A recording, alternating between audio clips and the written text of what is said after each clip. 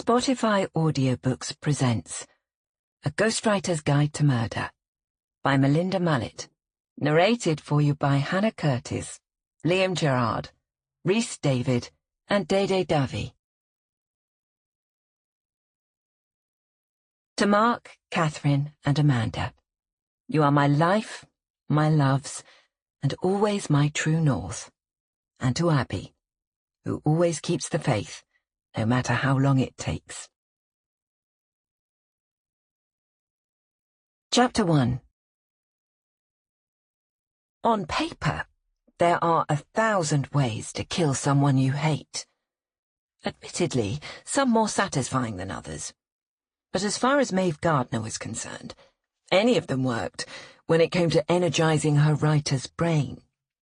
This morning's scenario had been enormously satisfying. A man spread-eagled against a wall, his hands and feet strapped down tightly, his killer firing darts at him, one after another, with a practiced hand. What better way to kill one big prick than with 1,000 little ones? It was an invigorating warm-up, but Maeve still found herself staring at a blank screen, unable to begin any real work. Her gaze strayed out the window in front of her, to the canal beyond. Autumn had arrived with a vengeance the week before, and there'd been a serious chill in the air, cold enough to demand scarves and hats. But this morning, the sun had unexpectedly burst forth again with renewed vigour, and the last vestiges of summer were whispering to her on the breeze.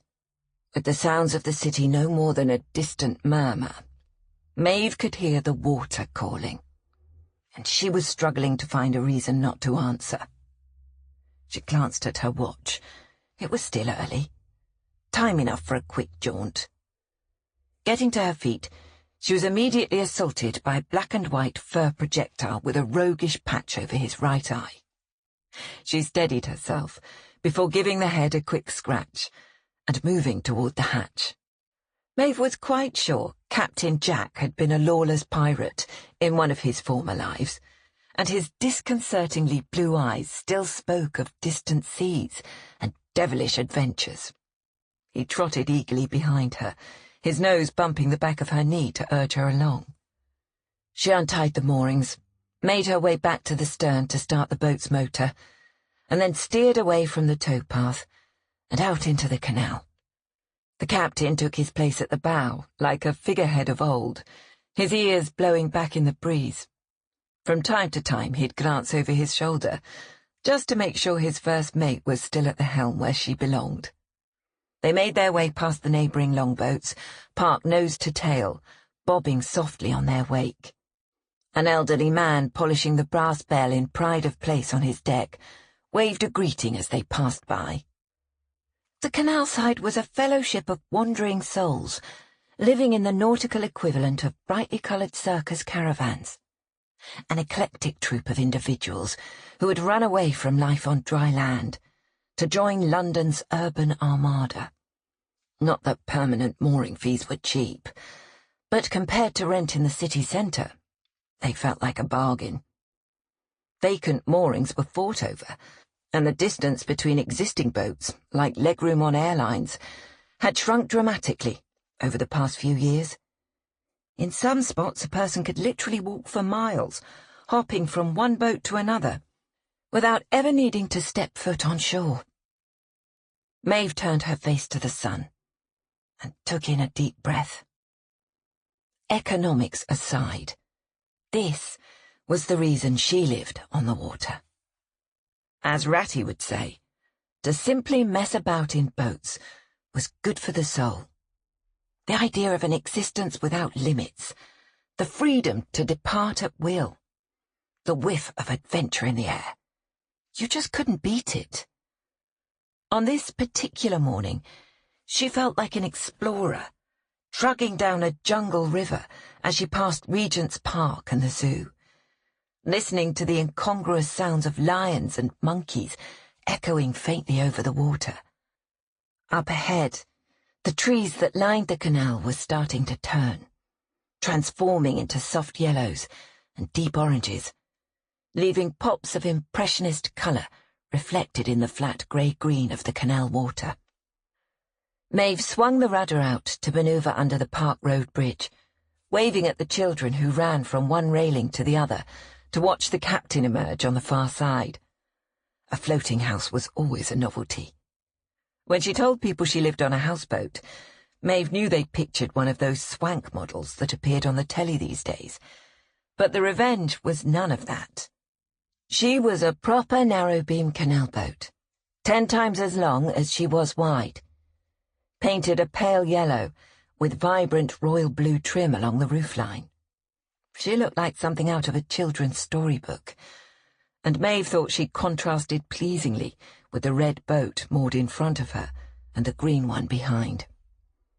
They cruised out as far as Little Venice before turning in the Paddington Basin to head home. The journey took up a chunk of the morning, but the fresh air had done her good. Returning to the mooring, she began the tricky manoeuvre of docking. Parallel parking a car was a skill. Parallel parking your home was an art. Maeve worked the throttle and the rudder in the precise rhythm she'd practiced month after month, and felt a profound sense of accomplishment as the boat responded to her cues, slipping into the berth without tapping her neighbours on either side. With the last swing of the wheel, the Revenge cozied up along the line of tyres that served as a barrier between the well-buffed wood trim of her hull and the stone of the canal wall. As soon as she tied off, Maeve headed below decks to put the kettle on, the captain barrelling past her in his haste to be first to the tiny galley. There were times she wondered about the sanity of keeping a 52-pound dog on board a 500-square-foot boat. Clearly the math didn't work, but she couldn't imagine her life without him, so the point was moot. She tossed the captain a treat from the jar on the counter and removed her mug from its home on the window ledge. The dimensions of their living space demanded that there be a place for everything, and that everything stay in its place. Of course, the captain was the wild card, never in one place for long. He began by flopping on the floor where the galley flowed into the sitting room, which also served as her dining room and office. She was forced to step over him twice before he breezed out again, heading for the deck.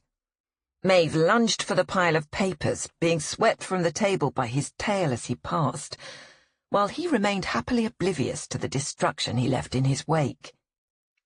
Within minutes, the sound of his teeth squeaking on the rubber of the closest dock bumper echoed down through the hatch. "How many times have I told you? That's not for chewing." Maeve felt compelled to say something, even though she knew he'd ignore her. For her own sake, she tried to maintain the illusion of control. But in all fairness, a giant rubber ring suspended at mouth height was too tempting, and in the captain's defence, it did look exactly like an oversized dog toy. She poured water on the tea bag in her mug and took 4 steps to commute from the galley to her office, sitting down once more to stare at the computer screen in front of her. Right. Here we go. Invigorated, ready to start. She clicked her nails on the keys in front of her, willing the words to come, willing her fingers to begin spewing out the overrated pablum for which she was paid. Still nothing. She leaned back and studied the line of index cards pinned to the wall in front of her, hoping her meticulous outline would provide inspiration. It didn't. She rubbed her eyes and wondered, not for the first time, why she'd agreed to take on this job in the first place. Being a writer was a frustrating and lonely existence, but at least it was her own self-inflicted hell. Ghostwriting was proving to be far worse. She was spiritually inhabiting someone else's hell, with all the requisite grief and none of the accolades. She'd known that in the abstract when she committed to the project, but she'd kidded herself that the extra money would somehow make it easier. It hadn't. She picked up her mug and blew softly on the steaming liquid. Installment number 43 of Harlan Oak's Simon Hill Mysteries was right there on the wall in front of her. Why couldn't she wrestle it from the wall to the page? She blamed Harlan. To suggest that his body of work was comfortingly predictable would be a kindness. In truth, the man's novels were hideously formulaic, and that was the heart of the problem. It made them easier to construct, but paralyzingly boring to write. The current gem had Harlan's protagonist, P.I. Simon Hill, pursuing yet another killer in his outdated and somewhat pedestrian fashion. The plot was laid out in detail, but there was no room to stray from the path into darker, more tortuous waters. That wasn't what Harlan's readers expected. And God knows, she'd been reminded enough times of the importance of giving the readers what they expected. After all, Mercury Publishing wasn't in the business of being innovative. They were in the business of publishing moneymakers, and aspiring but unpublished writers like her were there to edit. Harlan, for all his deficiencies, was a big moneymaker. There was no sentiment in Mercury's decision to keep his series going. It was simply against their business model to stop thrashing a dead horse until it ceased spitting out money. Even when the horse in question was diagnosed with early-onset dementia. So, here they were, in full role reversal. She wrote, he edited. Confused enough as a result of his illness to be unaware that the words he was reviewing weren't his. She was nothing more than a conduit for his dated yarns, chugging along, channeling Harlan, and putting her own aspirations on hold. It was tempting to be bitter, but she knew it wouldn't help the situation. She straightened her shoulders and sat forward again, addressing the keyboard. In the back of her mind, she could hear her father's voice. Always look on the bright side of life. Dee-dum, dee-dum, dee-dum, dee-dum. The Monty Python refrain popped in unbidden at the end. She was writing, she reminded herself firmly, and she was being paid for it. That made her a professional writer, and that was a start. Maybe a change of scene would do the trick. Maeve picked up her laptop and moved to the bow of the boat with the captain, settling into a deck chair with a sigh. It was warm, and she just wanted to bask in the unexpected sunshine. But the squeak, squeak, squeak of the captain's teeth on the rubber tire was impossible to tune out. It didn't bother him. He could keep at it for hours. But Maeve could feel the skin on the back of her neck twitching. She rose and went to shift the captain from his post. She knew he'd been working on the tire over the past few weeks, but she hadn't expected him to make any headway. As she chivied him off, she noticed a hole in the rubber bumper. The recycled lorry tires were huge and inches thick. How on earth had the captain managed to make a hole? A hole that was nearly perfectly round. She shifted him aside and knelt to inspect the damage. Poking her finger into the space, she was surprised to see a slit, opening deep in the worn tread of the tire. Roughly 4 inches long, it appeared to be part of a larger split that had been repaired with glue at some point. Maybe she could repair it again. The last thing she needed was a bill from the Waterways Commission for damage to their dock gear. Wriggling her fingers into the opening, she pried the edges apart, managing to make the space larger as the glue gave way. The captain came to stand by her side, watching her work. She expected the inside to be empty, but instead she saw a plastic bag, thick and opaque like furniture wrap, firmly jammed into the hollow interior of the tire. Pulling the rubber open as far as it would go, she forced her hand inside, grasping what felt like a soft brick, tightly wrapped in plastic. She jiggled and pulled until the packet in her hand popped free. Peering inside, she could see several more, just like it. Without thinking, she pried off the wrapping and found herself face to face with the Queen in all her youthful glory. A crisp new £50 note sat on the top of the pile, and as she rifled through the stack, she watched a whole parade of sovereigns marching past. Chapter 2.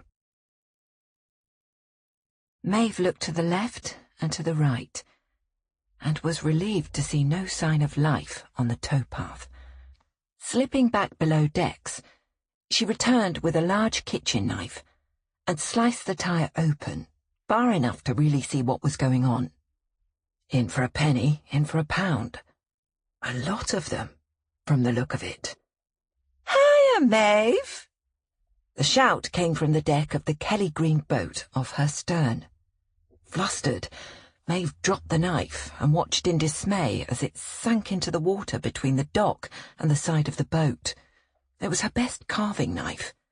She stood up quickly, adjusting her face in an attempt to look unfazed by the sudden appearance of her neighbour. "Rowan, how are you?" "Just grand, dear. And you?" "Ah, never a dull moment. You know." Maeve wondered whether Rowan had seen her messing with the bumper, or if she had just chanced to emerge from below decks. "Big doings today?" she asked cautiously, keen to limit the ensuing discussion. "We've got a huge crop of rosemary that needs bringing in and drying. Just off to the allotment now." Rowan and her partner Sage, the two Irish ladies berthed next door, fancied themselves as Wiccans. At a guess, Maeve would say Rowan and Sage weren't their real names. Odds were they'd be something boring like Sarah and Maud. But they seemed to be reinventing themselves down here on the water, and who was Maeve to argue? As an inveterate spinner of yarns, Maeve liked to imagine them running from a mysterious past. She often wove backstories for them in her head, all of which involved them having cursed their enemies and fled to a life on the water. Always entertaining, but now was not the time. Sage came above deck at that point and waved. She handed Rowan one of the large baskets she was carrying, and they headed off down the towpath in the direction of Rochester Terrace. Maeve suspected they hadn't seen her mucking about with the tire. The ladies were of an age where curiosity was no longer something they tried to disguise, and if they'd noticed, they'd have asked. Once she was sure that they were gone, Maeve turned her attention back to the cut she'd made in the tire's tread. The initial hole looked as if it might have been made with a drill. She hadn't noticed it before, but then again, why would she? Working carefully, she reached inside and pulled out 5 more decent-sized packets, all wrapped in plastic and heavily taped against the elements. She had to admit, the tire was an ingenious hiding place. Emptying the space in the tire, she peered into the trees along the side of the canal, looking for the slightest sign of movement. Seeing none, she stuffed the bundles up under her jumper and retreated down through the hatch. She spread the packets across the table and stared at them in wonder. How long had they been there? Surely no one would hide this amount of cash for very long. And certainly they wouldn't forget it. The captain put his paws on the table and sniffed cautiously. He was disappointed that it wasn't food, but he continued to watch with interest. It was his find, after all. "Should we open the rest?" she asked. "Just to make sure it's all the same?" The captain looked up at her with bright eyes, his tail wagging in circles. She was sure his vote was yes. Maeve dug out a pair of scissors and cut along the top edge of the other 5 packs, verifying the contents and counting the notes as best she could. £50,000. give or take. It was mind-blowing. Whichever way you sliced it, it was a lot of cash that surely couldn't have come from anything legal. Money hidden in a tyre by a canal wasn't from a win on the pools. "What now?" she murmured aloud, scratching the captain's head. The logical move would be to call the police. But she was quite sure that would be complicated. They'd ask a lot of questions she'd have no answers for. She could just put the money back where she'd found it and let the owner claim it when they were ready. Steer clear of the whole bloody mess. Probably the smart move. And yet a small voice in the back of her head poked at her. Finders, keepers. She thought about what she could do with 50,000 quid. Get shot of Simon Hill for starters. Take off on a new adventure. Change her name like the ladies. She'd always fancied Rosemary. Come on, Maeve. Her rational self chipped in. How far would you get if you fled? 50,000 sounded like a fortune. But it would take more than that to really escape. And did she plan to spend the rest of her life looking over her shoulder, afraid some criminal was searching for her? All well and good to think about adventure, to write about it even, but to condemn her and the captain to a life on the run? She'd never survive the stress of it all. She had to see the police. But her fingerprints would be all over the packs now, and she'd moved them. She'd learned enough from writing Simon to know that the police would not be best pleased. Taking a damp tea towel from a hook on the wall, she scrubbed the plastic on the outside, handling the bricks now with the washing up gloves. A little fairy liquid should remove the prints. She looked at the packets once more and hesitated. Maybe she could keep a tiny one back? As she stood there considering the matter, the captain tried to take the packet from her hand. "No," she said out loud. "No, we're not keeping it. Someone would miss it, and it's not worth the risk." The captain gave a soft whine. "I know. Looks like I'm not as much of a pirate as you," Maeve said, dropping a kiss on the top of his head. She rewrapped the plastic around the first stack of bills, then spent several minutes playing hide-and-seek with the strapping tape under the bench in the sitting area.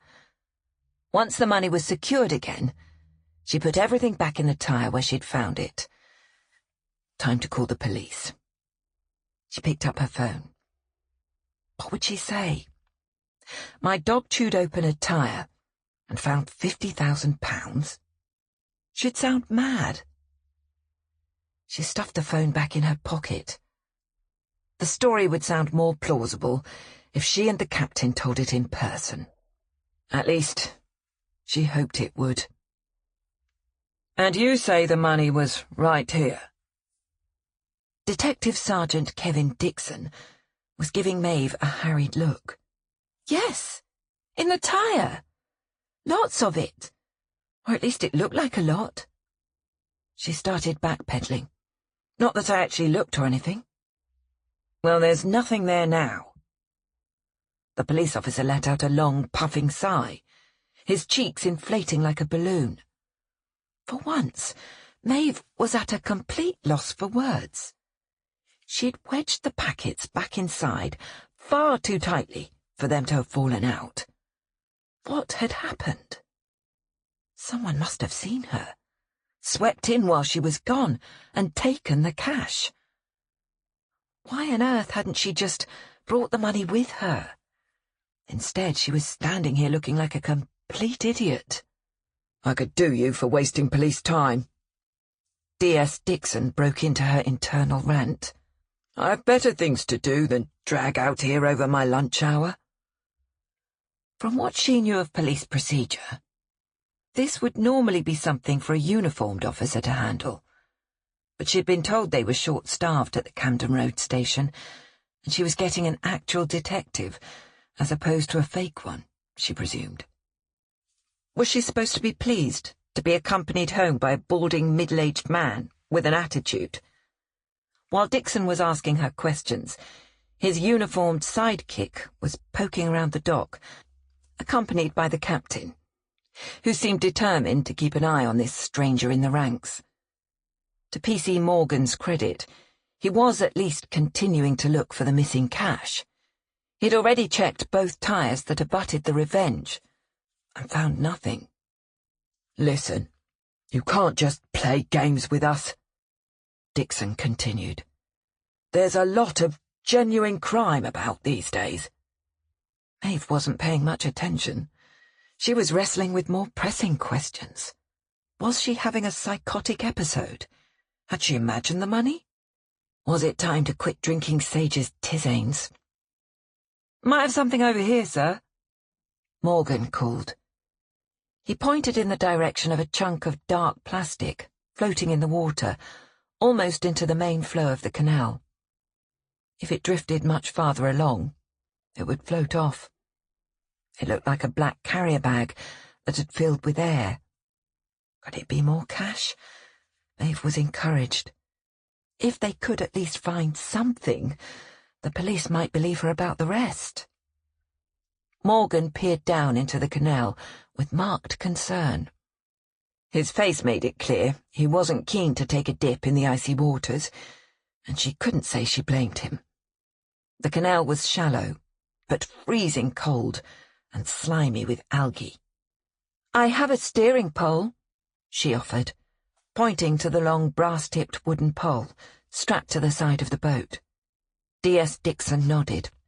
Morgan unhooked the pole and narrowly missed hitting his boss in the head as he swung it out over the water.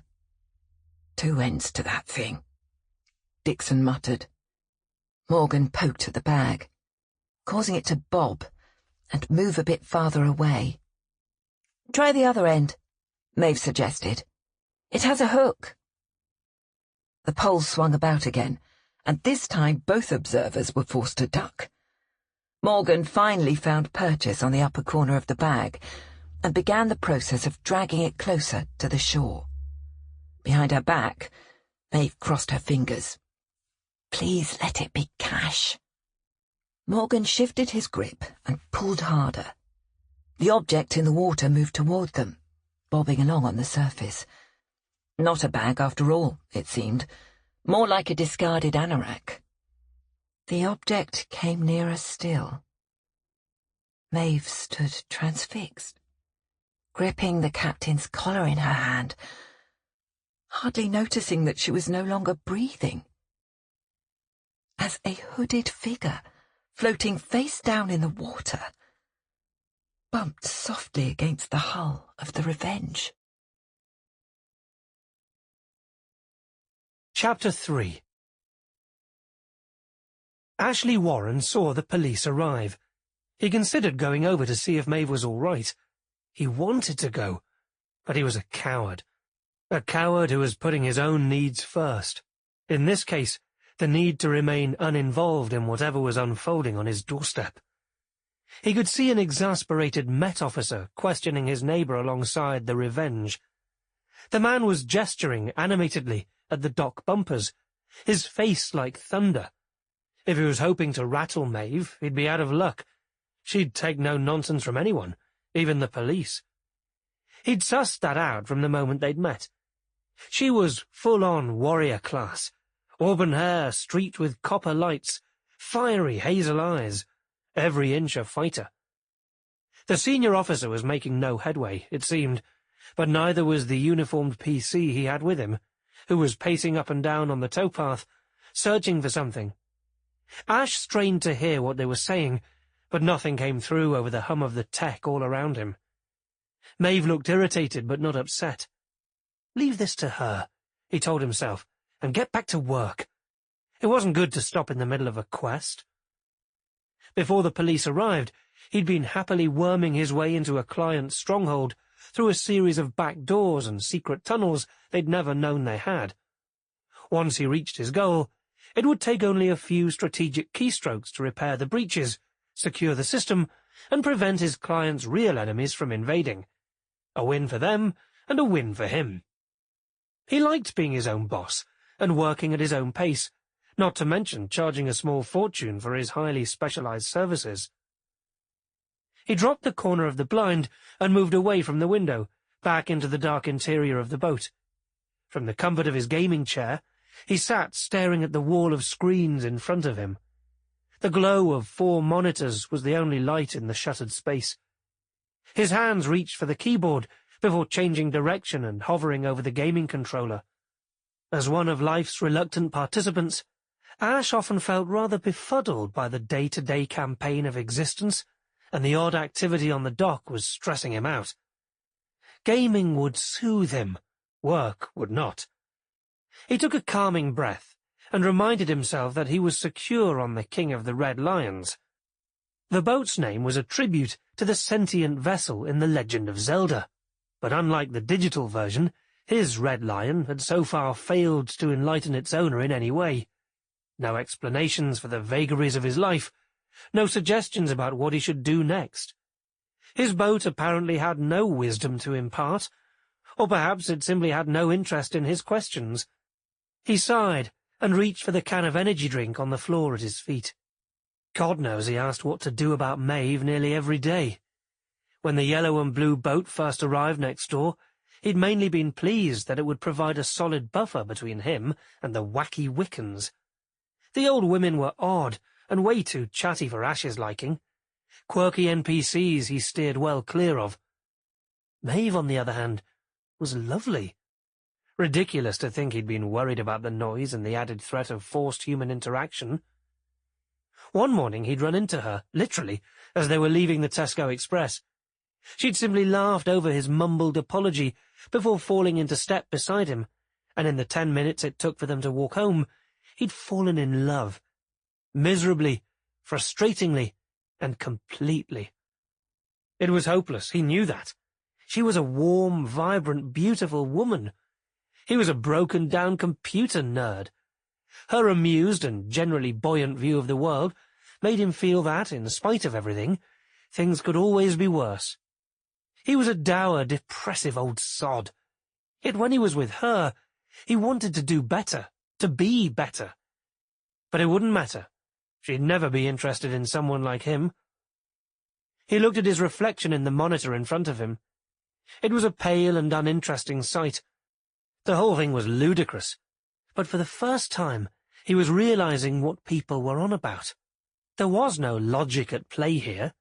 It was pure emotion. Work could wait. Gaming could wait. He rose to his feet again, drawn back to the window, back to Maeve. She was still standing on the towpath, stiffly clinging to the dog's collar. The police were huddled together, discussing something below them in the water. Maeve looked frightened and alone. He made up his mind to go to her and damn the consequences. But before he could move, he saw the Wiccans approach and bundle her away, clucking over her like a couple of broody hens. Damn, he'd missed his chance. He continued to watch the action on the towpath, hoping whatever was happening was something minor, something that wouldn't end up involving him, but that hope was dashed when he saw a scene of crime team arrive. The police would be talking to everyone, him included, even though he had nothing to say. He hadn't seen or heard anything. He'd spent the morning and the better part of the night before engrossed in a project, headphones on, as usual, paying no attention to the world around him. He continued to peer out underneath the blind, watching the police work. The specialist team moved into action with a practiced rhythm. After a few preliminary photos, a canvas cradle was slipped into the water, and he watched a body being winched up onto the canal path. The victim's head was covered by a hoodie, and it wasn't possible to say if it was a man or a woman, but based on the bulk and the clothing, Ash's money was on a man. A screen was rapidly set up around the corpse, and soon there was no more to see. Ash retreated into the dark, rubbing his chest to try to ease the acid reflux. He grabbed a couple of Tums from the bowl on his desk and washed them down with the dregs of last night's beer. He dimly recognized the older of the two men from the Met. He'd never worked with him before, so there was a chance Ash could continue to fly under the radar for a little while longer. The uniformed PC wouldn't know him, too young. Maybe he'd get lucky, and the new bloke would be sent over to ask the preliminary questions. If it turned out to be an accidental drowning, that might be an end to it. He tried to be upbeat, like Maeve, but his own natural pessimism overtook him. In his heart, he knew it was just the beginning. Like it or not, his secret would soon be out. Chapter 4.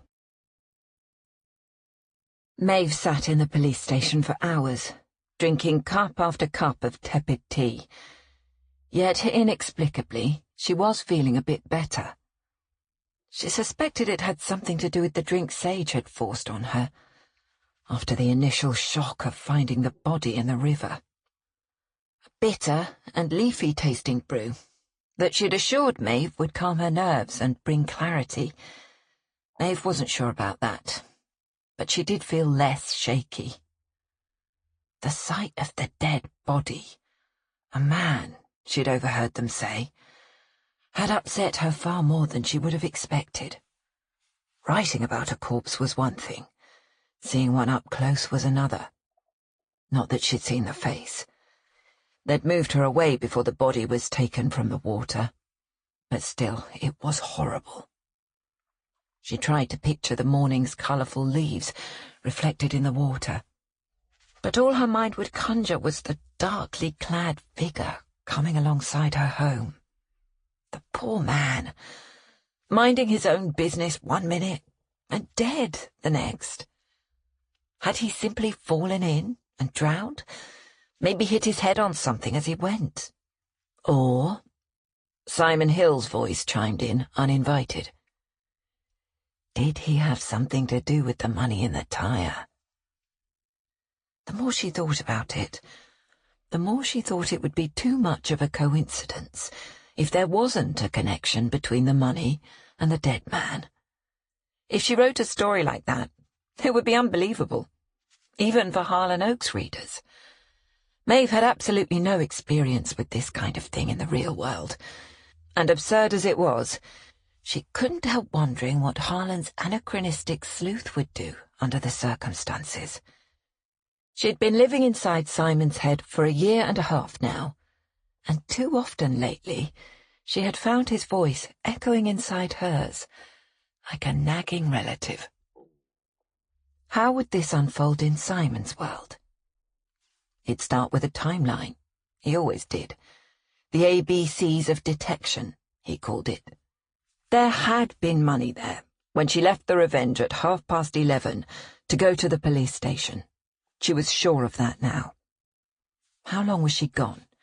3/4 of an hour? An hour at the most.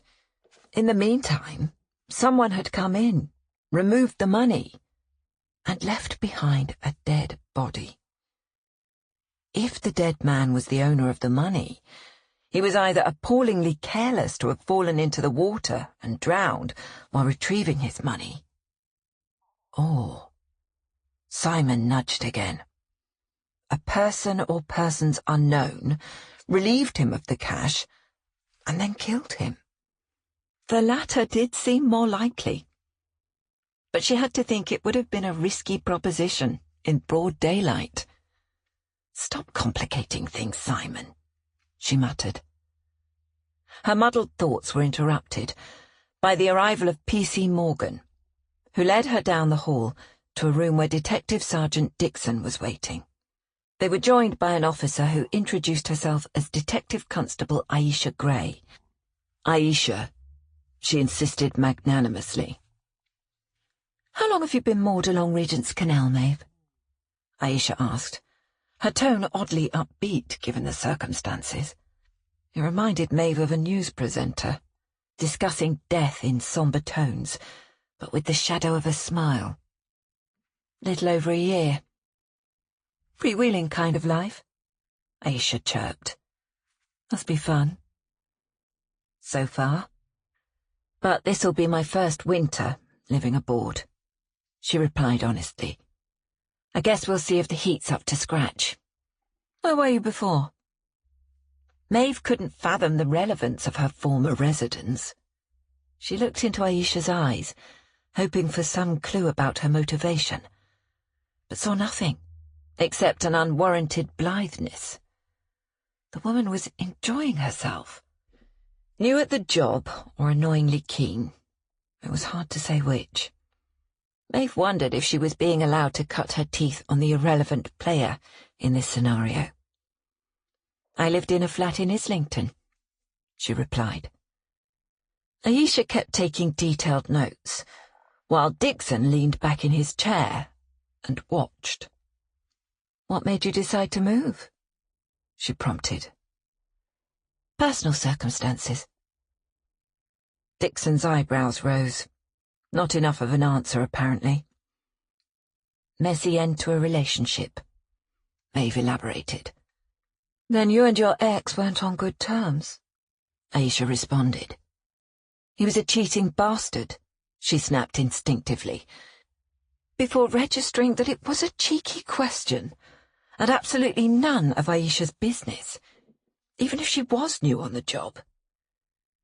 "When did you last see him?" "When we broke up. 4 months ago." Had it really been only 4 months since she stormed out of their flat? The time had flown. She sat back and looked at Aisha. "What does this have to do with anything?" "Just getting some background information. And after you broke up, you bought a boat?" she continued. "No. We bought the boat together over a year ago. It was his party boat and my writing retreat." "Well, if that didn't just sum up a key problem in our relationship." "Now I live on board full-time, and he parties elsewhere," she concluded. "You also work from—" Aisha hesitated, flipping through the file next to her. "The Writer's Revenge." Maeve shrugged. "I do these days. Hardly anyone goes into the office anymore." Aisha paused to make a couple of notes before engaging again. "Tell me some more about the money you say you found." "I did find," Maeve replied. "Wrapped in plastic and stuffed inside a tyre?" Aisha was now managing to look doubtful and superior at the same time. "Yes." "What made you think to look there?" "I told him already," Maeve said, indicating D.S. Dixon. "My dog was chewing on the tyre." "Right. Your dog found it." Aisha finished, without making a note in her book. Was that merely a ploy meant to make her uncomfortable? Or did they really think she might be lying? The woman didn't break eye contact. "And you say you have no idea where this money came from?" "I say it, and I mean it." Words were Maeve's business, and she wasn't about to have anyone else put words in her mouth. "I have absolutely no idea how the money got there, or where it came from. It's not my money, and it has nothing to do with me." "Ever see anyone messing about with the bumpers?" "No." Maeve clasped her hand tightly in front of her. "Breathe. You are the victim here, not the perpetrator." "Besides," she added, "my dog would go mad if anyone came near the boat." "You mean a stranger?" Maeve nodded. Aisha leaned in. "What about someone you knew?" "I'm not sure what you mean by that." Maeve didn't like the inference, and felt the need to stall before offering more. "Would the dog bark at someone he knew?" Aisha reiterated. "Not always, I suppose." She hated to admit it, but the captain wouldn't be the most reliable watchdog if the visitor in question, stranger or not, came bearing food. "Do you know your neighbours?" "The ones on either side, and a few of the others to wave to. Liverboards are a friendly lot." "Tell me about the folks on either side of you." "Stern side is a couple of older women. Keep to themselves mainly. Retired, I think." Maeve wasn't going to get into the Wiccans and their unconventional lifestyle. She had no desire to involve them, and she was sure P.C. Morgan had already spoken to them. Bowside's a single guy. Works in IT. Do you know his name? Ashley something. Don't know much about him. She wasn't lying when she said she didn't know much about Ash, and she'd always felt he liked it that way. Let them talk to Ash if they wanted to know more. Whoever he was, it was his story to tell, not hers. At that point, the door to the room opened, and another man entered. "Don't mind me. Keep going." He made himself comfortable in a chair against the wall, watching the proceedings with a dispassionate eye. "Note that DCI Bolton has joined us." Dixon directed the comment to Gray, before wading into the questioning himself. "Permanent mooring spaces on the canal are expensive." It was more of a comment than a question. "I suppose," Maeve replied, surprised by the sudden change of topic. But with someone who was clearly a senior officer present, Dixon was taking control from his junior. Where was this going? It was none of their business how the 5-figure annual docking fee was paid. They didn't need to know that Gavin had prepaid 2 years' worth after landing a big project. She wasn't sure he'd even thought about the fact that she was taking advantage of the prepayment. But as far as she was concerned, he owed her. "You have a guaranteed place along the dock. That space and no other," Dixon continued. "Yes. Convenient, if you wanted to conceal something close to your property, but not on it. So that's where this was going." "Are you trying to suggest the cash was mine?" Maeve met Dixon's eyes without flinching. "Is it?" "No." "Did you know it was there?" Dixon was covering all the bases. "Why would I come to the police to report finding money if it were mine?" Maeve challenged. "Maybe you were keeping the money for someone else. Had a falling out? It happens. Reporting your accomplice could be just a spot of revenge. A writer's revenge," he said, with a faint smile. Proximity doesn't equate to guilt. Maeve knew that much from writing for Harlan. She glanced toward the man in the corner. His face remained impassive, as if he were watching a play. The proceedings must be so commonplace to him, but not to her. "Why aren't you looking into the man in the canal?" she demanded. "He's dead, and he seems a more likely connection to the missing money." Dixon moved in closer to the table and pulled a photo out of the thin folder in front of him, before sliding it across the table toward her, his eyes riveted to her face. "Do you recognize this man?" Maeve stared at the post-mortem picture. The face was ashen, and there was a bloody wound on one side of the head. She felt the bile rising in her throat. It was gruesome, and she did her best to convince herself that she was mistaken. She could be, couldn't she? She could feel the gaze of the man in the corner burning into the top of her head, and Dixon leaned forward in an attempt to look into her downturned eyes. She knew it was a simple yes or no question, and she was taking way too long to answer. "Do you know him?" Dixon pressed. She wanted to say no, but she couldn't. She nodded. "It's my ex. Gavin Foster." Chapter 5. Returning to the canal in the late afternoon, Maeve found Rowan and Sage firmly established on the bow of the Revenge, waving what looked like a massive spliff in elaborate circles. The smoke coming off it caught the breeze and flowed lazily along the length of the boat. The captain watched from the towpath, sneezing occasionally, and he came running as soon as he saw her, proceeding to hide behind her legs and watch the goings-on with a wary eye. "There you are, dear. What an awful to-do," Rowan said, decked out in her usual style.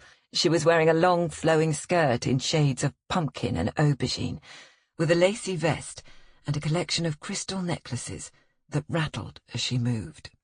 "We wanted to tidy up a bit before you got home," she explained. "White sage is best for getting rid of negative energy, and goodness knows you're in need of a good cleansing after this morning."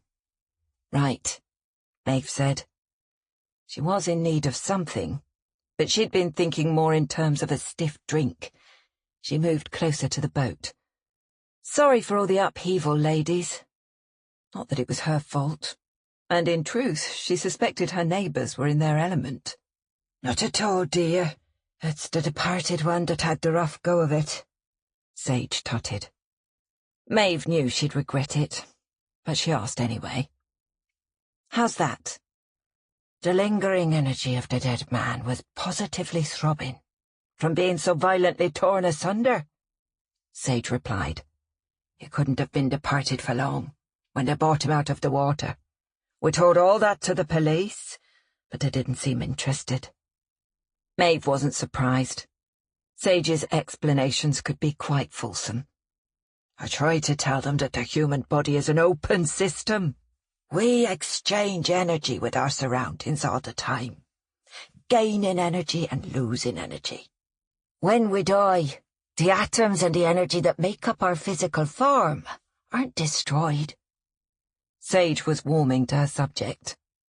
"They can't be. That's basic physics. They're simply repurposed. The essence of a person's energy continues to echo through space until the end of time. Like glitter, blown on the wind," Rowan added dreamily. Maeve usually found it difficult when the ladies mixed science and mumbo-jumbo, but for some reason, this time, their ramblings touched a chord in her. The idea that Gavin's energy would linger provided an odd comfort in this tragic situation. His life had ended violently, and though she'd envisioned it happening time after time, and even crafted some powerfully wicked prose to that end, she'd never expected or wanted it to actually happen. Her imaginings had just been her way of giving vent to her wounded pride. What she needed now more than anything was a drink and a chance to gather herself. Rowan and Sage were trying to help in their own peculiar way, but she needed her friends. "I really appreciate the cleansing, ladies," she said. "I'm sure it'll do a world of good. But if you'll excuse me, I need to take the captain for a walk." The captain was pleased to be leaving. He liked Sage and Rowan, but their food was a bit odd, and the smells that emanated from their kitchen weren't always appealing. The anchor was much more to his taste. There would be sausage rolls there. He and the landlord had an understanding. The anchor was a far cry from the trendier pubs and bars farther along the canal, in the hustle and bustle of Camden Town. There was no elaborate cocktail list that had to be called up with a QR code, and you had to look carefully to find the front door. Hidden as it was, down the side of the building, away from the water. The thick mullioned glass limited the light inside, and it could seem rather old-fashioned and dim, with its sturdy oak tables, and candles dripping wax down the sides of empty wine bottles. Maeve fancied it as one of the captain's pirate hangouts of old, but in reality it had been a regular watering hole for the boatmen who transported goods on barges, from the docks at Limehouse, westward through the city and into the countryside. The stables out back, which had once housed sturdy draught horses used for towing the boats, had since been turned into 2 compact flats, occupied by the pub's landlord, Paul Lane, and Maeve's friend, India Davis. Pushing through the heavy door, she was relieved to see that the place was largely empty. "Hiya!" India sang out from behind the bar, where she was helping herself to a glass of wine and adding a tick to the tab hung on the wall by the till. "You've had quite a day," she said, with slightly more enthusiasm than sympathy. "I'm dying to hear all about it, but I told Paul we'd wait for him. He's gone to the basement to fetch some more vodka." "Gin and tonic. Light on the tonic," Maeve said. Beside her, the captain gave a sharp bark. "And a sausage roll, when someone gets a minute." She settled into their spot. The short side counter of the main bar faced into a small, even darker corner, further obscured from the rest of the room by a shoulder-high wall. It was a micro-pub within a pub, and Maeve had dubbed it the Nook and Cranny. To the extent the other patrons even knew it was there, they generally ignored it in favour of tables by the windows in the front, which at least allowed for some natural light. The Nook and Cranny had 2 bar stools at the counter, across from a small table with a lamp, made from an old sextant. On either side were 2 ancient wing-back chairs, one of which was now occupied by the captain. Maeve took a deep drink of the gin and tonic India set in front of her, and allowed the calm to descend, as she watched Paul Lane approach from the direction of the basement stairs. He would have made a great 80s rock and roller. Not a glam rocker, but a brooding lead guitarist. Taut and muscular, with a barely contained energy, like a coiled spring waiting for release.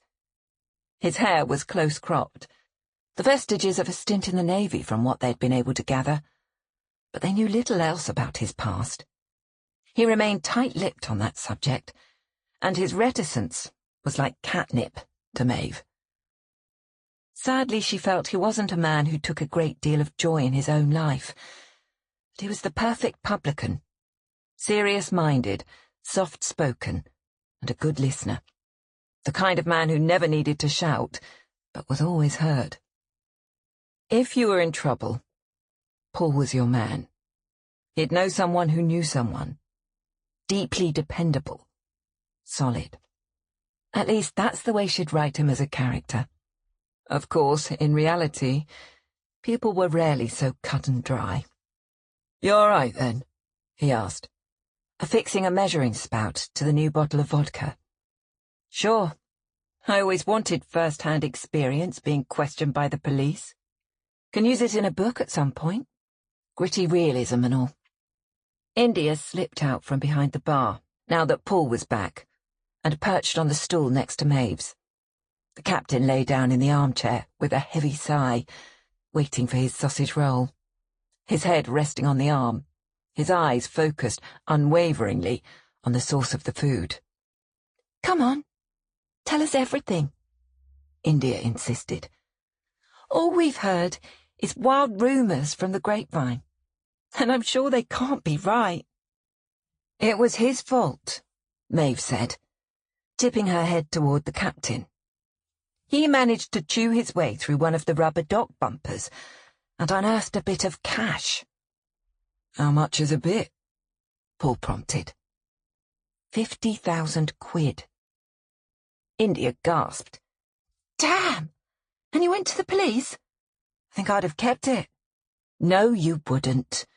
And just as well I didn't." Maeve didn't admit the idea had crossed her mind.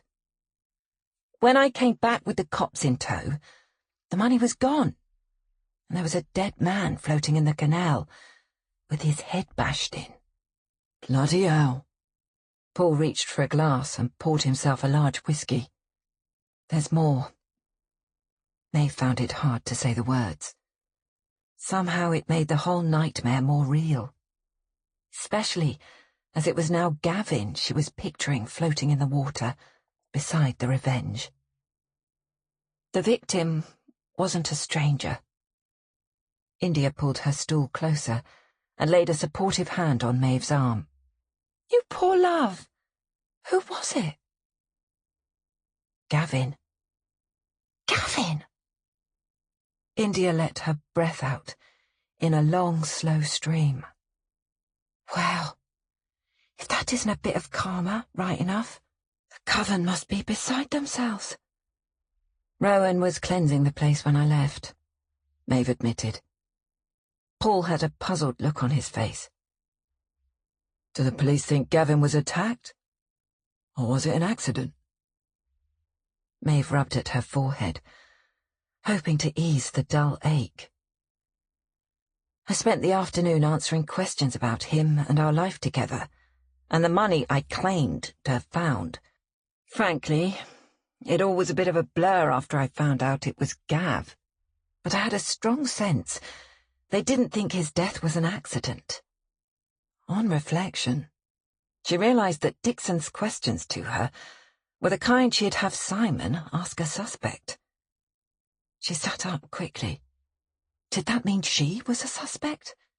Was that why Dixon's boss had joined them? Her stomach clenched. Bugger! She'd actually called Gav a cheating bastard for the record. That was bad. A missing £50,000 does kind of suggest foul play. India mused. But Gavin? Maeve shook her head slowly. India reached for her wine. He must have been up to something. Why else would he show up at the Revenge, out of the blue? He hasn't been near the place since you left him. As far as we know. More to the point, where the hell would Gavin get that kind of money? Even as she said it, Maeve thought about the docking fees, paid in advance. It was suspicious. She'd never really considered where that money came from. She should have. It was a plumber. They make good money, if what I have to pay is anything to go by. India offered pragmatically. Maeve downed her drink and passed the glass back across the bar. He made good money, but never 50,000 in cash. Not many folks have 50,000 in cash lying about the place, Paul observed. That kind of money says drugs to me. Probably to the cops, too.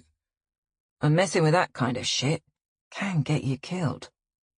I find drugs hard to believe, Maeve said. That would take brains, and we're talking about Gavin here. Gavin, she stressed.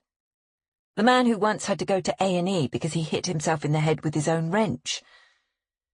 If he's involved with something criminal, he's not in charge, that's for certain.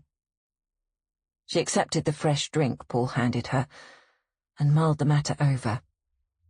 I suppose he might have been stupid enough to try to run off with someone else's money and got caught.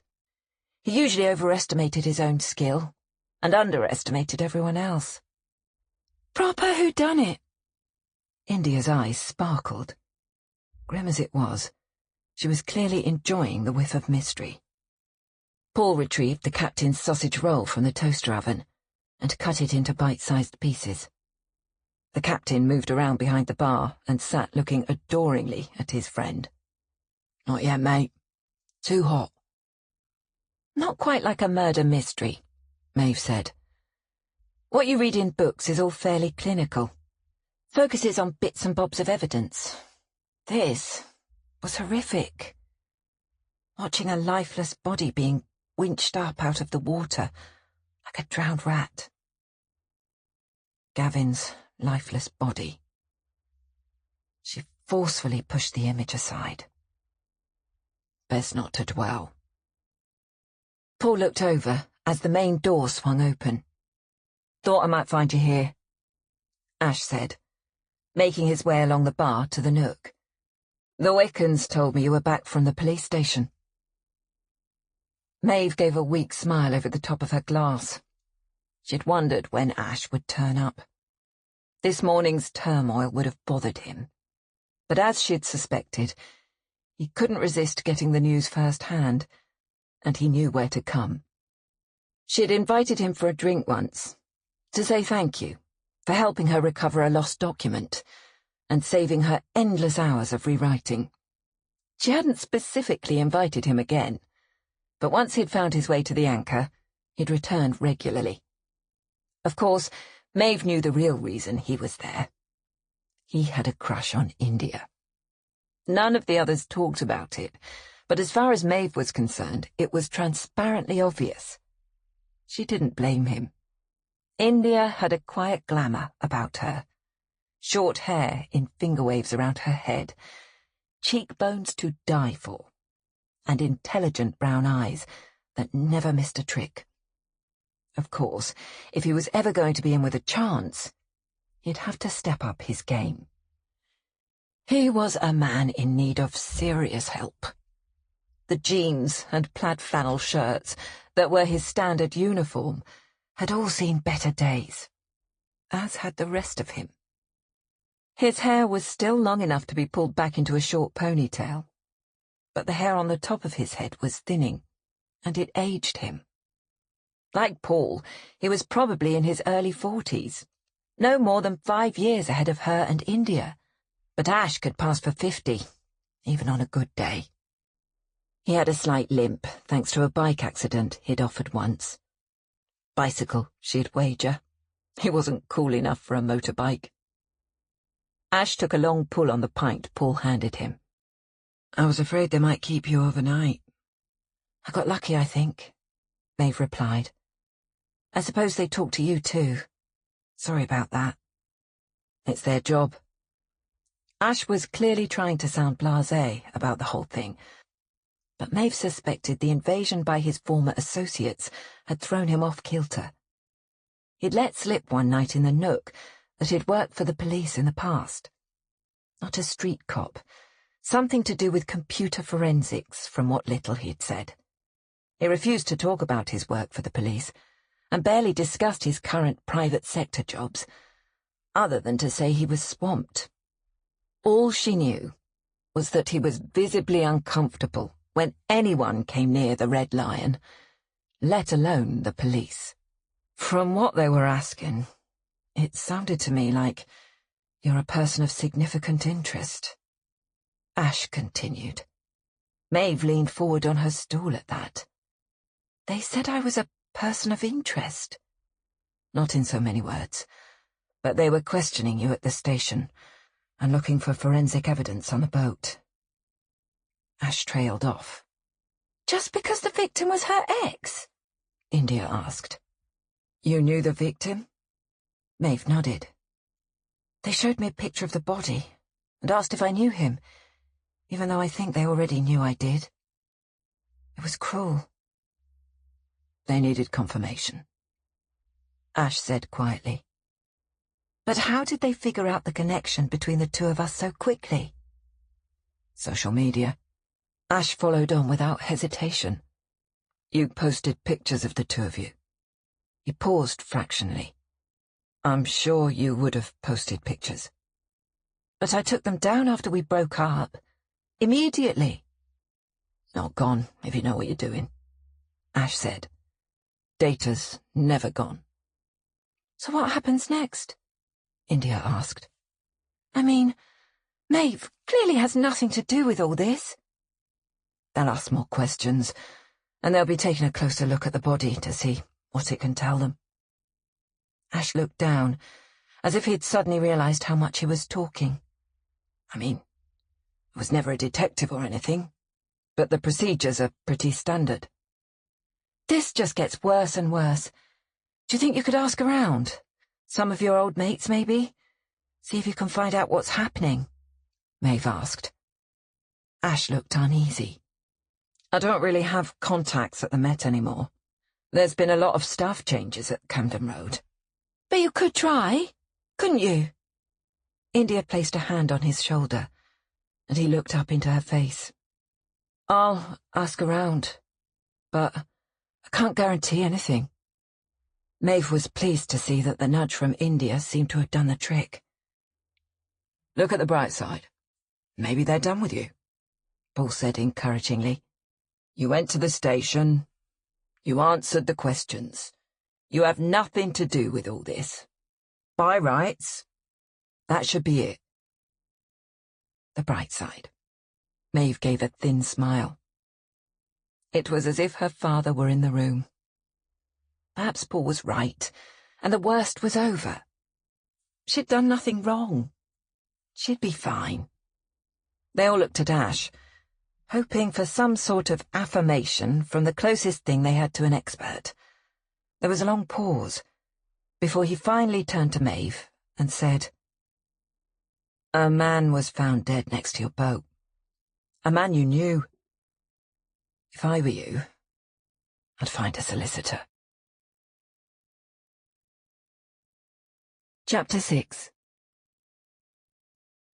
If Ash's assessment was correct, she was far from out of the woods.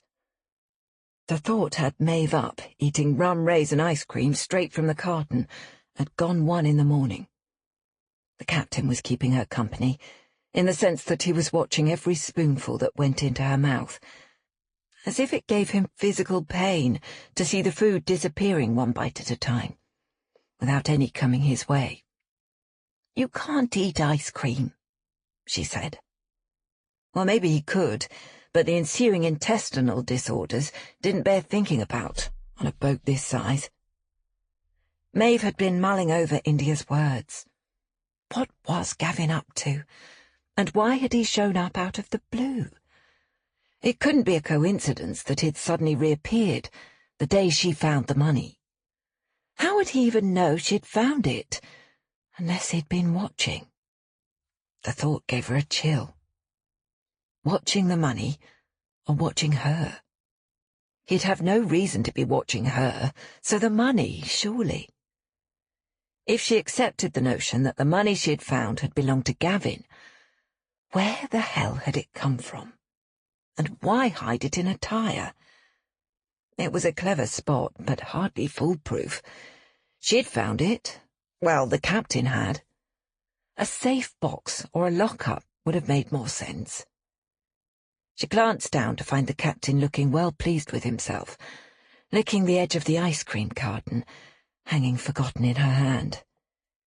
She moved it out of range and reached for her glass of wine. The red wasn't mixing well with the dairy.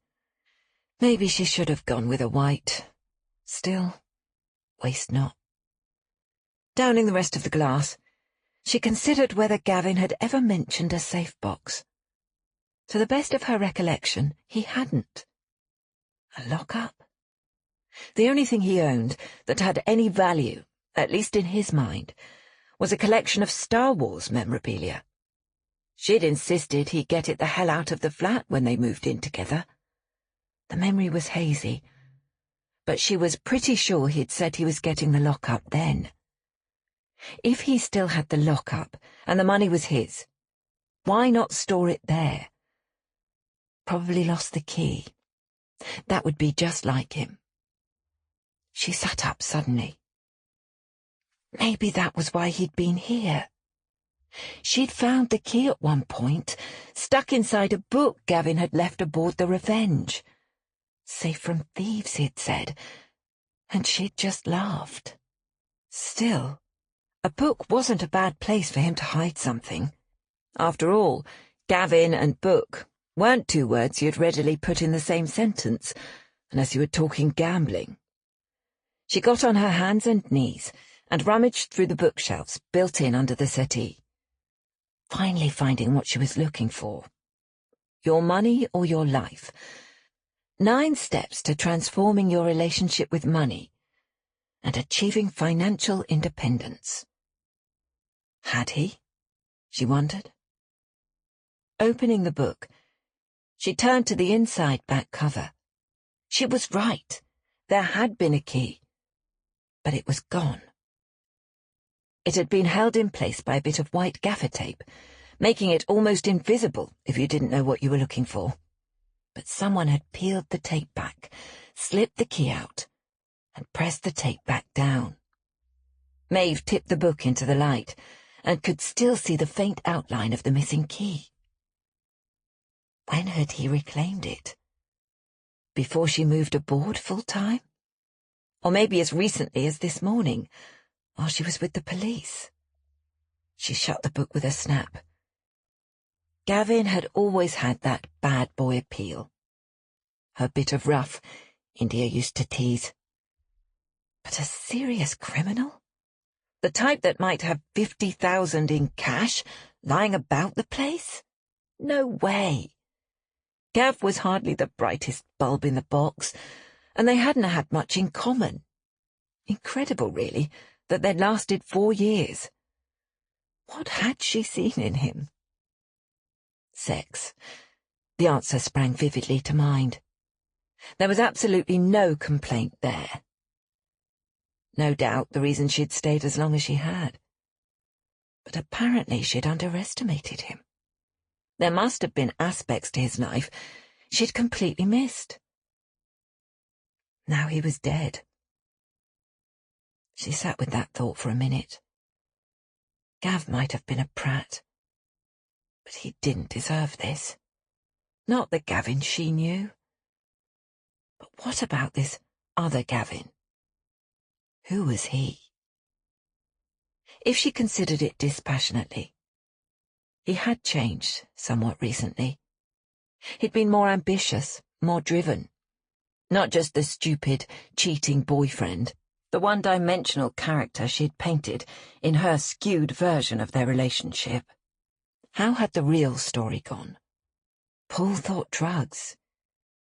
Gav had been anxious to make more money. Had he found a way to achieve financial independence? Had he gotten involved with an illegal side hustle? Run off with the proceeds from some deal and hidden it? Surely someone would have been after him if he had. She thought about the body in the water. Someone was after him, and they'd found him. That would explain the bashed head and the missing loot, wouldn't it? Simon's voice echoed in her head. Maybe it was being surrounded by her book notes. Maybe it was because it was the middle of the night. But she could almost feel Simon Hill standing over her, whispering in her ear. She knew writers could be sentimental about their characters, treat them like family even.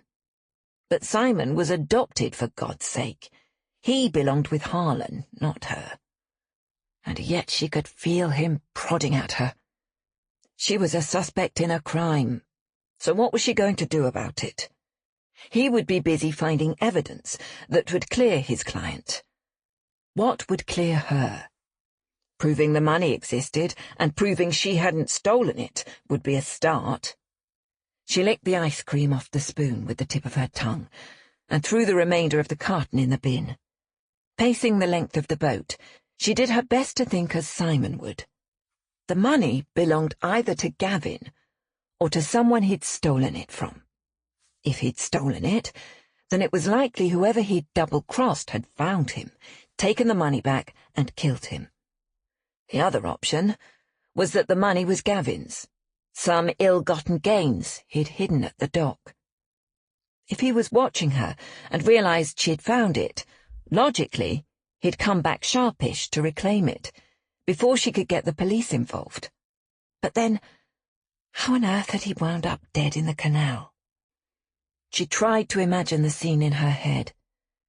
Gav was accident-prone. She doubted the police would be aware of that.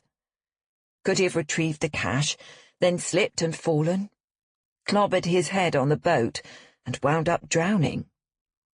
The police's questions suggested they thought it was murder, but if she was honest, tripping and falling into the river, only to accidentally drown, sounded much more like something that would happen to Gavin. If that's the case, where's the money? Simon prodded. He'd have dropped it, and it would have sunk, she snapped back. The thought made her stop in her tracks. If that were true, the money would be under the boat right now. The thought was appealing. Not murder, just a mistake. On impulse, she reached for her phone. Paul. Maeve. His groggy tone made her look at the clock on the wall. Almost 2. Sorry, I didn't realize how late it was. You in trouble? She could hear him stifling a yawn. always, but not at this precise moment. Look, can I borrow some of your old dive gear? My dive gear? It sounded like he was struggling to follow the conversation. Yeah. I noticed it in the shed the other day when I came to drop off those boxes of books you said I could store. Why'd you want my dive gear? Maeve explained her theory. Right. Paul sounded like he was getting nearer to his usual self. But it's hard enough to find anything in the canal in the daylight. In the middle of the night, it'll be impossible. Besides, I don't have any air in the tanks. That's all right. I just need the wetsuit and the mask. I mean, the canal's no more than 4 feet deep near me. Can't it wait till the morning? I'm sure the police are watching the boat. They'd see during the day, and I don't think they'd be happy. If they're watching now. Paul had a habit of hitting the nail on the head, even when it was a nail you'd rather not see. I could slip in over the far side, away from the towpath. It's dark. They wouldn't be able to tell what was going on. Maeve stood, twisting a lock of hair round and round her finger. She was too anxious to sleep. She had to do something, no matter how daft it might seem to someone else. Look, if the money's there, it won't have gone far. It'll have sunk straight to the bottom. Quick down, quick up. You don't even have to involve yourself. I could just slip over and borrow your gear. All I need's the key. Day or night, no one goes down alone. Paul sighed heavily. I'll have to be there, and as long as I'm there, I'm going in. Chapter 7. Paul wasn't completely sure why he'd bounced out of bed so quickly and was now lugging a large carry-all stuffed with dive gear down the towpath in the pitch dark. But then again, who was he kidding? It was because Maeve was the one asking. There was something about that woman. She walked into the anchor and it was like a cool sea breeze sweeping in. No matter what was going on, she kept her sense of humour. Even with a dead ex-lover on her doorstep, she was joking, not panicking. From the outside, she appeared to be relatively calm, but Paul suspected that was for India's benefit. Something very sketchy had gone on with Gavin. Something Maeve didn't deserve to be dragged into it. If he could help keep her out of it, he would. He shifted the bag on his shoulder. Chivalry aside, if he was honest, he'd also been a bit bored lately. The midnight scavenger hunt was just the ticket. Shake things up. Shake him up. He didn't see anyone on his way over. And if the police were watching, hopefully they'd think he was responding to some sort of late-night booty call. If they opened his bag and found a rubber wetsuit and a snorkel, they'd be sure he was. He entered the Revenge through the galley and was greeted by the captain, jumping up to lick his face, almost knocking him off his feet. "Sorry, mate, no sausages." Maeve tried to drag the dog back towards the bed in the stern, but he was having none of it. "Thanks, Paul. I really owe you one." He glanced at the empty bottles of wine in the sink, calculating that this might be a fleeting, booze-fueled notion. "Not sure this is the best tactic, but if you're dead set on it." He looked down at her in the confined space to see if she might have changed her mind, but the pursed lips and the steady gaze told him she hadn't. "Right, well, shift over then. Let me get into my gear." Paul pulled off his jumper and the Def Leppard t-shirt he'd been sleeping in, and discarded them on the bench seat along with the jeans he'd pulled on over his swim trunks. He stepped into the one-piece wetsuit and pulled it up as far as his waist before sitting down to slip on a pair of neoprene booties. The captain gave him a good sniff, snorting slightly at the rubbery smell. Maeve leaned on the counter in the galley, watching with interest. He zipped up the front and pulled the hood over his head. He knew he looked ridiculous, and Maeve was struggling to keep a straight face. "Let's get on with this." He spat into his mask and wiped the fluid around the glass as he moved toward the door. "Is that for luck?" Maeve asked. "Well, I'll need luck, but no, just keeps my mask from fogging up," he replied. "Grab the box torch out of my bag, will you?" Maeve dug in the carry-all and held up a light encased in a yellow plastic case. "This one?" He nodded and reached for it, hanging the light round his neck on a cord. "Stay in here. We don't want to draw any more attention to this little lark than we need to. If anyone's watching, they're less likely to notice me." He indicated the all-black rubber suit. "If the cash packs are there, they should be about the size of a brick." She gestured with her hands. "Oh, and while you're at it, look for a large carving knife between the Revenge and the wall." She came as far as the door to the bow and stopped, watching from inside as Paul slipped over the side of the boat and stood putting his mask on. It was frigid, and he could feel the water seeping inside his wetsuit. It wouldn't take long for the layer of moisture trapped between the suit and his skin to warm to body temperature, but long enough to make him shiver violently as he sank down below the surface. The canal was no more than 4.5 feet deep at this point, but the water was murky even in the daylight and filled with silt and algae that were immediately stirred up by his arrival. He took a couple of deep breaths through the snorkel before diving under and switching on the torch. He'd spent years deep diving in the military, but it never ceased to amaze him how quickly you left the chaos of the world behind when you submerged, no matter how shallow the water.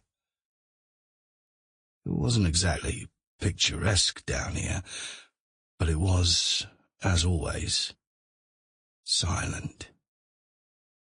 Blissfully silent. Visibility was poor, but he could see the collection of rubbish that had been thrown in by canal walkers. Crisp packets and beer cans covered in a furry green slime. The packets he was looking for would look clean and new. He shone the light around, moving as little as possible to avoid stirring up more residue.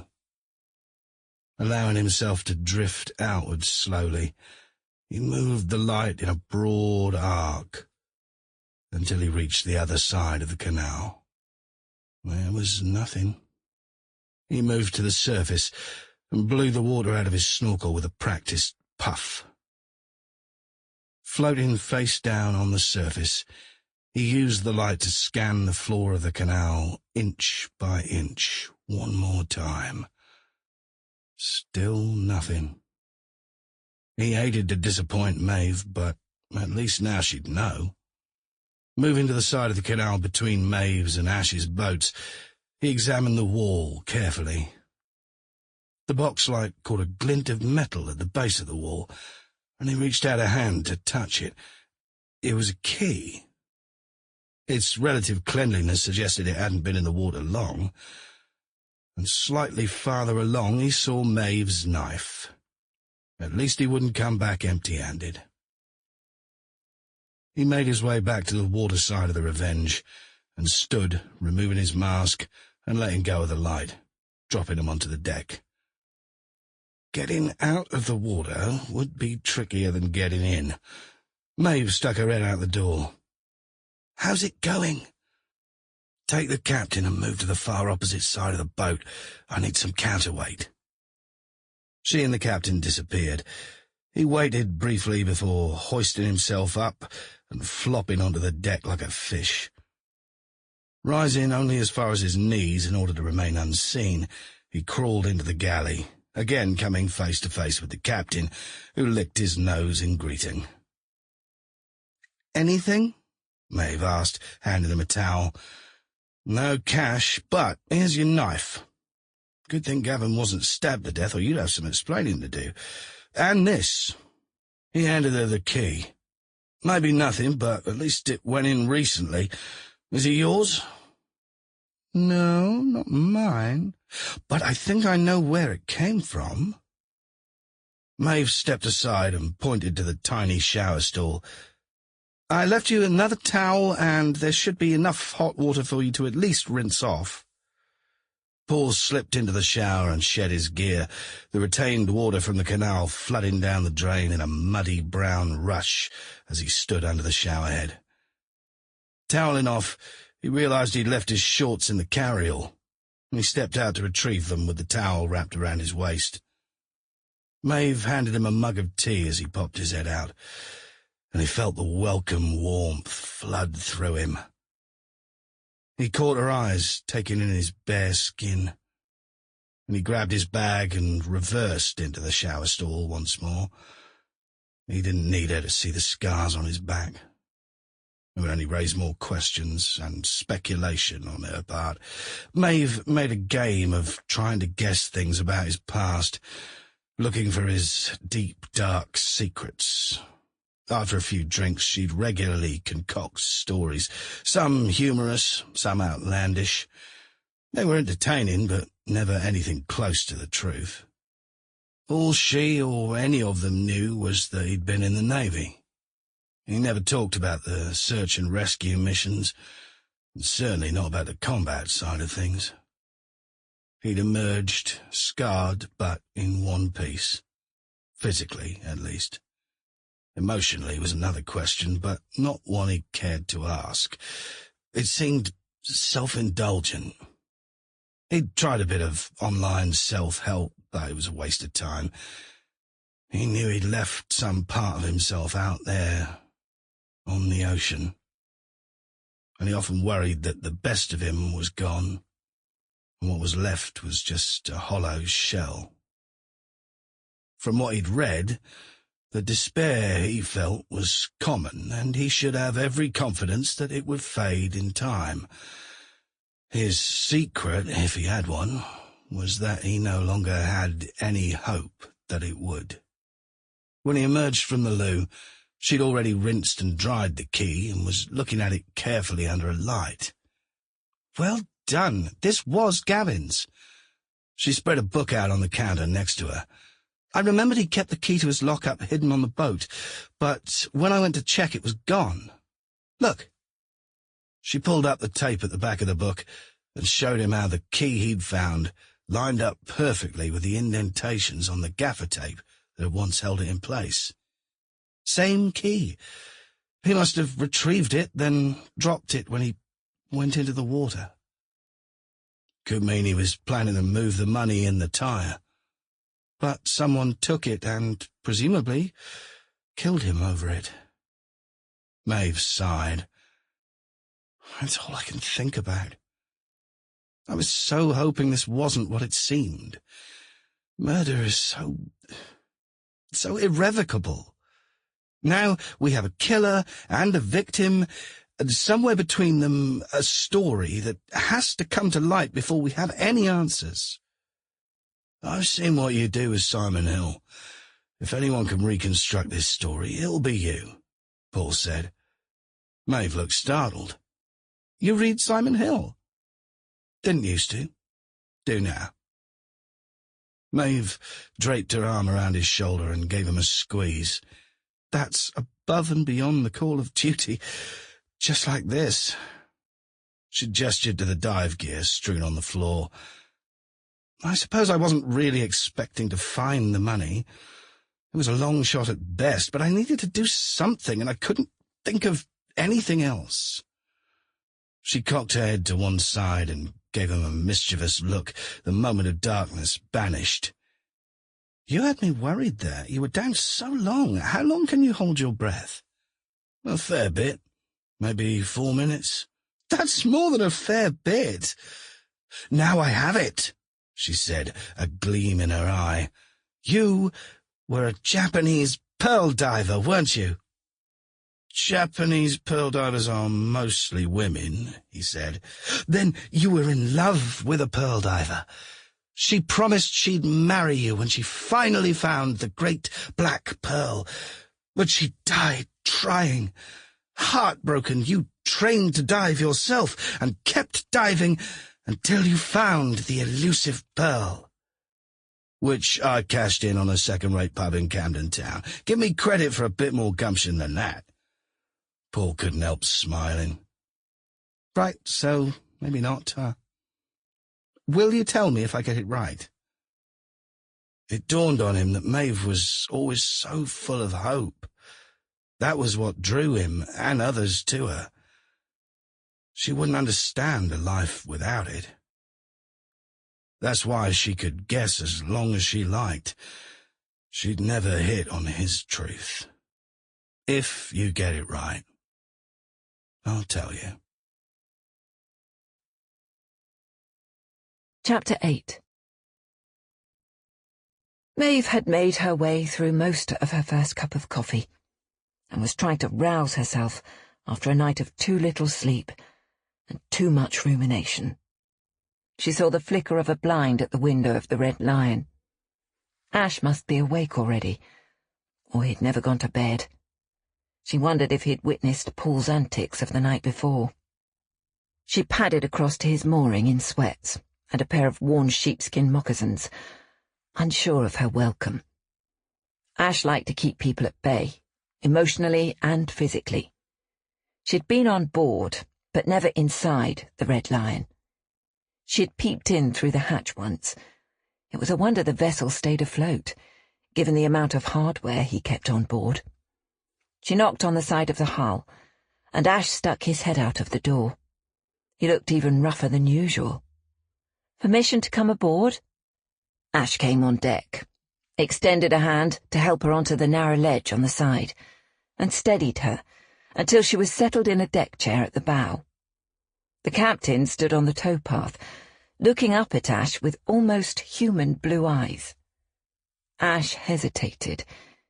She sensed he wasn't really a dog person.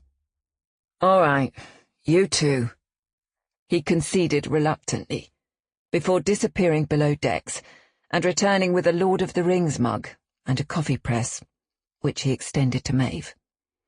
She held out her own mug gratefully. "Restless night?" he asked. "A bit. Too much thinking, I guess. Worrying that whoever killed Gavin might still be watching the boat. Worried I might be next. Found dead and floating face down in the water. If you aren't involved in any way, and I'm presuming that you aren't." Ash paused. "Thanks for the vote of confidence," Maeve muttered, before registering that Ash was continuing to regard her intently, waiting for more of a response. "No, I'm not involved," she insisted. "Then I don't think you should be worried. There isn't any reason for someone to continue watching the boat. Presumably they have the money they came for, and they've dispatched your ex. It's more likely that they're well away from here." Ash was probably right, but it wasn't entirely comforting. "Do you think the police are watching me? They seemed suspicious about my story." He shrugged. "It's their job." That was a yes, then. "I had a theory late last night," Maeve continued. "Seems daft in the light of day. But if Gavin tripped and fell into the water, hitting his head as he went, it could have just been a horrid accident. If he did fall, then it's logical the money would have fallen with him. And it would still be sitting on the bottom of the canal," Ash said quietly. He was quick, no doubt about that. "That was the general idea. I dragged poor Paul out of bed with his wetsuit to take a look." "Ah." For some reason, Ash seemed to relax fractionally. "Find anything?" "Not a sausage." At the word sausage, the captain's ears pricked up. "No, dear," Maeve said, absent-mindedly stroking his back. "Unlikely he just tripped then," Ash concluded. "What if whoever took the money from your ex simply pushed him into the water to get away? If he hit his head as he fell, the money would be gone. But there might be traces of blood on the side of your boat, or mine." Clearly Ash's time with the police hadn't been wasted. He was well ahead of her. They looked at mine, but I hadn't thought of yours. Maeve took a sip of her coffee. Ash's theory was interesting. If the money wasn't Gav's in the first place, he could hardly report it as stolen if it was reclaimed. The culprit wouldn't need to kill him to keep him quiet. He'd just need to escape. That would make Gavin's death manslaughter, not murder.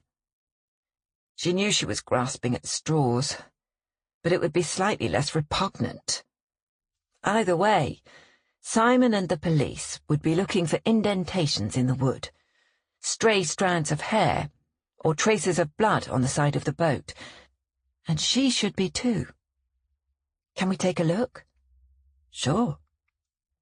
Ash rose and moved to the stern of the Red Lion, which lay no more than 8 feet off the bow of the Revenge. He knelt down and examined the top and the sides of the hull. Ash didn't touch anything, she noticed. He knew what he was about when it came to forensics. Can't see anything, he said, finally pushing himself back to his feet, using the roof of the cabin. I know you don't relish the idea, Maeve, but I have to say, this seems like murder to me. I know, you're right. But I'm struggling with the idea that Gavin was so deeply involved in something that it would get him killed, and I was blissfully unaware. Makes me feel like an idiot. Ash wiped his hands on his jeans. Could be a recent thing. Maeve nodded. That might explain things. Trouble he'd found after she left. Maybe something to do with his new woman. They carted off some of my stuff for examination. Any guess on when I might get it back? Ash looked out across the water. Did they take your computer? No, just the guide poles, hooks, and a few tools. Why? That means they're just looking for physical evidence at the moment. You mean a murder weapon? Maeve stood on one foot, nervously tapping the other on the wooden deck. Is it at least a good sign that they didn't take my computer? I would say so, yes. She wouldn't have suspected having an ex-cop around would be useful, but it seemed she was wrong. Her knowledge of police procedure began and ended in the 1950s. Ash was her link to the present.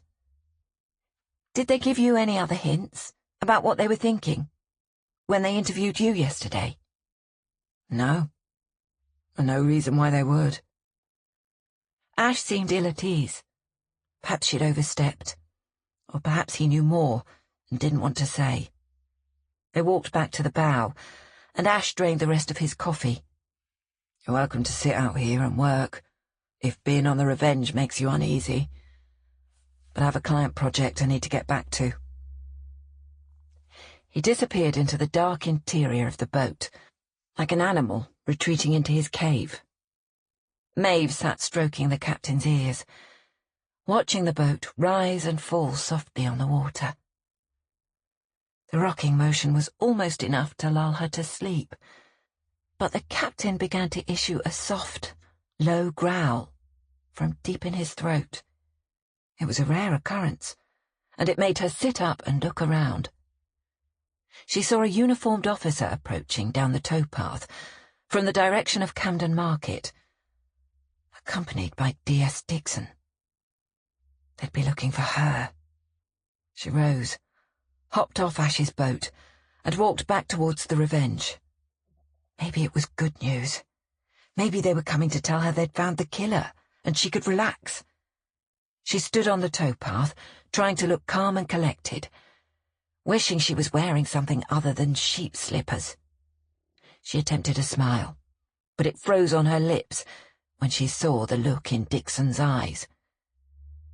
She glanced towards Ash's boat, but there was no sign of him. She thought she saw the tiniest twitch of the blind, but it could have been her imagination. D.S. Dixon stepped forward. Maeve Gardner, you're under arrest on suspicion of the murder of Gavin Foster. Chapter 9. Once again, Ash watched the proceedings on the dock from beneath his bathroom blind. He saw Maeve leading the captain over to the Wiccans and leaving him there before she was taken away. He'd hoped he was right when he said the police weren't seriously considering her, but inside he'd known he was only being positive for Maeve's sake. When the police took the poles from the Revenge yesterday, he'd known they'd be sending them to forensics on a rush basis. Something must have come back with blood from the victim on it. He also knew that his police brethren could be quite lazy. If they thought they had what they needed to charge Maeve, they wouldn't be rushing to look further afield for a suspect. Always the easy way out. It was sloppy, verging on the negligent, but it was an ethos that permeated that particular Met unit. At least it had when he was at Camden Road. Should he get involved? That was the question, wasn't it? Moreover, could he really be helpful if he did get involved? Staff changed so often he was unlikely to know anyone who had been there in his time, even though it was only a couple of years ago. When he left, he'd severed professional ties with the force. He had no desire to be reminded of the circumstances surrounding his departure. It probably would have been better if he'd upped sticks and moved, but in his deepest soul he was a hobbit and had no desire to stray from London. He'd lived here all his life, and even without rolling hills and small round doors, it was home. He'd had a brief go at taking his house with him, cruising up and down the canals on the Red Lion, a free spirit, staying nowhere longer than a day or so, but he quickly came to the realization that he preferred his adventuring online. Questing far and wide on virtual missions gave him comfort, but his corporeal body longed to stay put. Close to his local Costa, within the delivery range of his favourite pizza place. Gone to ground, but not gone. He'd hoped that being on the boat would give him the best of both worlds, and allow him to remain somewhat off the radar. If anyone from his past came looking for him, he'd be hard to find. Digitally he knew how to hide, but physically, yesterday had blown that sky high. The officer who came to see him hadn't recognized him, but as soon as he ran Ash's name through the computers, he'd surface. The former cop at the centre of a colossal cock-up. The inquiries into the incident, his hasty departure. All of it would be there, and they'd discover who he'd been and where he was hiding. And soon enough, his new friends would know about his failures too. That was what distressed him most. An instinct for self-preservation told him to run. Quickly. To get the hell out, even if it was just for a couple of weeks. Head up the Grand Union Canal, maybe only as far as Slough. Nothing too dramatic. After all, he'd bought the longboat to keep himself lithe and untethered. But he knew he wouldn't leave. There was work, for starters. He was in the middle of a tricky project, tunnelling his way into a multinational brokerage firm's database, their sensitive client information one short foray away. But most of all there was Maeve. Her presence was like an invisible wall that kept him from straying beyond the boundaries of the game. Her eyes, looking to him for answers, or at least reassurance. Reassurance he couldn't give. She was in trouble, and he wanted to save her, as if it might somehow change the way she looked at him. The police had her in their sights, and it would take a lot to move her out, like someone wandering in off the street with a bloody cudgel and a confession. They certainly wouldn't be out looking for another suspect, not when they had a perfectly good one in hand. The best help he could be right now was to try to unlock the weapons she'd need to fight. Did she know a lawyer? She definitely needed one now. He had no one to recommend, but he knew someone who did. India ran a floating bookshop on the canal the other side of the Camden Market. Located across from the Crumb Bakery and the Costa, the book boat was a popular stop with shoppers. There were long folding tables set out on the canal side with new and used books for browsing through. The children's books were kept in the rear of the boat, and the kids liked to clamber down the short flight of stairs to explore the interior. Ash used to watch them from the outside seating at the Costa. He'd taken a look below decks once out of curiosity. The inside of The Wayfarer was painted with scenes from Wind in the Willows, with Ratty and Mole and Toad himself peering out from behind the pale green shelves. Wispy clouds skittered along the length of the ceiling on a painted blue background. A pile of rainbow-coloured cushions in the bow of the boat made a soft pit for reading while parents browsed in peace on the towpath, or maybe even snuck off for a coffee. 2 Chelsea mums were bouncing babies in those front pack things, and the sound of more children giggling came from the interior of the Wayfarer. Ash found India sitting in a folding chair at the far end of the book tables, knitting, and she waved as Ash approached. "Not used to seeing you out in the daylight, Ash?" "Yeah, well..." Ash could think of nothing else to say, so he came directly to the point. "They've arrested Maeve." "What?" India was on her feet instantly, abandoning her knitting mid-stitch. "They think she had something to do with Gavin's murder." India looked around helplessly, bending to retrieve her ball of yarn, which had rolled precariously close to the water's edge. "How do we help her?" "She needs a solicitor," Ash said. "Your brother's one, isn't he?" India pursed her lips. "He is, but I'm not sure he does criminal cases." "Call him. If nothing else, maybe he can recommend someone." "Right." India seemed to be relieved to have something specific to be getting on with. "Watch the shop," she said over her shoulder as she pulled her phone from the pocket of her jacket and dialed, wandering away from her customers as she spoke. "He's in court this morning," India said when she returned, "but his assistant promised she'd talk to him as soon as he came out." She pulled a tissue out of her pocket and blew her nose loudly. "The whole thing's mad. Maeve never killed anyone." She pulled Ash aside at the widened eyes of the mum browsing through the table of biographies nearby. "I mean, she was at the police station at the time he died, right?" Her voice had dropped. "What better alibi could she have than that?" "She could have killed him, hid the money, and then gone to the police," Ash pointed out. "But you don't believe that, do you?" India glared at him. "I know I don't." Ash closed his eyes and made himself consider whether he was about to say he thought Maeve was innocent because he truly believed she was, or because he wanted her to be. It came as a shock to realize he didn't really care one way or the other. If Maeve killed someone, it would be for a good reason, and he'd support her no matter what. "No," he said finally. "No, I don't think she killed anyone." "Right. Then what are we going to do about this?" Ash always felt slightly intimidated by India. He appreciated that she was a straightforward, no-nonsense type. He could handle that. In fact, he preferred it.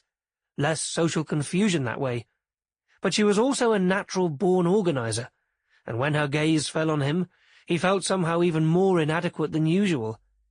He was desperate to help Maeve, but when put on the spot, he had absolutely no idea what they were going to do about all this.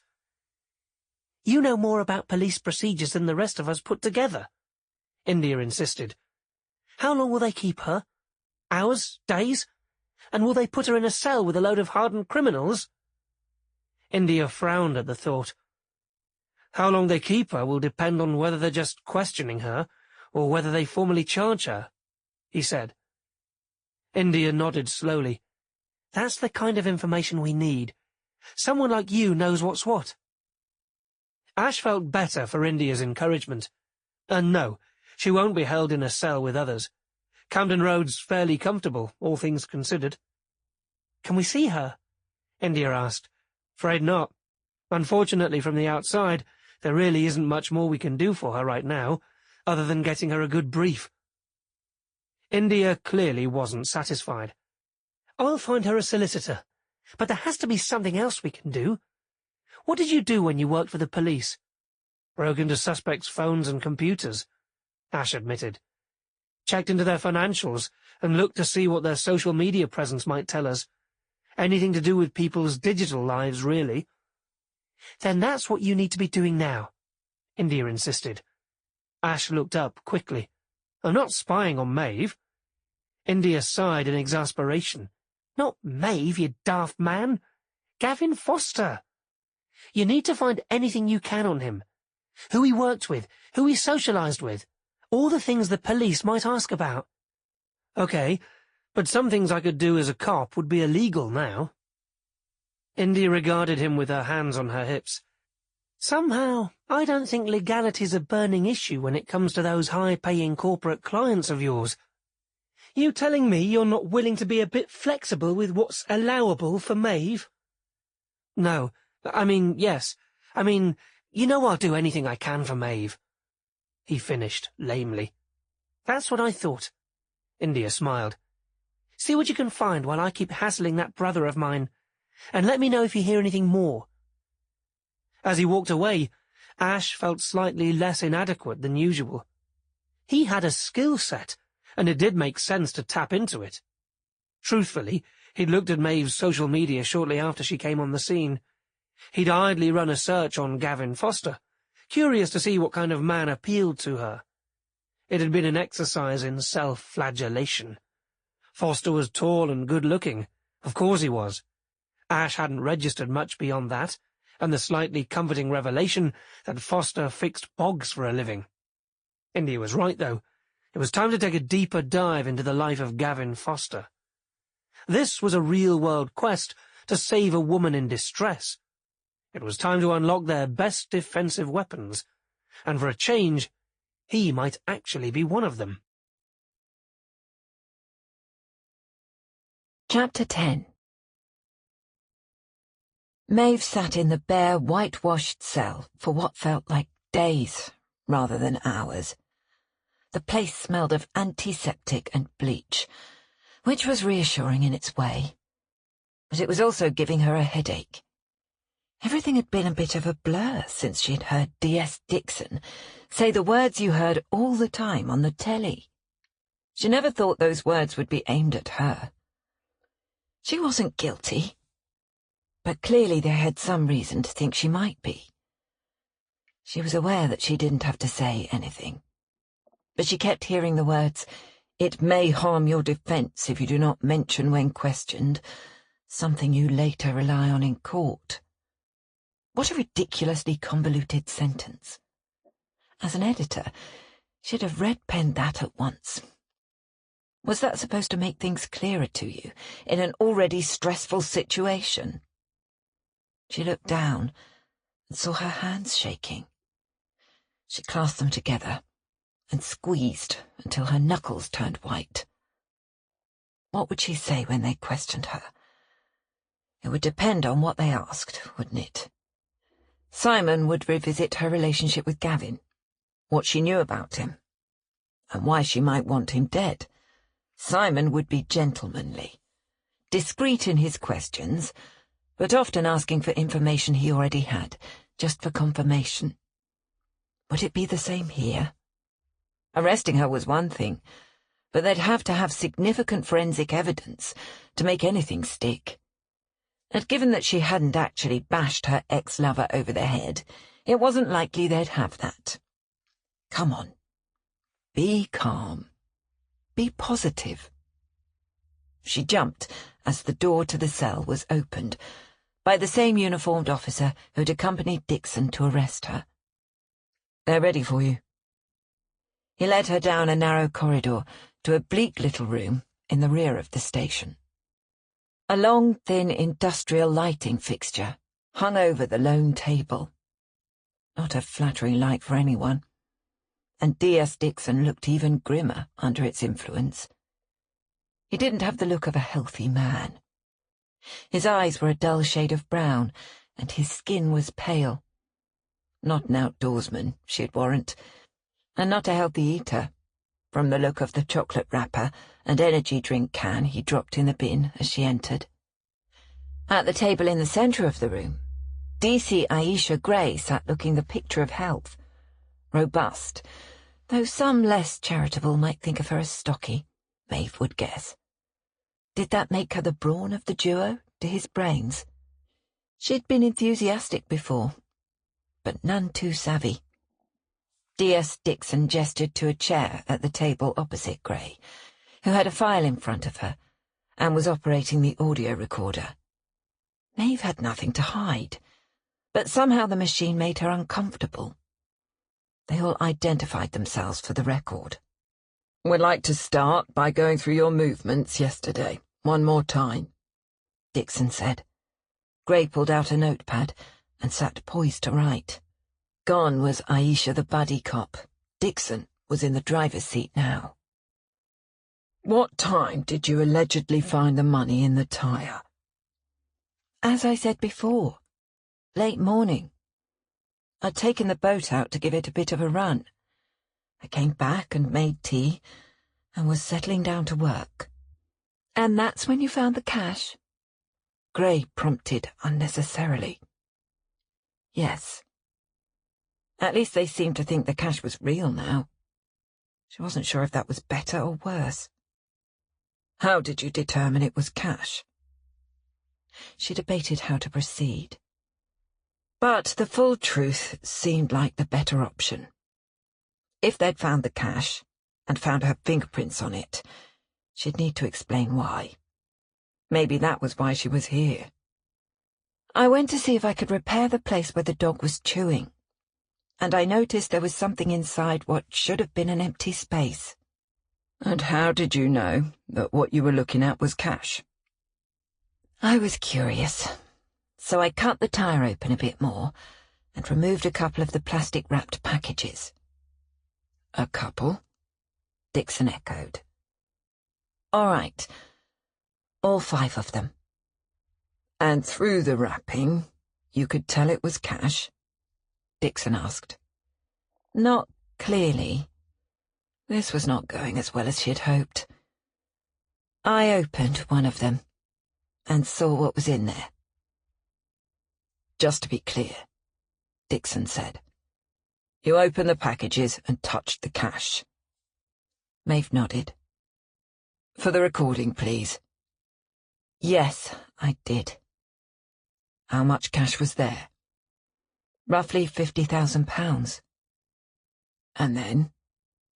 "Well, I knew I needed to report the find, so I sealed the packages back up and returned all of them to the tyre before coming to the station. I figured you'd want to see everything as it was when I found it." "But it was too late for that, wasn't it? You'd already tampered with the evidence." Dixon scowled.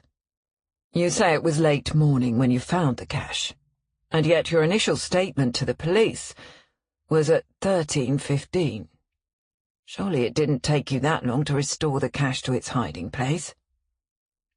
Should she confess she'd had a good think about just taking off with the money?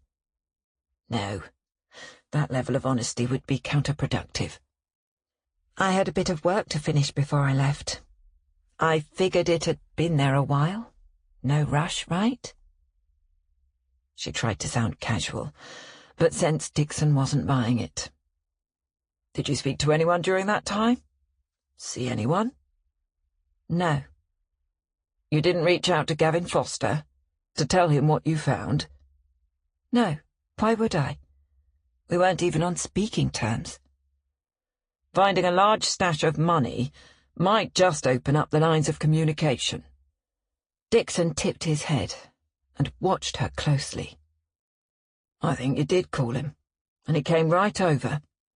I think you had an argument about the money. You grabbed a steering pole from the side of the boat and cracked him over the head with it, before dumping him in the water." "No!" Maeve was emphatic. "I told you yesterday. I haven't seen or spoken to Gavin in over 4 months. And besides, I had no reason to think the money might be his." "Yet his body was found floating in the water next to your boat." Dixon opened the folder in front of him. "And forensics tells us that only your fingerprints are on the steering pole that was taken from your boat yesterday." "I was using it to steer the boat when I took it out in the morning. Of course my fingerprints would be on it. And your man was wearing gloves, so his wouldn't be." Maeve was getting impatient. It felt like Dixon was being purposely obtuse. "We also have evidence that suggests the pole delivered a lethal blow to the back of Gavin Foster's head before he was deposited in the Regent's Canal." "That may be so, but it wasn't by me." Maeve leaned forward. "Someone must have come by the boat after I left. Maybe someone was watching the boat, waiting to collect the cash. They could have been wearing gloves too. Killers do, I believe. We know that Gavin Foster had prepaid for that dock space for a period of 2 years. DC Gray popped in. Was that particular tire a standard drop for cash? How the hell would I know? Did they really think she'd be stupid enough to blunder into a trap like that? Gray had been watching too many cop shows on telly. Maeve didn't even allow Simon to juxtapose questions that way. Well, not too often, anyway. Dixon shot Gray a quelling look. You were in a relationship with Gavin Foster for 4 years. Lived together for at least half that time. You can't tell me you have no idea what his business dealings were. Dixon was switching tracks, shifting the focus to Gavin. He was a plumber, a self-employed plumber, and you're an editor at a second-tier publishing house. That won't get you a large canal-side flat in Islington. Not on your salaries. Maeve suddenly felt panicky. They'd had a good deal on the rent from an older woman who had no idea what the place was worth. But would the police believe her if she tried to explain? Not likely. Moreover, Dixon's prodding dragged to the surface the questions she had been obsessing over. Who had Gavin really been? And had she actually known him at all? She felt like she was treading water in the sea, and at serious risk of going under. She'd hoped the simple truth of her answers would be enough, but the police weren't sounding convinced. They were trying to pin Gavin's murder on her. She raised her chin defiantly and looked at Dixon full on. That's it. I'm done. No more questions. I want a solicitor. Chapter 11. Ash stared at the man laughing back at him from his screen.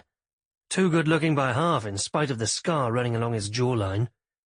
The scar was probably what women found so appealing, a physical manifestation of the air of mystery that sparkled in his eyes.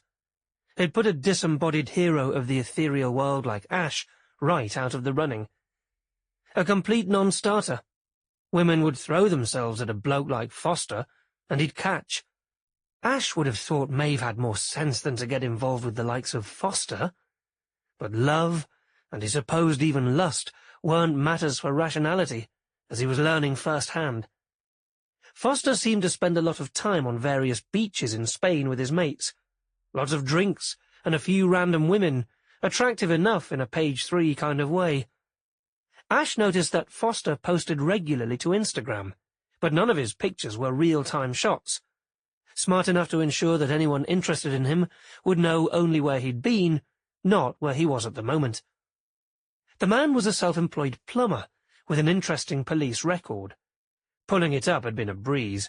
In fact, slipping in through the back door of the police national database was far easier than it ought to have been. Ash wondered if the Met was aware of how big the hole was and how much it needed patching, but that was an issue for another day.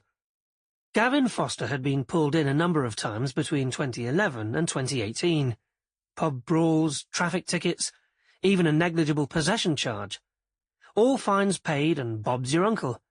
Not the cream of society, but hardly a criminal mastermind. His record for the last 12 months was more interesting. He'd been stopped twice crossing the Channel from France, searched, questioned and released. Questioned in connection with an extortion charge, and again in relation to a stabbing outside a pub in Lambeth. No formal charges. In fact, he'd never spent more than a few hours in custody. His solicitor would turn up, same guy every time, Mark Elliott, and he'd be out within the hour. A top-drawer solicitor, way beyond the financial means of mere mortals like Foster.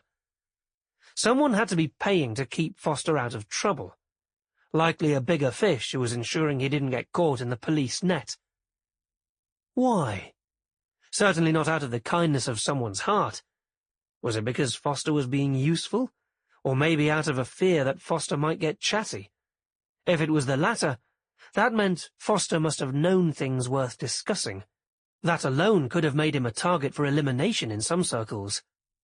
Ash took a quick dive through the press. Newspaper archives were less reliable, but often fruitful. Foster's plumbing business had subcontracted to a company called Dawson Construction on a series of commercial developments south of Wapping. That had been 12 months ago, but just recently a number of lawsuits and countersuits had been flying over a part of the project called the waterfront. Residents of the posh flats were complaining, reasonably enough, that when they rolled out of bed to head for their posh jobs in the city, they were landing in pools of mucky water from a rash of broken pipes. In the end, more than half the flats were affected. Major repairs were being undertaken, and Dawson Construction, needing a scapegoat, appeared to be throwing Foster to the wolves. The thought brought a faint smile to Ash's lips. Seemed old Gavin had overreached himself. Not enough experience to take on a project the size of the waterfront. He'd faced a skill check and apparently failed. Epically. Not only was it a reason he might have found himself in deep trouble with some powerful people, it was a fail by Mr. Perfect that warmed Ash's heart no end. Chapter 12. I'm sorry, madame. No one is allowed into the custody suite except the detainee's solicitor, the desk officer repeated. This gentleman is Miss Gardner's solicitor. India gestured to her brother Julian, standing slightly behind her. And I am his clerk, his senior clerk. The officer shook his head. I'm sorry, madame. Mr. Davis may go in, but I must insist that you wait out here. India wasn't about to be kept from seeing Maeve in her hour of need. She pulled herself up to her full height, standing eye to eye with the junior officer, and turning on the look that had quelled many a lesser man. Are you suggesting that I don't look like a legal clerk? The subtle insinuation of discrimination did the trick. No, madame, of course not. He looked over his shoulder nervously. Right. Then we're Miss Gardner's legal team, and we demand to see her now. Behind her, India could feel Julian squirming. He hated it when she made a scene. As they were led through the locked door behind the main desk, Julian hissed in her ear. I wish you wouldn't do that. You undermine my professional standing. You worry too much, she countered. Julian was the first of her siblings to get a professional degree, but in many respects, he was still the insecure teenage boy working in their parents' Caribbean restaurant near the Elephant and Castle. Even now, as a respected solicitor, he hated to draw too much attention to himself. She could never understand why. To be fair, his self-confidence probably hadn't been helped by their mother's insistence that posh-sounding names would give her children a leg up in the British system. Names like India, Julian, Jemima, Willa, and Clarence had given them all more than their fair share of negative attention at school and beyond. You worry too little, Julian mumbled as they cleared through security. I really don't know that much about criminal law. I'll do the best I can for you, but... You'll remember enough from uni to fake it until you can figure it out, India insisted. The boy had always needed a bit of a poke to get him going. They were led into a small meeting room and sat in uncomfortable folding chairs, waiting for Maeve to be brought along. Indy was pleased to see the look of relief on her friend's face when she saw her visitors. They said my attorney was here, and I had no idea what they were talking about. Maeve sat down, giving them both a weak smile. India squeezed her hand across the table. Maeve, this is my brother Julian. She gave him a lingering side-eye that said, embarrass me, and you'll regret it. Ash said we should get someone in to see you as soon as possible, and this was the best we could do on short notice. Maeve shook hands with Julian, ignoring India's slight, and said, "Thank you for coming." "I presume they questioned you this morning?" Julian asked. "They did." India reached into her bag, pulled out a notebook, and began to take notes as Maeve gave an outline of the earlier questions and her answers. "It doesn't seem like much for them to go on," India observed when Maeve had finished. "I mean, obviously, Maeve's fingerprints would be on everything. It's her boat. Isn't that what you call circumstantial evidence?" "Yes," Julian said, with a trace of impatience. "And without witnesses, they'll have an uphill battle making it stick. If they're suggesting that you argued with Gavin, then there should have been a witness somewhere. Sound carries on the water. Do you have neighbours that would have been around?" "Yes, both sides. Though not sure how much help they'd be. I'll still want to see their statements." Julian paused for a moment. "What can you tell me about Foster's friends and co-workers? Anyone around on a regular basis? Anyone he used to get into trouble with?" "He had 3 childhood mates that he spent a lot of time with. They were on the dance team together at the local pub." "Name of the pub?" "Is that relevant?" India thought her brother was grasping at straws. "Do you want me to do this or not?" Julian snapped. India held up her hands in surrender. "They hung around a place called The Bell, up near Emirates Stadium." "Was that still his local?" "I couldn't say for sure."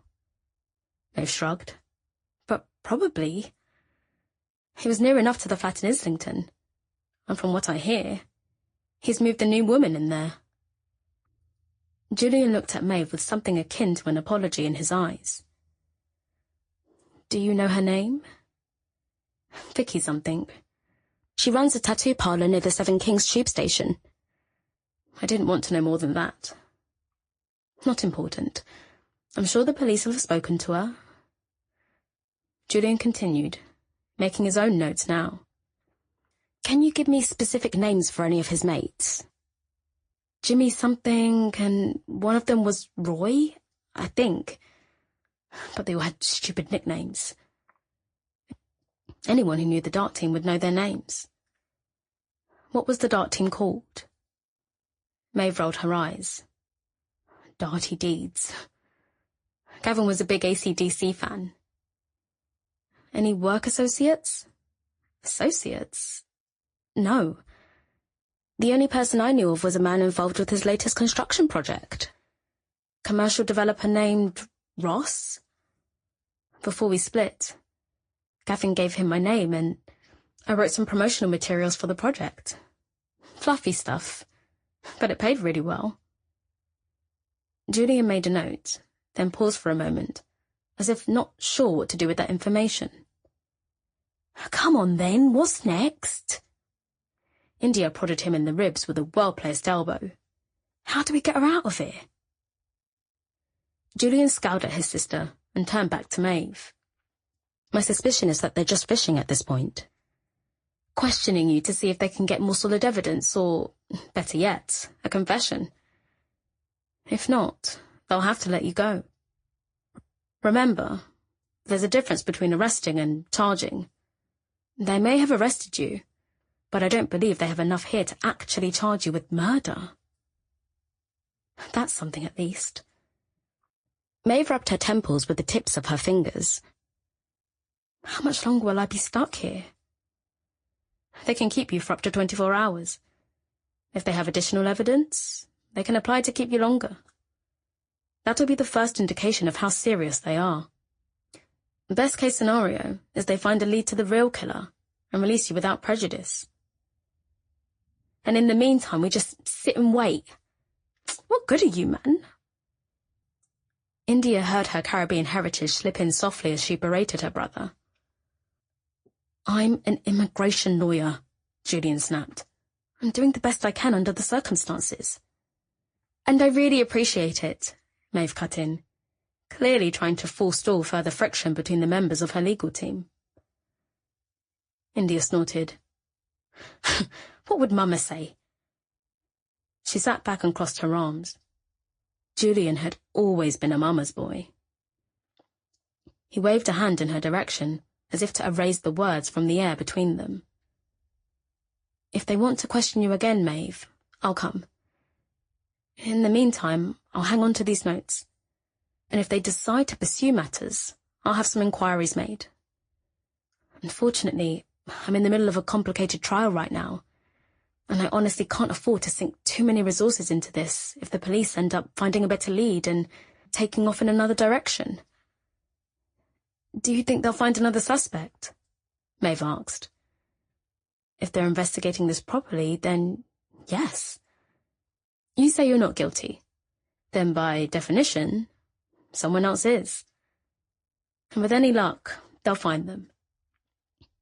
And if they don't, we will, India interjected forcefully. Maeve was led away by the PC outside the door. She smiled cheerfully as she left, but India knew it was just a brave face. Julian put his things back into his briefcase and rose. Don't make matters worse by sticking your nose in, India.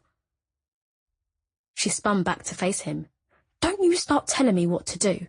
I'm going to help my friend if I can, and you should be ashamed for not getting that poor girl the hell out of here.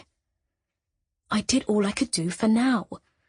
If they tried to keep her longer than 24 hours, then I'll do some research and figure out where we go from here. But I'll have to start charging you at that point. India gave him her most disdainful look, unwittingly the spitting image of their mother. Just you try. Chapter 13. India sat, perched on her usual seat in the anchor, listlessly eating peanuts, one by one, from the dish Paul had brought her. She'd read somewhere, recently, that the key to losing weight was to eat more slowly. The key to losing weight was to eat less. She knew that. But she'd go with slowly for now. Slowly, but steadily. How did it go with your brother? Paul asked from the other end of the counter. She popped another peanut in her mouth. Let's wait for Ash. He said he was coming. If Paul found the request odd, he didn't say so. India was stalling. She needed time to formulate an answer to Paul's question. How had it gone? It was hard to say. She had to admit, Julian went to the police station with hardly any argument at all. He'd spoken with Maeve, just as she'd asked, but he'd done nothing, and he hadn't seemed all that keen to do more. Instead, they'd adopted a wait-and-see approach that was all wrong as far as she was concerned. At least while Maeve remained behind bars, and she knew Maeve wasn't reassured. She could see it in her eyes, despite her attempts to remain cheerful. There had to be something more they could do. She hoped Ash would have an idea. As if summoned by her thoughts, Ash arrived, shaking the rain off his jacket and hanging it on a hook by the fruit machine. Paul handed a packet of crisps across the counter to a man in a garish orange jumper and hastened down to their end of the counter. The two men looked at India expectantly. How is she? Ash asked. Anxious. India gratefully accepted the glass of wine Paul handed to her. I mean, you would be, wouldn't you? They haven't really told her what's going to happen next. But from the questioning, it seems Gavin was hit with a barge pole. Maeve's barge pole. Naturally, her fingerprints are all over it. Only hers, mind. Now, the police are trying to establish that she was the one who whacked him on the head. What did your brother have to say about the situation? Paul asked. He said we should wait and see what happens next. No point throwing too many resources into investigating. His words, not mine, India stressed. If they ended up not pursuing any charges. Maeve was okay with that, Ash asked. You know Maeve, always upbeat. But inside she's not happy, I'd say. Though I didn't get the chance to talk to her alone. It's mad, Paul said. Why aren't the cops looking for the real killer? He has to be out there. And I'm no expert. But the longer they wait, the harder it'll be, right? He and India turned to Ash in unison. I hate to say it, but they don't have a lot of incentive to look further afield. Ash looked embarrassed and continued to speak while staring down at his worn trainers. They have an easy answer in front of them, so why make more work when they're desperately short-staffed? He glanced up and quickly back down again. There's no excuse, I know. Ash looked so deflated. India didn't have the heart to take her frustrations out on him. Tempting as it was. Are the police trying to locate the money? Paul asked. The police theory is that Maeve found it and called Gav. He came over and they had a row. Then she killed him and kept the money. That's ridiculous, Paul said. Wherever the money ended up, it's not on or near the revenge. Maeve mentioned you took a dip last night. Ash flashed a genuine smile that India realised she'd never actually seen before. Hats off to you, mate, for freezing your whatsits off. What did I miss? India looked back and forth between Paul and Ash. She'd hardly thought of the two of them as proper mates. But here they were, keeping some kind of secret from her. Maeve thought Gavin might have slipped and fallen. An accidental death, Paul explained. If he did, he'd have dropped the money on the way down. The police never really looked. India grimaced. But nothing, I presume. Paul shook his head.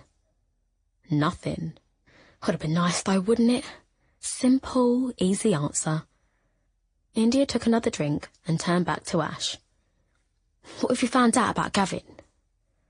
Basics of his police record. Mostly minor stuff. No criminal convictions.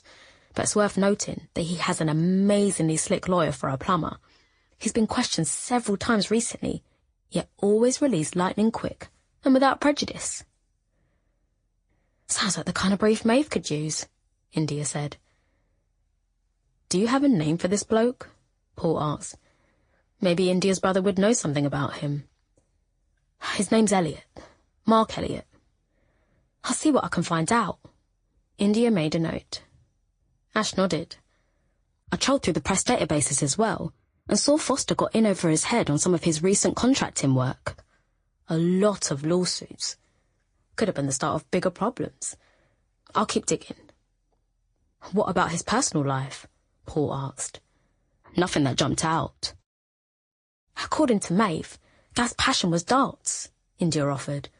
He played for the team at his local along with his best mates. That could be something, Paul said, perking up.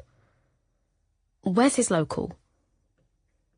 India thought for a moment, trying to remember what Maeve had said. The Bell in Islington, she said finally. Paul pulled out his phone and searched. Not exactly a swank establishment, but the dart team's good. They've won a load of awards. They're called Darty Deeds, India offered. Ever heard of anything so daft? Team names with puns are always popular. Paul glanced around the meagre crowd in the Anchor. I can go over to the Bell lunchtime tomorrow and have a chat with the owner. See what he can tell me about Gavin. You'll need to be very careful, Ash said. You don't know who the killer might be, and you wouldn't want to tip him off. I'll tell them I'm looking to start a darts team here at the Anchor. Paul looked across at the well-worn dartboard hanging forlornly in the corner. Nothing in their league, mind, but everyone has to start somewhere. Worth a try, Ash said. Maeve mentioned that Gavin had moved the new girlfriend into their old flat, India said. The one he left Maeve for. What's this woman's name? Ash asked. Vicky something. Maeve didn't know the last name. Can't you pull that up from somewhere? If we find out who she is, I could pay her a visit. I'll add it to the list. Ash made a note on his phone. But one thing at a time, Paul said. Let's try his mates first. India threw back the remainder of her wine. They were just like Julian. Hurry up and wait. Typical men, focusing on one thing at a time, and Julian not focusing at all. It just wasn't good enough. Maeve was facing a murder charge, not a parking violation. If there were going to be any help, they needed to get a move on. It was time to dive in head first. Not faff about in the shallows. And if they wouldn't, she would. Chapter 14. Revelling in her sudden freedom, Maeve emerged from the station into the crisp morning air and headed straight for the roasted bean. She was in desperate need of a decent coffee and a breakfast sarnie. Something solid to wash away the unpleasant taste of the cop shop's morning brew. She ordered, and settled into a table for one in the corner by the window, looking out across the canal. She'd been held for just 24 hours, a good sign by Julian's reckoning, but she still only felt a measured sense of relief. She hadn't slept the night before, her bizarre predicament looming large in her mind. How could this be real? And what would happen if they ended up charging her? Julian thought it unlikely. But then again, who'd have thought she'd be in custody in the first place? If they charged her with murder, her career would be over, her reputation ruined. She'd read stories of things like this, but she'd never thought it would happen to her. As the tears pricked at the back of her eyes, she tried to force herself to embrace the positive aspect of the experience. It would be tremendous fodder for her writing, but she couldn't summon any enthusiasm for the idea. Incarceration was something she never wanted to face again, not even for the sake of her art. It was soul-destroying. Her food arrived. A greasy, comforting, carb-laden feast, accompanied by a heavenly flat white. She could feel body and soul reuniting, and she picked up her phone to text India and Paul to let them know she'd been released. She received a quick thumbs up from India, but no further reply. Busy? Or maybe they thought the worst was over now. She wished she shared their optimism, but she was in a right proper mess, and from the way things were going with the police, it looked as if it was going to be up to her to claw her way out. Leaning back in the booth, she tuned in to the voice of Simon, rattling round in the back corner of her mental attic. You didn't kill Gavin. So who did? If she had any hope of answering that question, she'd have to revisit Gavin's life. A trip she wasn't anxious to take. She needed to think like Simon. Ask questions of those who might know what he'd been up to the past few months. But who would that be? She'd never had much to do with his friends. She could reach out, but talking to his mates would look suspicious to the police, and they'd likely draw the wrong conclusions. Who else did she know with a connection to Gavin? The other woman sprang to mind. But she wasn't going there unless things got dire. Well, more dire.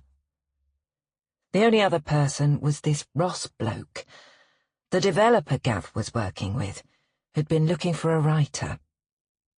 He'd accepted Gav's recommendation, so they must have known each other fairly well. She sipped her coffee and searched her emails, finally coming up with his full name. Alec Ross. She'd drafted a proposal for the man and sent it in. He'd obviously been happy because he'd paid up promptly and then asked her to write the text for a series of brochures. He was planning a themed leisure venue based on the James Bond franchise.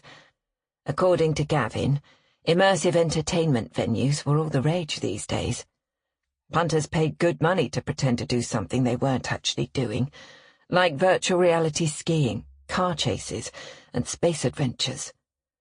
The notes she'd been given on the 007 experience called for an 18-plus area for vodka martinis and Bond girls, as well as a gambling space called Casino Royale. She'd drafted appropriately tantalizing text for the brochures, but Ross hadn't asked for it yet, so it was sitting in an email waiting to be sent. Ross must have gotten to know Gav from one of the commercial construction projects he'd worked on in the last year or so. Would Ross know anything about what Gavin was up to? Maybe, maybe not. It was an incredible long shot. But she honestly couldn't think of anyone else. Shooting off an email with a load of random questions wasn't an option. But maybe she could drop by his office on the pretext of asking his input on the brochure materials. If he proved to be chatty, he might shed some light on the subject, and if he didn't, at least she'd be able to get paid for the work she'd done. Either way, she had to try something. When Gavin told her Ross was a real estate developer, Maeve had pictured a high street office with a secretary and a back room full of red-lined architect's plans pinned haphazardly to the walls.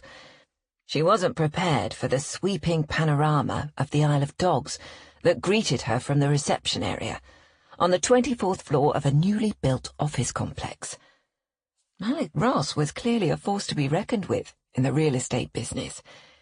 If Gav was hanging out here, it was no wonder he'd started to fancy himself as a player. Suddenly, her plan seemed laughable.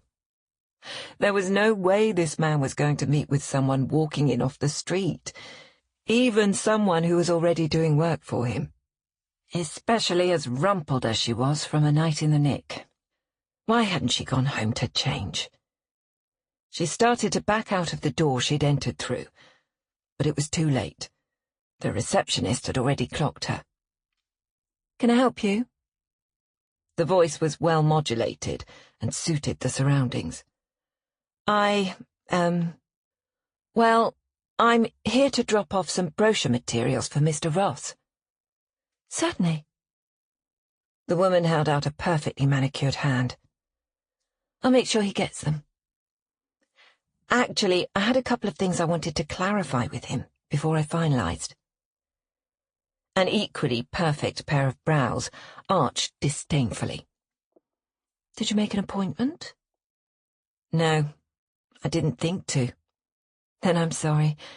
You'll have to call for an appointment and come back." "We're out of water in the gym again, Rachel," a voice called from down the hall. "Fresh bottles were just delivered. I'll bring you one," Rachel replied, jumping to her feet. "I'll get it," came the reply, nearer this time, and a man entered, dressed in a running kit with a towel draped around his neck. "Sorry, didn't know you were busy." He glanced her way. "Did I have an appointment on the books?" "No, sir." Maeve took a deep breath and stepped forward, holding out a hand. "Maeve Gardner. I'm working on the 007 brochures for you, and I had a couple of questions. Sorry for just stopping by." She gestured lamely at their grand surroundings. "I didn't realize."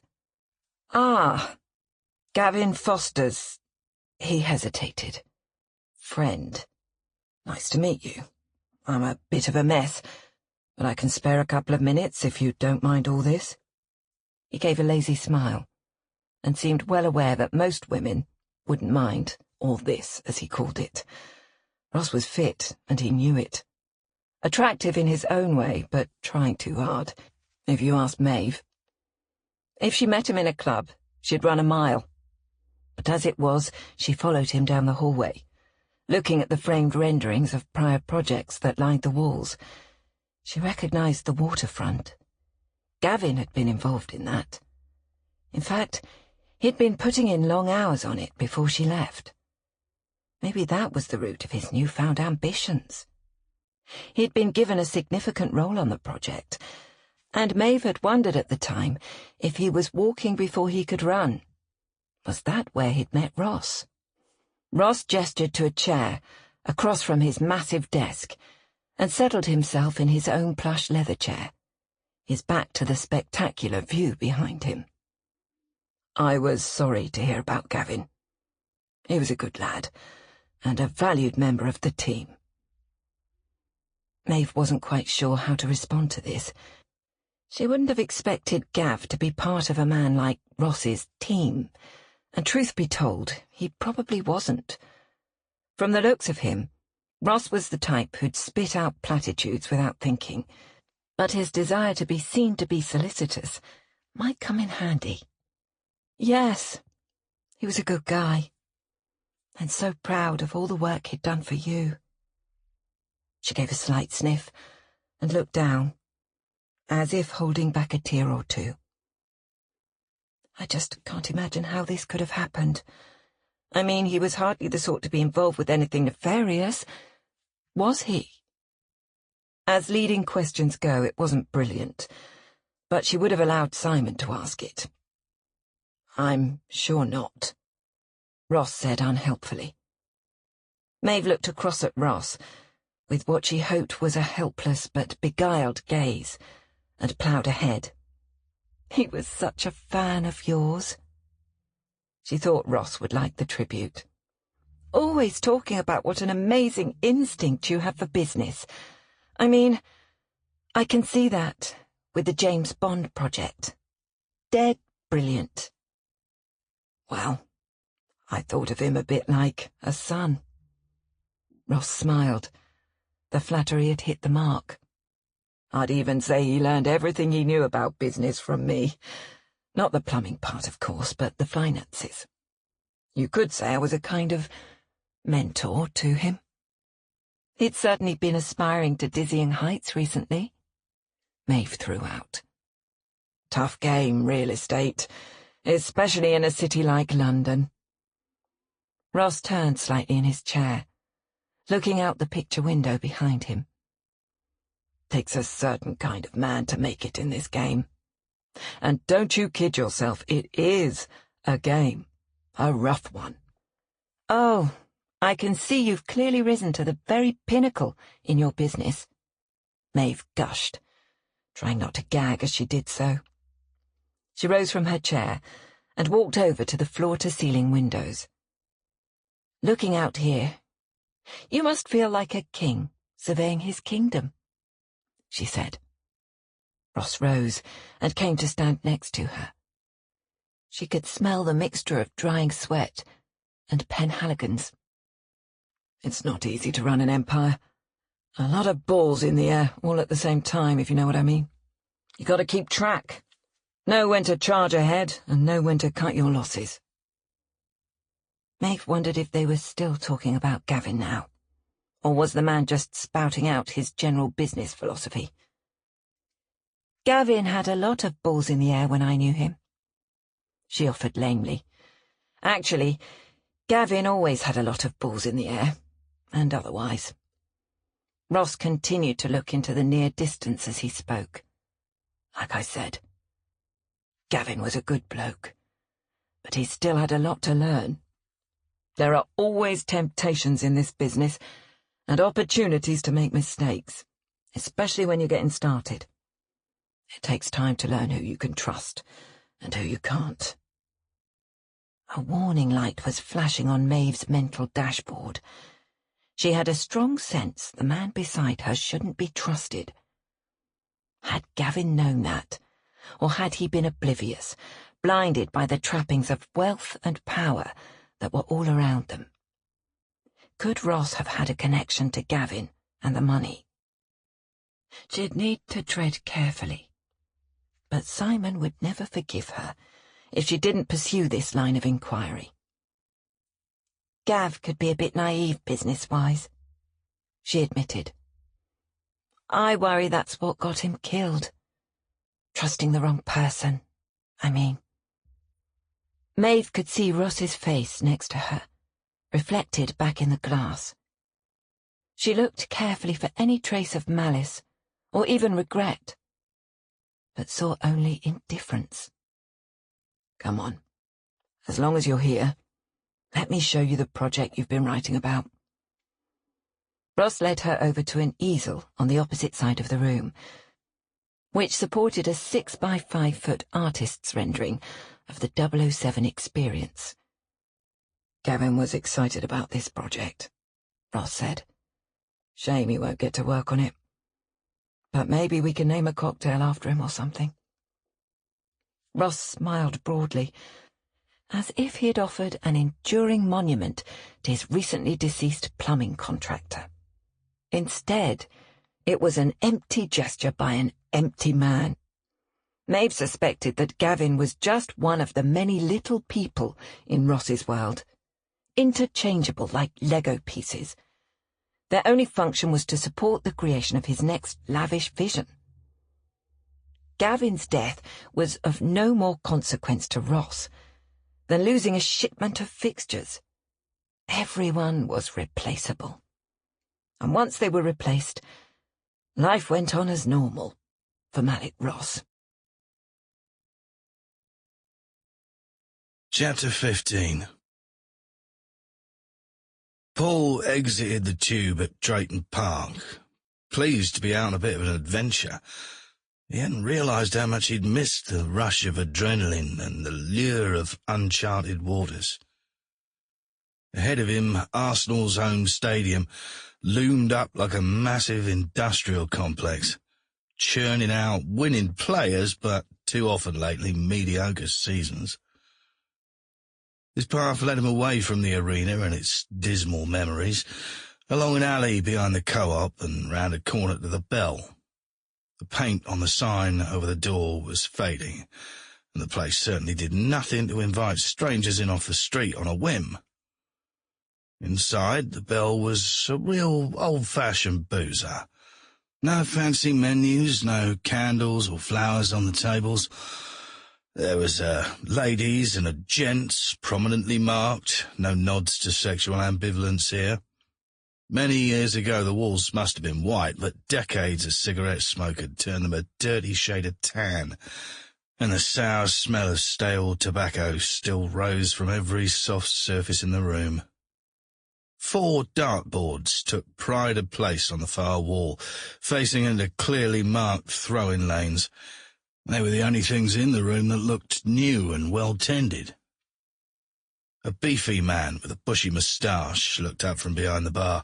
He had the racing pages spread out across the counter and didn't look pleased to be disturbed from his studies. According to Ash, this should be the landlord, Brian Burks. "Pint of bitter," Paul said. The man nodded and retrieved a glass from behind him. Paul pulled out 10 quid and laid it on the counter in front of him. Based on the ambience, it should more than cover the bill, but in this city, who knew? "You Brian?" he asked. The man didn't pause in filling the glass. "Who's asking?" "Paul Lane. I'm a friend of Gavin Foster's." Brian looked up from the tap. His eyes narrowed slightly. "And how do you know Gav?" "He had a boat docked over near my pub. Used to pop in from time to time, and we'd talk darts. He was trying to get me to start a team of my own." Brian looked neither impressed nor especially bothered. "Gav always said I should talk to you. Meant to get on it sooner." Paul thought about Arsenal's most recent loss, hoping it would make him look sufficiently gloomy. But time gets away, and now... Brian slid the beer across the counter. "Gav was a grand player. Heart and soul of the Darty deeds." Paul took a pull of his pint. It wasn't half bad. "Never dreamt I'd be opening a memorial darts corner, not for someone so young." He wished he'd given a bit more thought to how this conversation was going to unfold. It was harder than he thought to question a slightly hostile stranger without being too obvious. He picked up his beer and wandered down to the end of the bar to look at the trophies displayed in a recessed nook. "Impressive records your lads have. Mind telling me how you got the team going?" Brian paused for a moment, but seemed to decide the question was harmless enough. "Jimmy started the team. He and Gav were best mates from way back. They brought in Roy Boy and the Machine. He pulled a photo off the mirror behind the bar and passed it over the counter.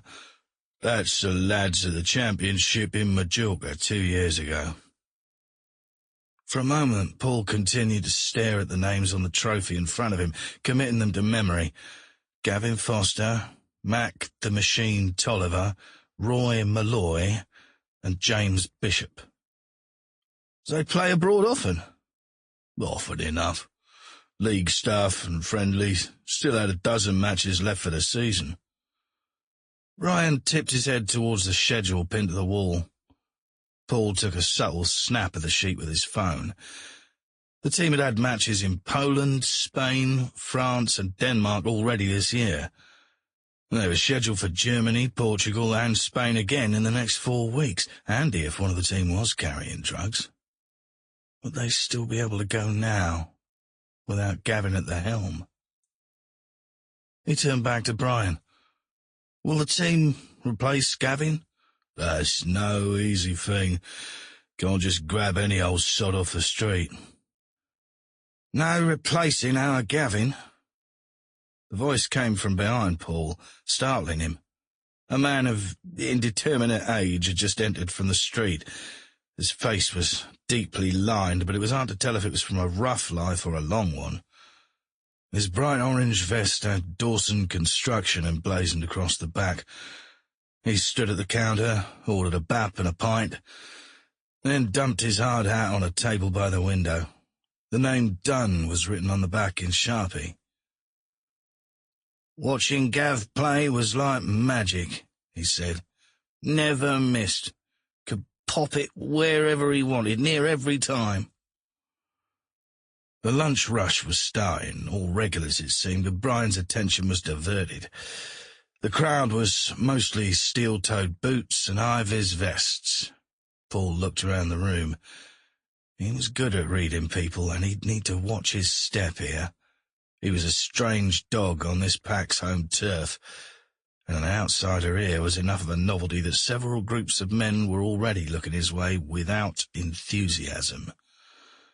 A few quiet words from Brian over the bar, and the level of animosity seemed to drop a notch or two, but not enough to be considered welcoming. Taking a seat near the window, Paul made eye contact with Dunn before speaking. Sad thing, Gavin's death, he remarked. Real loss to the game. It's a right tragedy's what it is. The older man shook his head. Never seen a better player in all my years. Dunn turned to look at him full on. You knew Gav? We used to bond over darts. God, where had Bond come from, he thought. India's touchy-feely shit was rubbing off on him. You any good? Dunn demanded. I can play, but nothing like Gavin. I'm just starting a pub team in my own neighbourhood. Organising, mind you, not playing. Paul was struggling to sound casual. He wasn't one for prying into other people's lives, and God knows he wasn't one for talking about his own. But if they had any hope of helping Maeve, he needed to try. Dunn rose and pulled 2 wooden boxes down from a shelf near the boards. Come on, let's have a go in memory of Gav. Quick game of cricket, any order. Paul followed him over and picked up the box of darts Dunn had left for him. It would be the one with the wonky flights, he was sure of that. Fancy a bit of a wager? Dunn was doing his best to seem offhand. Gav was always one for a flutter, but then you were a friend, you'd know that. The statement was almost a challenge, and Paul knew he needed to put up or shut up. Sure, why not? 20 quid? Paul conceded with a dip of the head before allowing Dunn to win in the contest for who went first, hoping to soften him up. Got your team settled? Dunn asked as he made his first shot. Not yet. We'll set tryouts soon, see who shows up. Paul threw the best of the darts in his hand and watched it fade to the left, landed in the pie segment above the 15. He could correct for that. So how Gavin put his team together? Gav had his boys from the start. Been playing together since they were lads. Knowing who you're with makes a difference when you play as a team. Takes trust. Was that on and off the boards, Paul wondered? Guess they all had flexible jobs like Gavin to be going on the road so much. He knew it was an odd remark, but he didn't know how else to draw out information on the rest of the team. Aye, well, Jimmy and Roy Boy work with me at Dawson. Management's good about letting the lads go for league stuff and all. And Gavin worked for himself, right? And for Dawson too. We've been using him more and more. Gav was becoming quite the posh businessman. Paul hadn't spent much time with Gavin. Still, he'd never have thought of him as posh or a businessman. Things must have changed lately. What about Mac Tolliver? He prompted. Does he work for Dawson too? Dunn chuckled. No one really knows what the machine does. If you ask, he'll just say he's got family money. Paul looked round in surprise as he pulled his darts from the board. It's off. The machine? Cool, no. Grew up on the streets. Handy with his fists and good at keeping a secret. Qualifies you for any number of things, doesn't it? Paul was quite sure it did, but had no idea what it meant in this case. And the machine... He hesitated slightly at the use of the nickname. He was good mates with the rest of the team. That machine was like a big brother. Always kept an eye out for the other three. Brian approached with Dunn's sandwich. Best be careful there. Don't call him done and dusted for nothing. As he spoke, Dunn closed the 19 in a single shot. Brian leaned against the bar close to the boards, watching and listening. Maybe keeping an eye on Dunn, who'd been surprisingly chatty. Paul sensed he wouldn't get much more out of Dunn now. He'd managed to compensate for the drift of the darts and shot a triple 17, and Dunn followed with an easy triple 18. You got some skill there yourself, lad. Starting to think I'm the one being hustled, Dunn said. Paul smiled. Nah, just lucky. No need to mention he'd been champion 3 years in a row on the HMS Churchill. Being good takes more practice than I have time for. It was down to the final bullseyes now, and Dunn already had one in hand. What'd you say your pub's called? Paul hadn't intended to give that much information about himself, but conversation was a give and take. Besides, he suspected they'd be able to find out easily enough. He paused to take his shot. The Anchor, he said finally, watching the dart find its mark. Dunn took a shot and hit the bull without hesitation. One more and he'd win. Paul wasn't going to push his luck. He picked the dart with the worst flight and let it go. It hit the pie just above the centre as he intended. Dunn gave a satisfied smile. Main thing, son, is you can't cave in under the pressure. You'll never win in life if you can't handle the pressure. Dunn's dart made a clean bullseye. Pressure was one thing Paul knew about, and this little outing had proved it was something he could still handle, and that pleased him. He laid 20 quid on the table and drained the rest of his beer. Winning was something he wasn't sure he'd ever manage to do in the grand scheme of things. But he had managed to put names to Gav's friends, friends who'd known him for years, friends that, with a bit more prodding, might shed some light on how he got to be posh and how he came to such a grim end. Chapter 16. India had spent most of the prior evening paging through a book of Victorian botanicals, until she found what she was looking for. A delicate pen and ink rendering of a climbing rose. You could almost smell its fragrance. And in her own mind, she was sure it was a delicate peach colour. Heady and intoxicating. She'd read about women like that in her books. Enchanting, beautiful. The kind of women who made men weak, and were always in the middle of some exciting adventure. She loved their stories, but her own life seemed paralyzingly dull by comparison. She longed for adventure, yet adventure wasn't going to just land in her lap. She'd have to go out and find it. and Maeve's predicament was just the push she needed to get her out the door. She put the book in her bag, then requested an Uber to get her across town. It wouldn't do to start an adventure on the tube, packed in like a sardine on the Northern Line. Her driver's name was Kev, and his girlfriend had just left him for a podiatrist. It never failed. She attracted every battered and bruised soul within a 10-mile radius, and all of them felt free to unburden themselves at will. She listened patiently, offered a few well-meaning platitudes, and had Kev drop her near the Seven Kings tube station. He seemed a bit more sanguine as he sped off, but she wasn't sorry to be shot of him. She spent a good hour on Google, turning and enlarging the streets surrounding the station, until she found what she was looking for. The Ink Spot. A small establishment between a dog groomer and a betting shop. The only such establishment within walking distance, run by a woman named Vicky. A bell tinkled as she came through the door, and a woman poked her head around a curtain from the back room. "Hello." "Hi." India thought the woman looked a bit surprised. "I have an appointment for 11 o'clock with Vicky." "India, right? You caught me making a coffee. Want one?" India considered her churning stomach and said, "No thanks." "Come on in then, and have a seat." In spite of her loyalty to Maeve, India thought Vicky looked rather nice. Not at all the harpy they'd envisioned. Of course it was Gav who strayed. Vicky was likely just as much a victim in her own way as Maeve. Win 'em in a crapshoot, lose 'em in a crapshoot, her Auntie Adele used to say.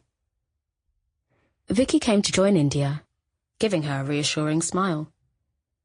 "Do you know what you're looking for, or do you want to browse through some samples?" India dug in her shoulder bag and opened the book to the pictures she'd found. "Can you do something like this? I mean, will it show up on a darker skin like mine?" "Of course it will. Anyone who tells you it won't don't know what they're doing, love." Vicky sipped her coffee and looked closely at the picture. "Where's it going?" This weighty matter had absorbed a great deal of India's attention the evening before. She'd had a momentary fancy about her belly or her inner thigh. But as sexy as that seemed, the thought of the pain and prolonged personal exposure to a stranger had finally convinced her that her left tricep was the way to go. Vicky disappeared behind a screen to make a transfer pattern and brought it back for India's approval. "That's lovely. Right size for ya?" Suddenly, the drawing seemed rather large. "Sure." She strung out the word. "That should be fine." Vicky gave her a stern look. "No should be about it. Make absolutely sure it's right before I get my pen involved. No regrets." "Could you maybe make it a tiny bit smaller?" India didn't want to be brazen. She just wanted something tasteful. Something that felt like her. "Of course we can do it smaller. Now's the time to ask." The machine in the back cycled again, and Vicky returned with a smaller version. "Lovely. Right then, I'm going to get you prepped." Vicky pulled out a wad of cotton wool and doused it in alcohol.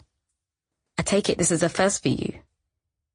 India nodded, then shivered as Vicky wiped the alcohol over her upper arm. She was starting to feel a bit woozy. She usually did when she was nervous. It was silly, really. She'd have to move past it if she was going to be dancing outside the box on a regular basis. Vicky placed the transfer on her arm and then peeled back the shiny paper to reveal a perfect purplish version of the flower snaking its way up her arm. India was tempted to stop there, but she'd come for an adventure, and to talk to Vicky for Maeve's sake. Backing out wasn't an option. "Take a look in the mirror over there to make sure it's what you're after." India rose unsteadily and moved closer to the mirror, holding onto the table next to her. "Perfect." She turned right and left, examining the illustration. Ever had anyone chicken out at the last minute? A few, but not many. Some should have given a bit more thought and didn't. But that's the way with folk, innit? Vicky began to set up her equipment, removing several needles and tubes from sterile packages. India felt that was a good sign. Once she had everything laid out, Vicky lifted her pen and hovered over the design transfer. Right now, here we go. Slow, deep breaths, she instructed, pausing until India complied. The pain will ease after the first minute or so. India could only hope she was right, but no matter what her head said, she still tensed as the needle pierced the skin. It felt as bad as she imagined it would. A burning sensation, a sharp pain. But India tried to distract herself by formulating the questions she wanted to ask Vicky. She wasn't going to go through all this pain and come away with nothing but a tattoo to show for it. She worked to unclench her teeth. How long have you been a tattoo artist? Almost 8 years now. Used to be a manicurist back in the day, and then I got my first tat. Vicky smiled fondly at the memory, pushing up her left sleeve with the wrist of her right hand to display a compass. Me and Mum always said I never knew which way was up. Compass was a bit of a joke. It's lovely. Truth is, you either hate the sensation or you love it. India was definitely falling into the former category. She inhaled deeply, then exhaled, making herself focus on Vicky's words. I don't mind the pain, she went on. You have to just embrace it, you know. Let it wash over you. India nodded, unable to speak for the moment. Pain lets you know you're alive. Vicky stopped for a moment and wiped her needle. I've been at this location for nearly 6 years now. 9 months ago, this bloke walks in to get a dart on his bicep. Had the most gorgeous skin I'd ever seen. And trust me, I've seen all sorts. India hummed encouragingly. Vicky was bent closely over India's upper arm, but she paused as she looked up. It was like working on a perfect canvas. Could hardly keep my mind on what I was doing. By the time I'd finished working on that glorious arm of his, I was all in. And so was he. Vicky gave a sad smile. India couldn't help making the mental calculation that 9 months ago meant it was a full 5 months before May found out and dumped Gavin's arse. We started seeing a lot of each other. I was sure he was the one. I'd just done for him. She stretched the neck of her t-shirt down and showed off a heart-shaped dartboard with a dart stuck smack in the middle. Sounds like the real thing, India managed through partially clenched teeth. It was, I tell you. I could have drawn a mural on that body. Worked on it every night for the rest of my life and never got tired.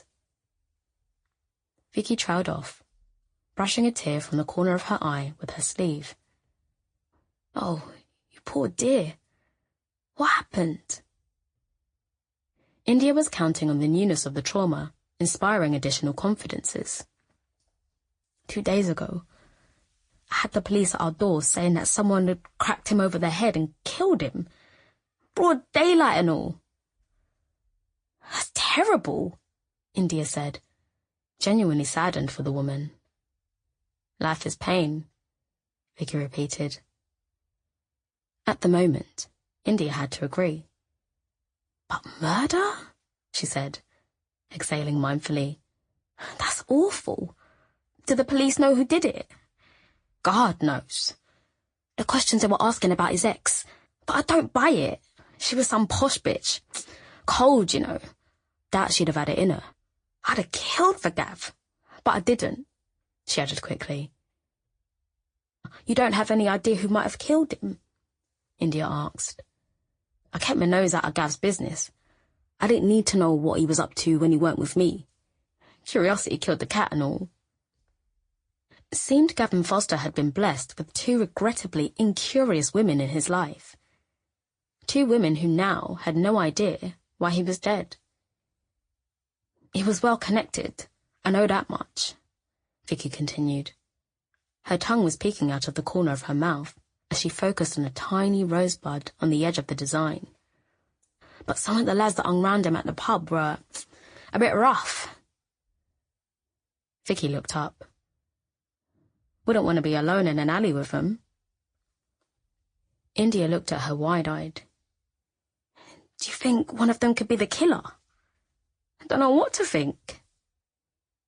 Vicky dipped the needle in a dish of fresh water and wiped it off with a cotton bud, sniffing slightly. You must miss him dreadfully. Why didn't you take some time off to regroup? Time's money. Besides, it helps me to keep busy. Tell me some more about your man, then. I love a good romance, and I've got a bit of time on my hands. India tilted her head toward the work in progress. What did you like to do together? She prompted. We used to go to Spain every 6 weeks or so for a little break. A bit of business, bit of vacay. I love the sun and the sand and the sangria. Little slice of heaven for me. I look dead pasty without a bit of sun, and not just from a tanning bed. Not the same, is it? Sounds lovely. I'd drawn that for him. Was going to ink it next week. Vicky gestured to a picture of a deserted beach, framed by a rocky shoreline, tacked on the wall with a pushpin. It was our special place. We was talking about moving out there permanent, like. Gav was looking to buy an house by the sea. I was all for it. I mean, I could do what I do anywhere. Folks love to get a bit of ink on holiday. How was Gavin affording a beach house in Spain? That would take a lot of money, much more than 50,000. Where was it coming from? Since Vicky was a part of this plan, maybe she would know more about it than she knew about Gavin's business. Isn't beach property pretty dear in Spain? Nah. You get a lot more for your money there than you do here. Besides, Gav'd come into a bit of money. An inheritance? Vicky looked up from her work, the pen poised in midair, and India realised the question must have sounded a bit odd. It was hard to subtly question anyone about money. I was just thinking about his family, she backtracked. They must be devastated. Vicky set the needle back on its track. Didn't really have any family. Not anyone he was close to anyway. Only me. Mostly, he was just keen to ditch the rat race, take it a bit easier. He'd been saving, and if he can, well, why the hell not? Life's too short. India wanted to pry more into the source of Gavin's funds, but pushing harder would only look strange. If the money wasn't an inheritance, was it stolen?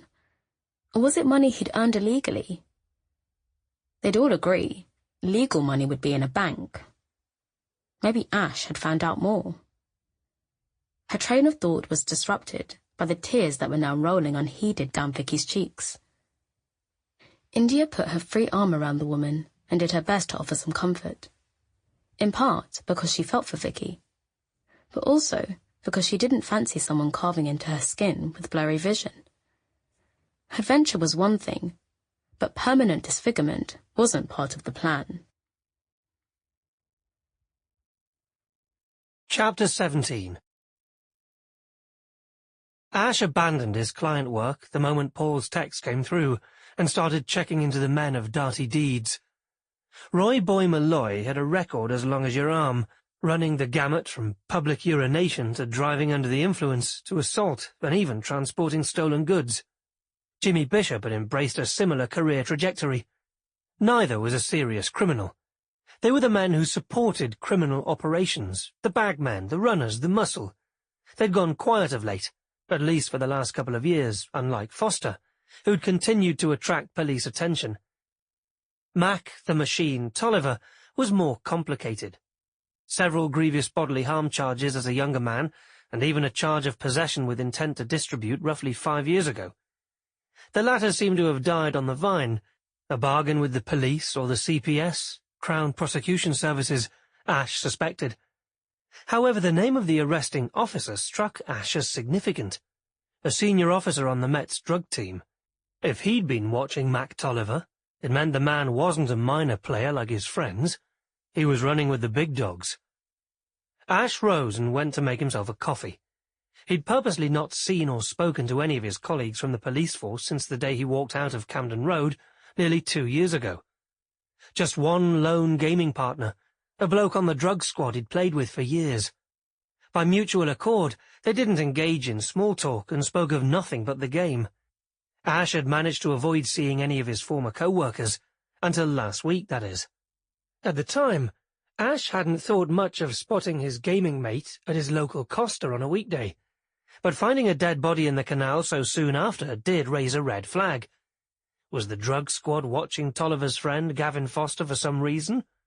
Had Tolliver dragged Foster into something dangerous and managed to get him killed? Ash inhaled deeply and blew the breath out through his lips in a steady stream. Only one way to find out. If he was going to continue to help Maeve, and of course he was going to help Maeve, he'd have to reach out to his former colleague. Ash turned to his gaming console and fired up Legend of Zelda. It was tempting to jump in and start playing, but instead he sent a direct message to Dr. Permadeath. Ashes to Ashes 88. Getting a bit of aggro this end. Need some answers. He waited and leaned over to the mini-fridge to find a yogurt. As he ate, he watched the screen, hoping to get lucky. It was always a gamble whether a player was online or not, but the diehards were usually watching the screen even when they weren't active. Chucking the empty plastic container into the bin, he saw the message pop up. Dr. Permadeath, you've been MIA. Thought you were camping elsewhere. Mission question? Score. He reached for the keyboard to his right. Ashes to Ashes 88. No. Business. Dr. Permadeath. Offline. Ash sat back and stared at the screen. Did that mean the doctor was going offline? Unwilling to talk about anything but gaming? It had, after all, been their only communication over the past 2 years. Or did it mean that he wanted to talk offline? Ash barely had time to take a sip of coffee before a message appeared on WhatsApp from the doctor.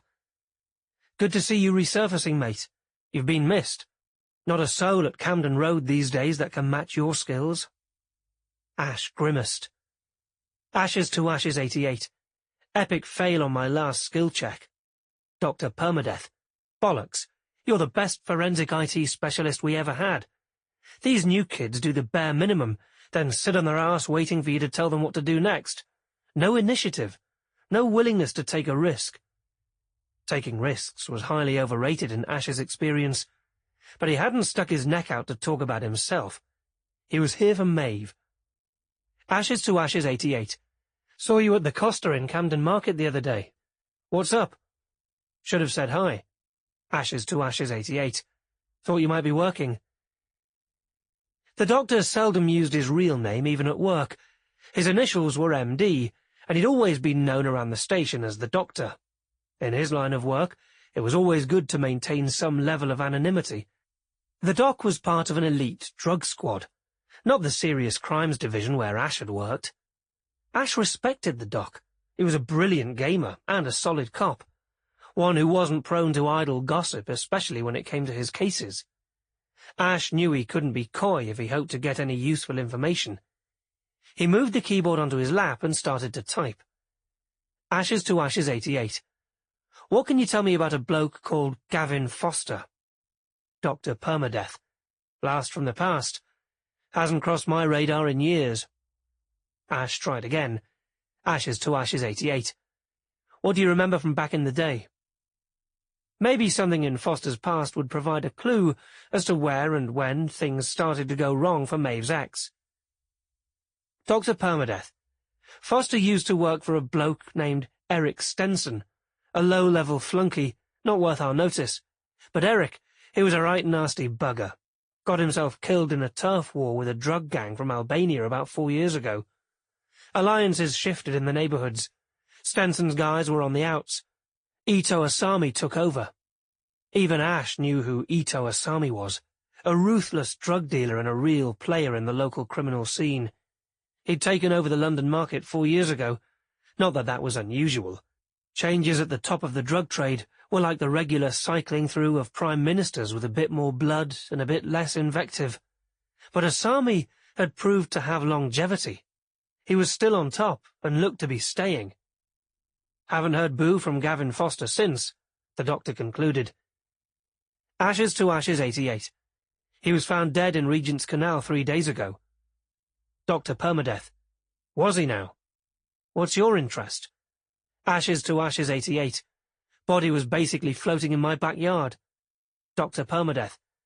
If there's anything to find, you'll find it. Ash did his best to express nothing more than a mild professional curiosity. He always preferred online conversations, no face-to-face contact, but he had to admit that it did present its own complications when it came to expressing the subtler nuances of questioning. That's just it. Not much to see. Foster's been pulled in several times in the last 12 months, released suspiciously quickly with the help of a pricey brief. Ash paused, then added, like someone still working for a drug boss. Dr. Permadeath. All I can tell you is he's not part of the local drugs trade. Not now, anyway. And if you're not selling drugs on my patch, I'm not looking for you. Got enough to deal with. Ashes to Ashes 88. You must hear things around the shop. Dr. Permadeath. Try to steer clear of your old side of the house. Department's a mess. Dixon's the best of the lot, but it's a low bar.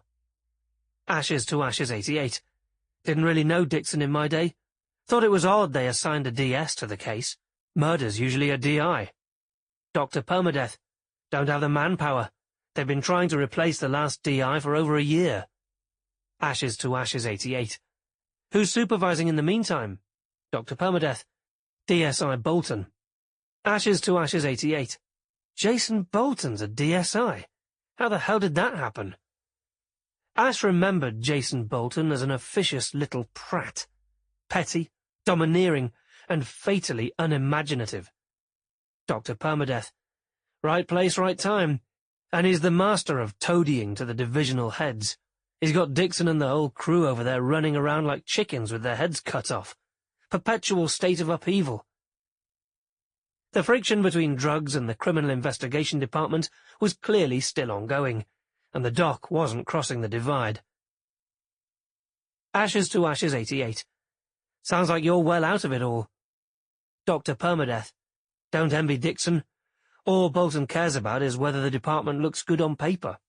The Met's all about your clean-up rate these days, how quick you get cases off the books. Bolton gets a lot of pressure from the top, but we all do. There's a new divisional head over both drugs and CID. Real hard-ass about the numbers. Everyone's being judged. Results, results, results. Ashes to Ashes 88. Where'd he come from? Dr. Permadeath, up north, and he's a she. Ashes to Ashes 88. Bet that's going down well with the lads. Dr. Permadeath. You know it, but the women are chuffed as hell. Think it means more promotion opportunities coming their way, but so far I don't see any sign of it. Ash was eager to move the conversation along. His concern was Maeve, not station politics. Ashes to Ashes 88. If Bolton's so keen to have his clean-up rate look good, do you think he's willing to accept the obvious on the Foster killing and not dig further? Dr. Permadeath. If it keeps his desk tidy, hell yes. That didn't bode well for Maeve. It was ludicrous to think that the police needed incentive to find not just a suspect, but the right suspect. Yet in this new age of policing, it seemed they did. Ashes to Ashes 88. A lot of cash in the Foster case, 50,000. Surely they can't just brush that aside. Ash waited, but the reply was slow in coming this time. Dr. Permadeath. Whatever Bolton says goes. All I ask is that they steer clear of what we're doing on the drug side of the house. We've got several delicate operations in play, and you know better than most what interference can do. Ash tried to shrug off the reference to the cloud under which he'd left Camden Road. As long as he had the doc's attention, he was going to try another avenue. What about a guy named Mac Tolliver? Dr. Permadeath. You think he's connected to Foster? Ashes to Ashes 88. They're mates, on the same darts team. Dr. Permadeath. Then Dixon will be looking at him. Ashes to Ashes 88. He's not. Dr. Permadeath, how do you know? Ashes to Ashes 88, because they've arrested Foster's ex-girlfriend, the woman who reported a stash of money hidden on the dock near the body that has since mysteriously disappeared. Dr. Permadeath, and your connection to the ex-girlfriend is... Ash could almost see the smile on the doc's face. None. He'd shot that back so fast he knew it looked suspicious. He quickly added, "She's a neighbour. They've wasted no time latching onto her, and of all the people in Foster's life, I'd say she's the least likely candidate." Dr. Permadeath, I trust your judgment, but I'd be careful. Don't wade in too deep. You have no idea what Dixon and his crew may be up to. Could be their endgame involves a bigger fish than Foster. Ash had the distinct feeling he was being warned off the subject. The doc's evasiveness on the Tolliver subject hadn't escaped him. He'd touched a nerve somehow. Ashes to Ashes 88. And what about the ex-girlfriend? She's not a big fish. She's just a minnow minding her own business. Dr. Permadeath. Circle of life, mate. Circle of life. Chapter 18. As Maeve finally made her way home along the towpath, she could see Sage sitting with her legs dangling over the edge of the Valeria's bow. When she caught sight of Maeve, she scrambled to her feet by way of her hands and knees, her prodigious bum in the air. It was quite a welcome home. "There you are, pet. You're right." She stopped at the top of the ramp leading off the boat and stared at Maeve.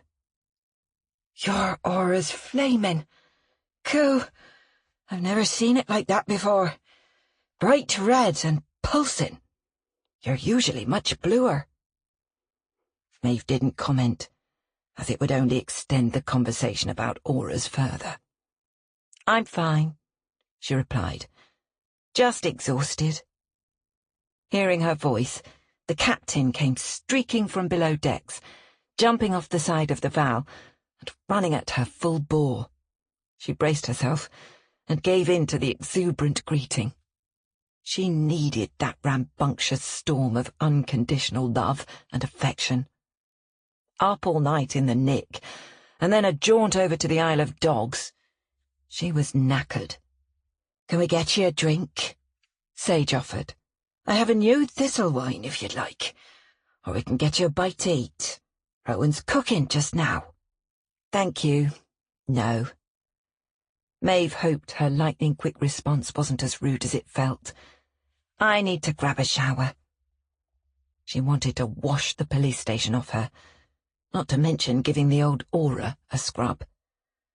Dragging the captain back to the Revenge, she found a receipt on the table where her computer had been. The police had come aboard and taken her laptop while she was in custody. That could not be a good sign. She wondered what the police thought about the index cards pinned to the wall in front of the table. The basic outline of Book 43 included a drowned body, a disemboweled corpse in a hot air balloon, and a murder made to look like suicide. As she thought about it, she broke out in a cold sweat. Even worse, on her computer, they'd find the warm-up executions of Gavin, preserved in a folder called Perverse Justice. Could she look more like a killer if she tried? She felt the panic rising inside her, and had to force herself to strip off and get in the shower. The captain was refusing to leave her side, and as she stood under the trickling water, she could see him sitting with his back pressed against the glass door. She was glad he was there, yet she still felt alone. She didn't want to be rude to India, but she thought her brother Julian had been bloody useless. He hadn't really seemed to care much about her situation one way or the other. It was possible he was certain that the police didn't have enough evidence to charge her, but Dixon and Gray had made it abundantly clear that she was their prime suspect. What if they didn't bother to look for anyone else? Was she being framed by Gavin's killer? If so, why? Proximity? Convenience? She had no idea, but she was damn sure this wasn't over yet. The shower began to run cold, and she stepped out to dry off. Her visit to Malik Ross had been eye-opening, but not as helpful as she'd hoped. If anything, she'd left with more questions, not less. Changing into clean jeans and a loose-fitting jumper, she opened the cupboards. But it was old Mother Hubbard in there. She'd been heading for the shops when the police showed up, but all that had been swept out of her mind in the ensuing chaos. She looked over toward the Red Lion, but there was no sign of life. It was gone 5 now. Ash was probably at the pub with India and Paul. Her stomach rumbled loudly, making her mind up for her. Locking the door of the cabin, she and the captain headed back down the towpath toward the anchor, in search of solace and sustenance in equal measure. Walking through the door of the anchor, Maeve heard a squeal of delight from India, who leapt from her bar stool and rushed over to give her an enveloping hug. Paul poured her a large glass of red wine and handed it across the bar as soon as she was in range. Ever the man with the answer. "Tell us absolutely everything," India said, as Maeve made embarrassingly short work of the first drink. The captain put his paws up on the counter beside Maeve and eyed Paul, who leaned over and ruffled the top of his head. "Sausage roll coming up," he said. "Make that 2, Maeve said, "and one of those nice pasties, as long as it isn't chicken." Paul reached back for the bottle of red and put it on the counter next to Maeve. She picked it up and carried it to the armchair, followed by Ash, who settled into the other chair. India turned on her bar stool to face the chairs. Paul leaned across the counter, and everyone looked at Maeve expectantly. The captain had perched himself precariously on her lap, demanding her attention, and she had to make him lie flat before she could see her friends' faces properly. "I honestly don't know what to say. India probably already told you that they're trying to draw a connection between Gavin's activities and me, but I had no answers for them. Looking back now, we were together for 4 years, lived together for nearly 2, and I'm ashamed to say I had no idea what he got up to." Maeve thought back on her relationship with Gavin. It was like reliving a car crash in slow motion. There was darts, a lot of darts, and late-night sex, a lot of that too. As a lover, Gavin was exciting, but as a man, he was pretty dull, which was why she'd never bothered much. She was bored by his daytime self. Maybe she should have been afraid instead. "We never talked about anything of substance," she admitted. "It was a pretty one-dimensional relationship, if I'm honest. Even after 4 years." India's eyebrows arched toward her hairline. "That's proper impressive." Maeve ignored her, still thinking about their lack of communication. He never encouraged confidences, and I suppose that was part of his charm. He was mysterious. In hindsight, I should have asked more questions. I just didn't. She poured more wine into her glass, splashing some on the captain's back, but he didn't seem to mind. "Well, he wasn't in the drug trade these days, if that's any comfort," Ash offered out of the blue. Maeve looked at him over the captain's bulk, and he flushed. "And how do we know this, Ash?" India came to Ash's rescue. "It's my fault, really. I felt bad that Julian wasn't more help, so I encouraged everyone to start poking around a bit on their own. And you know how good Ash is at research." Ash looked more disconcerted by the praise than the attention. Maeve looked at each of them in turn. "Then you all believe me when I say I didn't kill Gavin?" "Suspect you'd have been well within your rights if you had," Paul said. "But no, we don't think you killed him." They all nodded solemnly. Maeve felt the tears threatening. India's loyalty didn't surprise her, but Paul and Ash... It was overwhelming, and such a relief to find that she wasn't alone in all this. She had friends. An odd little band of souls, but genuine friends. The kind of friends willing to try to help a woman being framed for murder. And whether it was the wine or the dog draped all over her, Maeve felt a sudden surge of warmth toward them all. "We've been busy already," India said, her enthusiasm barely contained. "Ash dredged through the dark web, or wherever it is that he goes, and you're just in time to hear what he found." They all turned toward Ash, who took a healthy swig of his beer before beginning. "I did try trawling around online, but I kept hitting dead ends. So I reached out to an old friend at the Met. He's with the drug squad, not CID, so this murder isn't really his department. But I asked about Foster. Apparently he used to have some connections to the local drugs trade back in the day. But he stepped away after the man he worked for was killed. Scared straight, my friend thought. He hasn't been involved for years." "Smarter than you seemed then, you daft bugger," India said, tipping her glass skyward. Ash nodded. "When I mentioned that Foster had been questioned by the police several times in the last year, but let off right sharpish, my contact suggested Foster might be working for someone influential outside the drug trade. Someone protecting him." "Did he say who that might be?" India asked. "No, but logically, a recent associate. Someone with an interest in seeing that Foster wasn't getting chatty about their business." "I might have a candidate," Maeve said, suddenly feeling better about her visit with Ross. "Like I said, I almost never got involved with Gavin and his work, but over the past 12 months he seemed to have become, I don't know, more ambitious, I guess. Taking on commercial projects, bigger jobs, more money. I didn't really pay much attention, but then about 6 months ago, I was approached by a real estate developer, bloke named Malik Ross, who wanted help writing a proposal for a new entertainment development. He said Gavin had referred him to me." "Gavin?" India frowned. "Yeah.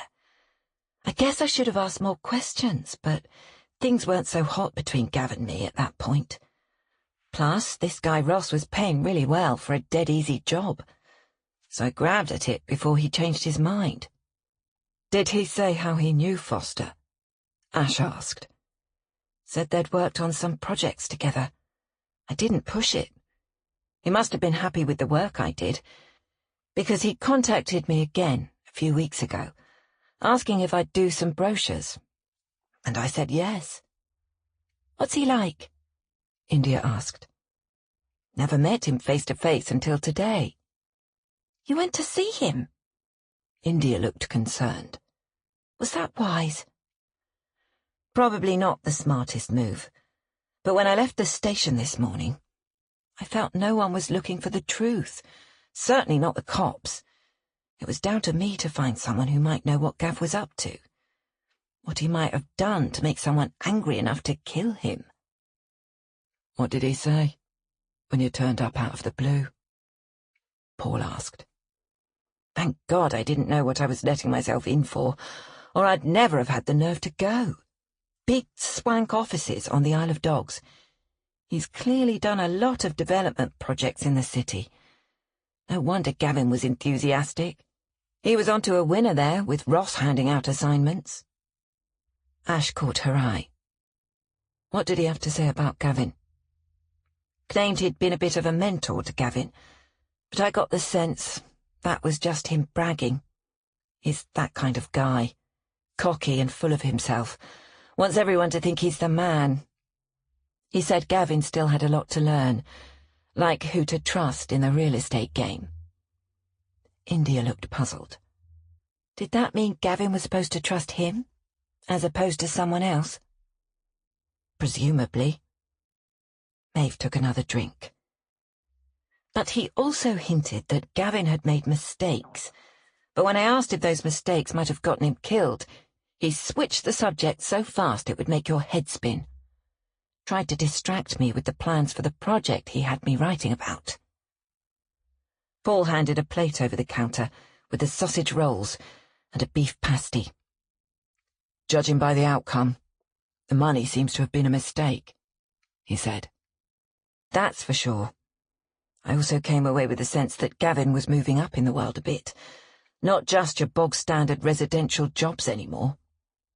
I think it might have been easy for him to get in over his head, especially if he was trying to keep pace with the likes of Malik Ross. Paul passed a second bottle of wine across the divide. "Real estate moguls don't hire plumbers directly. There'd be a general contractor. Two of the lads from Darty Deeds, Roy and Jimmy, work for a company called Dawson Construction. Gavin, too, occasionally. I picked that up when I went over to the Bell at lunchtime. Might want to see if any of this bloke Ross's projects are being done by Dawson." The final part of his remarks were directed at Ash. "Foster's definitely connected to Dawson," Ash confirmed. "He subcontracted on a huge project for them, down by the river, called the Waterfront." Maeve nodded. "I saw the renderings for that on the wall in Ross's offices." "Ross was the developer," Ash agreed. "However, Foster seems to have landed in way over his head, facing lawsuits and all sorts. That could be the mistake Ross was alluding to." Maeve blew on a bite of sausage before popping it in the captain's mouth. "Certainly a strong contender. I also checked on the fourth member of the darts team Paul told me about, Mac the Machine Tolliver. My drug squad mate got very evasive when Tolliver's name came up. Didn't want to talk about him. If I had to guess, I'd say Tolliver's on his radar for something. Drug running, perhaps." Paul pulled out his phone. "The lads from Darty Deeds are back and forth to the continent regularly. The team's schedule was on the wall at the Bell, so I took a quick snap." He handed the phone to India, who passed it in turn to Maeve and Ash. "They get around a bit, don't they?" said India. "Interesting that Spain's on the list several times." India paused for a moment, and Maeve could have sworn she was purposely gathering everyone's attention. "From what I learnt today, Gavin claimed he'd come into some money." She paused for effect. "And according to the girlfriend, Vicky, he was thinking of buying a place in Spain and retiring." "You spoke to Vicky?" Ash leaned forward. "How did you find the girlfriend?" India swallowed the rest of her wine and extended the glass to Maeve for a refill, before slipping the cardigan off her left shoulder and baring her upper arm. The edges of the tattoo were still pink, and she flinched as she moved.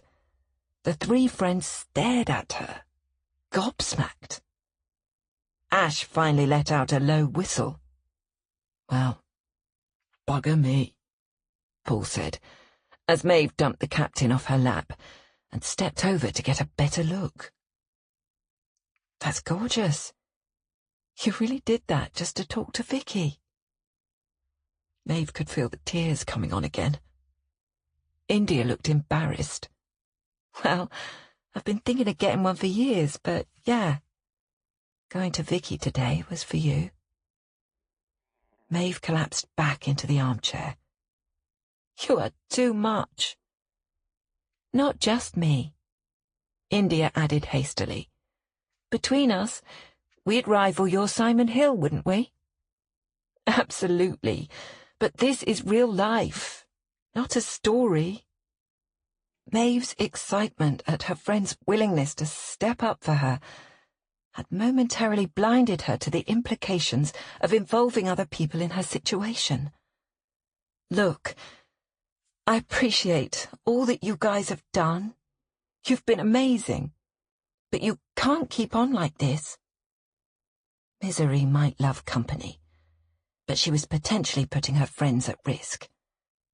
If Gavin was killed for the mistakes he made, the last thing we need is for the killer to get wind that an ex-copper and his friends are nosing about in his business. It's one thing if I become a target. I'm already knee-deep in this. But I won't risk that for you lot. We're being careful, India replied. If the killer can follow my digital trail, it'll be a miracle, Ash said quietly. Given Ash's overwhelming reticence, Maeve had to think he must be quite brilliant at what he did for a living to say anything at all. You're the one that needs to stay out of this, Ash continued.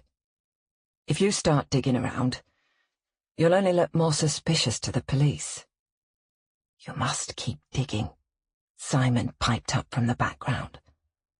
For a change, Maeve wholeheartedly agreed, but she wasn't going to argue with Ash. She knew he meant well.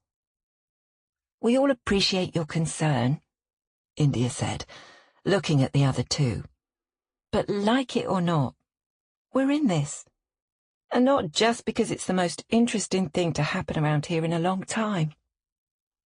Amen to that, Paul said. But because we care about you. And we don't want to see you get hurt. You're the one that cheers us up and reminds us it could be worse. This time it's our turn. Let us help you. Maeve looked down to hide the tears that were now rolling down her cheeks. She had to admit her own sense of optimism and resilience had taken a huge hit over the past 48 hours, and she'd found herself teetering on the brink of hopelessness. It was a place she hadn't really been before, and didn't want to go now.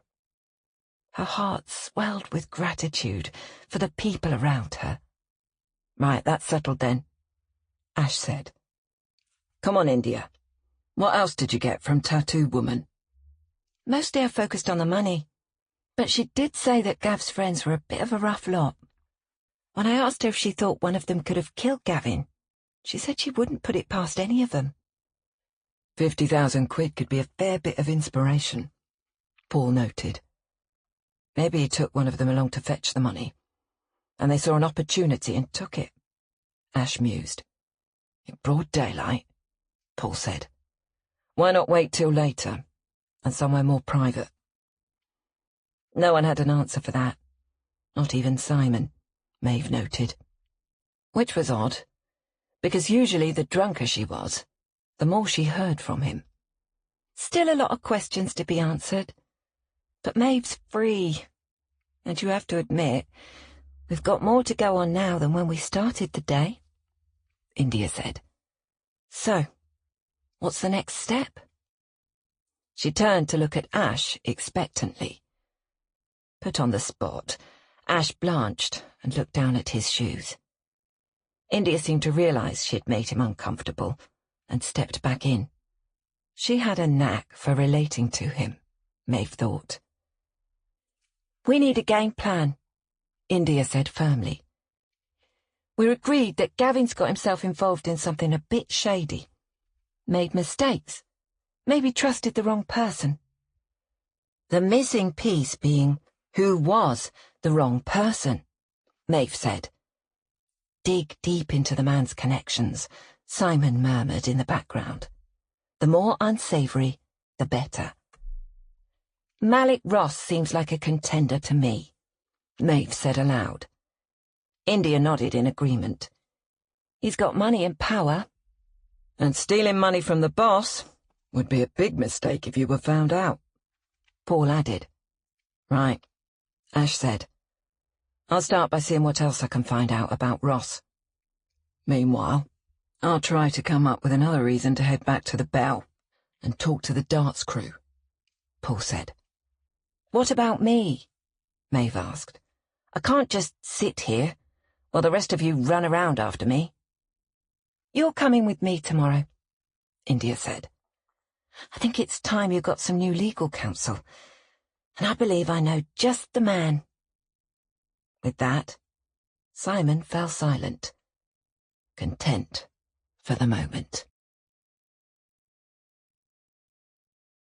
Chapter 19. Ash was having trouble pinpointing the exact moment when Ross went from being a bookie and two-bit loan shark, known on the street as Malik the Man, to reinventing himself as Malik Ross, full-blown real estate mogul, overseeing his empire from the Isle of Dogs. It seemed to involve the purchase of a derelict warehouse in Ealing a few years back, which he renovated into posh flats and sold for a whacking great profit. From then on, he appeared to have the golden touch, selling and buying as if he had a crystal ball. Sailing past zoning panel requirements with minimal or no public hearings. He was always slightly ahead of his competitors when it came to planning permission, and poised to take full advantage of changes in the law. A charmed life of sorts, but as Ross became more of a presence within the real estate markets, he also became more of a target. Critics alleged that his mandated low-income housing offerings were substandard. Human warehousing, according to the Times, hotelling in Ross's vernacular. Dismal, cramped, poorly ventilated spaces that only added to the misery of the poor sods who had to live in them. Constructed, it seemed, with second-rate supplies and talent provided by Dawson Construction. Dawson had a wildly convoluted ownership structure, with numerous holding companies and subsidiaries, but at the bottom of the pile in a Jersey registration, Ash found MTM Limited. Malik the Man was the de facto owner of it all. He set up a spreadsheet comparing the projects Dawson Construction had completed over the past 4 years with Ross's real estate ventures, and as he suspected, the overlap was more akin to an eclipse. Gavin Foster was likely up to his neck in it all, providing shoddy work to keep costs low on Ross's wretched developments. If Ross was willing to take advantage of the poor, what else was he willing to do? Perhaps murder a cheating associate. The construction business was notoriously unscrupulous, and real estate development was often equally dodgy. Bribery and corruption were considered standard business practice.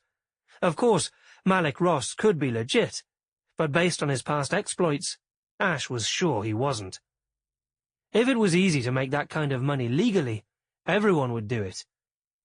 Ross would be successful because he was covering his tracks effectively, no doubt with the help of a team of professionals willing to do whatever he asked for a price.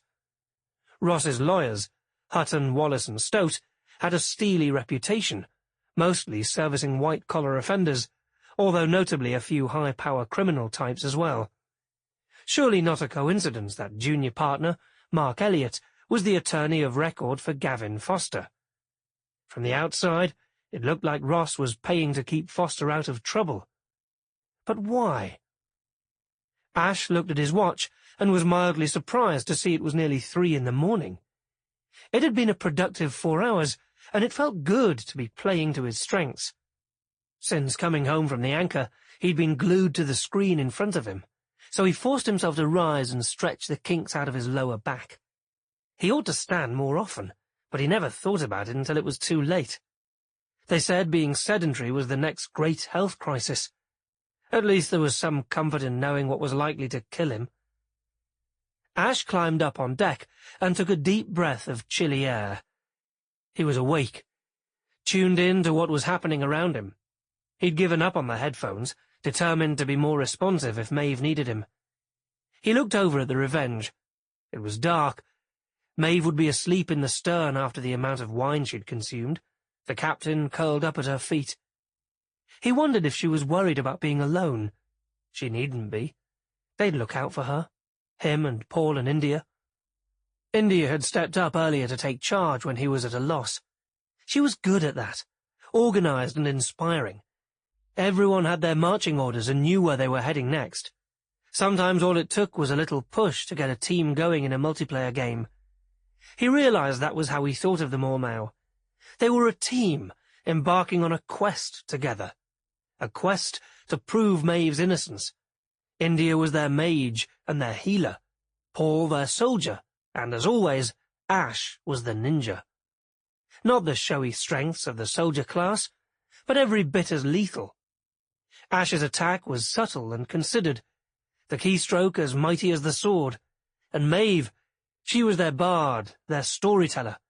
There was power in her words, God knows they'd already tied him up in knots. Every time he laid eyes on her, a cocktail of nausea and euphoria washed over him, proof of his abject capitulation.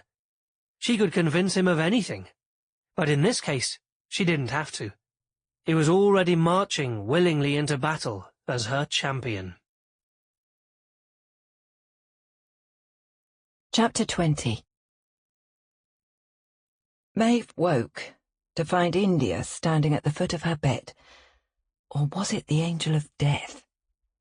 On your feet. Let's get you looking respectable. Maeve sat up gingerly, her head still thick from the night before. The additional bottles of wine had seemed like such a grand idea at the time. Where are we going? She managed to croak out before the cotton wool in her mouth silenced further speech. We talked about this. There was a trace of impatience in India's voice. We're going to interview a proper solicitor, and you need to at least look presentable, if not actually innocent. Maeve found a glass of water on the floor next to the bed and drained it before responding. No way I can afford some swish lawyer. Didn't say we were going to hire him, did I? Just interview him. The captain had vacated the bed and was leaning on India's legs as she scratched his ears. Come on.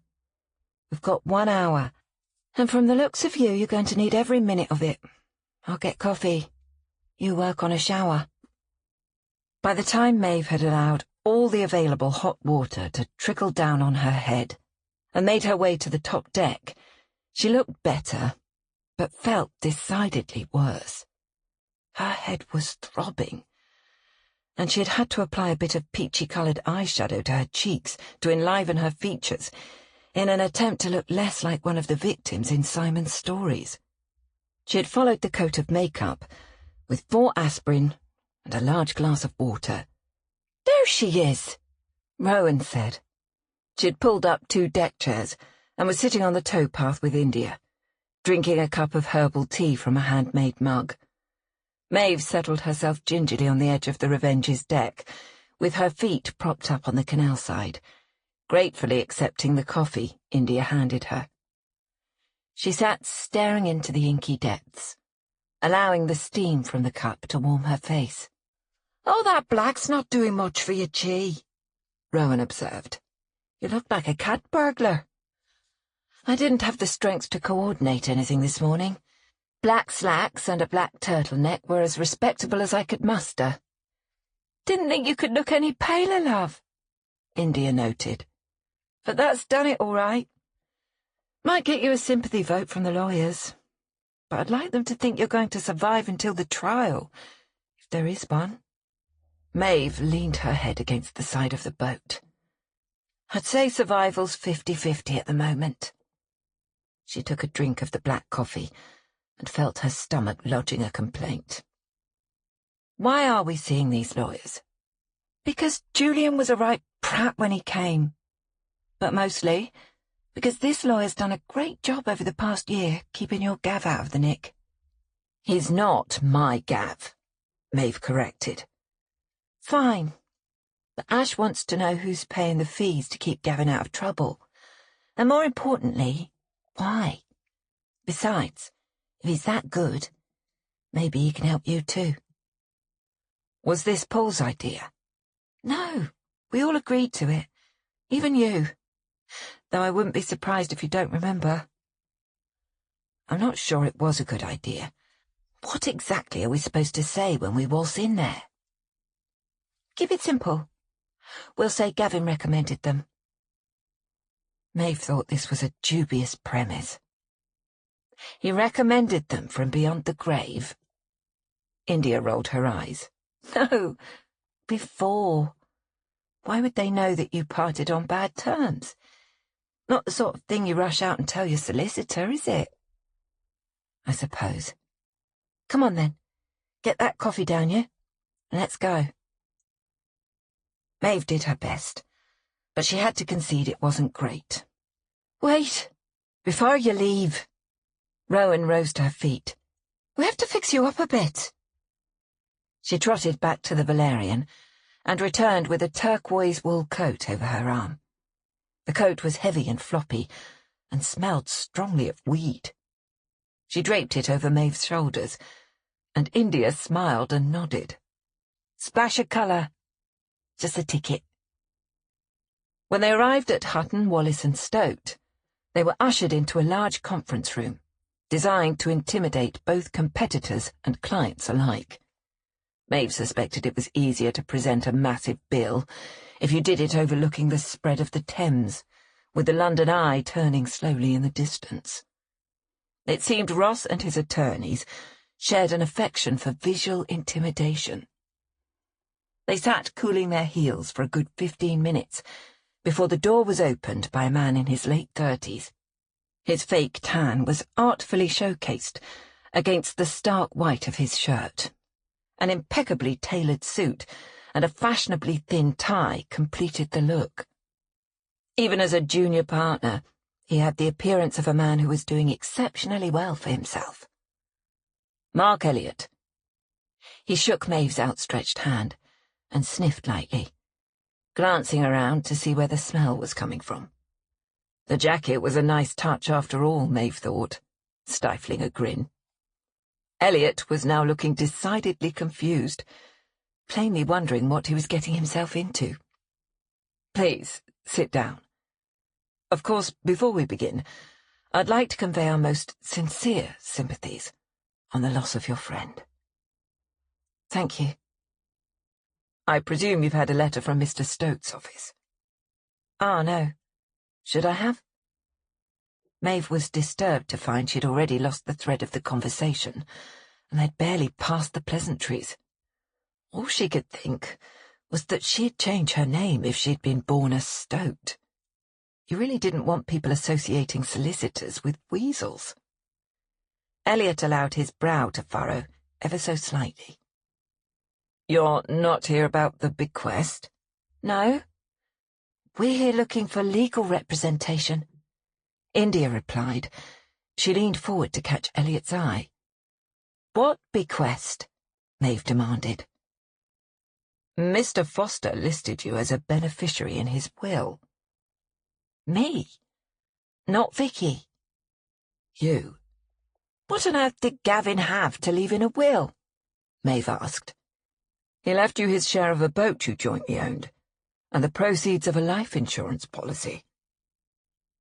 Now Maeve was completely confused. "Why would he do that? Not the boat, I mean. The insurance. Was it some token thing from the union?" Elliot opened the file and pulled out a sheet of paper. "No. An individual policy. Global life insurance. And the proceeds are just slightly north of £250,000. Beside her, India let out a small gasp. "That's just not possible. Gavin shopped at Primark and used to argue over the price of a pint if we strayed into the wrong pub." Maeve felt a rush of nausea wash over her. Suddenly the coat felt stifling, and she slipped it off her shoulders. "He certainly wasn't the sort to pay premiums on a life insurance policy, and if he did, there's no way he'd leave the money to me. There must be a mistake." Mr. Foster was quite judicious with his finances. Elliot was absolutely po-faced. He'd missed his calling as an actor. Maeve was certain he knew more than he was letting on. Surely Gavin hadn't taken out insurance because he'd suddenly become Mr. Responsible. Had he? Maybe he'd actually read and digested Your Money or Your Life. Or maybe he'd learned more from Ross about finances than she'd thought. "I'll be happy to discuss the process with you further. But first, what was it that inspired you to seek our counsel, Miss Gardner?" "You've always done such a good job for Gavin," Maeve said. "He never got stuck in jail overnight." "And you have." Elliot had jumped immediately to the salient point. There was no way he was going to be distracted, or to give any details about his client. It would be unethical. They'd been foolishly optimistic in coming to question the man. But you did learn something crucial, Simon piped in from the sidelines. Unable to restrain herself, India blurted out, "She was arrested for the murder of Gavin Foster." Elliot leaned back in his swivel chair and studied the two of them from the far end of the table. Maeve couldn't tell whether the news was a surprise to him or whether he was simply wanting to hear the words from her. "I was taken in for questioning." "Formally charged?" "No, but I was told not to leave the area." "I see. This makes matters considerably more difficult.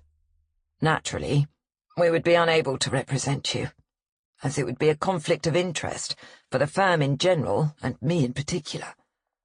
And of course, if it is ultimately determined that you were responsible for the death of our client, the insurance company would not pay out." Things were happening way too fast for Maeve's taste. Normally the idea of getting a £250,000 windfall would have been thrilling, but to cash in, she'd have to prove she wasn't a killer. Something that should be easy, given that she wasn't. But Simon continued to poke at her.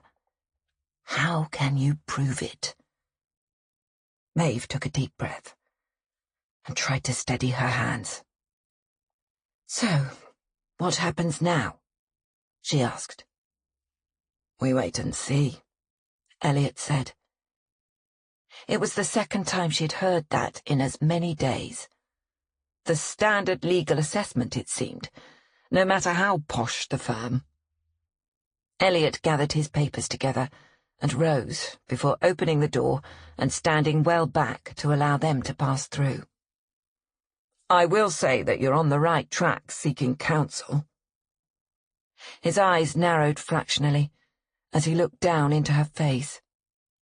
"Of course, you'll have to look elsewhere, but I'd do it quickly if I were you. It's not going to take the police long to realize you have a substantial new motive for wanting to see my client dead." Chapter 21. Paul had just taken a large bite out of a vindaloo he'd tried to warm in the microwave when the door to the Anchor opened. Why was it always scalding on the sides with an icy pocket in the middle, no matter how much you stirred it? He looked up at the three men who'd entered the pub. The leader was dark-eyed, dark-haired, and absolutely massive. He managed to make the room look smaller by his mere muscular presence. Paul quickly calculated that the cash drawer was nearly empty, which was good news for him. But if the men were expecting more, things could turn ugly quickly. He put down his fork and placed a hand on the fire extinguisher under the counter, just in case. "Sorry, lads, kitchen's not open." "You Paul Lane?" the leader of the group asked. Paul was good at the semaphores that emanated from others, always had been. Muscles wasn't asking a question. He knew who Paul was already, so no point in lying. "I am." "We hear you was a friend of Gav's. Funny we never met," said the bloke in the Arsenal scarf. "Well, not a close mate, but he'd stopped by here a few times. We used to talk darts. Told me I should come see him when I was ready to start a team of my own." "He's dead, and suddenly you're all about darts." It was Muscles again. The Darty Deeds crew, I guess, though they were apparently in no hurry to introduce themselves. "He's been on my mind. You know how it is when someone passes. Thought it'd be a nice memorial, like." Paul found himself echoing the language of the men in front of him. Was he trying to seem more like one of them? He wasn't sure it'd save him if things went sour, but he thanked God he'd bought a new dartboard and already set it up on the far wall. Gave his story a vague air of truth. Arsenal wandered over to the board and picked up a handful of darts from the tray next to it and fired away, clean to the centre. "Right odd our boy was just down the canal here when he got killed." Thwack, another bullseye. "Been visiting you, Eddie?" "And a bit of Barney, maybe," the skinniest of the three added. He'd been silent so far. Paul wasn't quite sure what he brought to the equation. Not a fighter, he'd guess, just a spotty-faced kid. But looking into his eyes, Paul realised he could well be older than he seemed, or at least he'd seen a lot in his time. Hadn't seen Gavin round here in months. Paul did his best to keep his voice calm and even. If they thought he had something to do with Gavin's death, that suggested they weren't involved themselves. What would Maeve make of that? Gav was killed almost in your backyard, and then you show up sniffing round at the bell. I think you know a bit more than you're saying. Arsenal retrieved his darts from the board and turned back towards Paul. Asking questions at the bell had clearly tipped off the lads, and they were here to see what he was all about. He'd need to tread carefully. Police seem to fancy his ex-Poshbird as a killer, Muscles said, moving closer. They've let her go, Paul said. She had nothing to do with this. Wasn't even at home when he was killed. They'd have no reason to believe him about Maeve. He needed a distraction to get him looking elsewhere, a grenade of his own to lob into the mix. He wondered if they knew about the missing money. She'd gone to tell the police about the money she found when he was killed. All three men turned and looked at him. Arsenal threw a dart back over his shoulder. It still landed in the middle ring. Muscles' eyes narrowed. What money? He moved toward Paul, who continued to be very glad of the bar counter between them.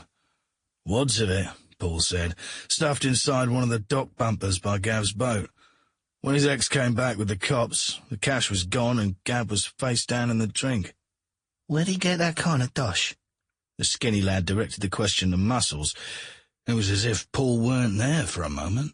Quiet, Muscles snapped. Paul could tell the balance of power had shifted ever so slightly. He had information they didn't.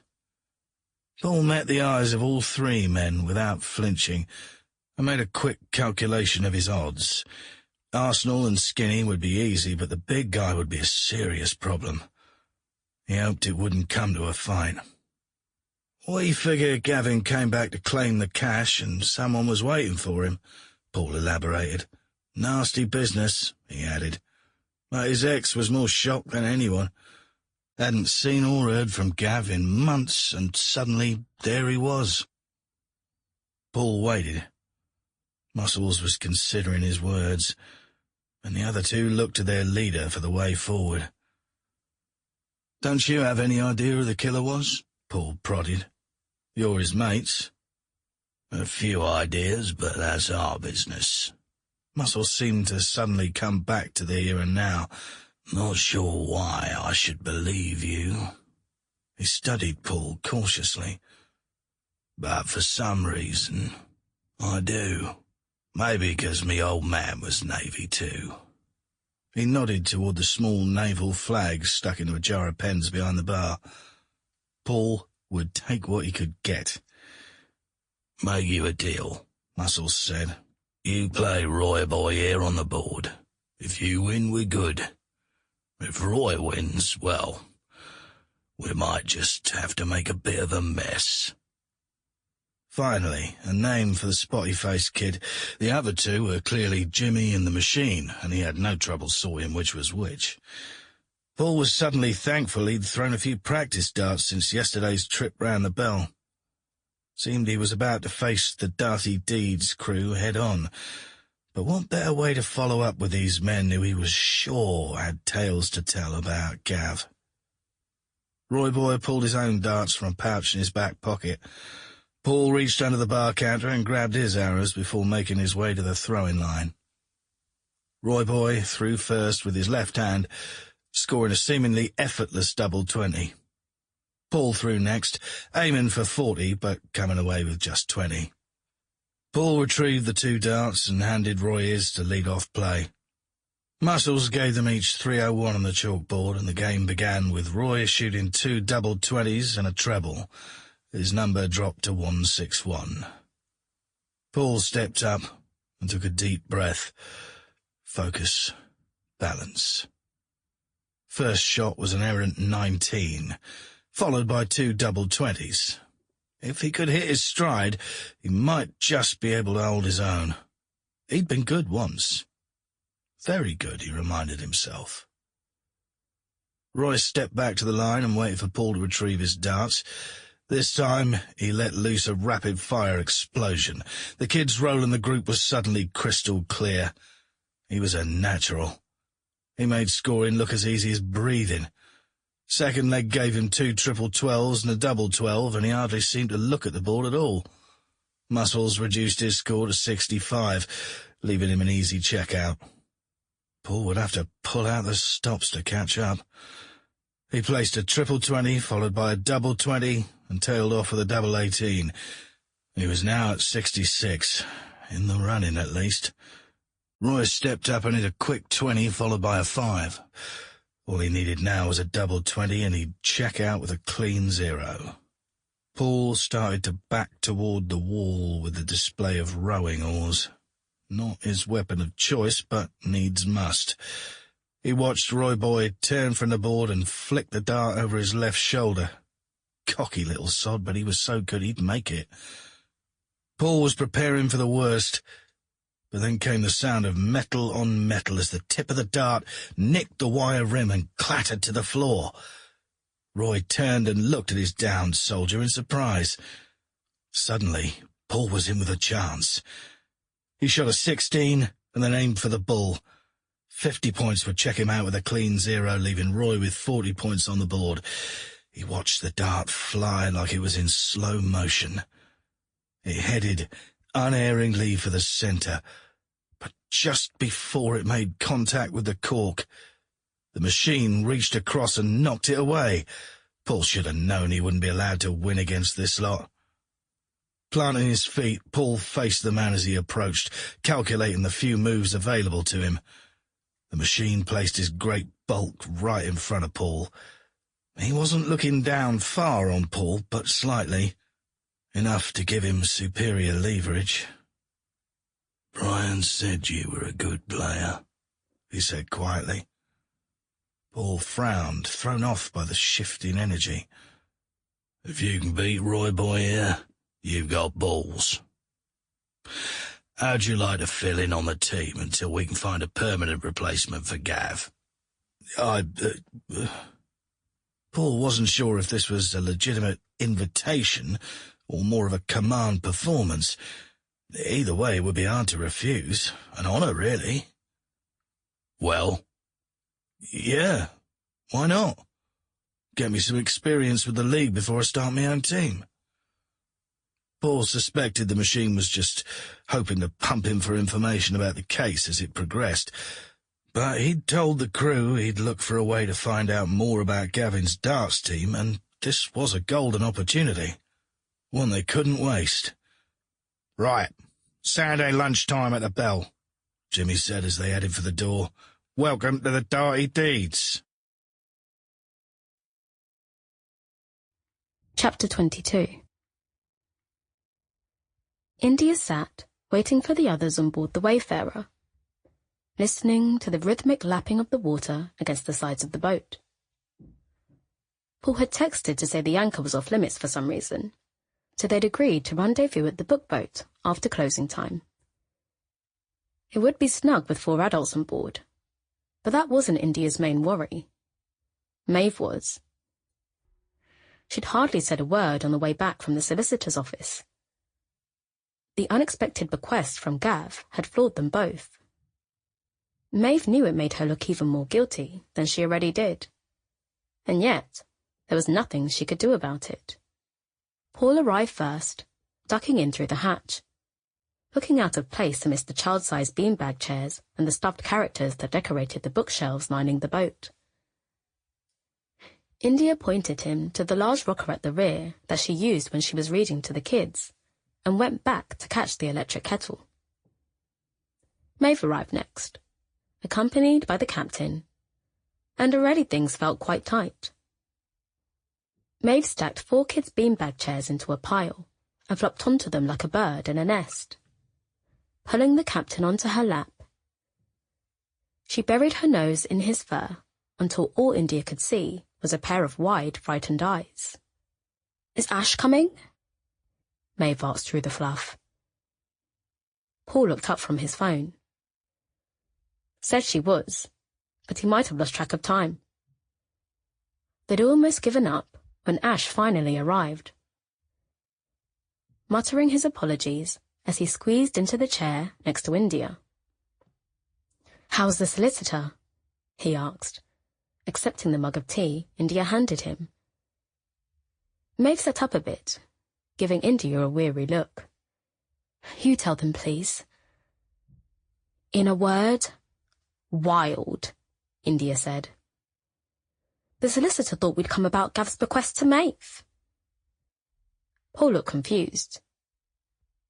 "What bequest?" "Gav left Maeve his share of the revenge outright," India said. "And an insurance policy worth £250,000. Paul and Ash exchanged stunned looks. "On purpose?" Ash asked, before flushing slightly. "I mean, did he just forget to change the beneficiary after he and Maeve broke up?" "I suppose that's possible," Maeve said. The thought seemed to cheer her momentarily. But the cloud quickly settled over her features again. "Doesn't really matter either way as far as the police are concerned. It just gives me yet another motive for wanting to get rid of Gav." Ash took the biscuit India offered him. "Did he always take out insurance?" Maeve shrugged. "If he did, he never told me." "Might mean he was doing it now because he knew his life was at risk for some reason," Ash suggested. Paul leaned over and put his empty mug on the nearest shelf. If he did, he knew more than his friends. Maeve shifted round to face Paul, as he told them about his visit from the crew of Darty Deeds. "Is that why we're meeting here?" India said. "You're worried they might be watching the pub?" "Better safe than sorry," Paul replied. Ash reached for another biscuit. "I didn't know you played darts," he said. "Used to be pretty good," Paul admitted. "But I don't kid myself they asked me to fill in on the team for my skills.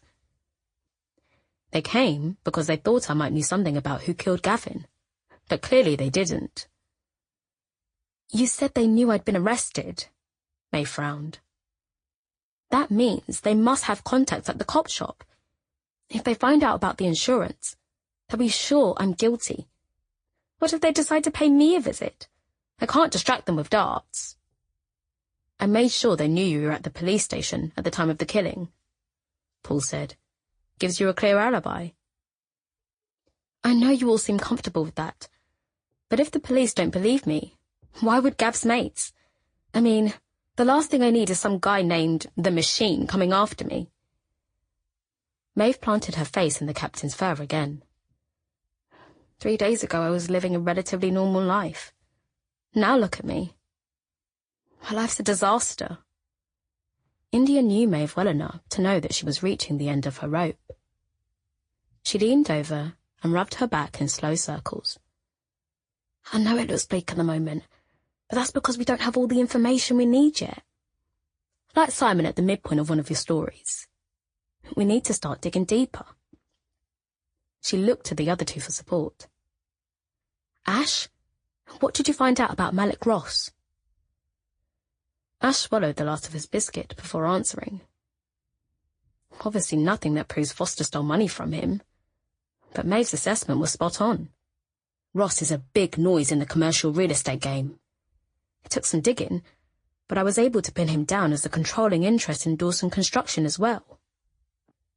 Ash pulled out a sheet of A4 and rattled it at Maeve, who looked up and took it from him. Given Ross's ownership interest, it's no surprise that his 5 most recent development projects have all been overseen by Dawson Construction, and Foster's been a subcontractor on 3 of them, taking on more and more responsibility each time. "There you go," said India. "That's got to mean something." Maeve frowned at the notes in her hand. "I see it all on paper, but it doesn't make sense.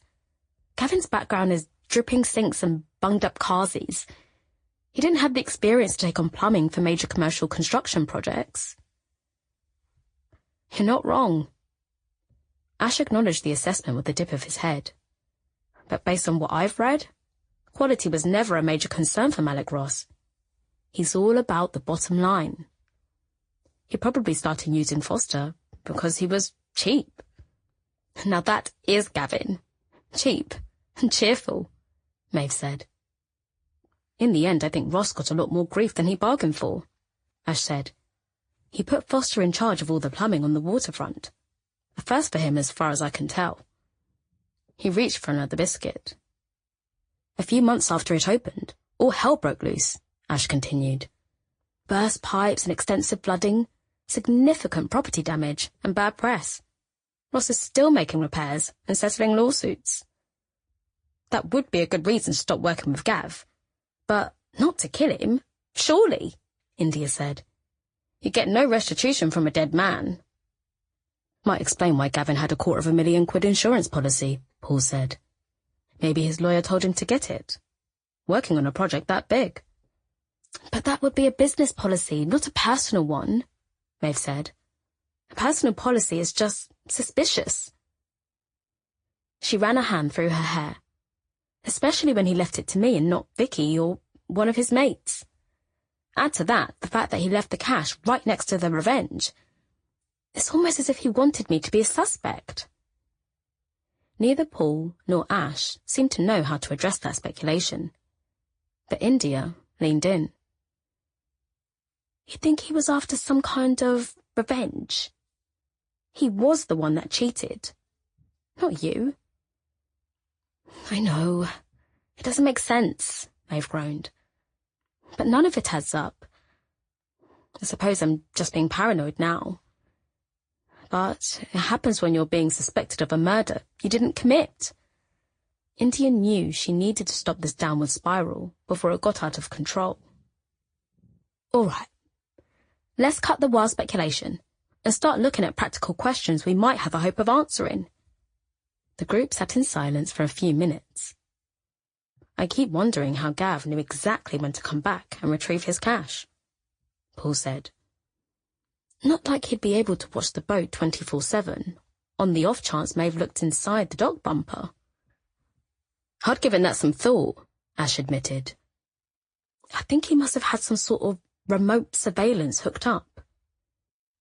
You mean he's been watching Maeve? The cheek of it made India angry. Pervy little bastard. Not watching Maeve on the boat, watching the money from the boat. I think he may have set up a motion sensor camera and had it pointed at the dock. If he was tipped off remotely, then he could have hightailed it over, Maeve said. I wasn't exactly quick at deciding what to do about the whole situation. He'd have had plenty of time to swoop in and reclaim the cash. Maeve shifted the captain off her lap. I bet he couldn't believe his luck when he saw me put the money back and head off. Obviously, he didn't know someone else was watching him, India said. Sadly, no, but... India caught a welcome hint of enthusiasm in Maeve's voice. If he did have a surveillance camera on the boat, and he grabbed the cash before he removed it, the camera would have still been recording. Clever girl, India smiled. And if we're lucky, we'll have a video of the killer in action. Chapter 23. An espresso machine, Paul said. £250,000. And you'd buy an espresso machine? A professional one, Ash insisted. Wouldn't have to go out to the Costa. I could just sit in my own place and whip up a latte whenever I wanted. Simple pleasures, mate. The gathering on the Wayfarer had broken up like someone had set fire to the place, and they were all now hustling along the towpath toward the Revenge. Video evidence would solve the crime, clear Maeve's name, and potentially leave her £250,000 richer. All very much to be desired, in her book. She felt jaunty for the first time in days. What would you get, then? Ash directed at Paul. Sailboat, he said, without hesitation. A real cruising yacht, all teak and brass. Luxury flat for me, India added. Something bigger than my current shoebox, and with a view. Maeve didn't join in. She had more than enough on her mind at the moment, without trying to decide on her heart's desire. A book contract? Simon suggested as they trotted along. Maybe. Although she might care a lot less about being published with £250,000 in her pocket. The thought made her pick up the pace, and she was the first on board the Revenge. She climbed up to the roof and started poking around the various vents and storage spaces that might conceal a camera, while Paul and India examined the hull from the towpath. Ash stopped at the Red Lion to retrieve a ball of string, which he tied to what was left of the tyre bumper. Once he had it affixed, he jumped onto the Revenge and stretched the string to see where the logical line of sight would be. He quickly settled on the roof of the main cabin. It made the most sense, but there wasn't really any place to hide a camera. Toward the bow end of the boat, the roof jutted out slightly, and Ash slipped his hand behind the decorative wood and felt about. Might have something here. India came over and shined the light from her phone into the area.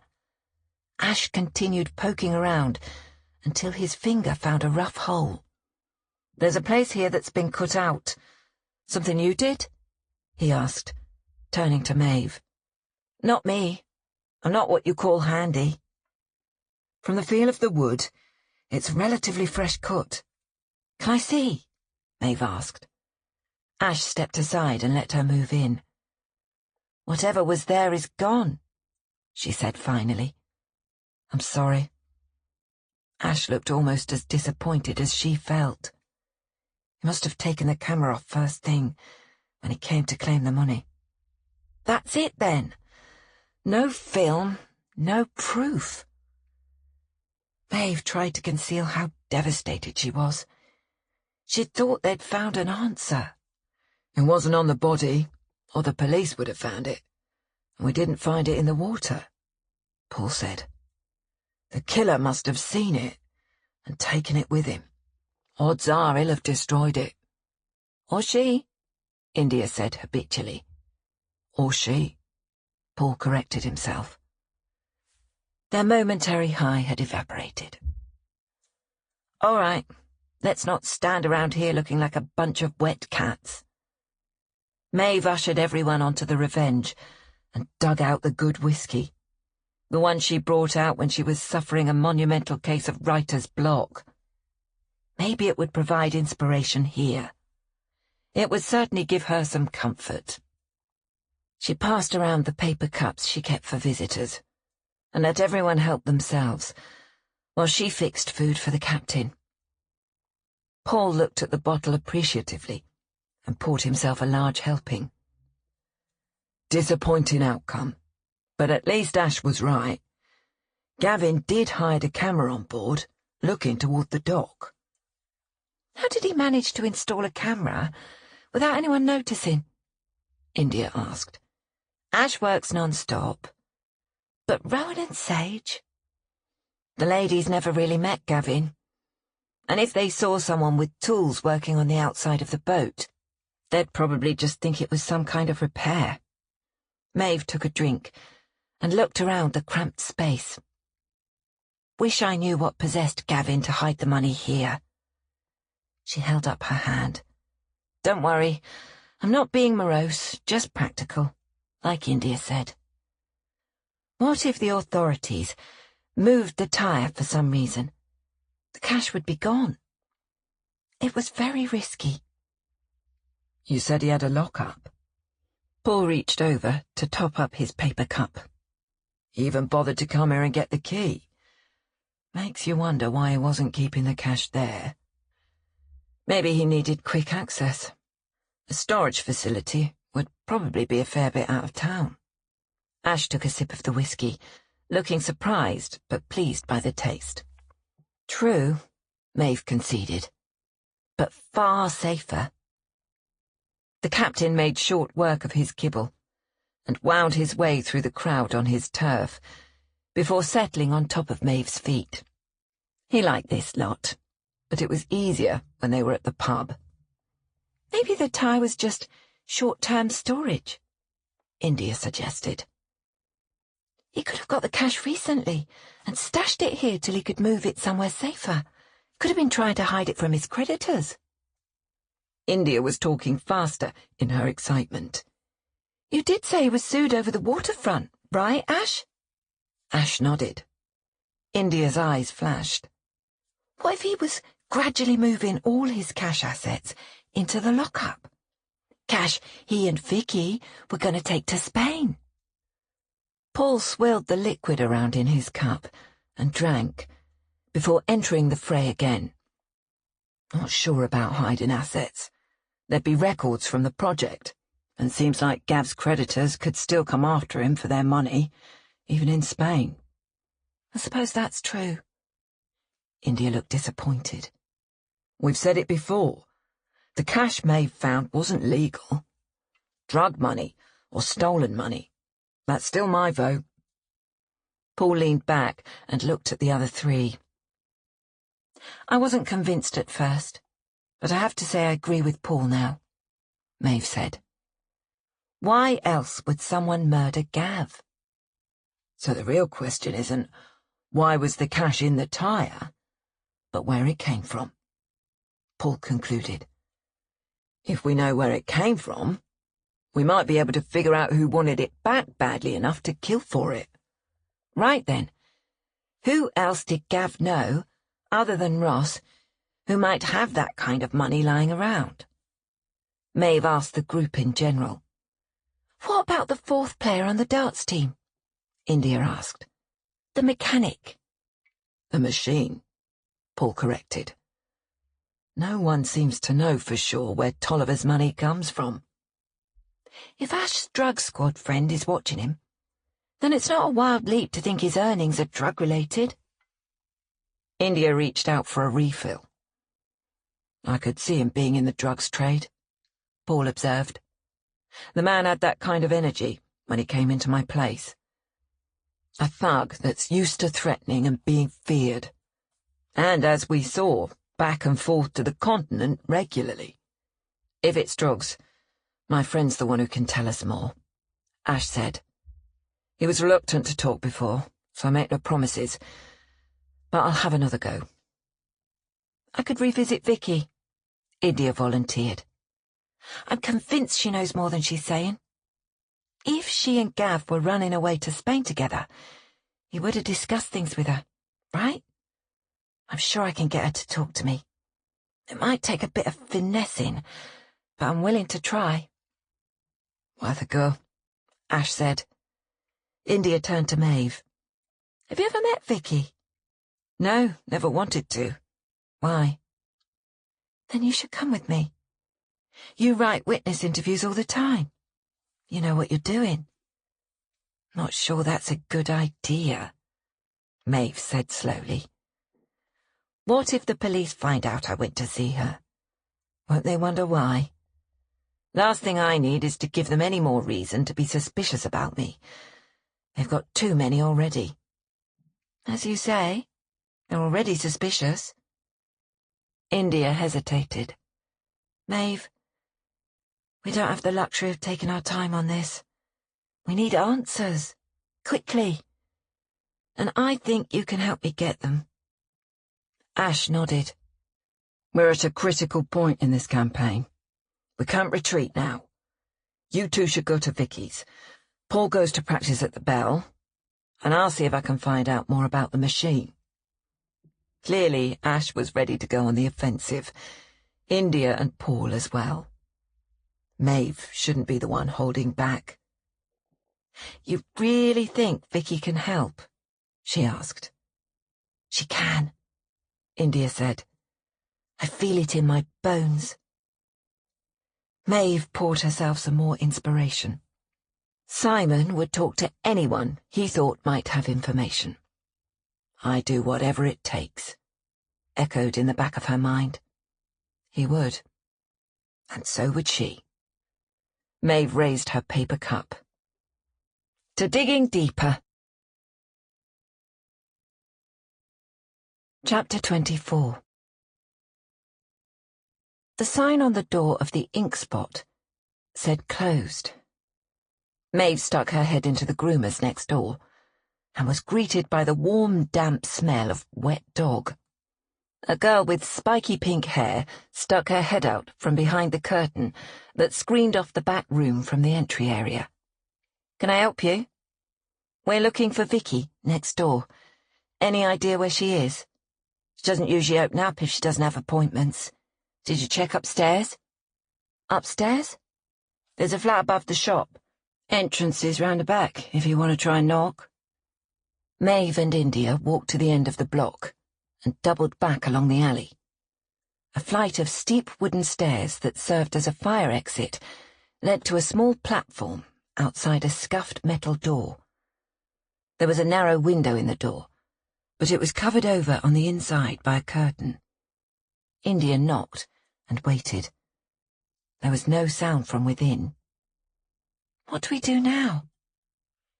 You should go to the coffee shop round the corner and wait for me, Maeve said, turning her friend back towards the steps. What are you going to do? Just take a quick look around. I won't be long. India stood her ground, holding onto the handrail for support. The door's locked. I can deal with that. India raised an eyebrow, but made no move to leave. I went to a conference once, sponsored by the Mystery Writers Guild. They had a bunch of speakers meant to help you add authenticity to your writing. One of them showed us how to pick locks. I can't do cars yet, but doors, especially old ones like this, are easy. Right. Then do your stuff. But I'm coming with you. No way, Maeve insisted. I'm already in trouble, and I have precious little to lose at this point, but you ought to keep your nose clean. Where's the fun in that? India insisted. Maeve was enjoying this new, more assertive India, and she had to admit she'd be glad of some help. All right, but you're not going in. You can keep watch from out here. Maeve wriggled the thin metal rod that hung from her keychain in the handle lock until they heard a soft click. She opened the door and stepped inside. India followed her across the threshold. Clearly Maeve possessed no natural authority. India stood behind the half-closed door, looking down toward the alley. I'll watch from here, she whispered. They'd entered a combined kitchen/sitting room, where a large tabby cat meowed from the back of a well-worn settee. There was a TV on the low dresser across from the cat, and a desk at the far end of the room. Maeve approached the desk and sifted through the bills scattered across the surface. Gas, electric, and a credit card. She looked at the statement to see what Vicky was buying. Streaming service, cost of most days, and vet bills for the cat. The other pile of paper was customer invoices.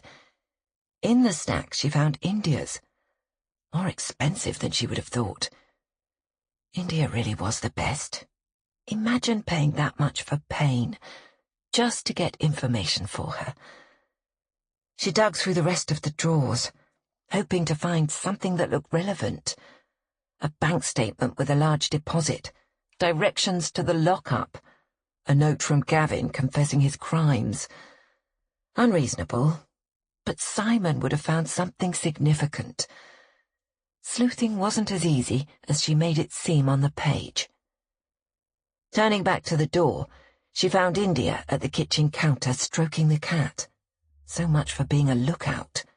Come on, let's get out of here before we get caught.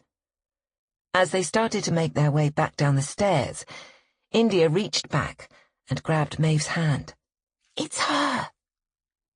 Maeve squinted at the woman approaching along the alley. She didn't know what she'd expected. Certainly not the petite woman with the short brown hair, no boobs, and a fair bit of padding on the backside, It was shallow, but she felt a tiny flicker of satisfaction. "Can I help you?"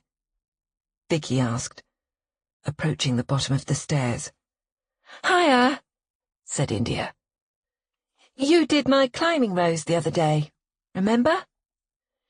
She pointed rather unnecessarily to her own arm. "Course." Vicky's eyes narrowed slightly. "Is there something wrong?" No, it's lovely. I brought my friend by, and the shop was closed, so your neighbour said we should try round back. But obviously, you're not here. You're over there." India gave a nervous laugh. "Right. Well, why don't you go round to the front door, and I'll come let you in."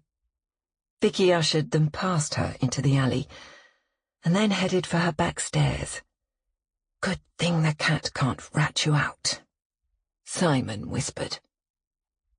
Inside the shop, Vicky brought out a book of designs and laid it in front of Maeve.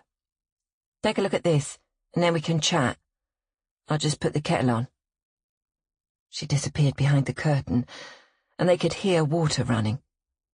Several minutes passed before she returned. Maeve noticed there was no mug in her hand. Vicky stood leaning on the counter in front of her and looked back and forth between the two of them. "Right. Let's start with you telling me what you were doing in my flat just now." India started to deny, but Vicky cut her off. "Don't even try. I have CCTV at the front and back doors. My man had it installed. Not the best neighbourhood here. Girl can't be too careful." Vicky looked pointedly at the two of them. Maeve knew they were caught. Ash was right. No retreating. It was time to jump in feet first. "It was my fault," she said quickly. "I was looking for something of Gav's, and I was impatient. I should have waited, but I didn't. Sorry." "And what gives you the right to break in and start digging around?" "It's complicated. Maybe we should start again." Anonymity was all well and good, but Maeve's instinct told her they needed to lay all their cards on the table if they were going to get any help from Vicky. "My name's Maeve Gardner." She could see that the name registered with Vicky immediately. Vicky looked her up and down, taking in the ripped jeans and the oversized jumper. "Not exactly what I expected," she said, pulling a pack of cigarettes out from under the counter and lighting one. Maeve noticed that the lighter shook, ever so slightly. "Me either," Maeve agreed, catching Vicky's eye and holding it. She wasn't sure how to start this conversation. She could write this exchange for one of her characters, but playing the scene herself was unnerving. For better or worse, she'd have to make it up as she went along. "So, what are you looking for?" Vicky exhaled puffs of smoke as she spoke, like a dragon sending up signals. "A lock-up." "What lock-up?" "Well, we all knew that Gavin had money stashed away, right?" Maeve said. She and India had agreed that they should start by trying to sound like they knew more than they did. Vicky cocked her head to one side, not breaking eye contact, but she didn't say a word. Maeve tried to gauge whether she was playing along, or if she knew there really was money. The 50,000 at the dock was just the tip of the iceberg, Maeve bluffed. Gav told me there was a lot more in a lock-up he kept. I want to get the money out before the cops do. I have the key, but I don't know the number or the location. "And you think I do?" Vicky laughed. "If I did, why the hell would I tell you?" "I'm willing to make a deal." Maeve ignored the smoke and leaned forward. "Tell me where the storage is. I'll give you a cut of the cash." Vicky took a deep drag on her cigarette until the tip glowed. How do you know that Gav didn't have more than one key? I might have to cash already. Maeve gave that one some thought. Believe me, if you had that kind of money, you'd be long gone by now. It wouldn't hurt to let Vicky think there was a huge amount of money at stake. Why should I trust you? Vicky demanded. Gavin did. Maeve paused for emphasis. And I know he trusted you. Things may have been different when he was alive, but now he's gone. We're both in the same boat. We gave up a lot in our lives for him. He'd want us to be provided for. Vicky gave a loud snort. You never gave up anything for him. It hadn't occurred to Maeve that Gavin might have talked about their relationship with Vicky. For some reason that rankled. You know what men are like. They don't always see what we do for them. I did sacrifice for him. More than he knew. She really did. India chimed in. You both gave so much to that man. Vicky seemed to think about that for a minute. Never was very good at saying thanks, was he? No, nor very tidy, Maeve added. God, the socks everywhere. It was like he had 10 feet, not 2. Vicky gave a watery smile. There's a lot of Gav's things I haven't had the art to go through yet. Not sure I want to do it for you. But if I did, what exactly would I be looking for? Receipt from a lock-up rental. Should have a unit number on it. Maybe a cancelled cheque to a bank. Vicky still looked dubious. All right, she said finally. Give me a day or 2. If I find the paperwork, then maybe we can talk again. I'd want at least half of what's in there, mind. That's not happening. Maeve sat back and fixed Vicky with a Simon Hill stare. I figure Gav slipped you the 50,000 before he was killed. It was a wild accusation, but Maeve was improvising on the fly. What makes you think you're entitled to half of the rest? At least half. Without the location, your key's not worth shit. So you need me. As for the 50,000, I haven't the slightest idea where it is. In fact, from the questions the police have been asking me, sounds more like you've got it. Her voice rose sharply. Maybe you even killed him for it. Maeve continued to look Vicky in the eye, meeting the challenge head on. I didn't get the money either, and even if I had, I'd never have killed Gavin over it. She thought fleetingly of the things she'd written about him as recently as last week, and felt ashamed. We were finished as a couple, but I'm not heartless. I'd never want to see him dead. He was a good bloke. As she said it, Maeve realised it was true. All she felt now was sadness at the waste of a life. Vicky's shoulders sagged, as if the weight of being in control had suddenly become too much for her. It was awful. She shuddered. They made me identify the body. His poor head. India leaned over and patted Vicky's hand. Always the comforter. Must have been dreadful, love. Vicky sniffed. Can't believe anyone who knew him could kill him. He was such a charmer. Why kill him? Why? She looked to Maeve, as if she might have an answer to give. You've seen more of him over the past few months than I have. If anyone would know, it'd be you, Maeve said softly. Quite unexpectedly, she found herself feeling profoundly sad for the broken-hearted woman in front of her. She'd loved Gavin.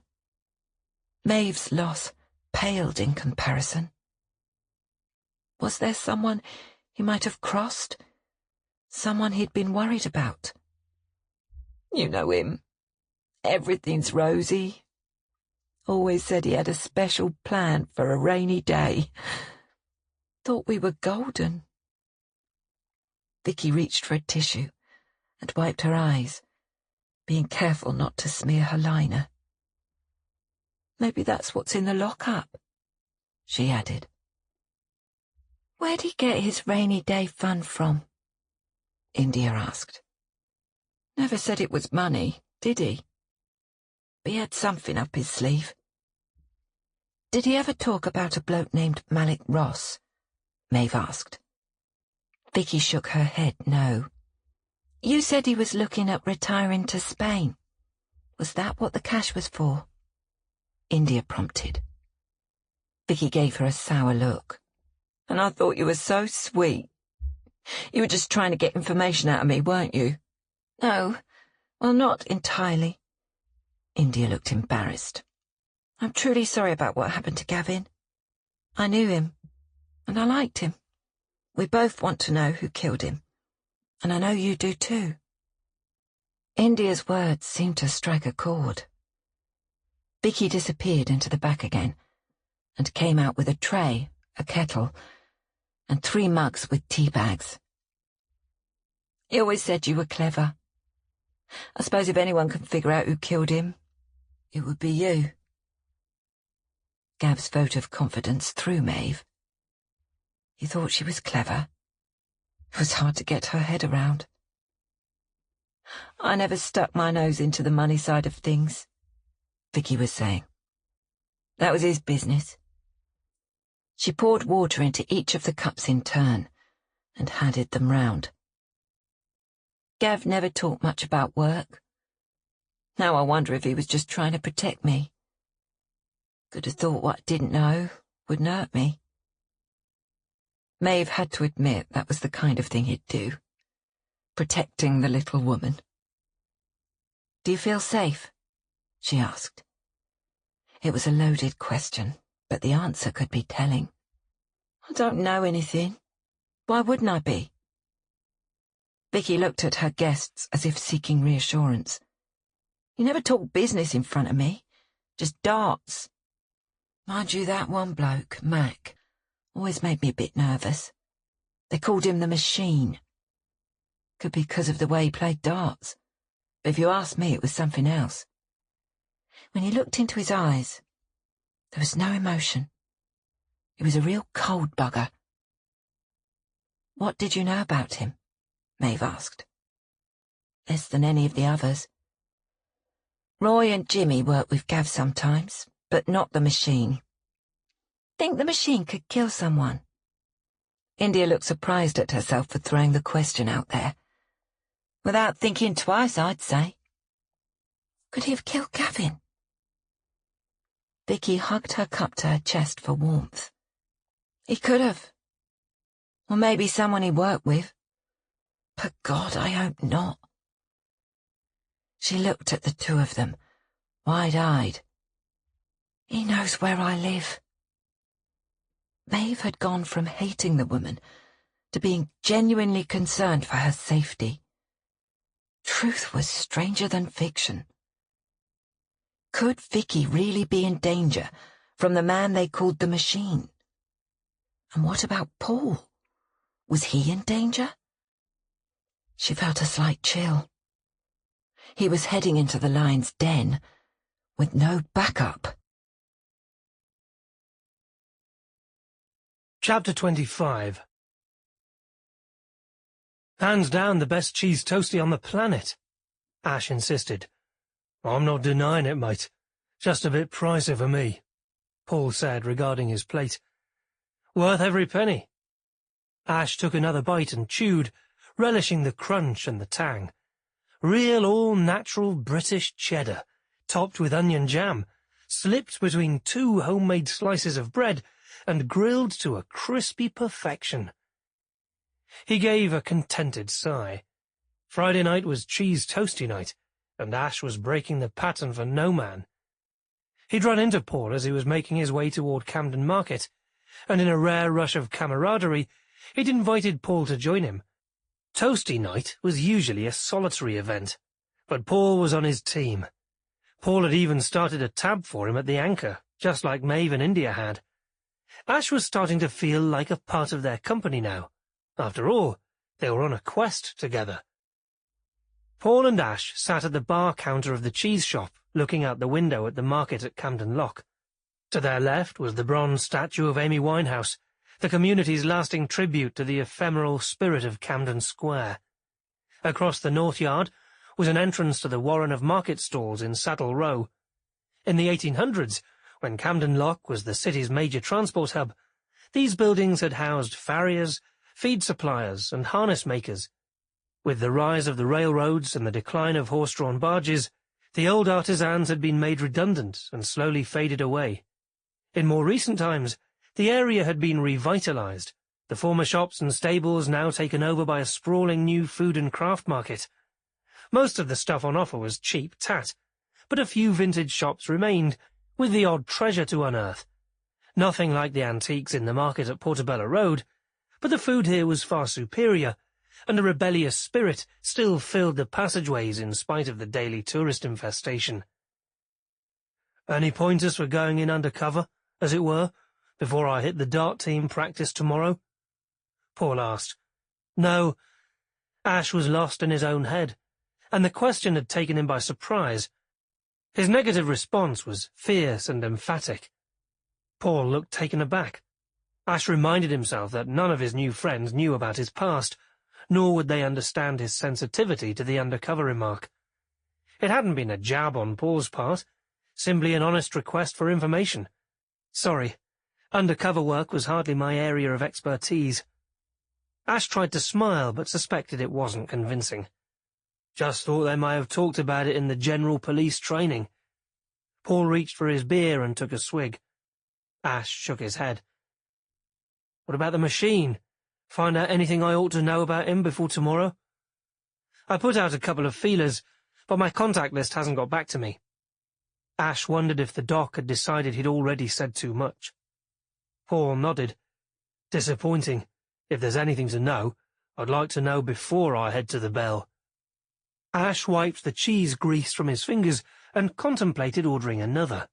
It was tempting, but it was a cholesterol nightmare. He'd best leave it. The stalls were closing for the night. The square in front of them grew dim as the last of the light in the sky struggled to penetrate between the grimy-looking brick buildings. Glancing over at Paul, Ash noticed he was squinting at the entrance to Saddle Row. All Ash could see was a tall, muscular bloke in a denim jacket, hurrying away from them. I think I just saw Mac Tolliver, Paul said, getting to his feet. Wait here, I'll be right back. Ash watched as Paul took off at a fast walk, crossing the cobbled yard and heading after the man they called the Machine. He was at a loss for what to do now, but the sight of Paul disappearing alone into the shuttered market made him nervous. In any campaign, it was crucial to have your teammates back. Ash hesitated for a fraction of a second, then tossed the necessary cash onto the counter before setting off in pursuit. Paul had picked up his pace, and Ash had to trot to try to keep him in sight. It would be easy to lose him in the dark. At the cut through to the Horse Tunnel Market, Ash paused and looked both ways. There was a flicker of movement at the farthest end of the passage, and Ash ran after his squadmate, his feet echoing off the brick ceilings of the narrow passage. Paul paused at the coach house, and Ash caught him up, panting slightly. "You didn't need to come," he said. Ash ignored him. "Which way did he go?" "I don't know." Paul turned slowly in a circle. "I think I've lost him." The two made their way along Paddock Lane and then through the lower stables, looking for signs of life, before turning back up Haybarn Lane. At the far end, Ash caught a glimpse of the man in the denim jacket again. He watched as the Machine looked to the left, then shot off down the passage to the right, quickly pursued by two men in hoodies and trainers. Ash hung back, unsure of his next move, but Paul rushed after them without hesitation. The crowds had thinned now, concentrated in the food halls in the West Yard, and the market itself was eerily quiet. At the end of the right-hand lane they could hear raised voices. The metal roll-top door of the last stall on the left was raised a couple of feet off the ground, enough to allow a grown man to duck under. "Keep out of sight," Paul whispered, stepping into an alcove reserved for the fire department connection and pulling Ash in beside him. Ash froze. Outside the world of video games, he was not a man of action. His breath came in shallow gulps. The blood rushed from his head. He felt dizzy, and his fingers tingled. He tried to focus on the breathing pattern the police therapist had taught him. In for 5, hold for 5, out for 5, rest for 5. "I'm going to take a look," Paul whispered. Ash wanted to call him back, wanted to help, but he couldn't get the air. He watched as Paul crouched down and peered under the door at the men inside. To Ash's relief, Paul quickly scampered back to join him in hiding. "3 men. One of them is Mac Tolliver. He's outnumbered, but if I step in now, I'll tip my hand." Ash nodded. "Did you catch what they're saying?" "Not really." Paul edged forward again to get a better vantage point. Ash felt ashamed. So much for being a ninja. Paul was ready to jump into the fray, but he was panicking and hiding like a coward. He straightened his shoulders and forced himself to move up next to Paul. "You've been talking to the cops?" The voice was South London and nasal, not forceful enough for the machine. "One of my best mates was found dead in the canal." A deeper voice this time. "Course I'm talking to the coppers. I want to know who killed him." That had to be the machine. "Rumour going round it was you," South London said. The machine made a snorting noise. "There's always rumours flying around. Wasn't me. Never would be." Ash heard a scuffling noise, then, "Take it easy!" South London was sounding a bit less cocky now. "Don't mess with the messengers." "If you've got a message, pass it on and get out," the machine growled. "Boss is worried you're running a side gig. You keep getting yourself in trouble. He'll drop you hard, and you don't want that, do you? Asami's a bad enemy to have." "If the boss is worried, he can talk to me himself. He'll be wanting some proof you wasn't involved," the third man in the room chimed in. Ash knew that was foolish. "I was tending to me own business," the machine snarled. "You should tend to yours." The sound of a fist hitting flesh was followed by scuffling noises, and in spite of being outnumbered, the machine seemed to have the upper hand. It was still talking at least. "You tell the boss I have witnesses. Me and Malik were out at the new site by the river, meeting with 2 idiots from the zoning board. Neither of us were anywhere near that canal when my mate went in." His proclamation was met with silence. The thumping noises continued for a few more minutes before the machine ducked out from under the metal door. Ash and Paul flattened themselves against the wall and breathed a sigh of relief as the machine sauntered away in the direction of the north yard without looking their way. Once they were sure they were alone, Paul and Ash crept to the stall entrance and peered underneath. The 2 hooded men were lying sprawled out across several stacks of vintage T-shirts, looking more than a bit worse for the wear.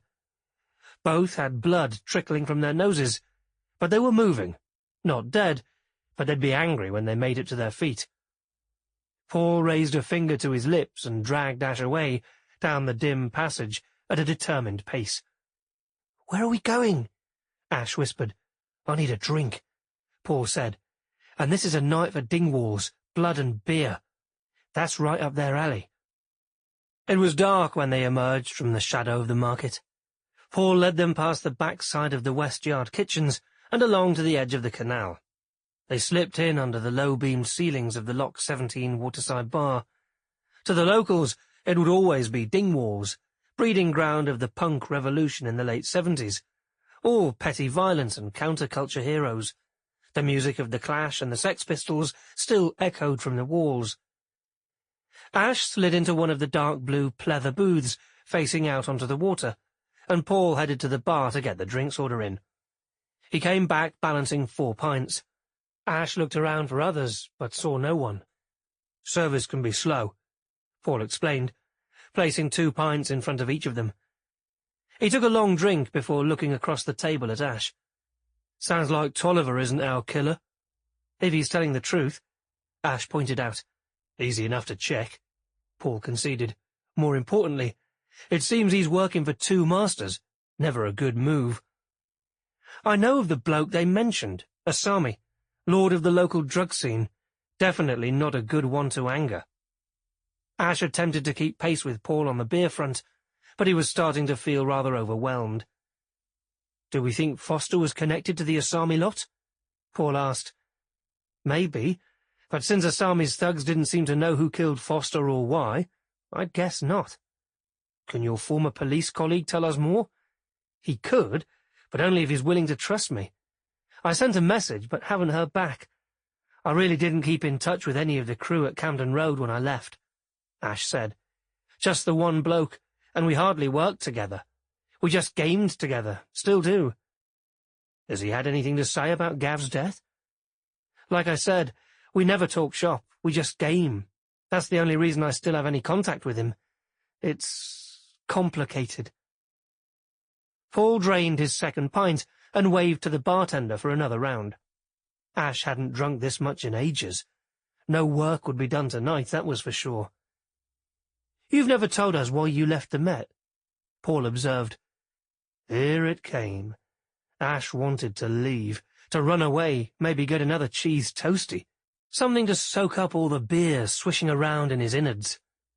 He fidgeted with the beer mat in front of him. He was trapped in the booth with Paul looking across at him. Suddenly the focus of attention, a position he hated. But from the look on Paul's face and the two new beers in front of them, they weren't going anywhere soon, and Paul was expecting an answer of some sort. Screwed up an undercover job, Ash mumbled finally, studying the foam on the top of his beer intently. There, he'd said it. Really? You're all about the details. That doesn't seem likely. Wasn't up to the job. Ash continued fiddling with the beer mat. Come on, Ash. What happened? Sounds like a real adventure. Ash looked down at the table. He didn't want to tell the story, didn't want to fall in Paul's estimation. But the story would come out eventually. Telling his own version was probably the lesser of the two evils. He took a deep, steadying breath. CID was seconded to help with the case for the drug squad. He began slowly. I was sent in posing as a computer specialist in a money laundering operation. Shouldn't have had any trouble convincing folks of that, Paul said. I was convincing enough at first, but then things started to go sideways. Someone figured out I wasn't who I said I was, and the next thing you know, the guns came out and people started shooting. He tried to sound casual, but he knew it wasn't ringing true. So your leg, not a bike accident, I'm guessing, Paul said. Ash nodded. Suppose I was lucky. The bullet went in above the knee, tore things up in there, but at least I came out alive. 2 other agents weren't so lucky. Why'd you lie about your injury? Wasn't the proudest moment of my life. Still don't know how, but I must have tipped my hand, and because of that, people died. Game over. Sounds like it might have been a bit more complicated than that, Paul observed. Was it a big operation? I suppose so, yes. Then there must have been any number of places where the mission could have been compromised. Didn't feel that way at the time, Ash muttered, ploughing through his beer in hopes of shoring up his plummeting self-esteem. By the time I got back from medical leave, I was the butt of every joke in the office. He realized he was starting to slur his words. Wasn't worth staying in the end, was it? I left, and good riddance. Ash crossed his arms defiantly. That's ancient history now. Me and the King of the Red Lions are all the team I need. Well, you've got me and Maeve and India on your team too. Like it or not, Paul said. We're your friends. Flesh and blood friends, not virtual ones. Paul raised his glass. To friends. Ash joined the toast. Even in his increasingly bleary state, he realized how good it felt to have friends again. He did his best to finish the last of his beer, but his eyes were drooping, and he felt he might just fall asleep in the corner of the booth. Come on, mate, Paul said. Looks like it's time to get you home to bed. A quest for rest? Ash giggled. Why had he giggled? He never giggled. Paul must be right. It was time to call it a night. Chapter 26. India stood out in the cold with Maeve, waiting for the guys to arrive. Paul's voice down the phone suggested that something was up with Ash, but he hadn't elaborated. Maeve's lock-picking skills probably could have let them in, but it seemed an invasion of Ash's privacy, so they chose to wait with the captain sitting on the side of the Revenge. They'd almost given up when they finally saw the lads coming from the direction of the St. Pancras Bridge. Paul was moving slowly to keep pace with Ash, who was weaving down the towpath, singing a tone-deaf version of Love Hurts. Paul took his key off him as they approached, and let them all into the Red Lion. India had thought Ash might resist, but he looked as if he was well past caring. "Hello, girls." Ash bestowed a fuzzy smile on the two. "What have you done to him?" India demanded. "Long story," Paul said. "First, we need tea." On board the tech-laden boat, India set to rummaging in the cupboards, looking for tea bags. She found some that were out of date. Out of date? Who kept tea bags that long? She finally found some fresher ones in the bread box and made them each a cup of tea. Paul settled Ash in the bright orange gaming chair next to his keyboard, his head leaning against the wall behind him. Maeve perched on the box labelled Games, while Paul gave them the abbreviated version of the evening. India was certain he was leaving something out. Something about Ash. But she didn't push. Long and short of it, looks like Tolliver has an alibi for the time of Gavin Foster's death, Paul concluded. "But he is involved with the drug trade," Maeve said. "And he was close friends with Gavin. He says he knew nothing about the money, but he could be lying. What if it was his and Gavin was hiding it for him? Or Gavin could have simply stolen the money from the machine," India said, handing round the mugs of tea. "From what you've said, the machine doesn't seem to like a man that would tolerate that sort of thing. He may not have killed Gavin, but he could have sent someone to do it for him." Paul ran a hand through his hair. "Seeing him in action tonight, I'll admit Mac the Machine Tolliver has a dark side. But from what I've heard, Tolliver the darts player has been like a big brother to the members of his team. I can't really see him having one of his best mates killed." Ash picked up his tea and eyed it for a moment, before rising and staggering out the door to the stern. The sound of retching carried in on the breeze. Paul raised his voice to be heard. "What did you get from Vicky?" "More willing to talk than I would have been," Maeve said. "She was a bit edgier with you around," India observed. "But I believed her when she said she doesn't know who killed Gavin and doesn't know where the money is. Not only that, when we talked about the machine, she seemed genuinely frightened." "I agree," Maeve said. "I think she's in over her head. But she didn't look surprised when we told her there was money hidden elsewhere. I'll lay the odds she's still not telling the whole truth. She admitted Gav told her he had something put by for a rainy day." Paul frowned. "More money, you think?" "Nothing more useful for a rainy day," India observed. Ash returned, looking pale. India reached for his cup and added a couple of spoons of sugar before returning it. "But it wouldn't have to be money he's storing away," she continued. "It could be information, right? Something that he could use to blackmail someone. Based on the folks he's been hanging around with, that would be smart. But it would also give more people a motive for wanting to kill him." "Sounds like finding his lockup should be the priority," Paul said. "Agreed." Maeve glanced over at Ash. India saw he'd downed his tea and was now leaning against the wall, snoring softly. "I think Vicky can help us with the lockup. Whether she knows it or not, Gav must have some record. Maybe at your old flat." "I'm not going back to the flat. That's a bridge too far," Maeve replied, moving to put her mug in the sink. No need, India said. I'll keep on her. Make sure she's looking. India put an empty plastic bin next to Ash and covered him with a rug. He called her their healer. Initially, she was a bit offended. Another mum role. But the more she thought about it, the more she liked the idea. He'd definitely need a spot of healing in the morning. She turned back to the others.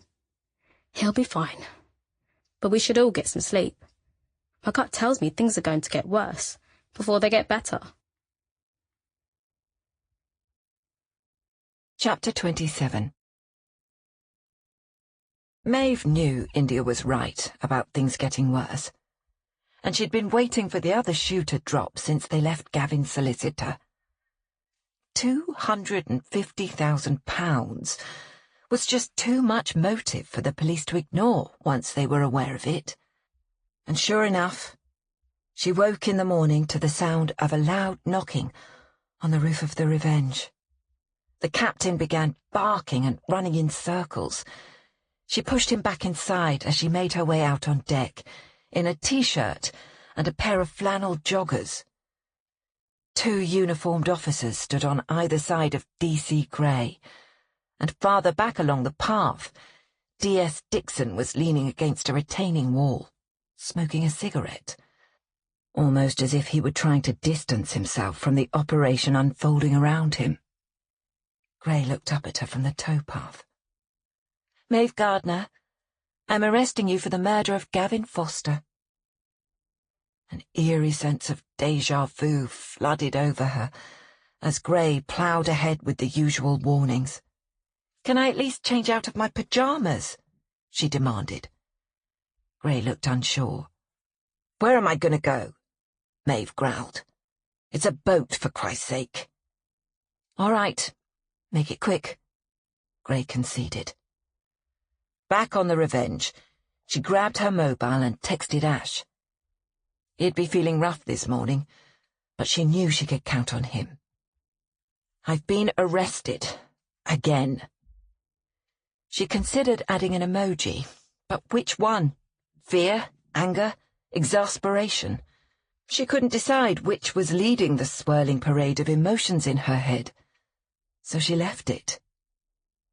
"There's a key under the potted geranium on the port side. Can you please come and take care of the captain? I'm leaving him here. He hates Rowan's cooking, and I trust you to look after him." She sent the message, then added, "Let him bring his stuffed dragon. It comforts him." Her hands shook as she moved to get changed. The first time had been bad enough, but something inside told her this time she wouldn't be allowed to walk away. This time, she was really facing down a charge of murder. At the station, she was allowed a call, and she reached out to Julian.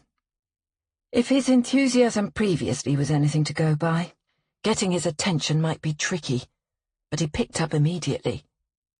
"Have you been charged, or merely taken in for questioning?" "Charged. I'm on my way."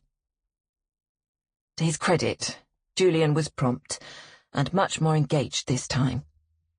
And she felt comforted as he sat by her side, facing off against D.S. Dixon and D.C. Gray.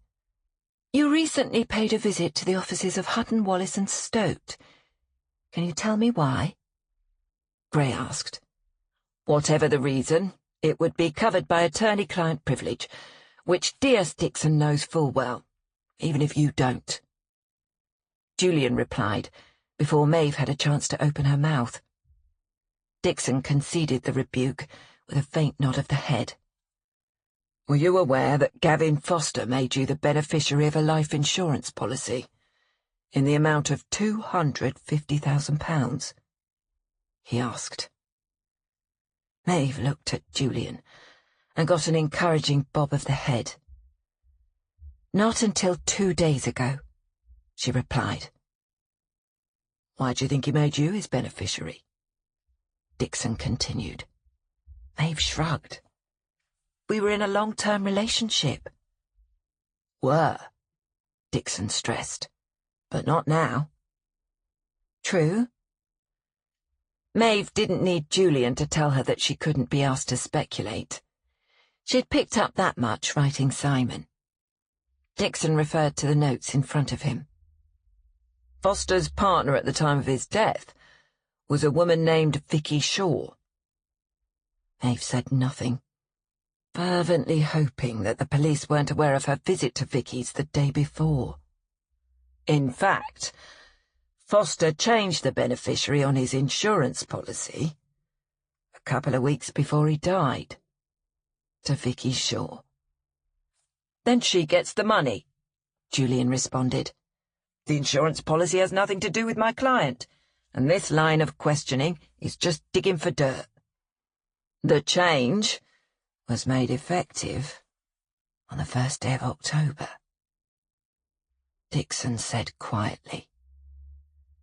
Maeve felt the bottom drop out of her stomach. Gavin Foster was killed on the 13th of September, Dixon continued. Seems rather convenient, doesn't it? Yet another nail in what Maeve was now envisioning as her coffin. Courts don't lay much stock by convenience. Julian was impassive. Do you have proof that my client knew about the policy? And more significantly, that she knew the policy was changing at the end of the month?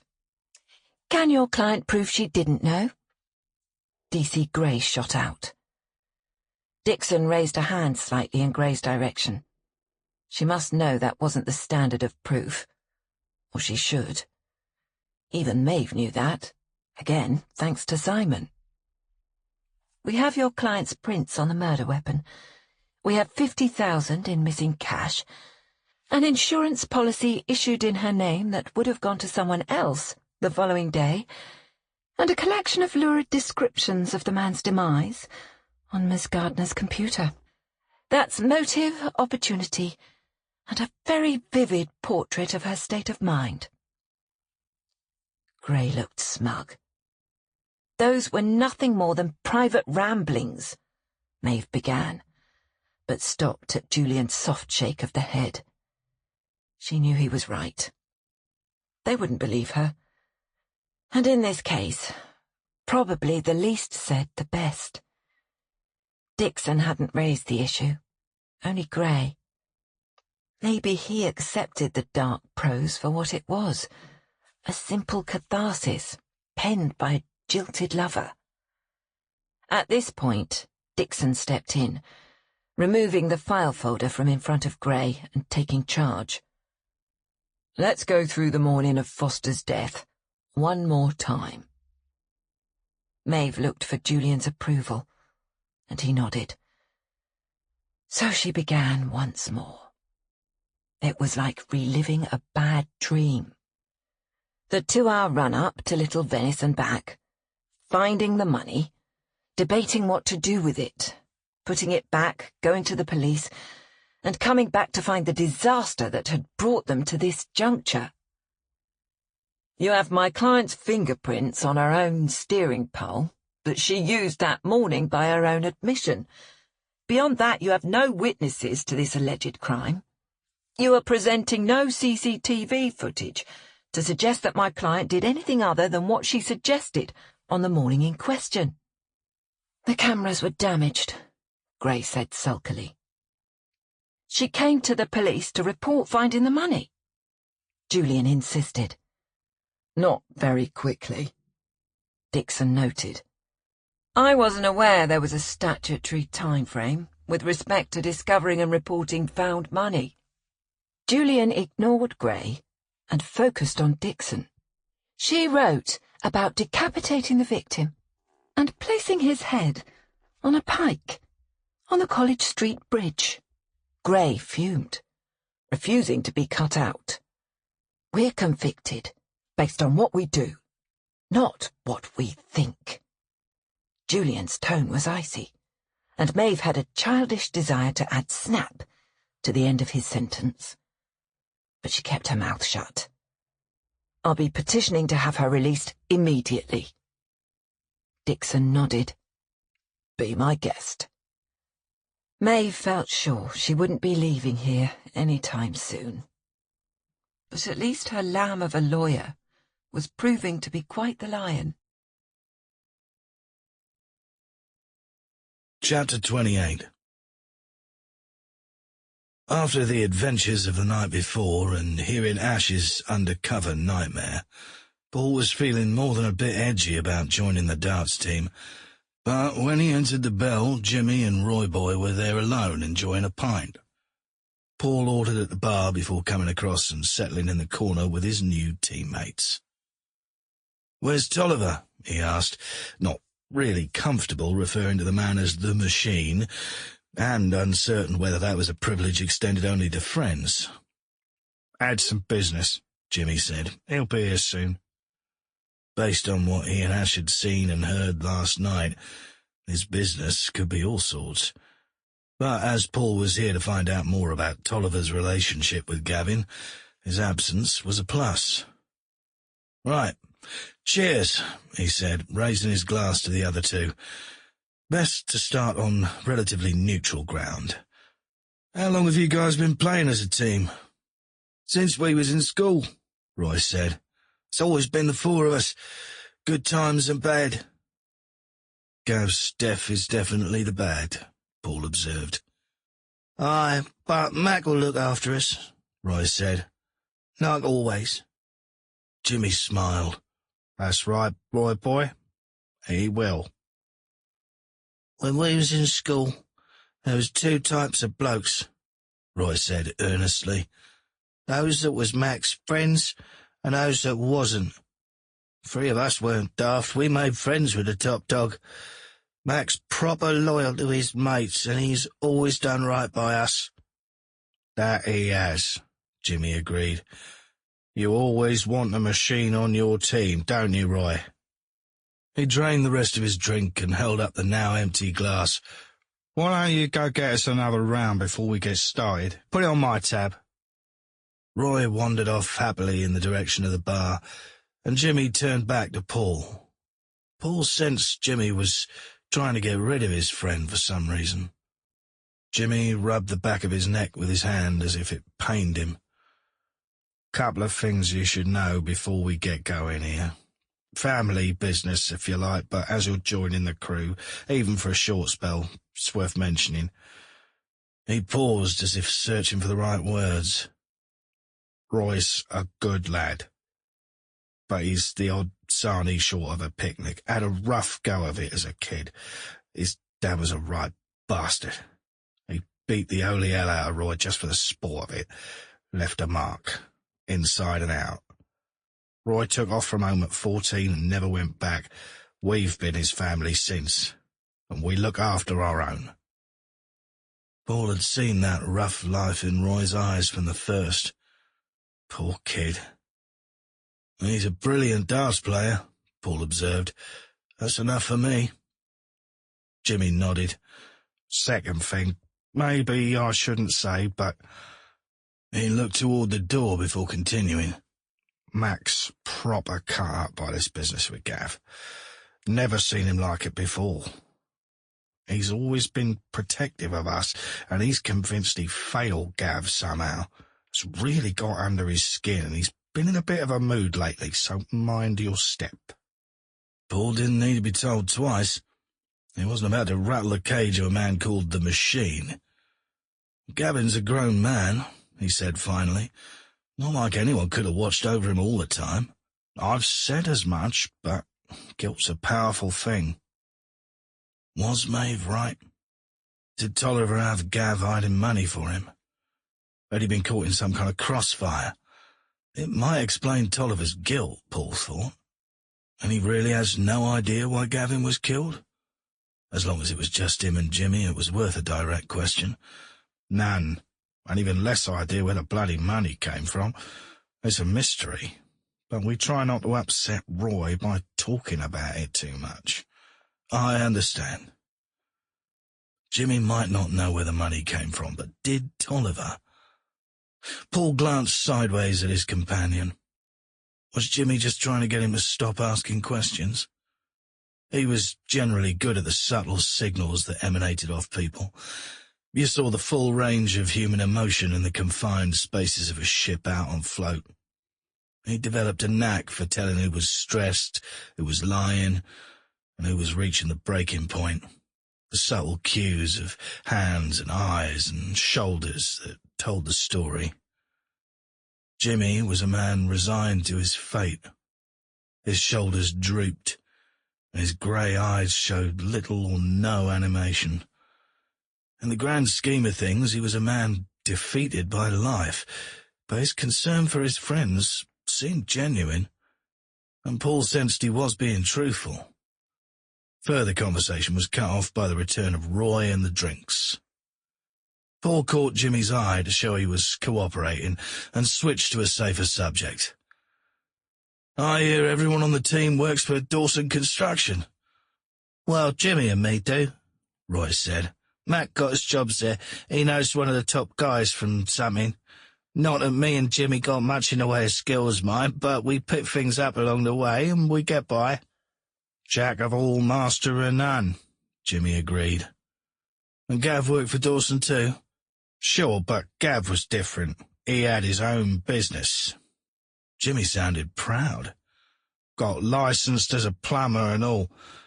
Worked for himself for a bit, and he started subcontracting for Dawson. They put a lot of work his way he wouldn't have been able to get otherwise. That was down to Mac too." Paul was struck by the fact that all three men seemed to owe Tolliver a lot. It would give him power over them. Was he abusing it, or was he the protector Jimmy would have Paul believe? "What about you?" Jimmy asked. "How long you had the Anchor?" "About 5 years now. Got it at a bargain. It was in pretty rough shape when I took it over." "And before that?" Paul hesitated. You couldn't ask questions if you weren't willing to answer them. "Navy diver for nearly 10 years, he admitted. "Repair and rescue." Roy's eyes grew wide. "How deep do you go?" 150 feet's usually the max." "See sharks?" Roy asked. "All the time." Paul sensed he'd gone up in the lad's estimation. "Takes bollocks, that," Jimmy said, tilting his glass towards Paul. "What does?" Tolliver's deep voice rumbled behind them as he approached the table. "Diving with sharks," Roy said with a grin. "Very James Bond," Tolliver agreed. "Remember the movie with the bloke that exploded in a decompression tank? Ever seen something like that?" "Can't say I have." Paul tried to remain open and friendly, but face to face he couldn't help seeing the man in a different light. A harsher light. Tolliver sat down next to Paul as Jimmy went off to get him a beer. He came straight to the point. "Heard anything new from the cops about Gav?" "They still don't have the killer, and honestly, they don't seem to know their arse from a hole in the ground." Paul decided to try again. "I've said it before and I'll say it again. You probably have a better idea of who might want to kill him than they do." "Well, things went tits up with some bad pipes," Roy began, but he was cut off by a side-eye from Tolliver. Seemed the waterfront wasn't a subject for public discussion. Tolliver took his pint from Jimmy as he returned and moved toward the dartboard, indicating it was time to begin. "We'll find out who killed Gav," he said over his shoulder, "and when we do, they'll wish they'd never been born." As they played, Paul studied Tolliver. There was a confidence to him, a swagger that glossed over any physical cues he might offer, but in Paul's experience the one thing you couldn't hide was your eyes. Paul was reluctant to make eye contact with the man for too long. Like facing down a vicious dog, he didn't want to appear challenging in any way, but in Tolliver's eyes he saw anger, and a lot of it. Anger at the loss of a friend, or a simmering rage that boiled over into violence. It was hard to tell. Like Jekyll and Hyde, Tolliver was two different men. One beating the lackey of his drug-lord boss in a show of power, the other a protective brother to his childhood friends. Which one had Gavin seen last? Tolliver demanded precision from his teammates, but as he coached Jimmy and Roy on the finer elements of his strategy, he showed patience and an unexpected kindness. He was less familiar with Paul, but equally considerate in his instruction. Paul held his own, even learned a trick or two, and thought he was well in, but as he was leaving, Tolliver put out a hand to stop him. "You did well, and you're almost a full member of the Dirty Deeds now." "Almost?" Paul was suddenly wary again. "We need a bit of help moving some furniture tonight. Easy stuff, just wants a bit more brawn." Paul hesitated. He knew he should make an excuse to avoid what he suspected would be a highly questionable outing. Joining the darts crew after hours was probably reckless, but if he was going to figure out the puzzle that was Mac Tolliver, he needed to commit. "I'm not all that brawny, but I can try," he said. Tolliver hardly registered the remark. It seemed his invitation had been more along the lines of a command than a question. "Meet me and the boys after closing time tonight. Jimmy'll send you the address." Chapter 29. Ash found himself engaging in a very unprofessional level of panic. He'd woken after midday to a pounding head and a nauseous stomach. Good thing he'd checked his texts right away and gone to retrieve the captain. The problem was he had no experience with dogs at all. He'd Googled what dogs can and cannot eat. No pizza, no grapes, no raisins, no chocolate, no onions, no garlic. Living as he did on a steady diet of pizza, tea, coffee and biscuits, chocolate and otherwise, this could be a problem.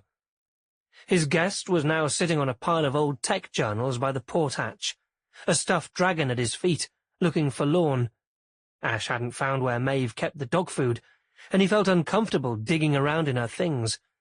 Searching through his cabinets, he found a couple of tins of chicken he kept on hand for emergencies. Amazingly, they were still in date. That would be a start, at least until he could get to the shops. Ash scraped both tins into a cereal bowl, and the captain wolfed it down without stopping to breathe. He looked happier, having been fed, and padded over to rest his head on Ash's lap. Ash reached down and stroked the silky fur of his ears, finding the warm, steady presence reassuring. Maybe he should try talking to the captain instead of the Red Lion. No better chance of an answer, but at least he wouldn't look quite so daft. "You like dragons, do you? I do too." Ash picked up the rust-coloured toy. "What's he called? Smorg, maybe? I like Smorg." The captain's only response was a heavy sigh. "I know how you feel, mate. I miss her too." Ash wondered what Maeve was doing. Getting a lousy meal and feeling alone, he suspected.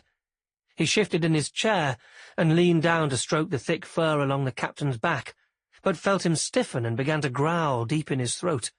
Ash's first thought was that he'd done something wrong, already. But the captain rose and made his way to the stern, his hackles standing on end as he stood with his paws on the rear steps looking toward the Revenge. Ash leaned over him and peered out the rear hatch toward the neighbouring anchorage. There was a man stepping onto the boat and inspecting the roofline. Ash hesitated. Was it one of Tolliver's people? Was it the killer? Don't be stupid, he chided himself. Why would the killer return to the scene of the crime? Someone's just been nosy. Press, maybe. He made his way up the aft steps, glad that his new canine companion was sticking to his side. The captain was a cream puff, but his growl sounded vicious, and his 50-pound body weight was intimidating if you didn't know him. "Can I help you?" Ash called from the towpath. The man turned toward him but didn't look fazed. He reached into his jacket pocket and pulled out a warrant card. "D.S. Dixon," he said. "You Ashley Warren?" Ash would have preferred not to answer, but he knew it would only forestall the inevitable. "Yes?" "Got a minute to answer a few questions?" Ash inhaled deeply. "I gave a statement to your men already." The captain moved to stand in front of him, A protective gesture, it seemed, but he'd stopped growling and was simply regarding Dixon curiously. Dogs were reputed to be good judges of character. Ash exhaled and unclenched his fists. "We appreciate your help, but I have a few questions of my own." Dixon stepped off the Revenge, and Ash reluctantly gestured toward his own boat. They seated themselves in the 2 deck chairs at the bow of the Red Lion. Ash chose the chair closest to the galley entrance. In any battle, you should always know your closest point of retreat. The captain settled at his feet, watching their visitor. Dixon pulled out a notepad. "According to your statement, you were here on board the morning of the murder." He looked up to confirm Ash's nod. "The Revenge is less than 10 feet off your stern, yet you heard nothing." "I told your PC, I wear noise-cancelling headphones when I'm working. Helps me concentrate." "And you didn't see or speak to your neighbour at all that morning?" "No." Dixon didn't break eye contact. He clearly wanted more. "I heard Maeve take the boat out around 9:30. The noise woke me up." "You always work from home?" Dixon asked. "Most of the time. And you don't keep regular hours?" "They're regular for me," Ash said. "Still in bed at 9:30 on a weekday?" Dixon looked at him with a raised eyebrow. "No law against that, but, as it happens, in my line of work, there's no such thing as weekdays or weekends. I work when I need to. A lot of things I do in the middle of the night when businesses are closed, upgrading, running scans, all easier when there is less traffic." Dixon nodded, seeming to accept the rationale. "How well do you know Maeve Gardner?" "Well enough to know that she's always been a quiet, respectful neighbour, and for the record, I don't think for 1 minute she killed Gavin Foster." Dixon looked out at the sunlight shimmering on the surface of the water as 2 ducks drifted by, enjoying a lazy Saturday swim. "It's very peaceful here," he remarked. Ash had no response for that, and they sat in silence for several minutes. "I'm inclined to agree with you," Dixon said finally, folding up his notebook and putting it back in his pocket. "About Maeve Gardner, that is." Ash leaned forward. Could this be the break they needed? "Then why have you arrested her?" he demanded. "You were with the Met." Dixon tapped his fingers on the arms of his chair. "Won't come as news to you that there's a lot of politics involved." "Are you saying her arrest was politically motivated?" "Nothing quite that unscrupulous, I hope, but I will say management's keen to see cases cleared up quickly, and when an obvious answer presents itself, there's a lot of incentive to run with it."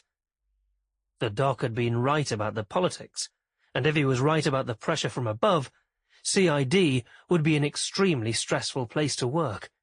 Ash didn't envy Dixon having to deal with DSI Bolton every day. Then again, if Dixon was unhappy enough, he might be open to sharing. Ash decided it was worth a try. He rose and went below decks, returning with some beers. He handed one to Dixon, who hesitated only fractionally before saying, "Thanks." Ash opened his beer, ignoring the roiling in his stomach, determined to nurse the drink this time. "You seem like the kind of man who isn't happy with the obvious answer," he prompted. "Maybe I've just been on the force too long," Dixon replied, "but somehow this all seems a bit too convenient to me." "How does the rest of your team feel?"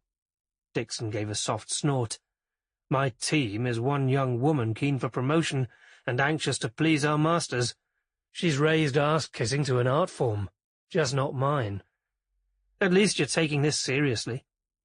Ash was glad, but he was also wary. He knew this visit could be a trap designed to get him to open up. He'd need a bit more from Dixon before he could believe him, let alone trust him. Ash rested his hand on the captain's side as he lay by his chair and felt the easy rise and fall of his chest. He wasn't concerned, and that made Ash fractionally more at ease. Dixon continued to look out across the water. "Can I ask you a personal question?" Ash took a sip of his beer before responding. "You can ask, but I may not answer." "Your skills in the tech forensics department are legend." Ash stiffened. Clearly he remained the butt of jokes if he was still being discussed around Camden Road. "I'm guessing you tapped into the database and had a look at Gavin Foster's sheet." Dixon continued. "I'm not complaining, mind. I know it would be easy for you to get a hold of. What I want to know is, did you notice anything odd? Ash was glad he wasn't being asked to take another trip down memory lane. He seems to be a legit businessman now, he noted. Has quite a slick brief, brought in for questioning a couple of times, but he's been Mr. Teflon. True enough, Dixon agreed.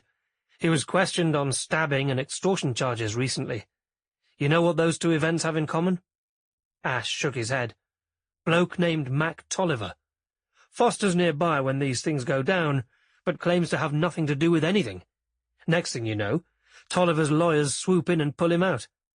Tolliver's lawyers, Ash noted, not Malik Ross's.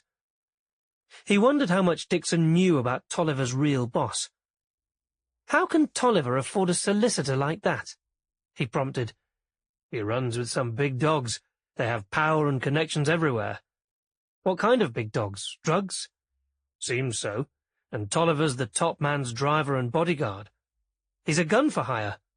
Haven't seen any evidence that he's an enforcer. More protection.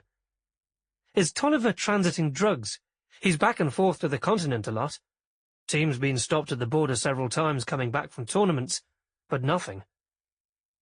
Dixon was being forthcoming. Ash felt he should return the favour. From what I've heard, Tolliver didn't kill Foster. How do you know? Can't say, but I've heard he was at a meeting with Malik Ross and a couple of members of the zoning board at the time. Might be worth confirming. Good to know, thanks. Dixon took a drink of his beer and went back to watching the ducks.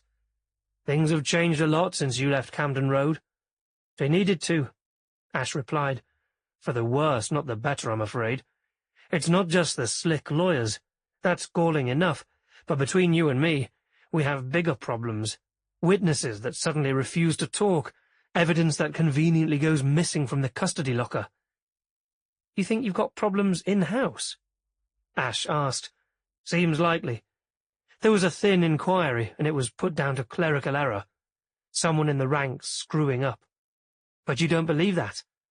Let's just say it's not that simple. Pay's lousy for your average copper, and the current work environment is rotten. For the right money, it wouldn't be hard to find someone willing to cooperate. The news wasn't that surprising to Ash, but it could complicate things for Maeve. Is Maeve Gardner getting caught in the undertow? Hard to say at this stage. Why were you on Maeve's boat earlier? Checking out a theory. Ash handed Dixon another beer, still cradling his first. What theory? Not really something I should be talking about with a friend of our chief suspect. But you don't believe she is your chief suspect, Ash pointed out. True. Dixon leaned forward in his chair. We need to look at every angle. It's proper procedure, but no one's focusing on the money that was found. I want to know where it came from and how Gavin Foster knew that it had been discovered. I figured he was keeping watch on the boat. Surveillance on his hiding place, Ash admitted. A remote device with some kind of motion sensor. Dixon tipped his bottle toward Ash. We think alike, but whatever was there is gone. Ash nodded. They were ahead of the police on that point at least. And what's your theory on the source of the money? Every time Foster's been in trouble lately, Mac Tolliver's been around. I'd say odds are good he's involved. The money's his, or he at least knows where it came from. If Tolliver's people have a cop on payroll, pursuing them will be nigh on impossible, especially if they've decided to frame Maeve for Foster's murder. True, my hands are tied. Dixon looked pointedly at Ash. Seems you could use some help then. Ash sensed that their quest might have gained another ally. A non-player character, yet potentially a source of critical information. If you have any hope of finding the real killer, you're going to have to work outside the usual channels, Ash said. Are you willing to do that? Do I have a choice? Ash smiled. Not from where I'm sitting. Chapter 30. Maeve had been many things in her life. Reckless, cocky, even stupid at times. But she'd never been a victim. So why was she feeling so royally victimized? Trapped in a jail cell charged with the murder of her former lover was a good start. But it was more than that.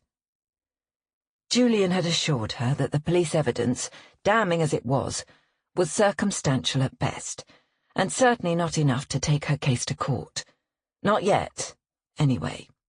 It was the not yet that terrified her. She'd always thought that if you were innocent, you'd be vindicated. In books it always worked that way. Simon Hill would find the missing link that broke the case wide open. The real killer would be caught and punished, all neat and tidy. Stuck here, alone on a Saturday night in the Camden Road nick, there was no missing link. They'd tried to dig deeper and found snippets of information, but no smoking gun. Her friends were doing their best, but it was her future on the line. She stood and began to pace off the length of the holding cell, shaking her hands up and down to burn off the nervous energy coursing through her body. 10 steps forward, 10 steps back. An apt metaphor for her current situation. We aren't finding the answer, Simon. She could hear the strain in her own voice. Then you're looking at things the wrong way round, came the reply. Was that her fault? She had come into this narrative as the jilted lover. Gavin cast as the cheating bastard, her as the victim. She paused in her pacing. Ah, well, that answered that question at least. She was the one victimizing herself. Even before he was killed, she'd been allowing Gavin to make her feel like a victim. It occurred to her that subconsciously she'd been hating him for that as much as, if not more than, any of the rest. She'd allowed her emotions to take over, concocted those savage death scenarios for him in her writing journals. Cathartic at the time, but now they'd come back to haunt her. It was time to make a change. Time for a little perspective. The role of the woman scorned didn't suit her, and in fairness, it wasn't all that accurate. Reality check number 1. By her own admission, she and Gavin had a one-dimensional relationship. It had been fun while it lasted, and in the wake of the breakup she'd lost sight of that fact. It had been great fun at times, maybe not enough times, but often enough for her to stay on board for 4 years. Reality check number 2. The Gavin she knew wasn't a bad person. He was unsophisticated, rough around the edges, but not the villain the police were trying to make him out to be. And in this situation, she reminded herself, he was the literal victim. In fact, he seemed to have been trying to clean up his act, keen to move away from his misspent youth and his foray into the drugs trade. He had a woman who clearly loved him. Maybe because of that, he'd found ambition. He believed that being a businessman would give him standing in the community and a bit of respect like it had Malik Ross. Start with what you know before what you think, Simon chimed in. All right. Tolliver, as the bad guy, was tempting. But that was speculation. What did they know? Gavin was working for Dawson Construction. Malik Ross controlled Dawson Construction. That meant Ross had control over the projects Gavin was given. Ross claimed to have mentored Gavin. Not strictly true, she was sure. But Ross was the kind of guy who'd enjoy having a groupie. Someone impressed by his business savvy and keen to emulate him. Had Ross taken advantage of Gavin's enthusiasm and ambition and made demands on him, asked him to do something shady? Was that where the odd run-ins with the police came from? She couldn't know that for sure. But since it was Ross's firm of attorneys, bringing Gavin's get-out-of-jail-free card, it seemed logical that Ross was the one responsible for getting Gavin in trouble in the first place. She started to feel a bit of sympathy for Gavin. Was Ross threatening Gavin? Demanding things that put him at risk? Was that why he'd taken out insurance on his own life? Was that why he'd wound up dead in the canal by her boat? Speculation again, but based on actual events. If Gavin was getting tired of Ross's demands, it would make sense that he might decide it was time to get away. Time to make a fresh start in Spain with Vicky. And to do that, he'd need a chunk of money. 50,000 wouldn't be enough, but it would be a good start. So, where had it come from? With all their digging and debate, Maeve and her friends were still no further ahead with that crucial question. All they could agree on was that money found in a tyre was somehow dodgy. Gavin had been bringing in more money of late, according to Ash. He'd been doing bigger projects for Dawson Construction, including the swanky new development at the waterfront. She'd had some time to think about it now, and she remembered him talking about the project. He'd been so excited when he landed the contract that he'd brought home a bottle of wine that didn't have a screw cap. For the man who loved a bargain, it was a real departure. That was what stuck in her memory. But she struggled with the rest of the conversation. She remembered the non-verbal part of the celebration and felt warm, in spite of the drafty conditions in the cell. "Come on, Maeve. Focus," Simon insisted. Gav had been going on about how doing the plumbing work from start to finish would give him the credibility he needed to take on more large projects. It was a big deal to him, a lucrative one that would set him up.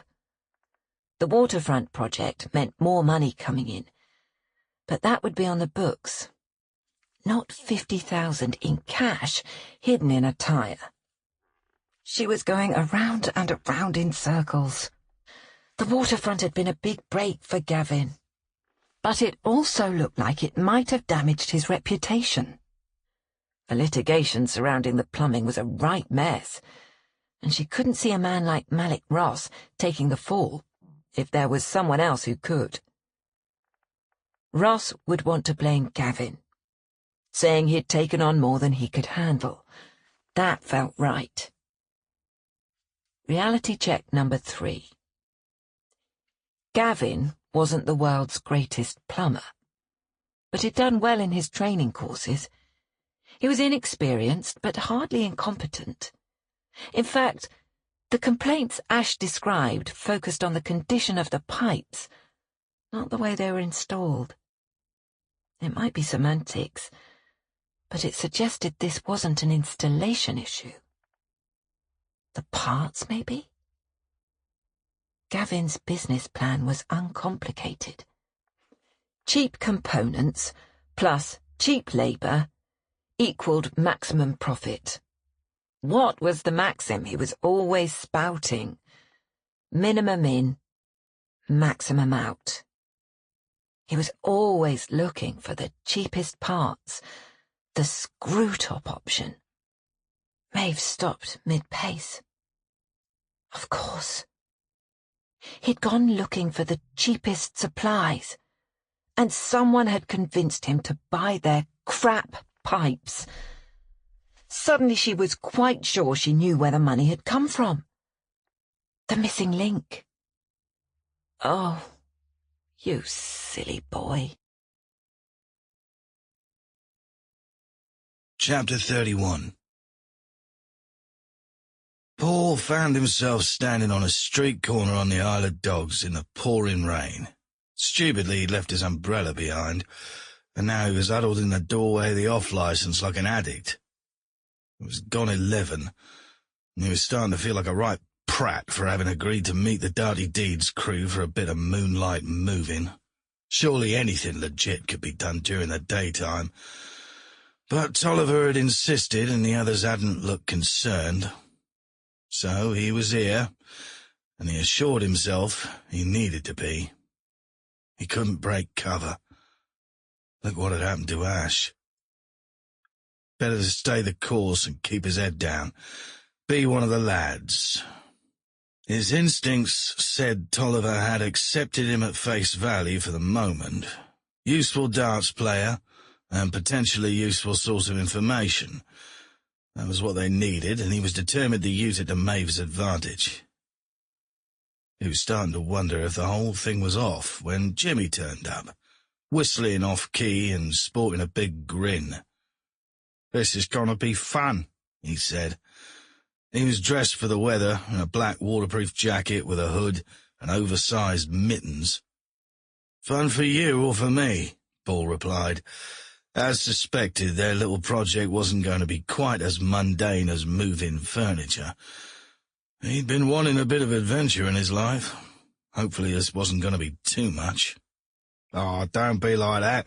Just a bit of a lark." Paul wasn't at all sure Jimmy's idea of a lark and his would be the same. But it was too late to abandon ship now, as Tolliver and Roy were coming down the street toward them. The machine was wearing a baseball cap pulled low over his eyes and a scarf knotted around his neck. Paul wished he'd thought to be a bit more discreet himself. This was a business area and there'd be CCTV all around. The best he could do was look down. He scrunched his head into the neck of his coat like a turtle and stepped out from under the awning to follow the rest of the team. The machine made his way without hesitation to the rear door of a high-rise office building and used a keycard to swipe them in. They took the goods elevator to the 24th floor and followed their leader to a nondescript door that looked like it might be the back door to one of the swankier offices down the hall. No passcard this time. The machine pulled out a skeleton key and picked the lock with ease before ushering them all in ahead of him. If Paul had any question about where he was, it was quickly dispelled by the wall of framed photos and magazine covers, all featuring the same smiling face. Malik Ross. Entrepreneur Monthly, cigar aficionado, and dozens of photos of the real estate mogul with various political types. He was a man who relished his power and his position, and liked to remind himself and everyone else of who he was. "Get a load of this one," Jimmy said, scanning the wall for the photo he wanted. "Here." He pointed at a picture of Ross and a famous pop star in a see-through outfit. "Now her I'd like to meet. The rest of this lot." He gestured at the politicos. "What a load of wankers." Roy leaned in to look at the picture of the singer. "He looks short. Or is she just wearing tall shoes?" "Never met him," Jimmy said. "Just stood out here cooling my heels one time waiting for Gav, looking at the pics." The machine led them through a doorway and into a personal gym with a treadmill that looked out over the lights of the Isle of Dogs and down the river toward Canary Wharf. Their leader ignored the view and ploughed on through a second door to a dressing area that led into the most ludicrous bathroom Paul had ever seen. There was a giant shower with 4 shower heads, one in the ceiling and 3 more on the walls, designed to service various other parts of the body. A man like Ross probably had a lot to wash off. As impressive as the space was, the focal point of the room was the throne, and what a throne it was. Paul had never seen a gold-covered lav before. Gold-coloured, but not actually gold, he presumed. Malik Ross surely didn't have the kind of disposable income that could support even a 10-carat loo. That was Russian oligarch money, not London real estate magnate money. "Got your tools, Roy boy?" Tolliver asked. "On it." Paul watched as Roy unhooked the lav from the water supply at the wall and popped off the anchor covers. As Roy worked, Paul stepped back and found himself leaning on a marble-topped table that had a stack of loo rolls underneath, and, he realized too late, a pile of papers on the top that slipped to the floor. He supposed if you had a lav like that, you might spend a lot of time on it, catching up on your reading and such. Paul gathered the papers and put them back on the table. He moved slowly, hoping he might see something of interest. Something with Gavin's name on it, perhaps, but that was foolish. All he had in his hands were profiles of buildings for sale. "Must think he's a real king sitting on that throne," Jimmy said. "Bet they don't even have a bog like this at Buck House." "Well, a king's about to be dethroned," Roy chuckled, pleased with his own joke. Unhooking the toilet from the floor, he gestured to Jimmy, and the two of them hefted it off to the side.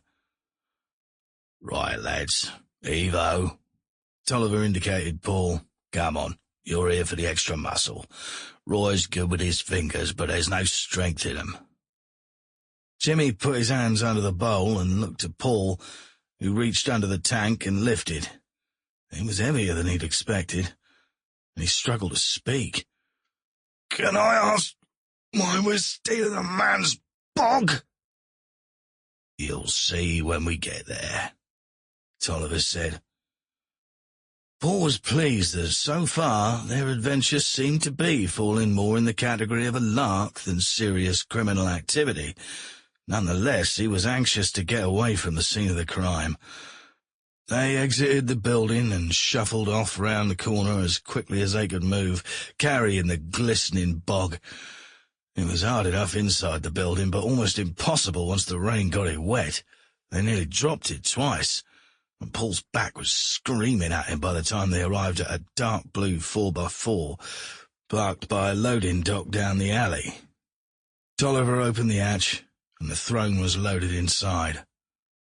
Paul should have been worried about where they were going, but he was so relieved to finally have a chance to sit down, he simply closed his eyes and willed his back to stop cramping. When he opened his eyes again, they were south of the river, on the A2, taking the exit for Vanbrugh Park.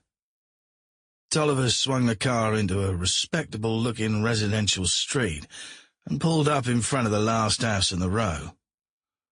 They all piled out, and once again, Paul was wrestling with the golden bog, this time along a side street and through a smaller gate into the house's back garden. It seemed a long way to go to surprise someone with an unwanted piece of garden statuary, but he was past complaining now. Tolliver directed them to an area of shrubbery in the back corner of the yard, where a standpipe was apparently awaiting the new arrival. Roy pulled his tools out once more and began the hookup process. Soon there was a trickle of water spouting into the air from the centre of the bowl, making a rather pleasant tinkling sound. If you could forget you were looking at a lav, it almost made a charming water feature. Almost. "Well done, Roy boy." Jimmy patted Roy on the shoulder. "You learned a lot from Gamma in the past few years." "You'll have to polish it up a bit, time to time," Roy said, rather sadly. "May look like gold, but it's brass, and it'll go green on you." "Blending better with the yard," Tolliver said. "Maybe me wife won't kick up such a fuss." Tolliver disappeared into the adjacent shed, his shed apparently, and emerged with a bottle of whiskey and some mugs. He poured a generous measure for each of them and passed them around. "To Gav." "To Gav," they echoed back. Paul wasn't sure how he'd come to be standing in a criminal's back garden, toasting a murder victim over a fountain made from a brass bog, but here he was, now apparently a full-fledged member of the gang. There was a warmth here, a sense of camaraderie. As Jimmy said, they were family, and Tolliver was the patriarch. In this moment, Paul felt certain that Tolliver hadn't been involved with Gavin's death. If there had been an issue between the two men, he would have worked it out, not killed his friend. They finished their drinks, and Roy and Jimmy loaded the tools back into the car. Tolliver drove back to the city, dropping the lads at the tube in Rotherhithe. Paul tried to exit at that point, intending to catch the bus home, but Tolliver insisted on driving him all the way back to Camden. Paul was nervous and struggled to make conversation. What made you think of a lav as a memorial to Gavin? He was a plumber, wasn't he? Tolliver grinned, and Paul forced what he hoped was a genuine-looking smile. After a few more minutes of silence, Tolliver glanced across at him. It also sends a message. Don't tell the lads. It'll only upset 'em, but between you and me, I suspect the lav's owner had something to do with Gav's death. It had been an entertaining evening, but not really useful until now. Paul thought he might have just struck gold. Tolliver had his sights set on Ross as the killer. Did he know something they didn't? He tried to sound casual. Malik Ross? What makes you think that? I've seen how he operates firsthand. He has the morals of an alley cat. If Gavin got on the wrong side of him, he'd take steps. Would Ross go as far as killing him? Tolliver stared at the road ahead. Wouldn't put it past him. But as far as the lads are concerned, this was just a lark in memory of a mate. Gav would have loved it. He shot Paul a glance out of the side of his eye. You were just there as extra muscle, and if you go flapping your mouth about this, I'll remind you, your fingerprints are all over that bog. And as luck would have it, all over those papers in Ross's bathroom. Cause any trouble, I won't hesitate to tip him off. Paul realised with a sinking heart that he was the only one who stupidly hadn't been wearing gloves tonight. It would be hard to explain what you were doing in his private office, and he's not the kind of bloke that would really want to listen to an explanation anyway. He might be on the team, but clearly wasn't a part of the family. Tolliver's loyalty and protection wouldn't extend to him. But his gut told him it had always extended to Gavin. God help the man who'd killed him. Chapter 32. India was convinced Vicky still had things to tell them, whether she knew it or not.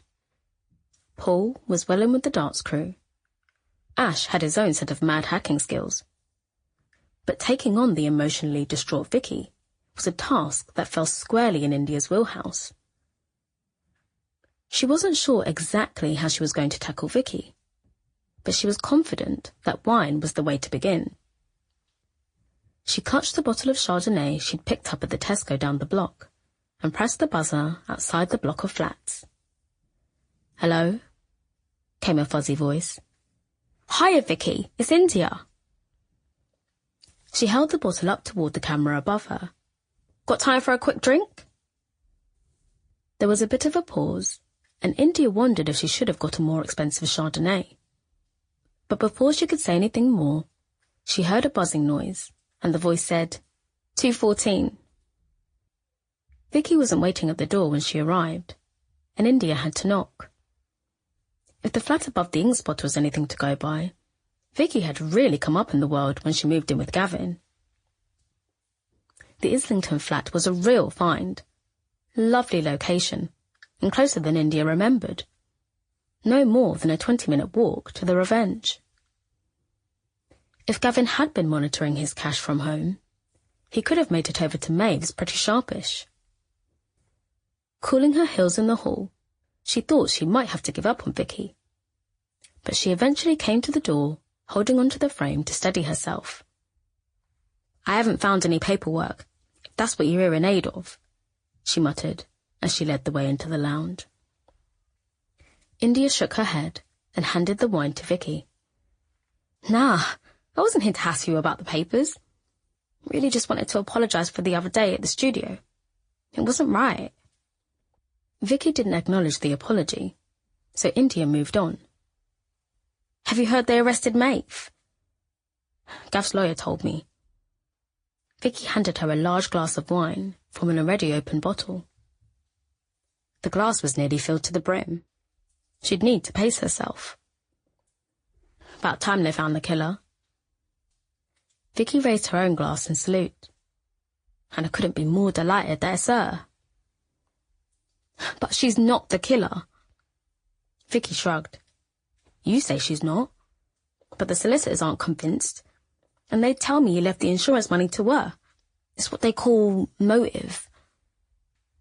India could see the anger flashing in her eyes. That was just horrible timing. He'd made the change, Vicky. Gavin meant that money to go to you. Meant to won't pay the rent on this place, Vicky snapped, looking around at the Maeve walls and the minimalist IKEA furniture. India didn't have an immediate response for that. She hadn't thought Vicky would be aware of the insurance situation yet. It was going to make her job tougher. Vicky seemed suddenly restless. Jumping to her feet, she started to pace unsteadily around the room. Bastard! How could he do this to me? Her voice was brittle. Clearly she was moving into the anger stage of her grieving process. She spun around and looked at India. Was I a fool? I mean, was our whole relationship a lie? India started to reply, but Vicky wasn't pausing for a breath. But they were just laughing at me behind my back. Stupid little tattoo girl. Not like her, the posh writer, the clever one. Because I was just nothing but a pit stop along his way to the top. Once he'd made it, he'd want someone like her beside him.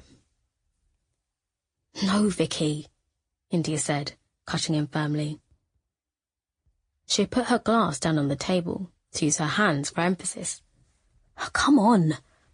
Gavin was many things, but not a liar. A woman's instinct should tell you that. He loved you. You know that in your heart. He and Maeve were done. Vicky stopped pacing and looked at India. If they were done, she wouldn't care. And if she didn't care, then she wasn't the killer. But she has to be the killer, she concluded with a whisper. Why would she go to the police about the money if she killed Gav? India was taking a stab at the logical approach, though Vicky might be too far gone at this point. She'd want to stay as far away from the cops as possible, right?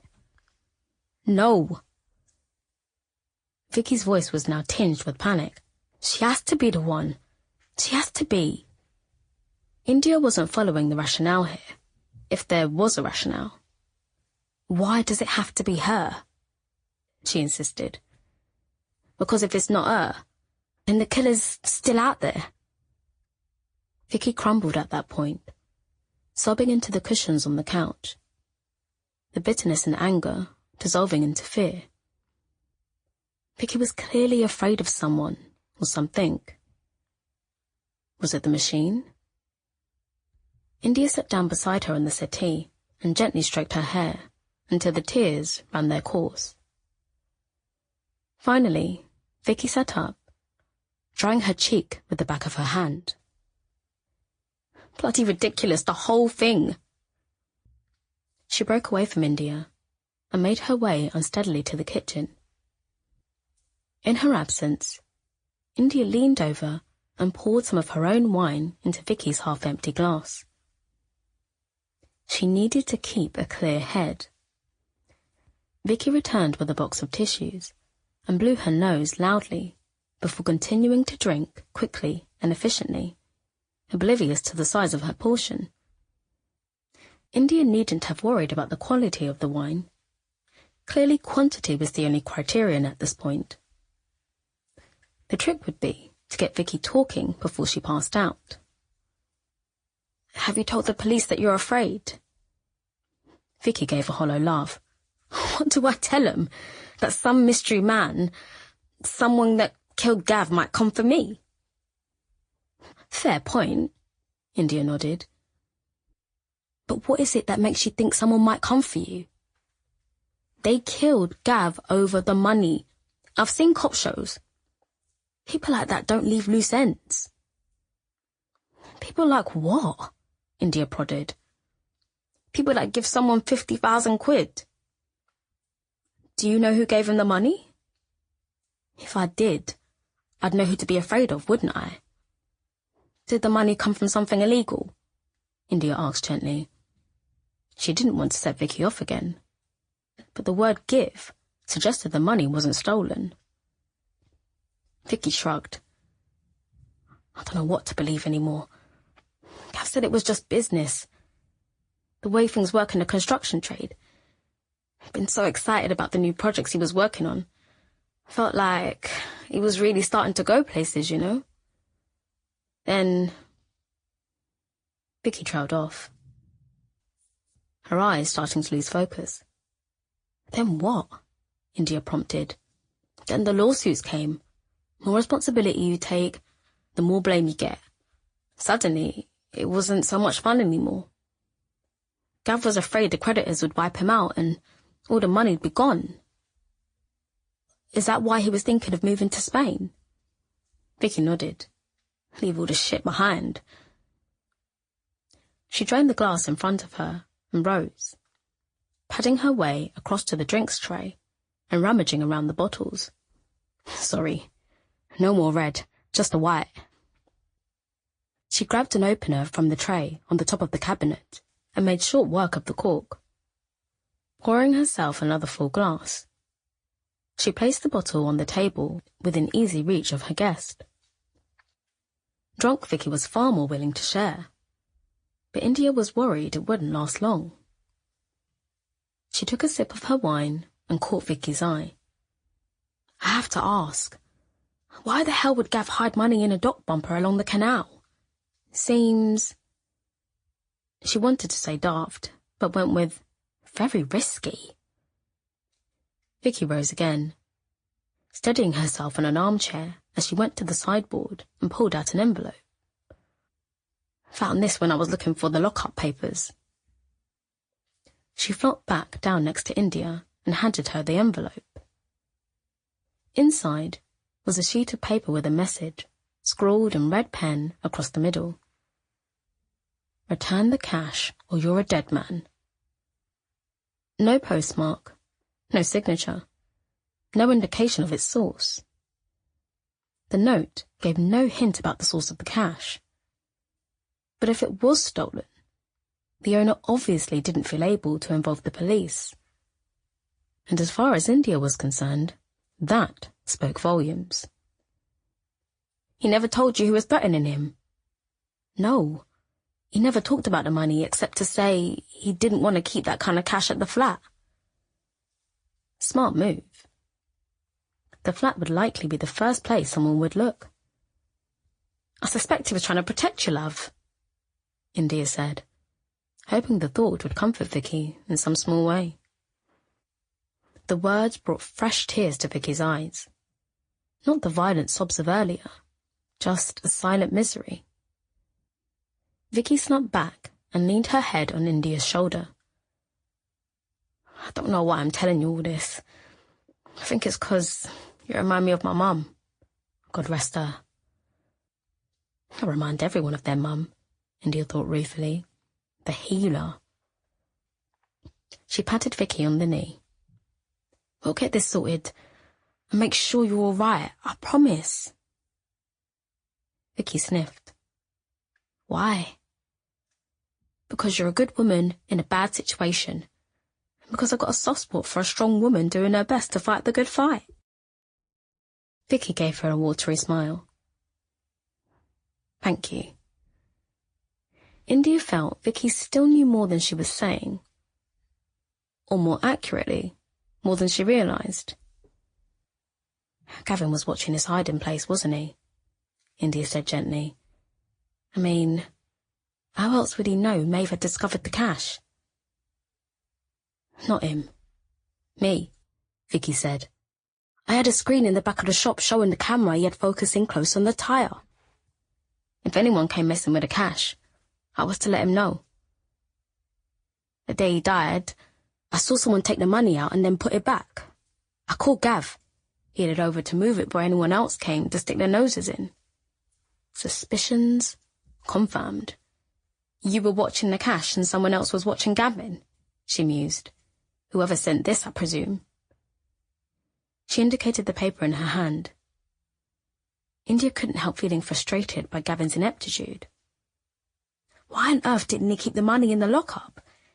It It would have been far safer there, and maybe none of this would have happened. He needed to keep it handy, Vicky said softly. He'd found a cottage in Spain, and Gav had been negotiating with this bloke for a couple of months. It's a tough market for houses. Good ones anyway.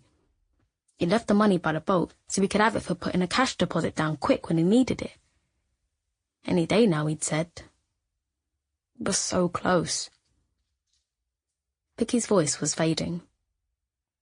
India needed to push ahead before she passed out. He said Gavin had something put aside for a rainy day. Was that it? And cash at the dock? Vicky shook her head, slowly. It's like when you know a secret and you figure the person who has the secret owes you one. She was slurring her words. Like my sister Gwen. Vicky pointed to a photo on the side table of a woman and a young girl.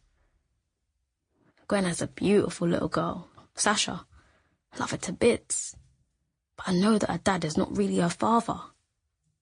Gwen was messing about with this bloke from the express delivery service. She got a package all right. Of course she didn't tell her husband, but she told me. You blackmailed your own sister. India wondered if she'd been too hasty in her good woman assessment. Never asked for money or nothing like that, but boy, when I need a favour, does she up to it? It's not blackmail, just a bit of an edge. Vicky yawned. India leaned in closer. And Gavin had something that gave him a bit of an edge? He was a clever boy, she murmured sleepily. India gave her a gentle nudge. That information could tell us who might want to kill Gavin. Have you looked through all his files? Vicky gave a half snort, half laugh. Did Gav look like the kind of bloke that kept files? He's got shoe boxes, dozens. Chock-a-block with receipts and paperwork. He used to say that's why we made a good team. I bought shoes and he needed boxes. Where does he keep the boxes? Vicky waved her glass in the direction of the hall, sloshing wine on the floor. Maybe I can help look. Vicky seemed unable to focus now, and gave up with a shrug. Help yourself. Was it there? She lay back on the settee and stroked the cat, who'd appeared out of nowhere. India was hoping it was a small closet, but it turned out to be more like a pantry. Inside were dozens of shoeboxes. Some contained shoes, trainers, hiking boots, steel-toed work boots. The others were full of papers. India opened the lid of the nearest box. Receipts, dozens of them, all about 5 years old. She carried a stack of boxes back to the lounge and sat on the floor, sorting through all the scraps of paper. By the time she'd finished the second one, Vicky was snoring softly with the cat curled up by her side. India headed back to the closet and began rapidly flipping through each box. Sod's law, she was nearly 3/4 of the way through when she found what she was looking for. A receipt for a lock-up in Tottenham, paid up through the end of the year. The space was rented in the name of Lou Masters, but the receipt was here with Gavin's things, and she was sure space 419 belonged to him. Finally, something concrete to work with. She tidied up the lounge and took a snapshot of the threatening letter Gavin had received to show the others before tucking it back in the sideboard. She couldn't help but feel sorry for Vicky. Such high hopes and a genuine affection for Gavin. What a waste. India grabbed a blanket off the bed and draped it over the sleeping woman. We'll find the answer, she whispered. For Maeve, and for you. Chapter 33. Do you think that's wise? Ash asked from the driver's seat of the Fiat he'd rented to get them to Foster's lockup. Paul was tossing Watsits over his shoulder to the captain in the back seat, who was catching the cheese puffs like a frog snagging flies. "You wanted to cheer him up," Paul said. "He's happy. Wind in his fur, road trip snacks, what else could he want?" Maeve came quickly to mind. In spite of being new to dog-minding, Ash could tell the captain was distressed by his owner's absence, and it was worrying him. India insisted he simply needed a change of scene, and having nothing else to offer, Ash had brought him along on today's outing. The captain and Smorg were settled in the back seat with India, and he did seem happier. "Easy, Paul," India said. "I don't need him being sick back here."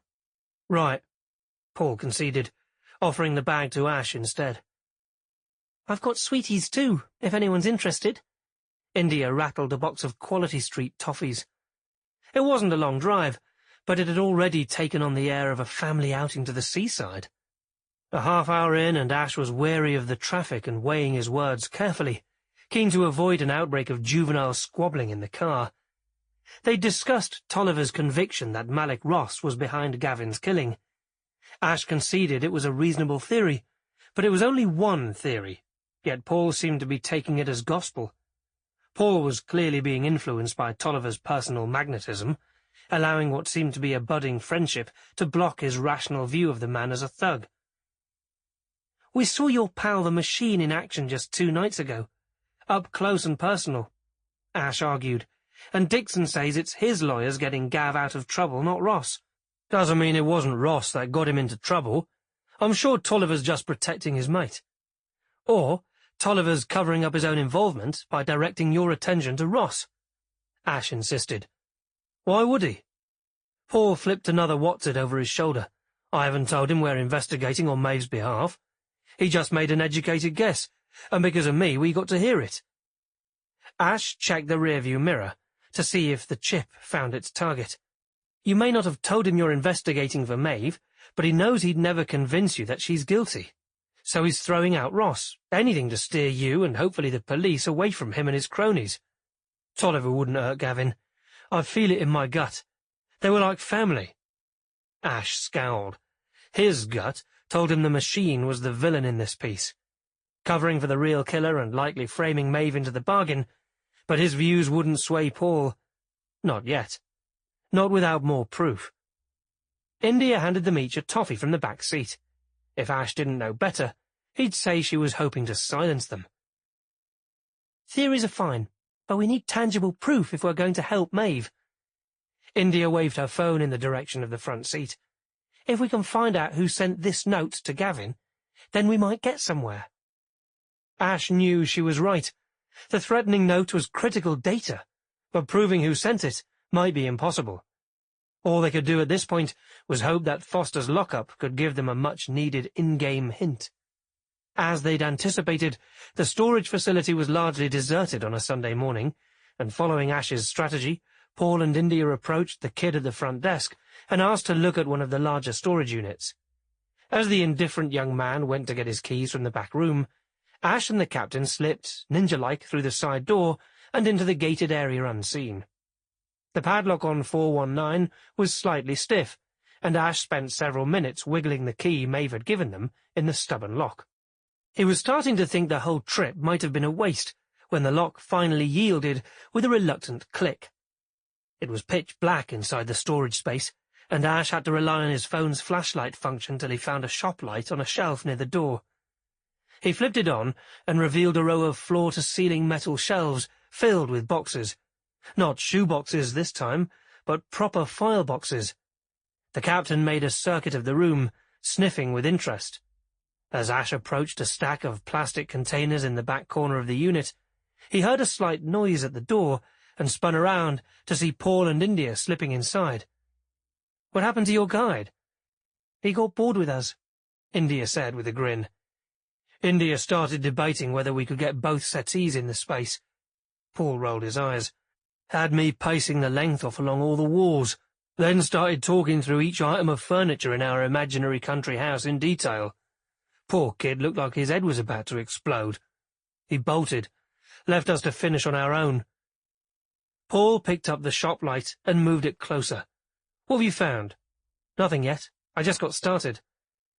They wandered about, poking into boxes at random. The dated boxes were largely comics and football souvenirs from Arsenal's undefeated 2003 to 2004 season.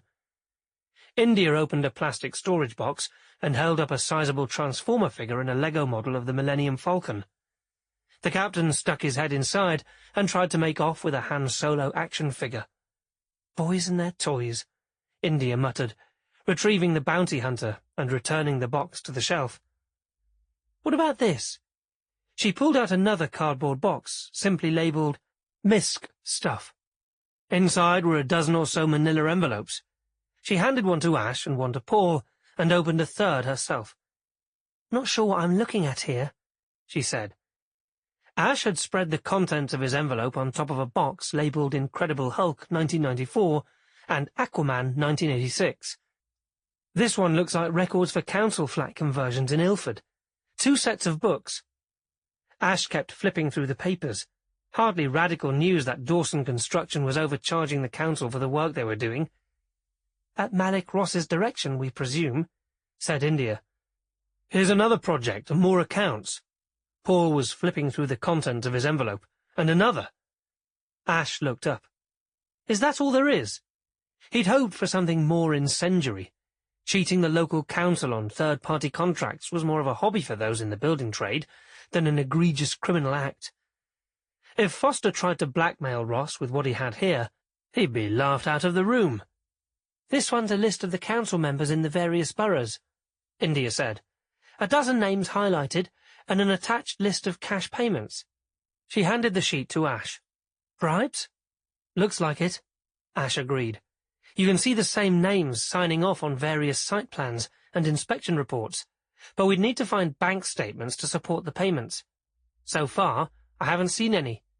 Looks like he was hoping to blackmail Ross, but hadn't got what he needed. Certainly not the leverage Vicky thought he had. And nothing on the machine." Ash fumed silently. Disappointing all around.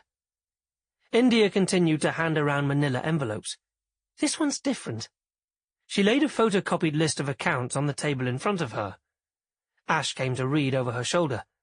Gambling records, bets placed, wagers won and lost. He pointed to the header. MTM. That's a name Ross operates under when he thinks he's being slick. He used it as a bookie and then again later when he wanted to hide his ownership in Dawson. Ash pointed to the bottom of the list. "Look at the last few entries. Relatively recent loans. Seems Ross isn't completely out of the lending game." "What's the number in red at the end of each row?" India asked. "The cumulative amount you owe for advances or loans." "Some big numbers there," Paul noted. "But Ross isn't stupid. He's not using names, just client numbers. Not much use without a reference sheet." "Then there must be a reference sheet here somewhere, or why keep all this?" India said, continuing to rummage through the envelopes. Ash wished they could simply file search for what they needed. It would be so much faster. But true to form, India's persistence paid off. She looked up with a triumphant smile and handed over a spreadsheet with more than 40 names cross-referenced to a list of 4-digit numbers. "That's it, India. Brilliant." Ash spread out the loan records and started comparing the client numbers to the client names. "There's a few here that are still blank. No name to the number, the largest amounts. Probably his most influential clients. He'd likely be most protective of their identities, wouldn't he?" India said. "I mean, as a practical matter, Ross would want to be sure he was the one with leverage over them, not anyone else." "True. Trust India's common sense to bring her swiftly to what had to be the right conclusion. Unfortunately, those clients are the most important from our perspective. The individuals with the most to lose. The ones most likely to do Ross's bidding to protect themselves." "I'll keep looking," India said, turning back to the boxes of paper. "Someone here will have motive. It's just a matter of finding the right person. Someone vulnerable enough to need to appease Ross. It wouldn't have to be someone with a specific connection to Foster." Ash paused. "Then again, it might be. Take a look at this." He turned the lists to face his companions, pointing to client 6749. Roy Malloy, £10,000. Chapter 34. Maeve was pulled from her cell and brought along to the interview room again. She squared her shoulders, ready to put up a fight. But D.S. Dixon entered the room alone, carrying a handful of papers. "Looks like you're in luck." He slid the papers across the table to her. "Sign here, and you'll be free to go." "What?" Maeve thought she must have misheard. "I mean, great, but why? Have you found the real killer?" Dixon extended a pen. "Look, I'm following orders from above. Do you want out, or not?" "Definitely out." She signed her name and followed Dixon down the hall, to the door of his office. "Wait here, and I'll bring you your things." He disappeared through a set of double doors and left her alone in the open-plan office area. It was empty. Not surprising for a Sunday. But it was disappointing to see that no one was working overtime on her case, or any other. Short-staffed, as Ash said. She paced around the floor, anxious to be gone. Most of the desks she passed were piled high with files, but the desk closest to Dixon's office was unusually neat. A single file alongside a framed photo of DC Gray and her cat. Why was she not surprised that Gray was a cat person? The two creatures shared the same supercilious air. She'd have thought a busy detective would have a messier desk. But then again, Gray struck her as the kind of woman who was precise and rigid. A rule follower. Likely, her perspective on the world and its foibles was narrow and unimaginative, too. Not ideal for a police detective. Maybe that was why Dixon always looked irritated by her presence. The lone folder on Gray's desk drew her eye. Even from a slight distance, she could see her name on the cover. She looked around again to be sure she was alone, before approaching. She picked up a pencil and flipped open the front cover of the file without touching it. The movement caused a half-dozen loose photos to fly out and land on the floor. So much for avoiding fingerprints. She scrambled to gather them up and saw that they were all pictures from the Revenge. Exterior shots, plus a number of close-ups of her workspace. She stuffed the photos back in the folder, taking a closer look as she did so. No wonder she stood out as a suspect. All those story cards pinned to the wall with detailed descriptions of death and revenge. The top sheet in the file seemed to be a final report. She scanned it quickly, hoping to see the name of an alternate suspect, or at least a reason for her release. But instead, the final recommendation that jumped off the page was referral to the Crown Prosecution Service. Her newfound sense of relief vanished as quickly as it had come. They didn't think she was innocent. They weren't letting her go because they'd found the real killer. The realization struck her like a physical blow to the gut. Not only did they still think she was guilty, they were moving forward with the case. So why let her go? It made no sense. She wasn't about to question it. She just wanted out, and she needed to talk to Julian. Maybe he could explain things.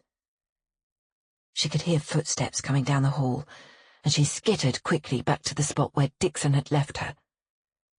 He scattered the contents of a brown envelope on a nearby table, and she gathered her things together, replacing her smartwatch on her wrist and grabbing her phone and keys. She couldn't look at him. "Is that it?" she demanded. "Sign for your stuff, and you're out of here." He seemed to hesitate.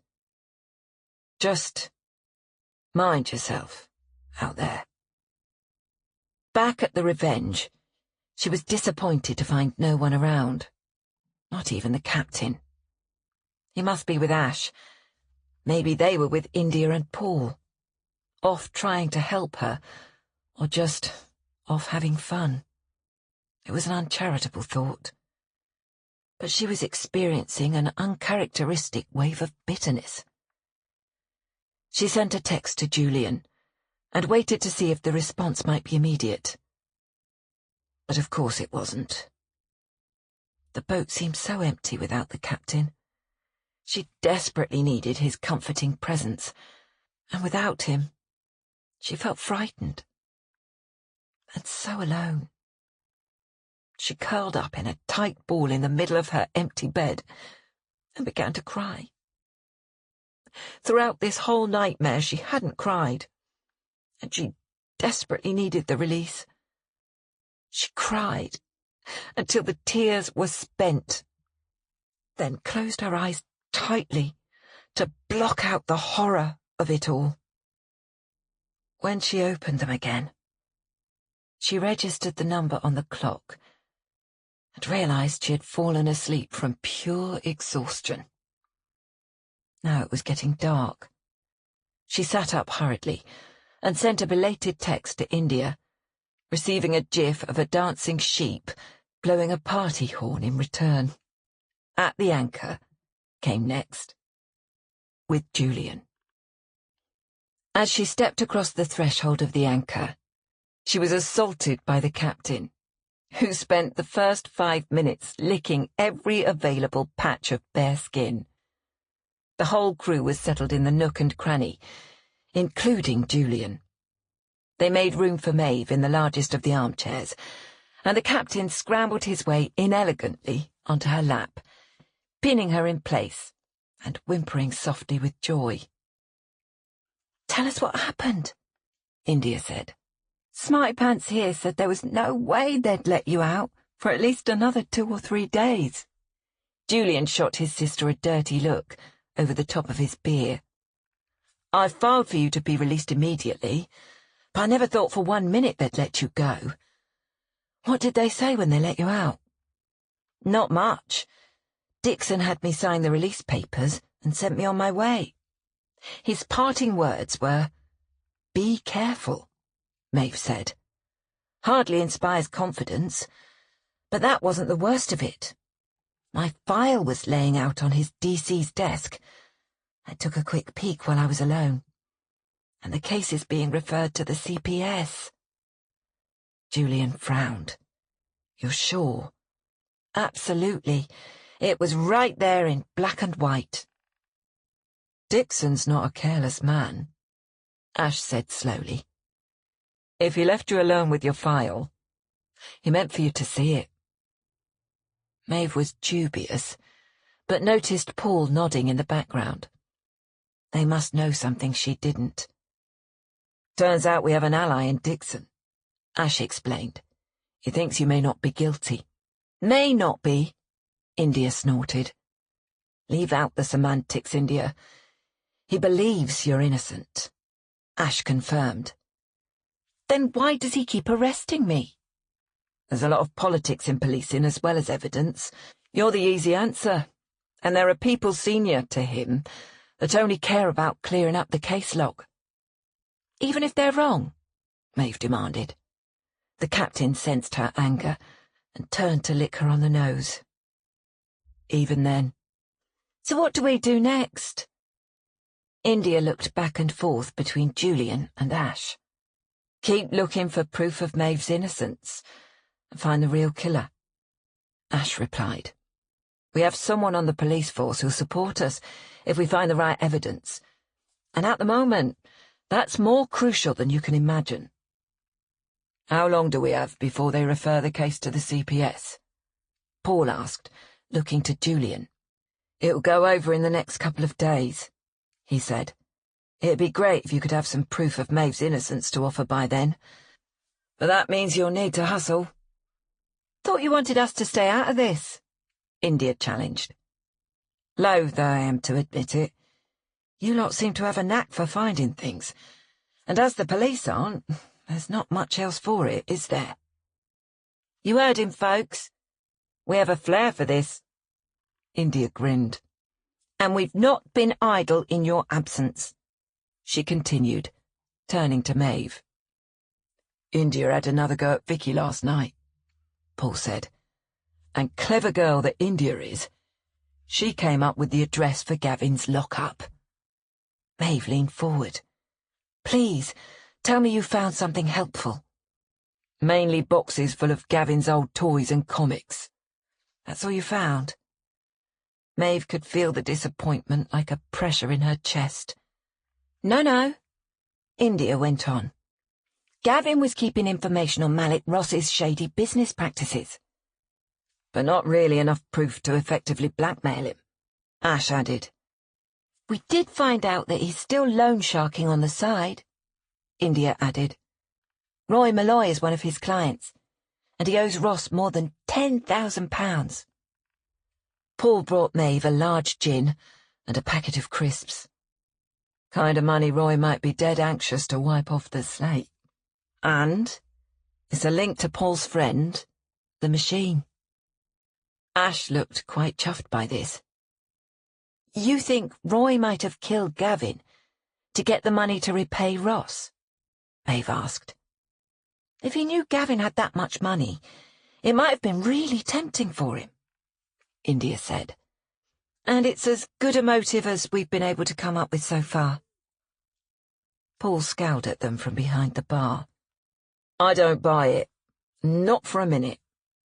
Roy worshipped Gavin, and like all the darts crew, they were fiercely loyal to each other. If Roy needed money, and he knew Gavin had some, he'd have just asked.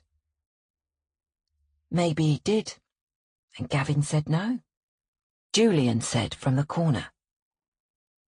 Maybe it wasn't even planned, Ash said. Maybe Roy was with Foster, saw the money, and took his chance.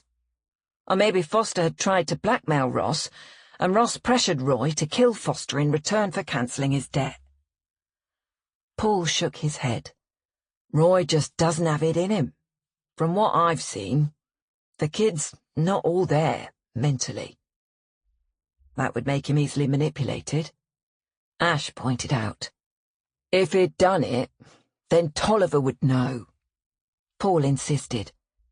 And he wouldn't be asking questions and drawing attention to the crime. He'd want to protect Roy. Best way to shield Roy would be to frame someone else for the murder. Ash turned to Maeve. Dixon told me all of Foster's recent run-ins with the police have one thing in common: the machine. He's always at the centre of the storm. And Dixon says it was the machine sending in the lawyers to dig Foster out, not Ross. Maeve thought Ash had a reasonable point. Professionally, Tolliver runs with some tough blokes. Paul agreed. But he's doing his best to keep his friends out of it, trying to protect them. That's real loyalty. Ash rose from his seat, and Maeve saw his hands were shaking slightly. You can't just discount the man as a suspect because you like him. You keep telling us he'd do anything for his friends. Wouldn't that include sacrificing an innocent woman to protect Roy from a charge of murder? There was an undertone to this argument that seemed almost personal, as if Ash was feeling threatened in some way by Paul's friendship with Tolliver. The last thing they needed was division in the ranks. You need a diversion, Simon prompted. I think I know where Gavin got the money from, and if I'm right, it may open up some other suspects. Maeve interjected loudly. India smiled. That's a girl. What have you got? When we asked Vicky about the money last time, she insisted it wasn't stolen, but she didn't elaborate. I think it was given to Gavin, and I suspect she knows who by. By whom? India corrected absent-mindedly. Really? Now? Maeve said. Sorry, but you're on the right track. When I was there last night, she clearly said Gav was given the money. She just didn't know by whom. Maeve shifted the captain off her lap and he went to lean on Ash's leg, as if sensing that he was the one now in need of comfort. We were still together when Gavin started the waterfront project. He was so excited because it made him feel like one of the big boys. Ash told us Gav was the only subcontractor for the plumbing part of the project. Not just installation, but procurement too. It was a massive project. Suppliers would be courting him, trying to get his business. You think he was taking kickbacks from the supplier of the 40 pipes? Julian asked. Wouldn't be unusual, would it? Seeing how lousy their product is, it was probably the only way they could get any business. Ross hinted that Gav hadn't been in the game long enough to know who to trust and who not to. Would make sense of this as well, India said, pulling up the photo of the threat Gavin received on her phone. Vicky showed me the actual note.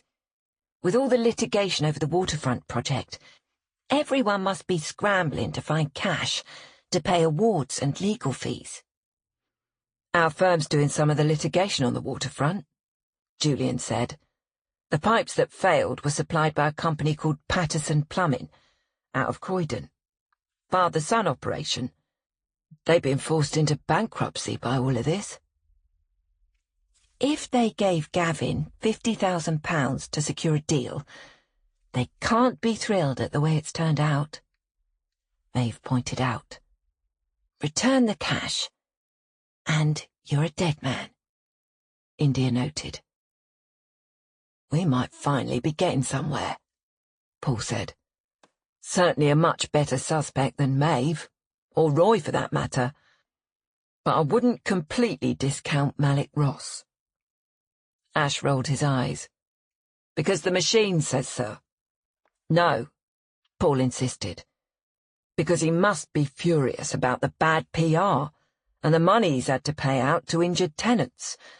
And there's still more lawsuits brewing. If he got Gavin to admit he took money from the Pattersons, Ross might have demanded Gavin give him the money to offset his losses. If Gavin refused, he could have sent someone after him. Maybe even someone from Patterson's, Maeve said. But there's only one way to find out. Looks like I'm heading for Croydon in the morning. That's a bridge too far, Julian said quickly. If you're right, it would be dangerous. And besides, how would you justify asking a load of questions about alleged bribery and threats? I'll think of something, Maeve said. The police won't go, so who else is there? It's down to me. I agree with Julian. It's too dangerous. Ash insisted. I'll see if Dixon can help.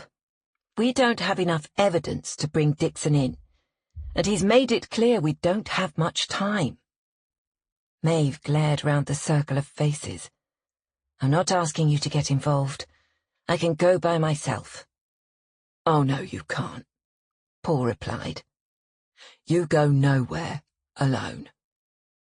Maeve could even hear Simon agreeing in the background on that point. All right. Then we go together. Chapter 35.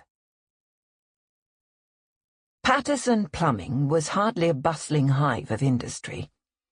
The gates to the side yard were padlocked, and a seizure notice had been hung on the fencing. Maeve and Paul approached the dilapidated trailer that served as an office and knocked. There was a light on inside, but no answer. Paul attempted to peer into the high window, but the shades had been drawn, and Maeve was starting to think it might be a wasted trip. The place was eerily quiet, and she wished they'd brought the captain along, but when she'd left this morning, he'd been happily watching Ash cooking sausages for him aboard the Red Lion. She hadn't even known Ash could cook. Traitor. "Oi, clear off," came a voice from behind them. "No more press. Can't you bloody vultures understand? No interviews." They turned to see a burly man with a shaved head and a tattoo of the Madonna on his arm. Older than Maeve would have expected, but still fit. Patterson Senior, at a guess. Go on, get out. He gestured back toward the street with his coffee. We're not press, Maeve said. They'd discussed it at length on the trip over, and after scrounging through her backlog of Simon scenes, they decided that insurance adjusters would be as good a cover as any. They'd researched some terminology, but she wasn't feeling supremely confident. Insurance, she said vaguely. Had enough of your bloody lot too, he sighed. I suppose you'd better come in. He settled in a folding chair behind a table that was serving as a desk, and gestured to 2 stacks of boxes set out to approximate stools. They balanced themselves gingerly on the makeshift seats, and Maeve noticed that Patterson reached for a miniature bottle of Dewar's and added it to his coffee. Out of sugar, he muttered, giving the concoction a stir before looking at them expectantly. We are trying to finalize an assessment of the payouts due to the injured parties at the waterfront, Maeve said, hoping she sounded as if she knew what she was talking about.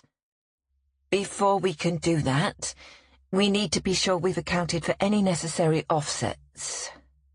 She stumbled over the unfamiliar word. Monies that were fraudulently transferred out of the company around the time of the claim, Paul added. Paul was a quick study. Compared to her, he was a natural. According to our research, a rather sizable payment was made to a Gavin Foster during contract negotiations over the waterfront project, Maeve continued, doing her best to sound professional. We intend to recover that revenue, or deduct it from the overall payments made with respect to the claimants. If the money isn't refunded, of course, it will leave you open to lawsuits from the impacted residents, Paul added. Bring it on, Patterson said. Can't get blood out of a stone. And as for these supposed payments, you'd have to prove they were made. Foster's dead. Good luck getting him to tell you out. He leaned back and crossed his arms. Before they could respond, the door opened behind them, and a younger man entered the room, the spitting image of his father, only leaner and rougher. He vibrated with rage and energy. He scowled at the two of them. What now? Insurance, his father said. As if we'll see tuppence. Less than that, his father replied. These folks here have decided that there was a sweetener paid to Foster, and they'd like it back. The young man made an elaborate show of being surprised. Never heard of such a thing. Must not have been in this business long, Paul challenged. Maeve wasn't keen to see this conversation devolve into a full-on fistfight, and decided to try placating the men. We're just saying, you might want to request a refund from Gavin Foster's estate under the circumstances. He took all that money from you, and then landed you up to your neck in it. Hardly seems fair. She was wildly improvising, but there wasn't much else for it. Haven't seen Foster since we delivered the pipes, Patterson Sr. said. Good pipes, too. He's the one that buggered things up. That Ponzi developer knows it, too.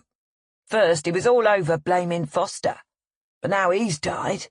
The bastard's trying to shift the blame onto me and the lad. Was Malik Ross aware of the payments you made to Mr. Foster? Paul asked. What payment? Patterson Sr. sat back again with a scowl. And you never went to talk to Foster about the pipes? Recently, maybe? Maeve asked. Not ever, Junior snapped. Never went to ask for your money back? Maeve pressed. Told you. No money to ask for. Senior insisted.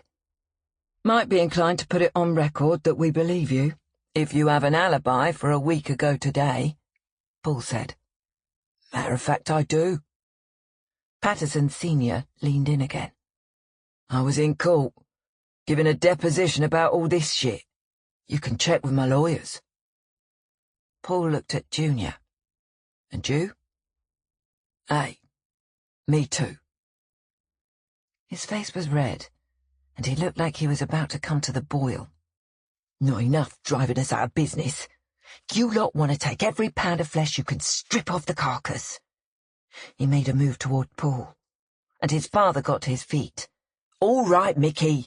Calm down, Senior said. Not going to help us if you get sent up on an assault charge. Blood out of a stone, lad, I keep telling you. They can dig all they want. They can't get money we don't have.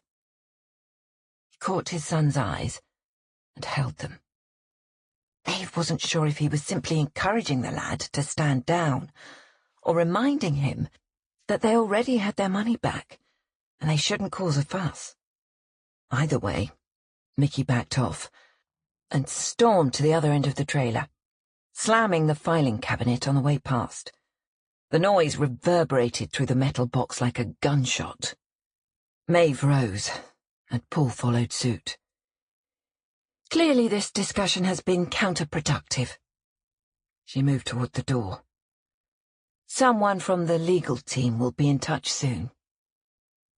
Paul and Maeve retreated hastily, putting the deserted yard behind them. Lad with a bit of a temper, Paul said. And I'd say he's lying. Easy enough to prove that Dad was in court. But I'll lay odds Mickey boy wasn't.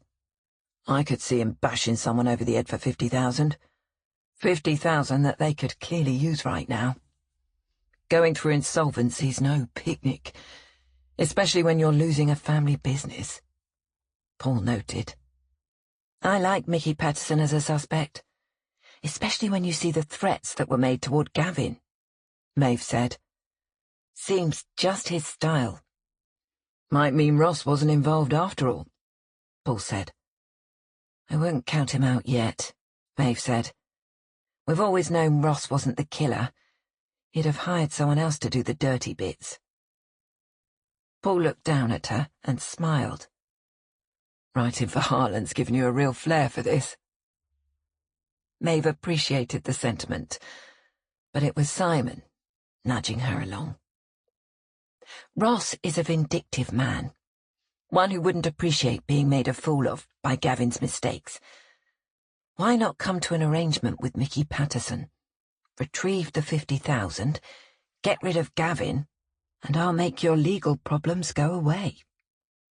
You might have something there. In the back of her mind, she heard Simon's soft, "Bravo." Chapter 36. This lot's all mouth and no trousers, Tolliver was saying in the team huddle before the match began. Just keep your heads down and focus, and we'll be straight through. The Rose was a swankier pub than they were used to. No fruit machines, just plush seating areas filled to the brim with punters, even on a Monday night. And the menu on the blackboard in the main room was adorned with artistic renderings of crabs and prawns, done in multicoloured liquid chalk. A gastropub, for God's sake. Paul shook his head sadly. The team captain for the Rose approached, wearing a navy and cream sweater vest and an attitude. The rest of his team wore the same woolly vests, and they looked as if they were hosting a cricket match, not pub darts. Standard rules, and Louisa here will keep score. He pointed over his shoulder at a smiling woman in a lavender cardi. Tolliver shrugged. Long as she knows what she's doing. The first round had Jimmy up against a brash luxury car salesman. Roy was cheering Jimmy on from the sidelines, so Paul took his beer and joined Tolliver at a high-top table a few feet from the rest of the crowd. After the first few darts flew, Tolliver seemed to be content that Jimmy had things well in hand, and he sat back and gave Paul his full attention. I hear your mate's out of jail. Paul wondered briefly how he knew, but he supposed working for a drug lord there wasn't much Tolliver didn't know if he wanted to. She's out, but not clear. They're referring the case to the CPS, Paul said. Wouldn't put it past him. Not much chance they'll be looking further if Malik Ross is behind it. He'll have his friends at a Met tying this up in a neat little package. Ross really has that much influence over the police.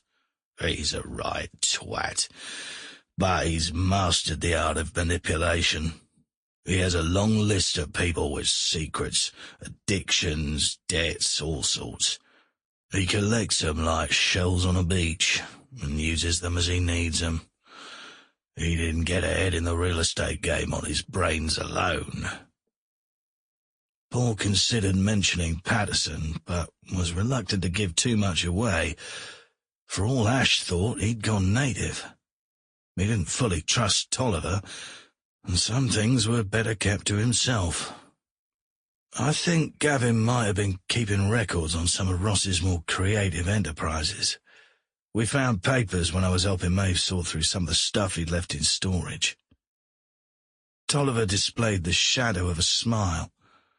Bright lad, our Gav. I suppose if Ross found out, it'd be solid motive for wanting to get rid of Gavin. Paul tried to sound as if the thought had just occurred. Tolliver nodded thoughtfully and continued to drink his beer while watching Jimmy close out his match. He clapped heartily and turned back to Paul. One thing we know for certain is that Ross didn't have the bollocks to kill Gav himself. And who would he use? Any number of high flyers I can think of that owe him favours. People in debt to him. With Ross, the payback is always far less important than having something to hold over a client's head. Not all of his clients are high flyers, Paul said softly. Did you know Roy owes him money? Tolliver placed his glass back on the coaster in front of him, aligning it precisely in the centre before looking into Paul's eyes. I do, but how do you? It was in Gav's storage stuff. Might be a bit worried for Roy. Tolliver moved in very close, and Paul thought he might have blown it. Roy did owe Ross. To be honest, it was mostly Roy's old man. He told me a few months back, and I gave him the money to clear the debt. Get him away from his dad's mess. Whatever you're thinking, Roy didn't need that money, and even if he did, he wouldn't have taken it, and he damn well wouldn't have killed Gav. We clear on that? Absolutely. I'm glad to hear it, Paul added. Tolliver sighed heavily. I do my best to keep an eye out for these lads, but it's not always easy. Paul turned back to his beer. Roy might have owed Ross money, but Paul had never really seen him killing anyone, especially Gavin. That brought them back to Patterson, or possibly one of the other names on the list of Ross's clients. Ash was steering Dixon toward Mickey Patterson, which left them to focus on some of the larger debtors on Gavin's list. There were still names they didn't know, and it would take time to identify them, even with Ash's skills. Maybe more time than they had, before Maeve's case was referred to the courts. Ash would hate it, but the fastest way to find the real killer and get Maeve off the hook would be with Tolliver's help. Paul was confident Tolliver knew the players better and had sources of information they didn't. Maybe even sources the police didn't have. He was keen to take advantage of that. He believed Tolliver when he said he was determined to find the real killer. That resolve could work to their benefit. Okay, so how do we figure out who was in deep enough to be willing to kill for Ross? Tolliver cocked his head at Paul. We. Finding the killer's the only way to clear my friend Maeve's name, and although I didn't know Gavin as well as you all did, I stole a memorial bog for the man, and I guess I feel invested in getting justice for him as well. Paul registered a flicker of a smile crossing Tolliver's face. We, then, Tolliver conceded. I think I can get Ross to talk. He's the first one to throw someone else under the bus if it means protecting his own skin. We just have to make him feel the heat. Paul felt his pulse quicken. This was what they needed, decisive action. He'd be willing to take Ross on. Paul felt the need to clarify. Even though he's your boss. Tolliver snorted. Ross isn't my boss.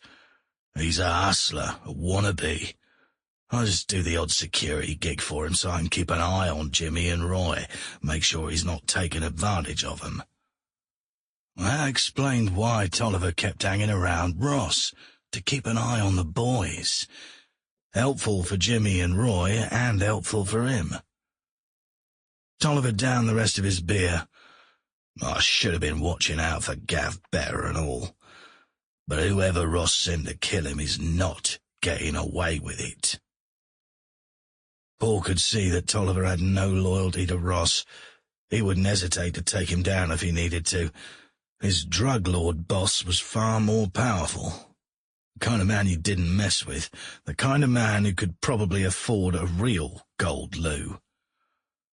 Throwing his lot in with Tolliver wasn't the ideal situation, and the others wouldn't like it, but for now, Paul had no better plan. "What do you have in mind to get him to talk?" Paul asked. Tolliver and his people used methods that were likely quite brutal. The thought made him uncomfortable, but how else could they tackle Ross head-on when the police wouldn't?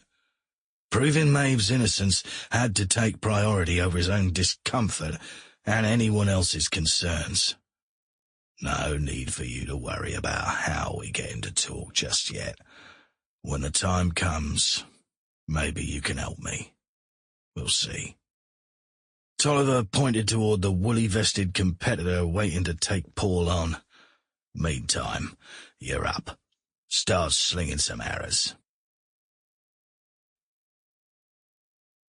Chapter 37. Maeve sat at her desk, pretending to write. This involved sipping her wine every couple of minutes and repeatedly clicking the end of her pen. She wasn't used to writing longhand, but as the police still had her computer, she had no choice. She stared at the board in front of her. Simon Hill was on the trail of a killer, a man who drowned his own brother. Perhaps that was why she was having trouble returning to the story. Reality was just a tad too close to fiction in this instance. The vision of Gavin floating in the water still haunted her. Everyone was doing their best to help, and she appreciated it. But her brain was on overload. She needed a break, but maybe working on her Simon Hill novel wasn't the best diversion. It had been a productive day. She felt sure they'd finally found out where Gavin's money had come from, and they'd unearthed another potential suspect in Mickey Patterson. Ash had gone to share the news with D.S. Dixon. Paul was off at a darts tournament, and tomorrow they'd get their heads around the next step. But for now, she was trying to have one semi-normal evening at home. She needed to step away from worrying about her own fate and focus on the fate of her protagonist. She knew where the story was going, right down to the killer's remorseful suicide. A penitent Catholic punishing himself for the horrific crime he'd committed. The story was all there. She just needed to get the words down on paper. She pushed back in her chair and looked at the ceiling, almost falling over when she heard the knock on the forward door. "Yoo-hoo!" Rowan called. "Can we come in?" "Sure." For a change, Maeve was happy for the distraction. "Welcome back," Sage said, breathlessly tottering down the stairs behind Rowan, and collapsing her full weight on the narrow padded seat on the port side. "Good to be back." Maeve didn't rise. The captain was sitting with his head in her lap, and hadn't even budged to greet the ladies.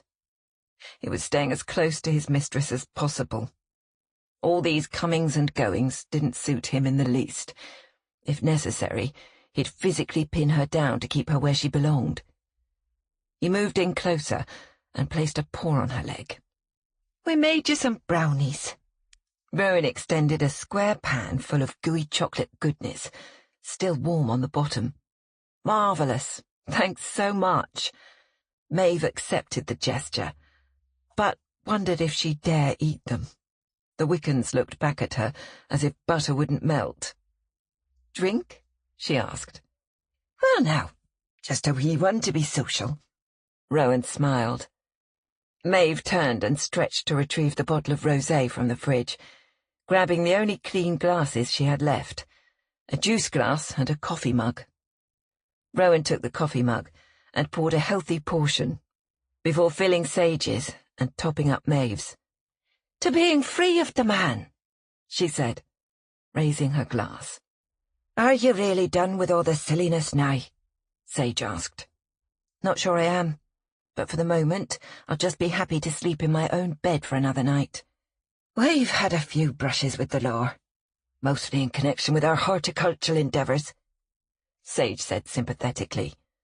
"So many ridiculous laws, not to mention all the licenses and forms to fill out." Maeve couldn't help smiling. She would dearly love to immortalise the ladies in one of Harlan's books, but sadly they were not the kind of people Simon or his fans would appreciate. "It's easier for us. We can play the doddery old lady card," Rowan continued.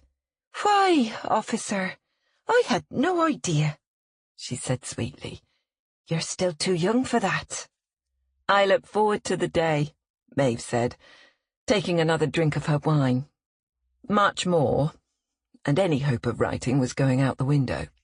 "Ash has been very dutiful with the captain," Rowan said, smiling as he tried to climb onto Maeve's lap. "You walked him 2 or 3 times a day while you were gone. Never seen him outside so much. He's a good soul for all his shyness." "Oh, yes, he has a lovely aura," Sage agreed. "Indigo. Leaning more toward violet than blue, but still excellent. Means he's spiritually connected, as well as curious and gentle. It's why he's so good at research, is he? He has the curiosity to keep digging, and the intellect to know how. A girl could do far worse." Rowan raised her mug in salute. "He's got a thing for India," Maeve said. "I hope he makes a move before it's too late." "Does he?" Sage looked confused. "How odd." "I'll have to give him a nudge after I get this mess sorted out," Maeve said. Sage smiled. "It might be best to let him find his own way, dear." After the ladies left, Maeve made herself a cup of tea and sat down to look at the wall in front of her once more. The index cards pinned at eye level were orderly, and everything was linked. Scene to scene, action to reaction. Why couldn't life be more like that? Maybe that's why readers loved mysteries so much. A finite number of clues, and between the covers, a defined beginning, a murky middle, and a satisfactory conclusion. So unlike life itself. No satisfactory conclusions here. Maeve looked at the last card and tried visualizing the finale in her head like a movie. She found it made the writing flow better, and she was quite proud of the scene she'd devised. Immersing herself in canal life over the last 4 months, she'd learned a lot about the movement of boats along the more than 2,000 miles of waterways that ran the length and breadth of the country. She'd learned how the locks worked to raise and lower the boats as they moved up or downstream, and the complexity of the inner workings of the lock system had given her an idea for a fabulous death scene. Simon's quarry was a man who'd killed his own brother, drowned him in a fit of rage. Now filled with a fierce sense of guilt, he was driven to drown himself, to balance the scales of justice in his own troubled mind. Drowning yourself is not an easy feat, if you intend to ever be found. Jumping overboard from a boat in the ocean with weights tied to your body is one thing, but then the body is lost at sea forever. In this case, Maeve needed the body to be discovered, So the drowning would have to take place in a more confined space. And a canal lock was a novel twist. Still, it was tricky. Drowning someone else was easy. Drowning yourself was much harder. The human instinct for survival overrode the best-laid plans of authors and murderers. Maeve's eyes strayed to the brownies on the stovetop. They did look good. She wasn't going out again tonight. Why not have a go?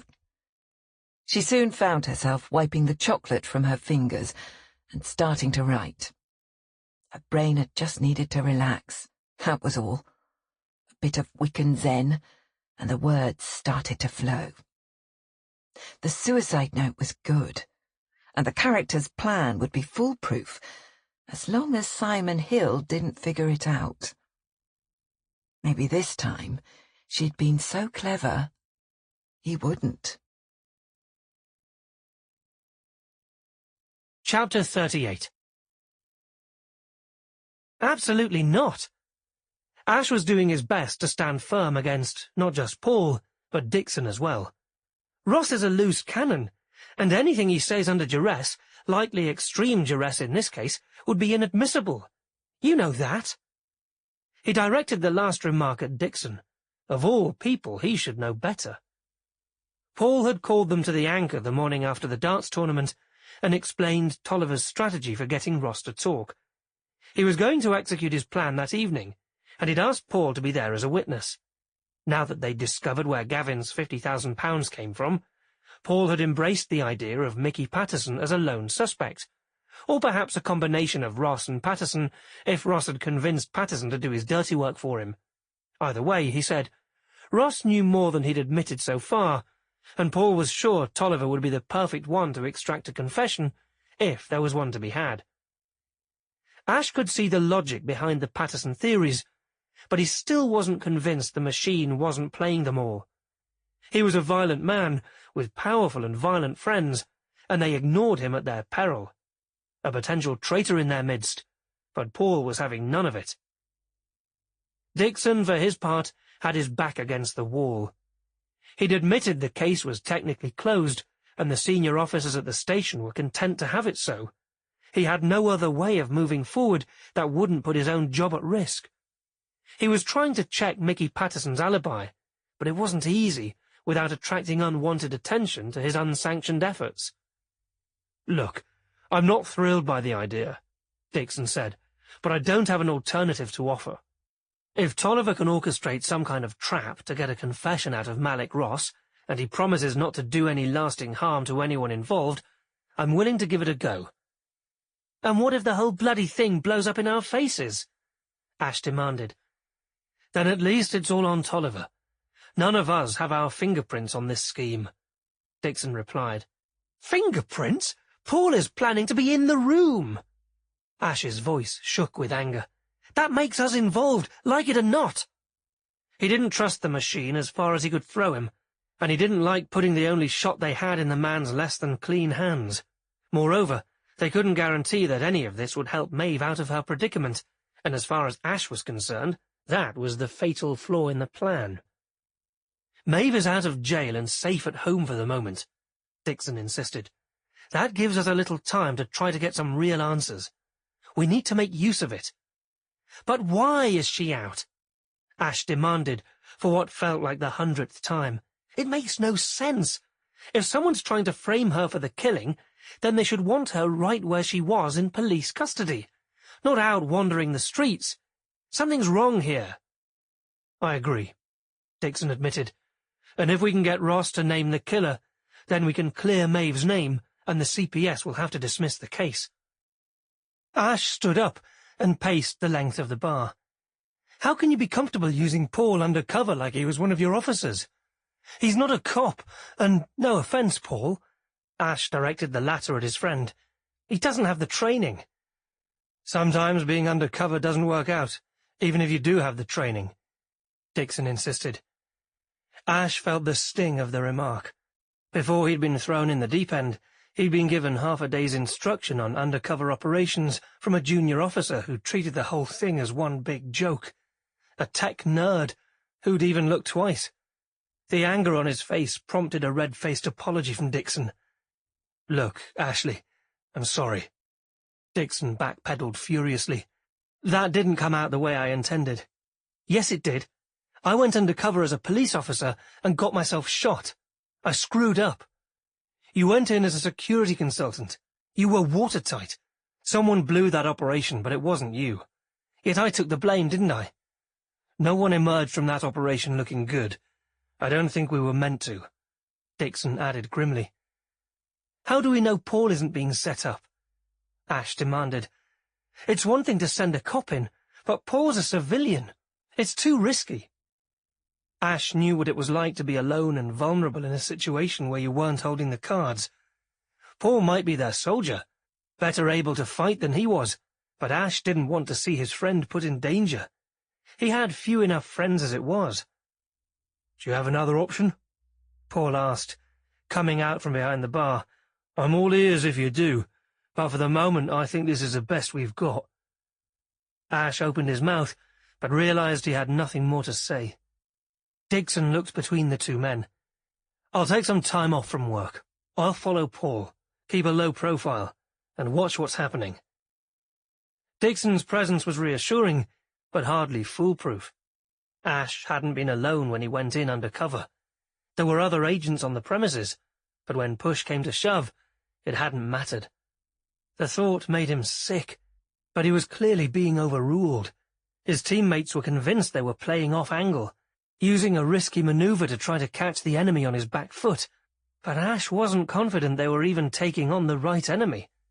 He felt betrayed. It was Maeve's freedom they were putting at risk, that and their own lives. He wasn't about to stand around and watch them do it. With a wounded look in Paul's direction, Ash turned and walked out. Chapter 39. Paul was starting to fret. Was Ash right about the risks of this scheme of Tolliver's?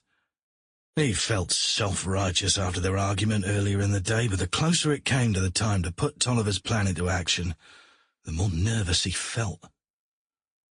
He stood outside a ropey-looking warehouse in Deptford, anxiously waiting for Tolliver to arrive, a disturbingly regular occurrence in his life these days. Paul should have felt more confident knowing that Dixon was concealed down the alley behind a rubbish bin, but somehow even the two of them together seemed a questionable match for Tolliver's alter ego if they reached a point where their interests diverged. Speak of the devil, the man himself came striding along the road with a cocky grin on his face. Ready for some fun? Once again, Paul was pretty sure there would be a substantial difference in his idea of fun and Tolliver's, but he'd been wrong before, and besides, it was too late to back out now. "Let's do this," Paul said, with more enthusiasm than he felt. He followed Tolliver through a steel door on the side of the building, and as they entered, Paul noticed the door was left unlocked. It saved him the worry of trying to figure out how to get Dixon in. He could fend for himself. Inside, they found Jimmy waiting for them. "Ross will be here in a few minutes. Let's get Paul settled." Tolliver turned back to him. "I want you to have a good view and a chance to catch what Ross says. Bit echoey in here, so you'll need to be relatively close." "Big space," was all he could think of to say. "It's being turned into a James Bond experience. VR entertainment, all themed to Bond movies. Martinis and good-looking birds catering to your every whim, and a casino, of course." This was the project Maeve was writing about. Hopefully that was a good omen. Sounds like a winner. Looking around, Paul saw a collection of carnival mirrors on wheels spread along one side of the open space. As he walked towards them, his head and body shrank and stretched in bizarre contortions of his real self. In the half-light, it was somehow more disturbing. At the far end, Tolliver led him past what looked like a mock-up of an old Wild West saloon, complete with a cowboy in a black hat, poised on the far side of the swinging doors. "Jimmy," Tolliver called. "You set?"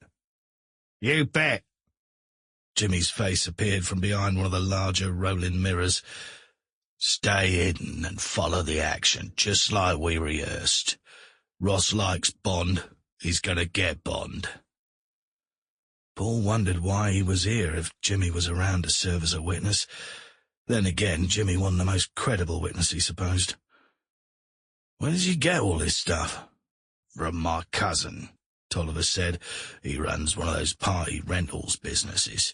Yeah, rich folks putting a carnival in the backyard for the kiddie's birthday." Paul had no idea what the machine would do with it all, but before he could ask additional questions, Tolliver rounded on him. "No phone, right?" "You said not to," Paul replied truthfully, hoping Tolliver wouldn't decide to frisk him, as he did in fact have a phone strapped to his calf with flesh-coloured gaffer tape at Dixon's insistence. It would be a nightmare to get off later, but that was the least of his troubles right now. Tolliver led Paul to a catwalk on the far side of the room. At one end was a metal storage box that would give him cover while he observed the scene from above. He caught sight of Dixon slipping in and concealing himself behind a rack of bright blue coveralls parked to the left of the door. Luckily, Jimmy was busy rigging up a giant jack in the box and didn't notice. Paul felt happier knowing he wasn't alone. "What's the plan?" he asked as casually as he could, as if cornering a criminal mastermind was an everyday occurrence for him. Tolliver wasn't going to be distracted. "Watch and see." He went back downstairs and turned out all but one of the overhead lights before placing a lone folding chair in the center of the open area below. If Ross wasn't suspicious as soon as he entered, he was a fool. Tolliver posted himself near the door, behind a pillar less than 3 feet from where Dixon was concealed. Paul felt the hair rising on the back of his neck. Jimmy was behind one of the larger mirrors, and Paul knelt down, waiting for the action to begin. An agonizing 10 minutes ticked by as Paul worried about scratching or sneezing or otherwise giving himself away. His nerves were stretched so thin he almost jumped out of his skin when the clang of the door opening announced the arrival of the guest of honor. As Malik Ross stepped in and started to move toward the center of the room, Paul reached down and set his phone to record. "Tolliver?" Ross called. "Right here." Ross turned in time to see Tolliver shut the door he'd entered through and lock it. "Stop arsing about and show me what you wanted me to see." He was trying to sound cocky, but it wasn't quite ringing true. "You'll find out soon enough." The voice was that of the machine now, not Tolliver. He backed Ross toward the chair. "Have a seat." It was a command, not a suggestion, and although Ross's first inclination seemed to be to continue blustering, he stopped short when he caught sight of the gun in the machine's hand. "Take a load off," the machine insisted again. Ross sat gingerly on the edge of the metal chair, but looked ready to bolt at any moment. "Brilliant idea, this Bond experience, you know. So much great material to work with." The machine moved closer. "Want to know my favourite 007 scene? Bond and Scaramanga in The Man with the Golden Gun." The machine looked down at the weapon in his hand and shrugged. "Not quite the golden gun, but it will do. Just the thing for an interactive playground." Paul felt sure the gun was no prop, and he couldn't help thinking they probably should have listened to Ash, but it was too late now. The machine flipped a switch on the wall next to him, momentarily leaving the room in darkness before switching on another overhead light that cast a red glow over the entire floor area. "What are you playing at?" Ross demanded again, this time with a slight crack in his voice. "You wanted an adult playground? Here it is. Welcome to your immersive nightmare." The machine pointed to the wheeled mirror Jimmy was concealed behind. It moved, seemingly of its own volition, from the side of the factory floor till it sat right in front of the uneasy man. Ross found himself looking into a mirror that made it look as if there were hundreds of Rosses fading off into infinity, and suddenly behind him an infinite number of machines holding a gun pointed at his head. The machine laughed. "You'd have lost already. You need to move." Ross stood and quickly looked right and left for a place to conceal himself and regroup. He ducked behind a large pillar, and Paul heard an exclamation as a wooden box sprang open to reveal a leering clown on a spring that lurched up and hovered over the top of Ross's head, bouncing alarmingly. Ross screamed in genuine terror. The machine was certainly getting his money's worth from the rental folks. "That's right, forgot you had a thing about clowns," the machine said in a tone that suggested he very much had not forgotten. Ross scrambled away from the leering figure and ran toward the center of the room. He turned back toward the machine. "What do you want from me?" "The one thing you never want to give," the machine said. "The truth." "Truth about what?" Ross demanded. "Gavin Foster. Did you kill him?" "Don't be daft. He worked for me. I make a policy of not killing people that work for me." "Change of pace from the old days, then," the machine remarked. The machine continued to advance, skillfully backing Ross into another part of the room, where a motion trigger dropped a chattering skeleton at his right shoulder. Ross swore. "Look, I told you I didn't kill him. Now enough's enough." "But I think you know who did," the machine insisted, herding Ross like a stray calf toward the corner with the cowboy. As they approached, the saloon doors swung open and the cowboy moved forward on his tracks, raising a six-shooter at Ross. Paul caught a flicker of movement. Jimmy was doing a good job of triggering the effects. They must have practiced all day. The cowboy was only a dummy, but he was lifelike and, in the eerie red light, disconcerting. Ross was shaken, and probably stirred as well, and he seemed to have decided he needed to find a way to negotiate with this madman. Paul wondered if he'd ever seen the sequence from The Man with the Golden Gun, an elaborate game of cat and mouse between Bond and the villain. Was Ross aware that none of Scaramanga's guests ever left the carnival room alive? "Look, I didn't kill Gav. He was a good lad.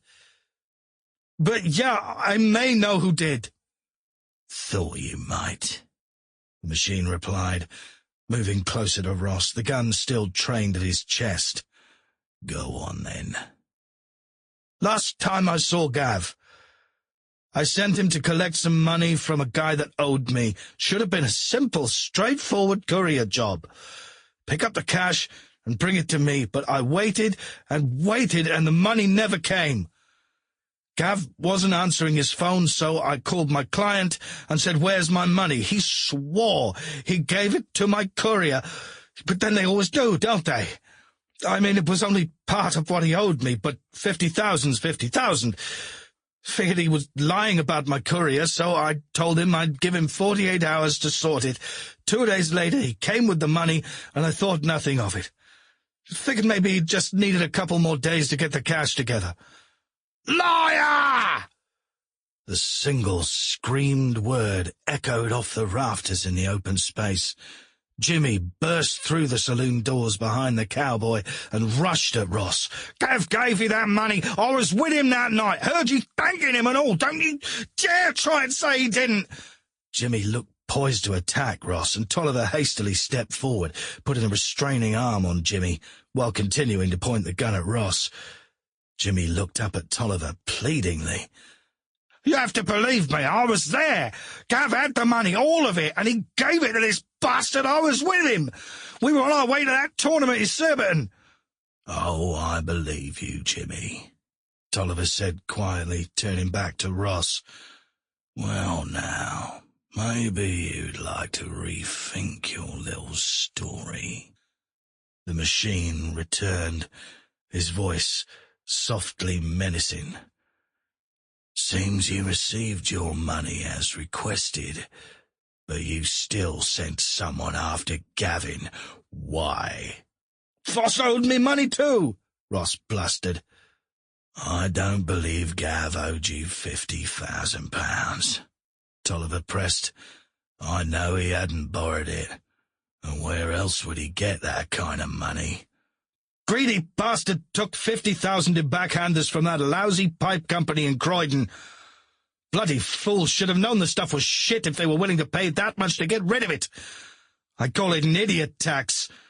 Least he could do was give the cash to me to offset all it was costing to fix that mess. Fair's fair."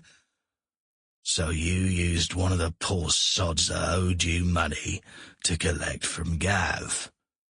"Yeah, my client's good at that sort of thing, and as luck would have it, he and Gav both owed me 50,000. He knew he'd given Gav 50,000, and when it turned out Gavin happened to have 50,000 in cash lying about, he put 2 and 2 together and got 5. He didn't know it was Gav's money he was taking, though, thought it was his." Paul stood frozen in the rafters, calculating rapidly. So it wasn't Patterson, it was one of Ross's other clients, someone they hadn't identified yet. Ross was looking smug. "I got what they both owed me, didn't have to get involved. It all worked out pretty slick." "Slick!" Jimmy screeched. "Gav's dead!" Ross dipped his head in acknowledgement. "I'll admit that was unfortunate." "Unfortunate, was it?" The machine moved closer, planting the gun squarely on Ross's chest. Paul felt panic rising in him.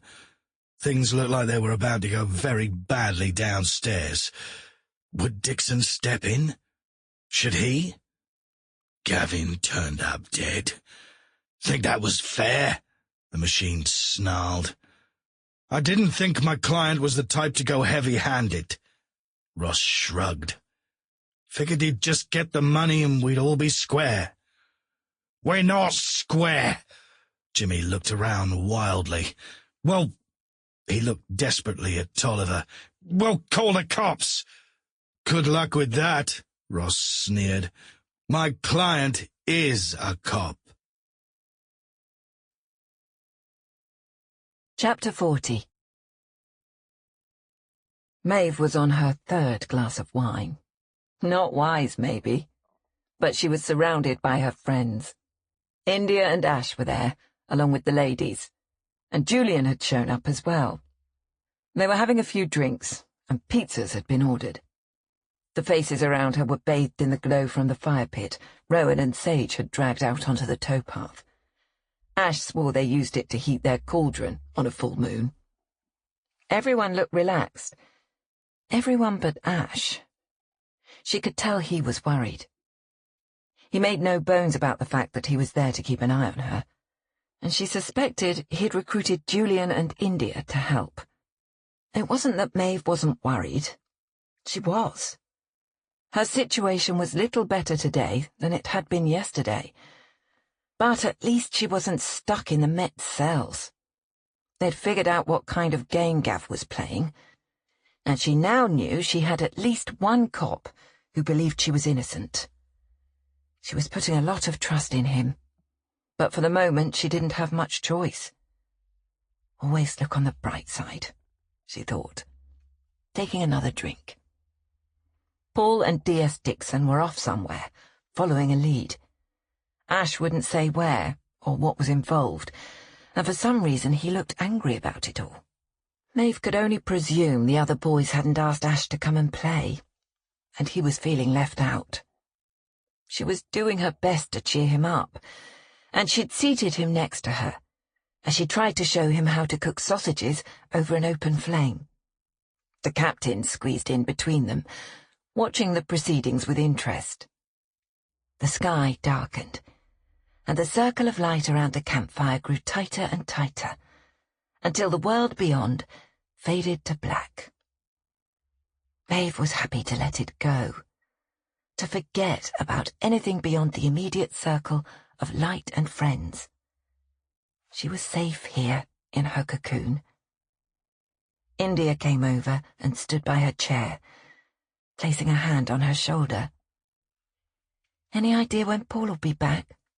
she asked. "Don't even know where he is, so it's hard to judge." Maeve leaned her head back and looked up at India through slightly bleary eyes. The red glow from the fire now seemed to be lighting up the whole sky. Maeve dimly recognized that that shouldn't be possible. "What is that?"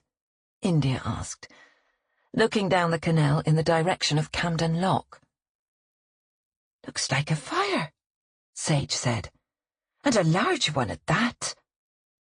India leaned to her right, trying to see around the curve in the towpath. Maeve scrambled to her feet, climbing up to the roof of the Revenge, and standing unsteadily on her toes. "Looks like it's coming from the area around the anchor." Julian and Ash jumped up at that, and started off down the towpath at a trot. India followed them, and Maeve grabbed the captain's collar, handing him off to the Wiccans. "Can you keep him here, while we see what's happening?" "Of course," Rowan replied. "Be careful, all of you." Maeve put on a burst of speed to catch up, and arrived at the anchor just behind the others, who were watching in horror as flames spilled out of the rear window of the old building. The fire must have started in the kitchen. Maeve turned to follow India and Julian into the back courtyard, where Ash was fixing up a couple of hoses to spray down the roof and the walls of the stables. She'd never really thought of him as a man of action, but in a crisis, he was certainly stepping up. "Someone's called 999, he said. "Might lose the pub if they don't hurry, but we can try to save the flats." Maeve thought about calling Paul, but who knew how far away he was, and help was needed right now. It was down to them.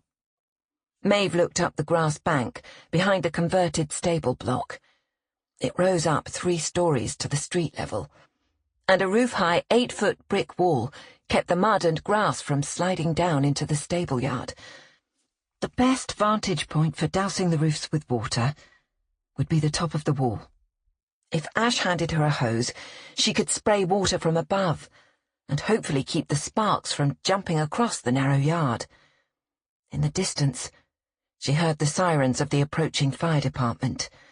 With the help of the fire crew, maybe they'd be able to salvage something after all. She took off at a run down the towpath to the stone steps that connected the canal level to the street above. The stairs were old, crumbling, and dangerously varied in height and depth. An absolute menace after a few drinks, and she quickly reached for the handrail to steady herself. Halfway up, she ducked under the rail and into the undergrowth, working her way toward the section that rose up behind the rear of the anchor. Crouched on the wall, she tried to get Ash's attention so he could hand the hose up. She should have warned him of her plan before she raced off. Everyone's focus had shifted by now to the firemen, who were unrolling their hoses and starting to engage with the flames coming out of the windows nearer the front of the pub. Maeve watched from her superior vantage point, finally giving up on getting anyone's attention and deciding to retreat back down to the level of the action. She clawed her way through the overgrown brush, catching her foot on the root system of an old tree and sprawling, face first, on the uneven ground. She picked herself up and pushed on toward the stairs. As she went to duck back under the railing, she heard someone on the stone steps and straightened, to find herself face to face with the senior officer from the police station. He'd sat in on her interrogation. She scrambled for the name in her head. DCI Bolton. That was it. Allow me. He extended a hand and helped her under the railing and back to the slightly more stable ground of the stairs, with an amused look. Just the woman I was looking for. Surely she wasn't about to be arrested yet again. What now? She said, past being concerned about being disrespectful to a senior police officer. D.S. Dixon suggested I talk to you about the next steps in your case, but looks like we need to get that hand sorted first. Maeve looked down and realized the fall had left her with a deep cut on her right palm. Her clenched fist had stemmed the blood, but now she'd opened it, the blood had started to flow, and it was making a mess. She hadn't even noticed until her attention was drawn to it. The pain suddenly registered, as if her body had been waiting for the visual clue to respond. Bolton placed a hand under her elbow and began to steer her gently up the stairs. Maeve looked back over her shoulder. "The towpath's that way," she said, gesturing in the direction she'd approached from. "I just came from there. The fire gear's blocking the way at the bottom now. We'll have to go around to the College Street bridge and down that way." When they reached the road at the top of the stairs, Bolton gestured toward a dark sedan parked on a double yellow line. "Perks of the office," he smiled, opening the boot and pulling out a large white first aid box. He dug around inside and handed her the antiseptic cream. "Get some of that on your hand, and we'll wrap it up." "Thanks." Maeve felt guilty being up here, tending to her wounds, and not down with the others. I'm such a klutz. Happens to the best of us. He reached into the boot again and came up with a thermos. "That was a lot of blood. Have some tea. You'll feel better." "Thanks." She took a sip and found the tea soothing and sobering. Just the ticket. She downed it as quickly as she could, then rose, anxious to return to the action. "Do you think someone set fire to the pub on purpose?" Maeve paused. There was a fire, wasn't there? Suddenly she wasn't sure. Her memory of being down at the Anchor seemed to be fading, and she was having trouble connecting how she'd got from down there to up here. "Anything's possible," Bolton replied. "No doubt the fire department will look into it." Maeve knew there was something odd that she was having trouble grasping, like searching for the path beneath your feet in the fog. She frowned. What was bothering her? Think, she admonished herself. What would Simon do? WWSD. The thought almost made her giggle out loud, which was odd, because it wasn't funny. Not really. She looked over at the man leaning on the corner of the boot, watching her. She shouldn't be here. Or maybe he shouldn't be here. Concentrating on the question made her head ache. "You all right?" Bolton asked. Maeve tried to stand up. "I don't know. I feel fuzzy." Suddenly, she knew she had to get out of here, away from the smiling man with the first aid kit. She forced herself to try again, grabbing at the side of the car to haul herself to her feet. Her head spun, and the ground lurched up at her. What was happening? It was as if she were in the middle of a nightmare. She tried to scream, but no sound came from her lips. The last thing she remembered was being tipped backward into the boot of the car and seeing the lid slam shut above her. Chapter 41. Paul was starting to think Tolliver had missed his calling as a director. The man seemed to have revelled in the pure theatrics of making Ross squirm, not to mention his abject terror when Jimmy locked Ross in the jack-in-the-box crate with the clown. It hadn't made Jimmy any less angry. He was still spitting venom, but it seemed to have helped Tolliver in some small way. "It's the little things in life, innit?" Tolliver said with a grin, and Paul had to agree. He hadn't been convinced that this stunt would pay off, but it had in spades. They'd sent Jimmy home to cool off and left Ross behind in the warehouse, not alone, as Tolliver thought, but with Dixon waiting to take him in. As they made their way back to Tolliver's 4x4, Paul had to admit he was still a little vague about how the whole thing had come to pass. Ross clearly thought he'd been a clever boy, pulling strings behind the scenes to get what he wanted, getting a client to not only pay off a chunk of his own debt, but retrieve money from Gavin as well. It wasn't clear to Paul whether Ross meant to get Gavin killed, but either way he had been, and by a cop no less. A cop who had to be one of the unidentified numbers on the register of Ross's clients in the lockup, but Tolliver was sure he knew exactly who it was. Ross had all sorts on his payroll, people willing to do whatever he asked to keep their positions, to keep their secrets from getting out. In this case, my money's on Jason Bolton. Has to be him. Bolton. Ash had mentioned him. The man hustling Maeve's case to prosecution, supposedly in the name of boosting his solved case record. But if Tolliver was right, then truthfully to cover his own tracks. Are you sure it's Bolton? Big accusation if you're wrong. He's round Ross's offices in the Isle of Dogs all the time. At first I thought it was just one of the many lining up for a handout, a reward for keeping the wheels of Ross's machine turning. Lately I decided he had to be part of Ross's collection of human seashells. A man with secrets. Face it, he'd be useful to Ross. A copper, senior enough to make a difference, but not senior enough to be obvious. Well, you were right about Ross, Paul conceded. So what's the next move? Doubt Ross will be heading to jail. His lawyers will see to that. But the responsibility for Gav's death lays at his door, clear as day. I'll find a way to pay that back down the road. But first, the man who actually killed Gav is answering to me. Paul wasn't keen to be on hand for this part of the plan.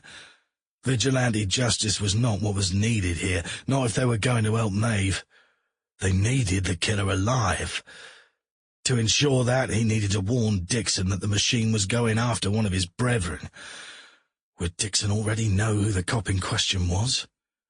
Paul had to think he'd have his suspicions. Dixon was no fool. I could testify against Ross, Paul said. And Dixon will, he thought to himself, but would it be enough? Belatedly, he realized that likely wouldn't be the end of it. Not with Ross's legal team.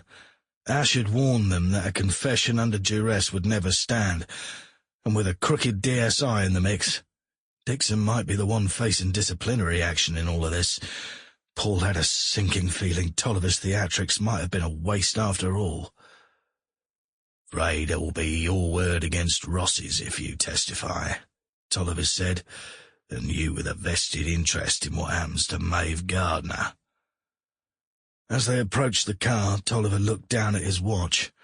We need to find Bolton. But right now I'm worried about your friend.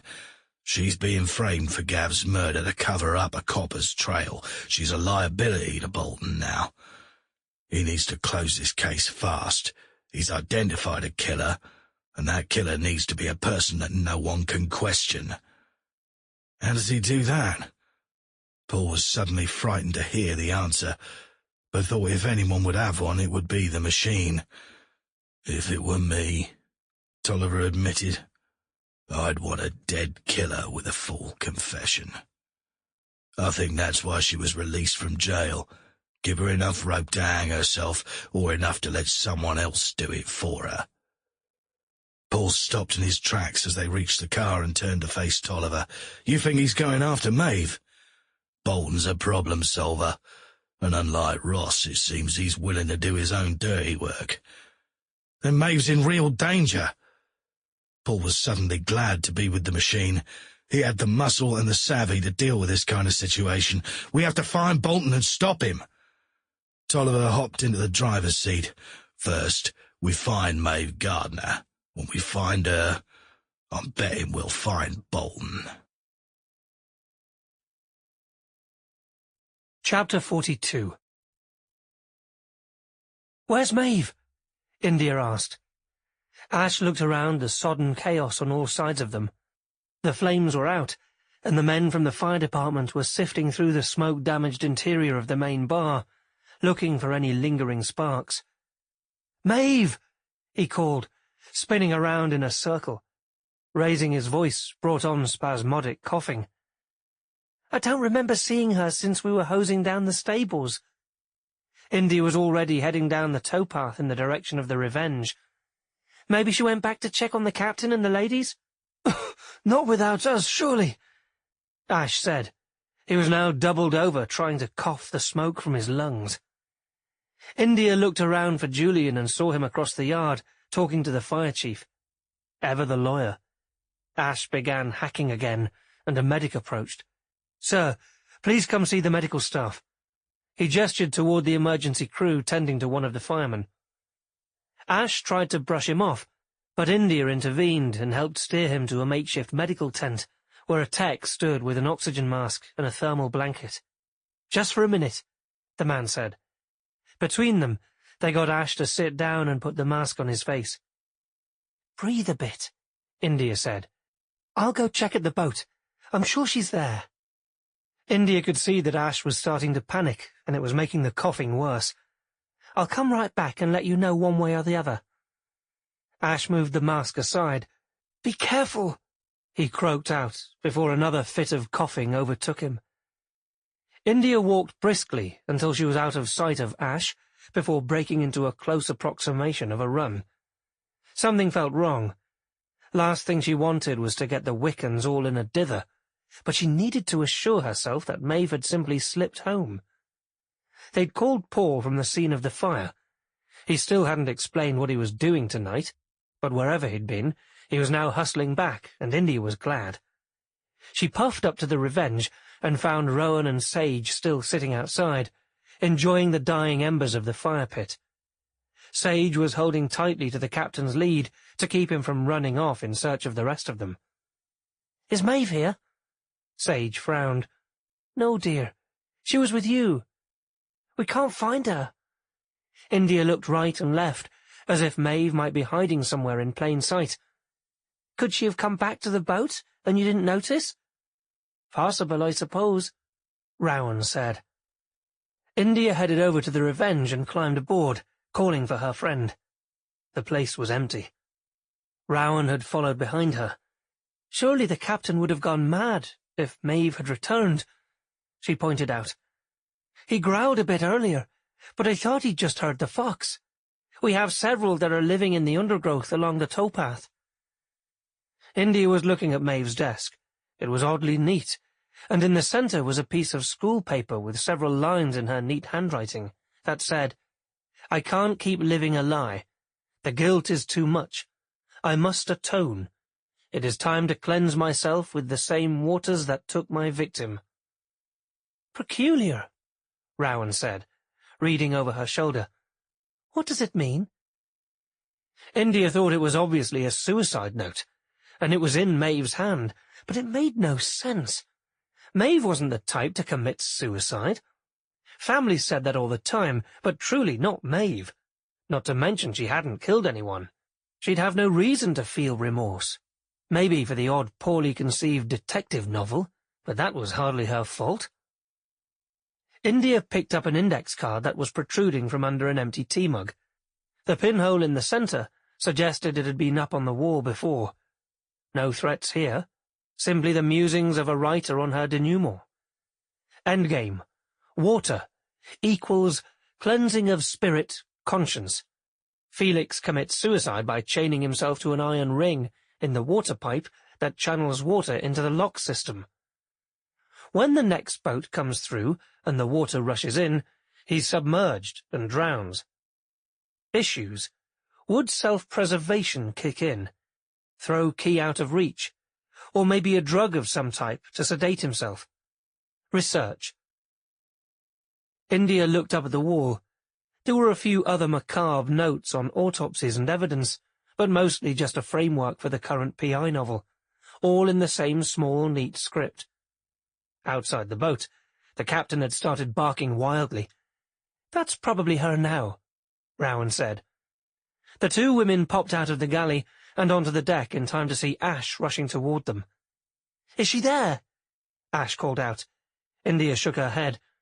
"Not here, but there is something odd on the Revenge."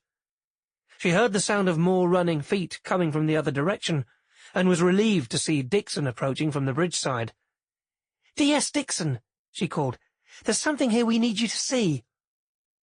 Dixon made his way onto the Revenge and bent over the note on the table in the salon. "What do you think?" she demanded. India noticed he hadn't touched the paper. Should she mention that she had?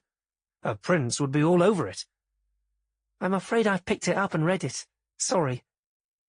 Dixon was now moving the mug with a pencil so he could see the entire index card. Was this kind of note-taking usual for her? Well, I mean, normally she wrote on her laptop, but the police still have it. Ash was watching Dixon closely from the doorway. "Well?" "Strikes me as awkward for a suicide note," Dixon replied. He seemed more comfortable answering Ash's questions. No reference to friends or the dog. Usually, final messages seek to absolve those left behind from guilt, and they often make provision for loved items or pets.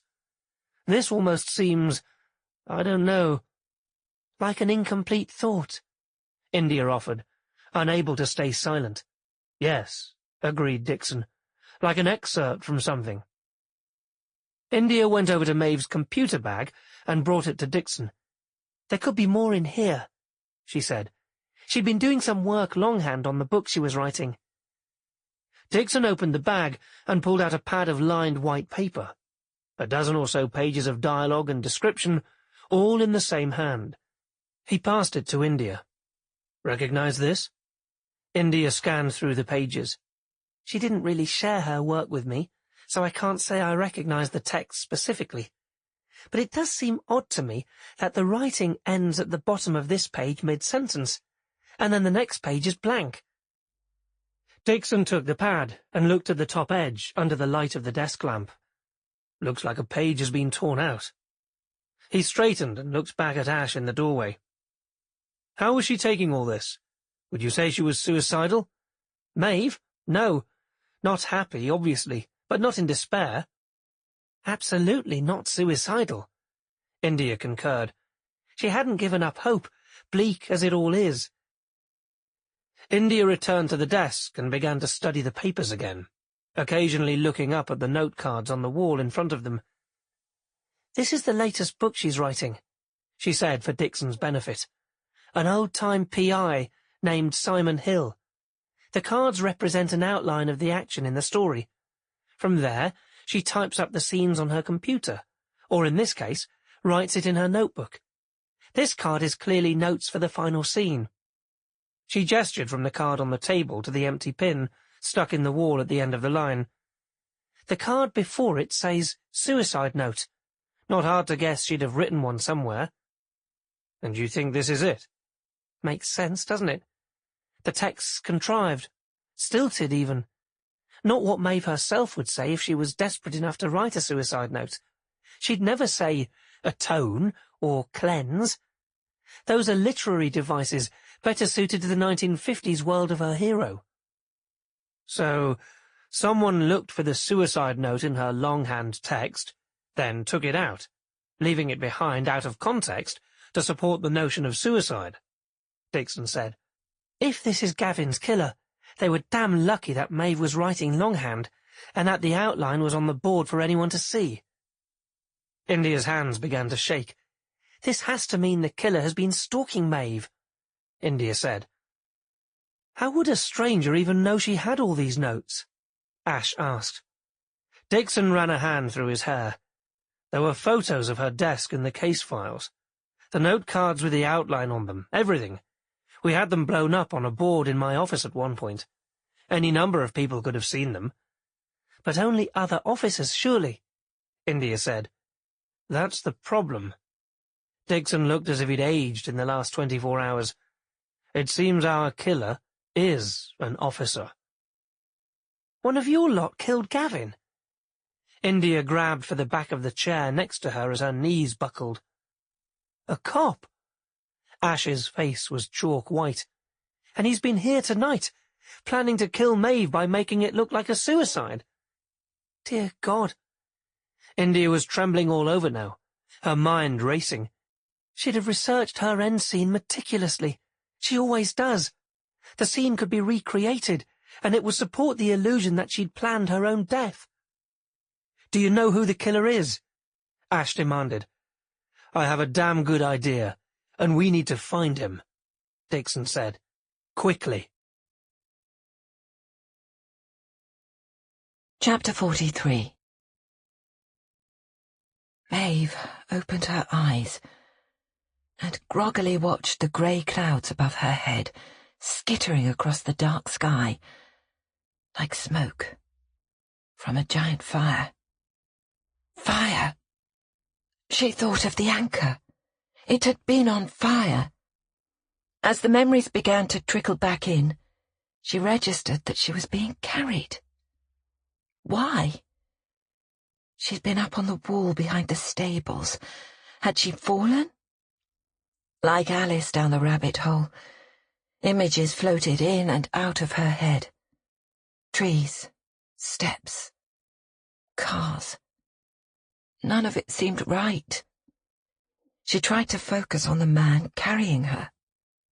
The policeman, not there to help, but to harm. Suddenly she remembered it all. This was wrong. Desperately, irreparably wrong. She tried to move, to resist. But her limbs were heavy, and the connection between her will and her ability seemed to have been completely severed. Bolton looked down impassively, as if he was struggling to carry a sack of potatoes, not a semi-conscious human being. Almost there, he said, more to himself than her. She bounced up and down as he manoeuvred a short, steep flight of stairs. She looked as far left and right as she could, trying to figure out where they were. Rising up behind them was a block of flats, familiar, but too far away for the residents to notice what was happening below. The sound of running water told her they were at the St. Pancras Lock. She'd walked here often enough with the captain, ironically researching this very scene. As she thought of him, the tears welled up in her eyes. If the captain was here, this wouldn't be happening to her. At the bottom of the steps, they stopped, and she was dumped on the ground. She watched from the cold cement and saw Bolton grit his teeth before slipping into the canal that flowed beside them. The water trickling over the ends of the lock basin covered the noise of his movements. Bolton made his way across the 10 feet or so to the massive water balancing pipe that moderated the flow of water between the upper and lower sections of the canal. The pipe that would be flooded with water when the process of lowering the first boat began in the morning. Bolton scrambled into the mouth of the pipe. Maeve couldn't see him any longer, but she knew what he was doing. She'd researched the area and taken dozens of pictures on her phone. Planned the end of Book 43 to perfection. Thought of every possibility. There was a metal ring hanging from the ceiling of the large pipe. He'd be throwing a rope over the ring and running the tail ends down into the water. He'd be struggling to stand because the floor of the cement pipe was covered in a thick coat of algae. enough to make getting a firm footing extremely tricky. With a rising sense of dread, Maeve knew with certainty that it wouldn't be long before he added her to the scene. A noose would be formed and slipped over her head. The other end of the rope would be attached to the ring in the ceiling. She'd be left sitting in the middle of the pipe, the frigid water soaking into her limbs, unable to move or speak because of the sedative she'd been given, unable to pull the excessively tight noose over her head, unable to stand without slipping on the slime that covered the floor of her prison. The rope, just short enough that if she tried and fell, she'd hang herself.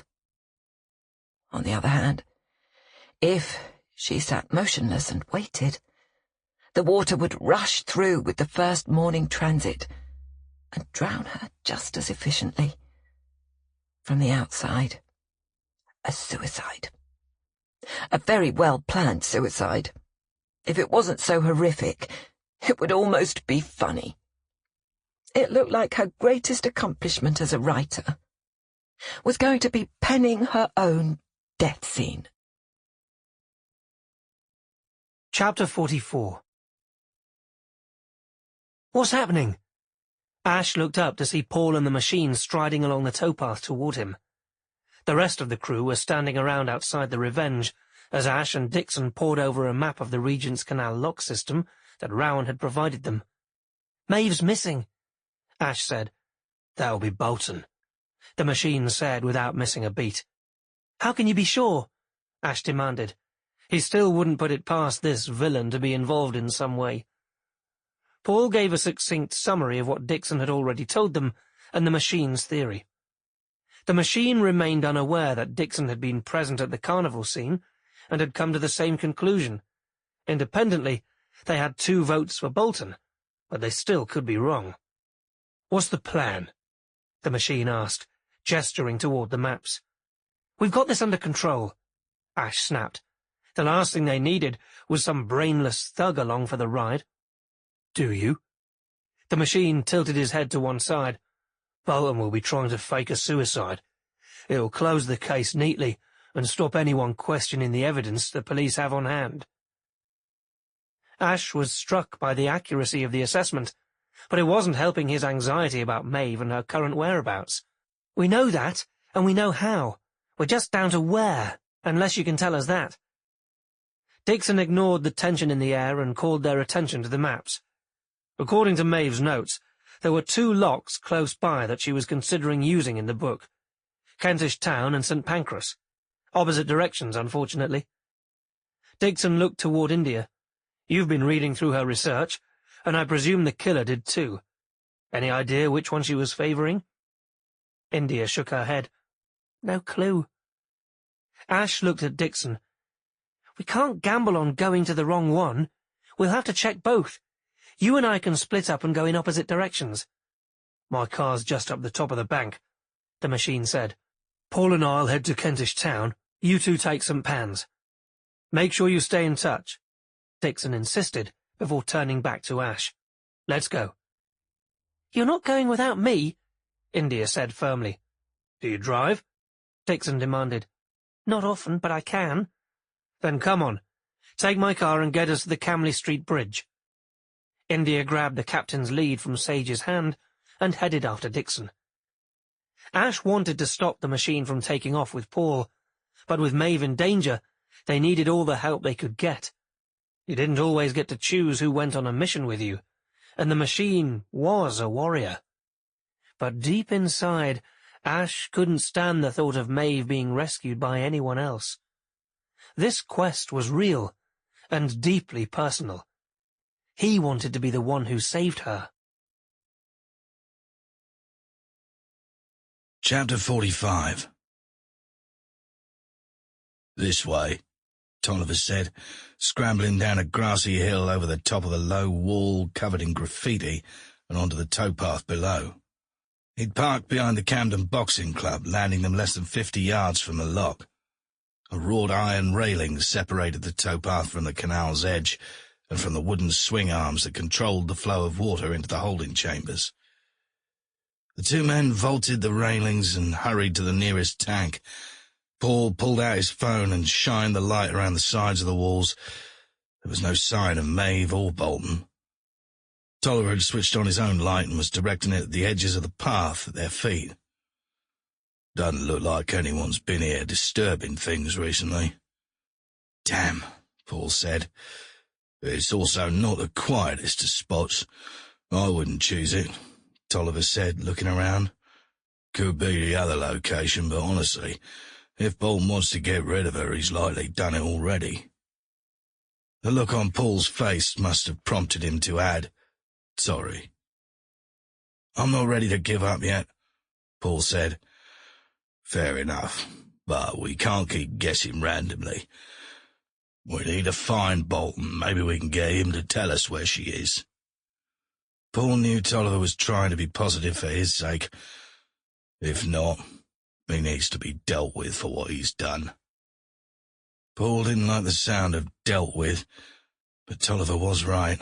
Something had to be done, and at the moment they were getting nowhere fast.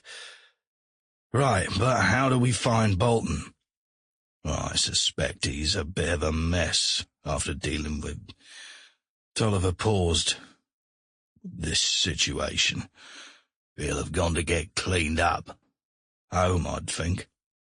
Do we know where he lives? No, but I can find out. Tolliver picked up his phone and sent a text message.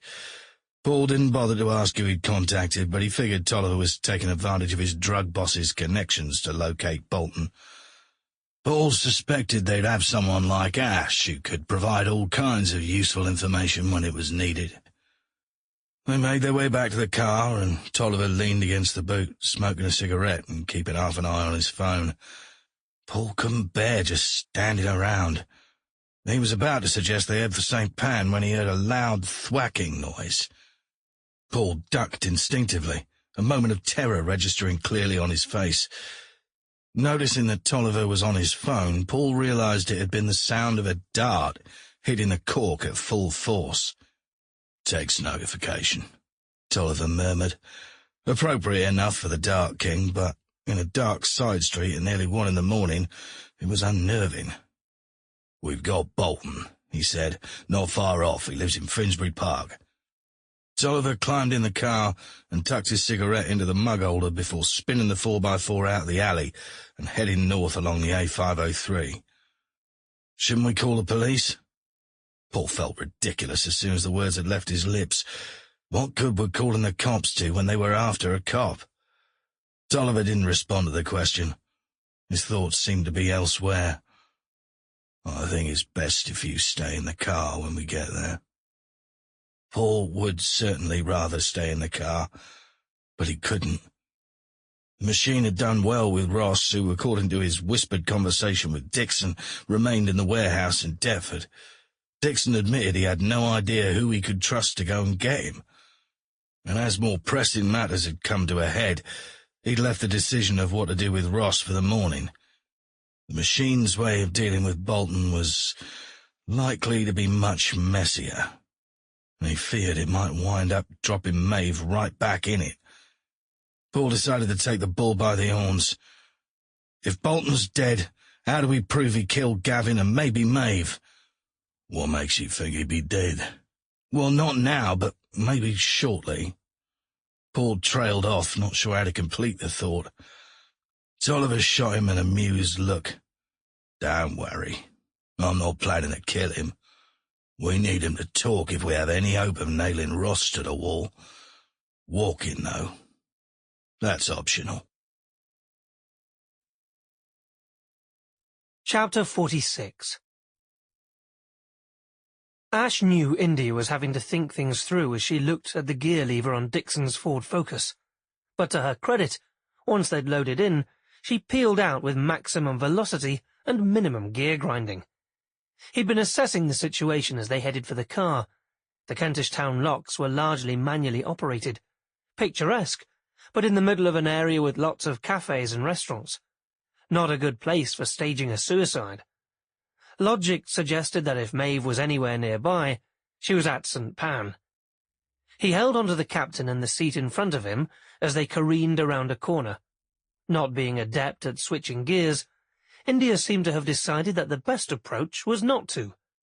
Taking advantage of the lack of traffic and the fact that she had a cop in the front seat, she made it all the way to the Camley Bridge without fully stopping once. Dixon, Ash, and the captain jumped out, leaving her to park the car. If Maeve was there, the captain would find her. The lock itself was surrounded by a low railing designed more to keep drunks from slipping in than to keep anyone out. Ash and Dixon climbed over the railing, and the captain slipped underneath. Ash peered through the dark, searching for a likely spot to conceal a person. Based on Maeve's notes, her finale needed a sluice that came through a large pipe. It needed to be at least 5 feet across. Dixon was shining a flashlight up and down the sides of the lock. On the far side, the beam hit a round opening in the cement. A small amount of water was trickling through it, but when the next boat came through to be lowered, it would turn into a full-on torrent, just as she'd described. The captain ran ahead of them down the short flight of steps to the lower level of the lock and stood sniffing at the cement. There was no sign of Maeve or her abductor, but as Dixon shined his flashlight into the tunnel, they caught sight of a dark figure in the center of the pipe. It was several feet inside, but it was recognizable as the hunched form of a person. If there was any doubt it was Maeve, it was eliminated by the bark of recognition from the captain, who jumped into the murky water without a second's hesitation, paddling his way to the far side of the canal and hooking his front paws over the edge of the runoff pipe. He was stuck there, scrabbling against the slippery sides, trying to hoist himself up into the space. Before Dixon could stop him, Ash followed the captain into the freezing water and waded across the canal to the dog's side. "Maeve! You all right?" he yelled, praying for an answer. When none came, he boosted the captain up ahead of him into the tunnel.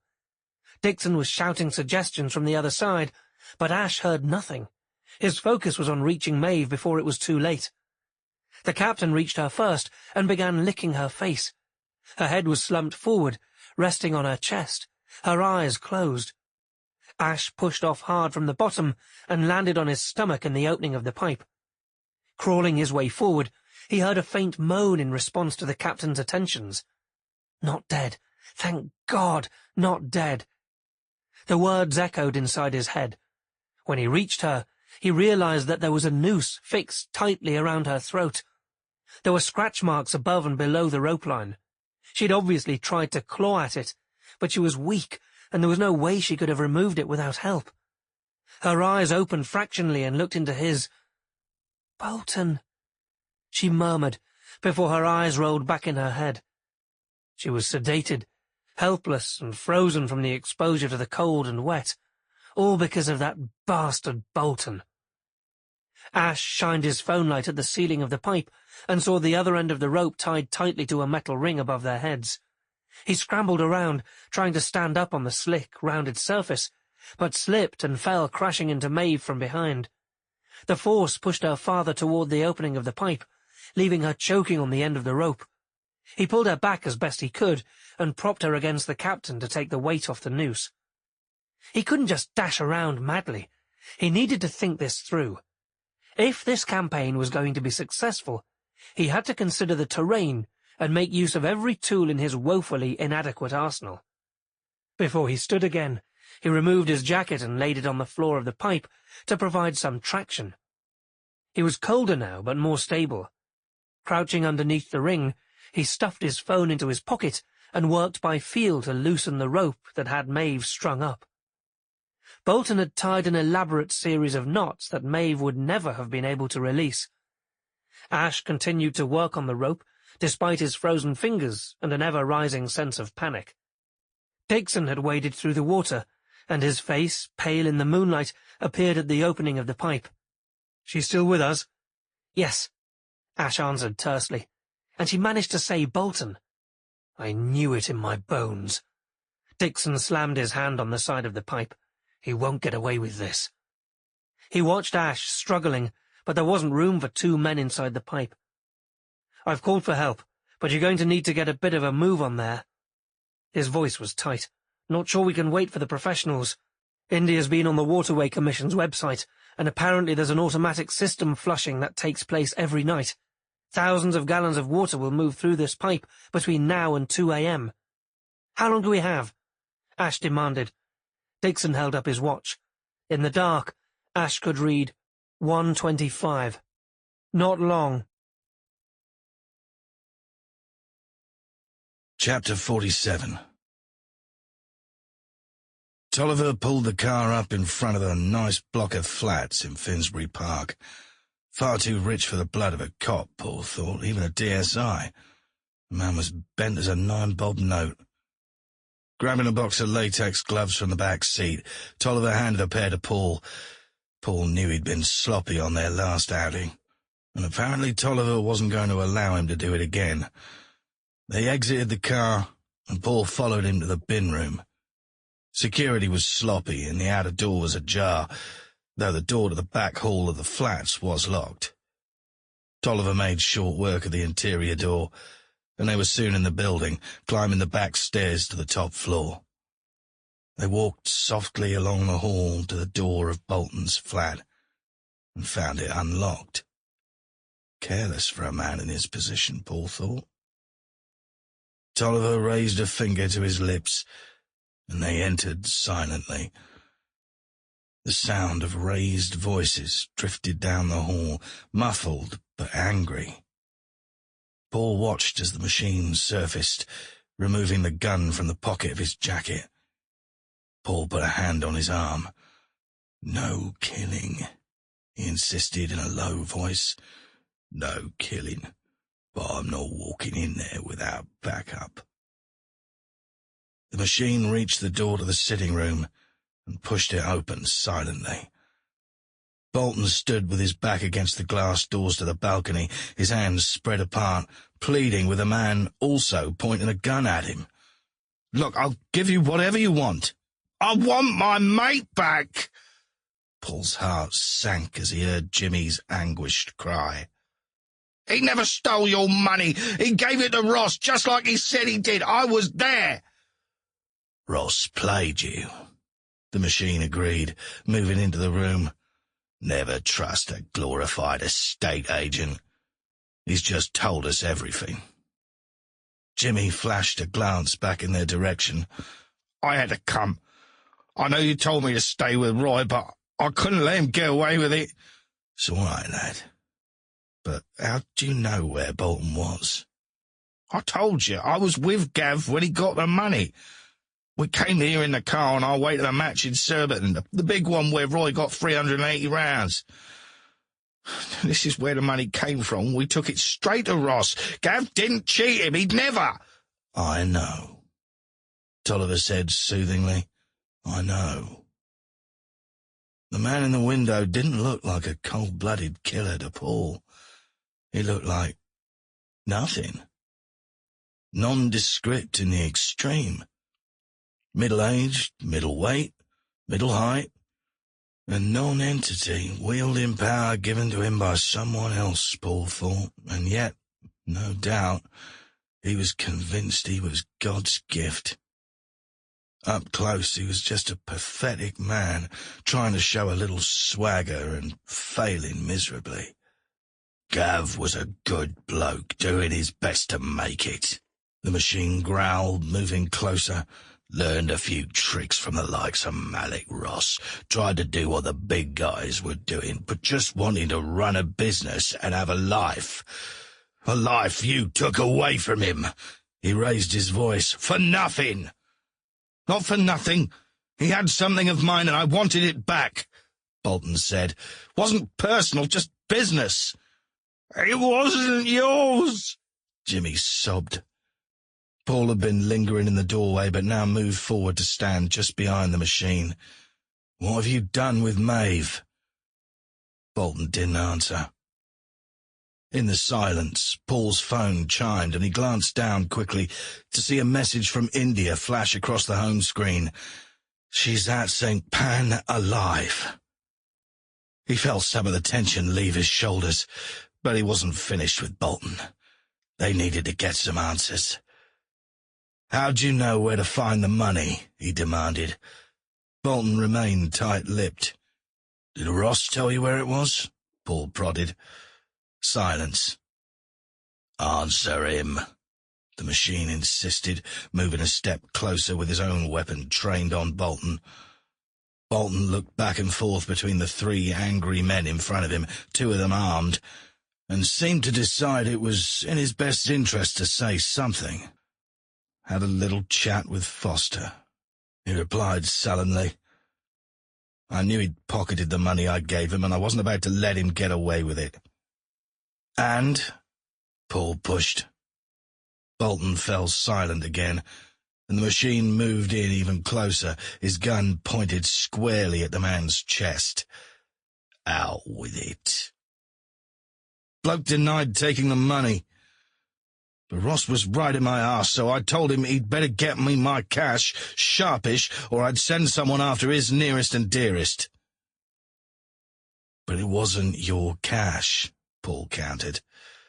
"So what did you do? Follow him?" Bolton dipped his head in acknowledgement. "I knew he was lying. He went for the money, I went for him." "It wasn't your money!" Jimmy wailed. "Why'd you have to kill him?" "Seems Gav was just hideously unlucky," Paul said, looking at Jimmy sadly. "Maeve found the money at precisely the wrong moment, and he was forced to move it. Ironically, to stop the police asking questions, and this bastard," he gestured toward Bolton, "got crazy lucky. Gav didn't mean to, but he led him straight to the cash. Fate's a bitch." There was the slightest trace of a smile on Bolton's lips, and Paul was itching to see the machine wipe it off. Perfect weapon to hand, no one around, and the canal to dump him in, like it was meant to be. "And you knew it was his girlfriend's boat?" Paul was working to fill in the gaps for Maeve's sake. "No idea. But that was another piece of luck. She made the perfect killer. She had motive and opportunity. With her suicide and her confession, case closed. As you say, who's going to take the word of a glorified estate agent over clear evidence?" Jimmy was shaking as he cocked the gun in his hand. "No, Jimmy." Tolliver's attention quickly returned to his friend. "Don't do it." Jimmy looked despairingly at Tolliver. "He deserves it. You know he does." "He does, but you'd go down for murder. That's not you, Jimmy. Besides, there are other ways, better ways." The machine turned back to the man in the window. "Do you know what it's like for a cop in jail?" A cruel smile spread over his face. "There will be no corner where you can hide." He moved close enough to whisper, "You'll find out that there are things worse than death." "You sure, Mac?" Jimmy asked. "Doesn't feel right to just be handing him to the cops. They'll cover for him, sweep it all under the rug. Got their own interest to protect, don't they?" "Plenty of people below him willing to talk." Paul thought about Ash's dislike for the man. Police hate bent coppers, and the governor's already not a popular man. Don't count on him. Bolton's swagger seemed to have returned with the news he wasn't about to be shot. "Doesn't mean you can't teach him a bit of a lesson your way, Jimmy," the machine said, placing his gun on the table behind him. He looked across at Paul. "Did I mention Jimmy was the national bare-knuckle boxing champ when we were in school? Doesn't look like it, but he's right handy with his fists." The machine approached Bolton and grabbed him, pinning his arms behind him. "Bit of practice is always good for the lad." Chapter 48. Dixon had departed to try to find something in the boot of his car that might cut the rope, as Ash continued to struggle with the cold and the damp. The wet rope seemed to have glued itself together, and the tension created by the connection to Maeve's neck was making everything worse. The scene in front of him was exactly the way Maeve had described it in her outline, down to the smallest detail. A credit to her imagination and her technical knowledge, but no comfort to Ash. Emergency services might be close, but Ash knew they couldn't wait. The captain was clearly mystified that they weren't leaving, and he sat next to Maeve, whining softly. To Ash, it seemed like he'd been clawing at the rope above his head for hours, but it hadn't been that long. The best thing to do was to relax for a moment and wait for Dixon to return with a tool that might make things easier. But every time he heard the slightest change in the sound of the water, he was terrified that the deluge was about to begin. He watched the sides to see if the water was rising even fractionally, and to his anxious eyes it seemed as if it were. He could feel his strength fading, ticking down like a health bar in a game.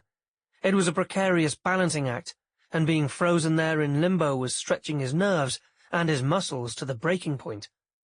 For Maeve's sake, he forced himself to dig deep to find that extra bit of stamina. "You do this on screen every day," he chided himself.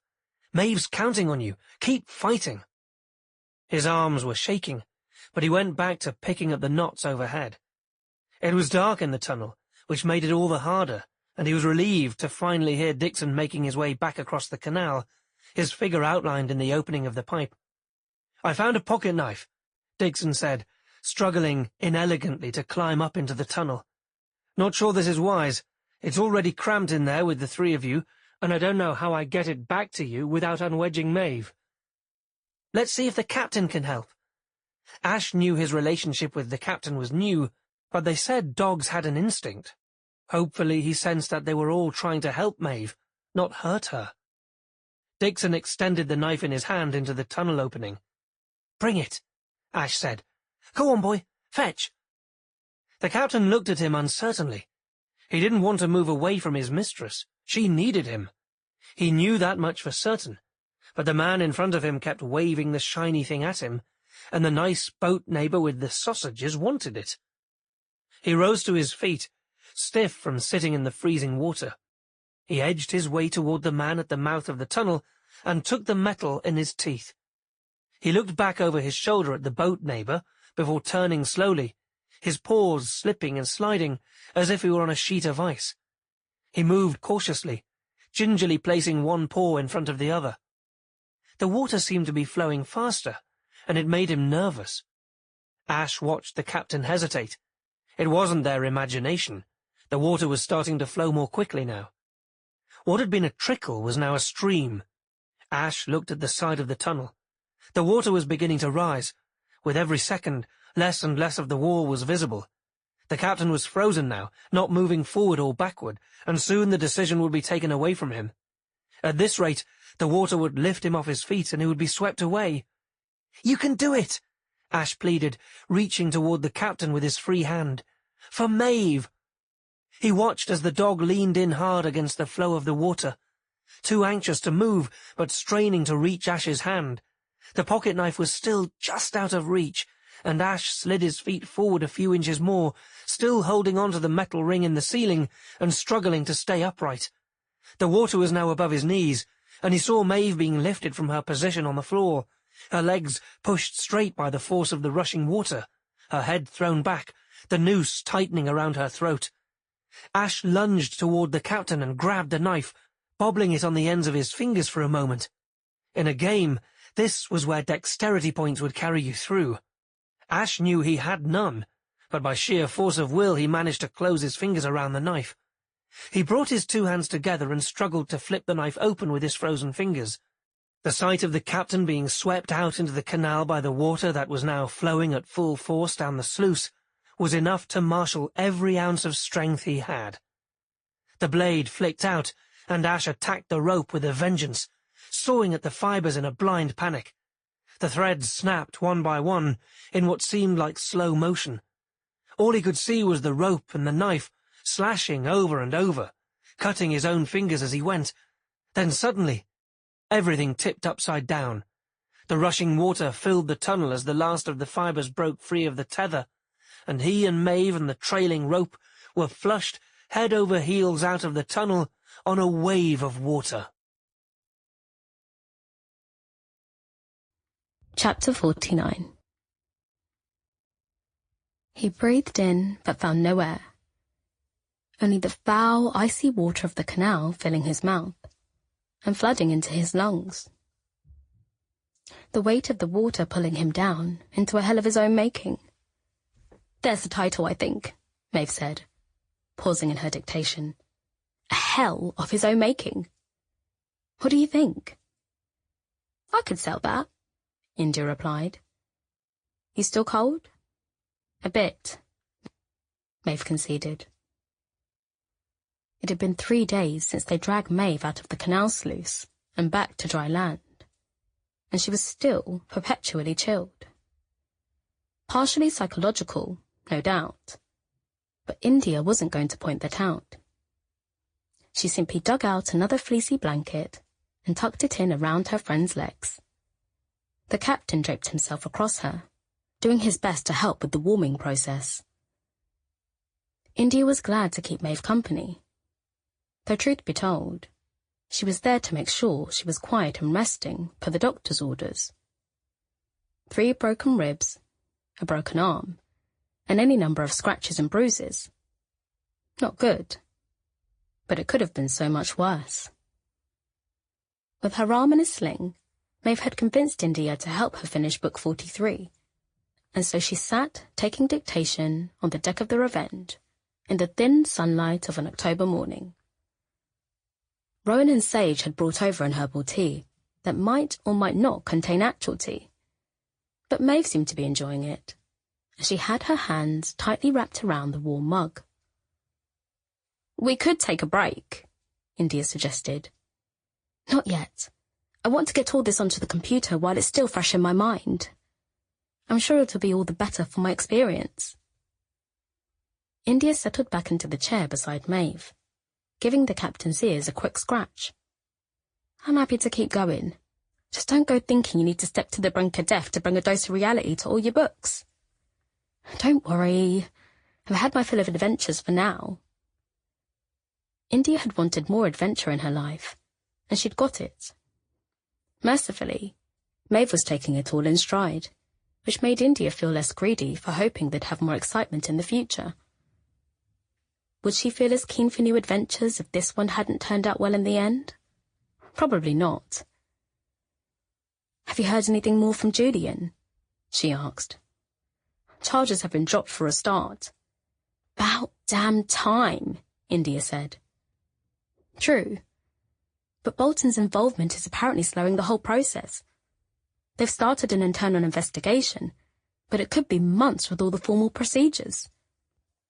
Surely they have enough to lock him up for life. Murder, attempted murder, corruption." "Should do, yes. He's not making it any easier for them. He won't talk, won't admit to starting the fire at the anchor to cause a distraction, and he hasn't admitted to coming aboard the Revenge to stage the suicide note." "Do they need all that? Surely your testimony is enough to convict him." "In the end it will be. But Dixon's trying to do things by the book. He suspects Bolton's guilty of a lot more than just killing Gavin and trying to kill me. Witness intimidation, evidence tampering, all sorts. They want to get him for everything." "Dixon definitely seemed more cheerful the last time I saw him," India noted. "I think he's finally getting to run his own department. And good for him. But come on, let's get Simon to finish this case. I'm ready to move on to a project of my own," Maeve said. India clapped her hands together. "You're going to try writing for yourself again?" "According to Julian, I have a bit of money coming in soon." £250,000, India sighed. "Still can't believe it." "I felt flush enough to threaten to quit so I can focus on my own writing." "What did they say?" "They offered to publish an original Maeve Gardner if I continued writing the odd Simon Hill story. I've agreed, but only 1 Simon Hill a year. The rest will be me." "That's wonderful.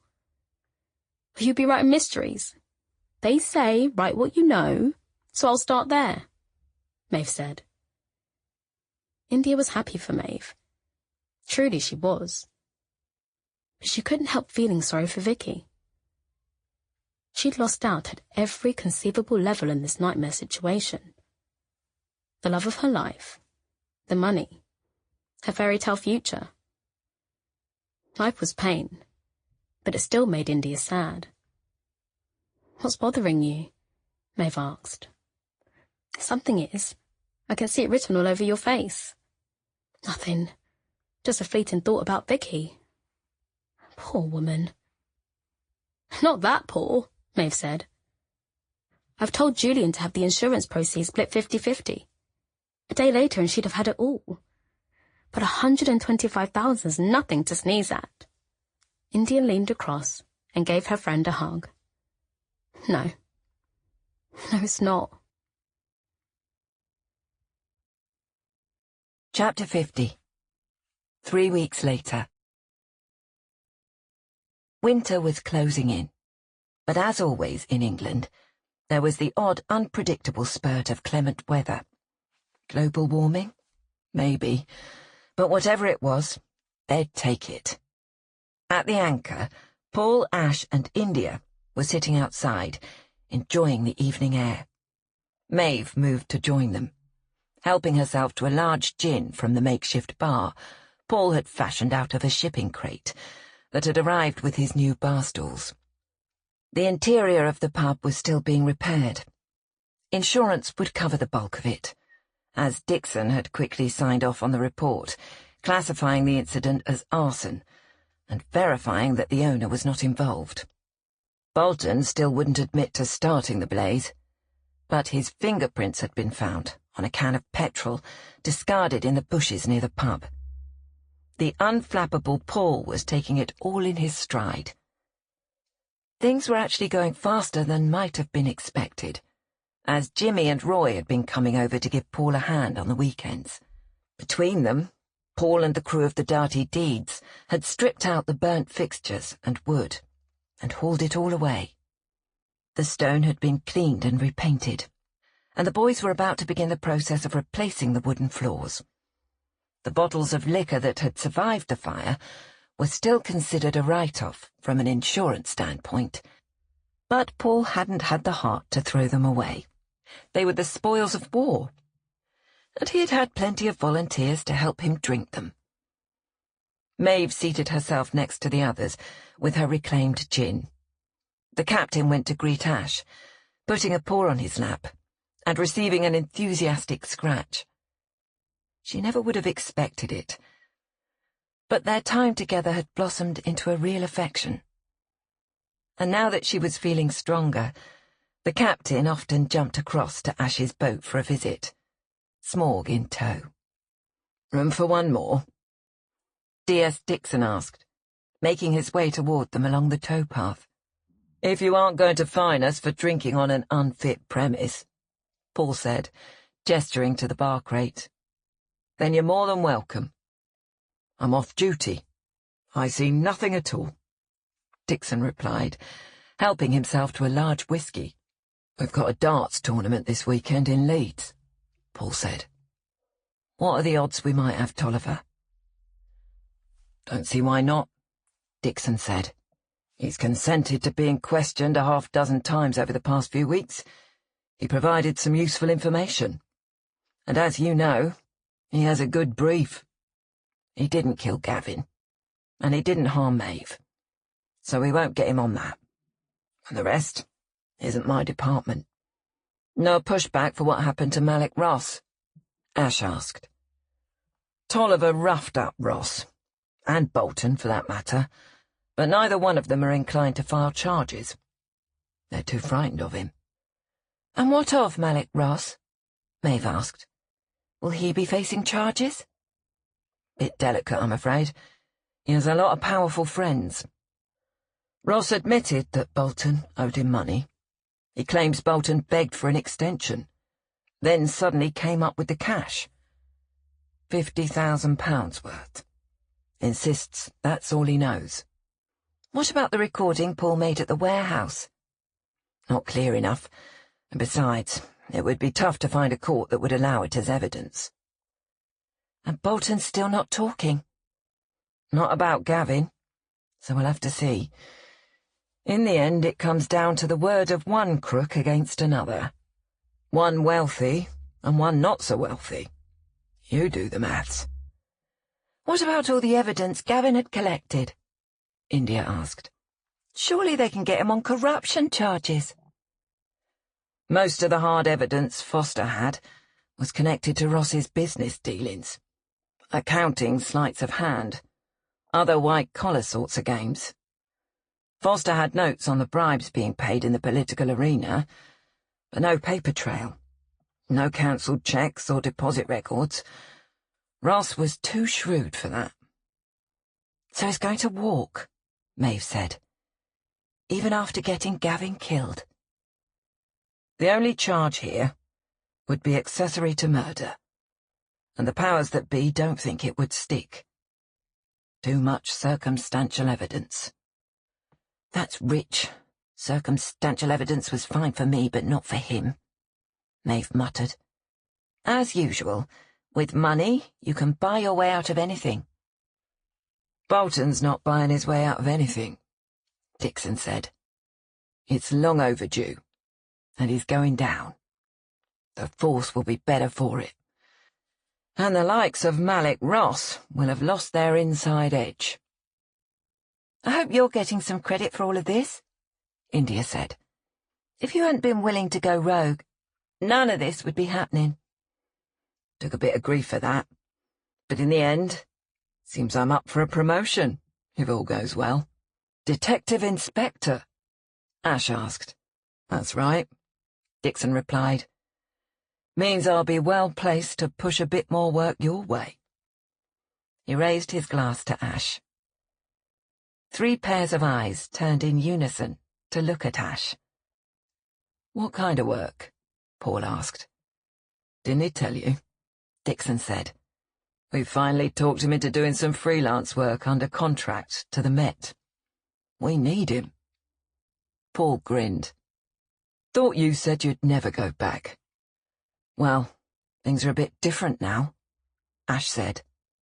You're a hero, India said. They should be honoured to have you back.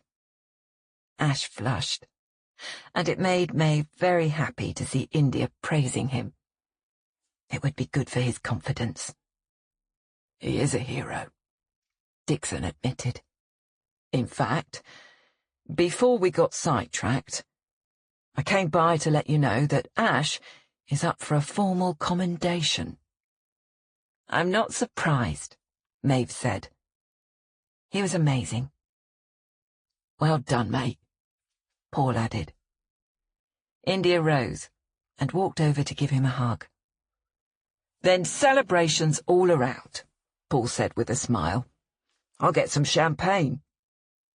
He disappeared into the pub and returned with a bottle of bubbly and an old wooden board. I have something for you, Ash. Found this when we were clearing out the lower level after the fire.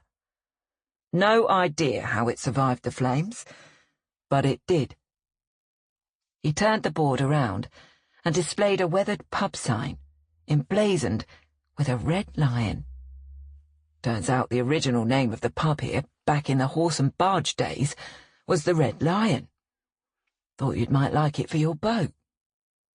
India looked excited. You should take it on the Antiques Roadshow. Bet it's worth a few bob. Ash came closer to look at the sign, and ran a hand over the image of the rampant red lion on the sign. It's beautiful, but honestly, if I put one more thing on the boat, I swear she'll sink. Maybe we could put it on the wall in the nook, when it's rebuilt. Sure, if that's what you want, Paul said. In honour of Ash, and all of our hard work, India added. What a fitting memento. We'll have to rechristen it the Red Lion Corner, Maeve said. I like that, India said. Lions are fierce and tenacious, just like us. Maybe we could help you write your mysteries, Maeve. We do make a good team. That we do. Maeve looked around at the unlikely group of friends. They resembled a pride of lions, and she'd never have survived the last month without them. Not only were they her pride, they were her joy as well. She raised her glass. To us. To the Red Lions. Acknowledgements. Here today, up and off somewhere else tomorrow. Travel, change, interest, excitement. The whole world before you, and a horizon that's always changing. Kenneth Grahame, The Wind in the Willows. As a child, reading Wind in the Willows, I dreamed of living on a houseboat along the banks of a river, free to drift at will through the English countryside, answering to no one, and finding adventure at every turn. As is so often the case, the bucolic dreams of childhood eventually fade into the mundane realities of adulthood. My career led me to London, which I adored, and into the legal profession, which I adored less. Being a corporate lawyer is not a career path that engenders boundless joy, or often even a vague sense of accomplishment. To those who knew me, it was no surprise that the lure of the always-changing horizon eventually set me on a new path.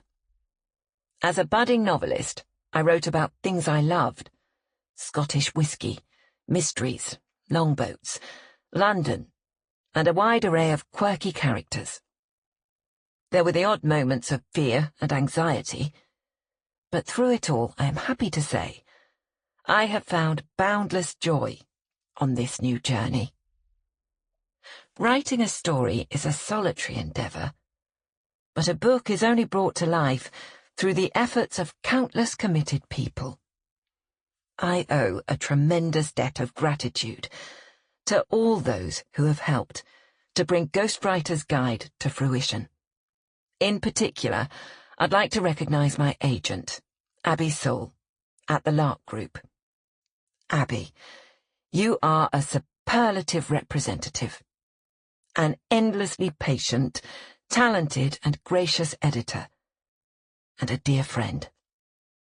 Thank you for always keeping the faith, even when I did not.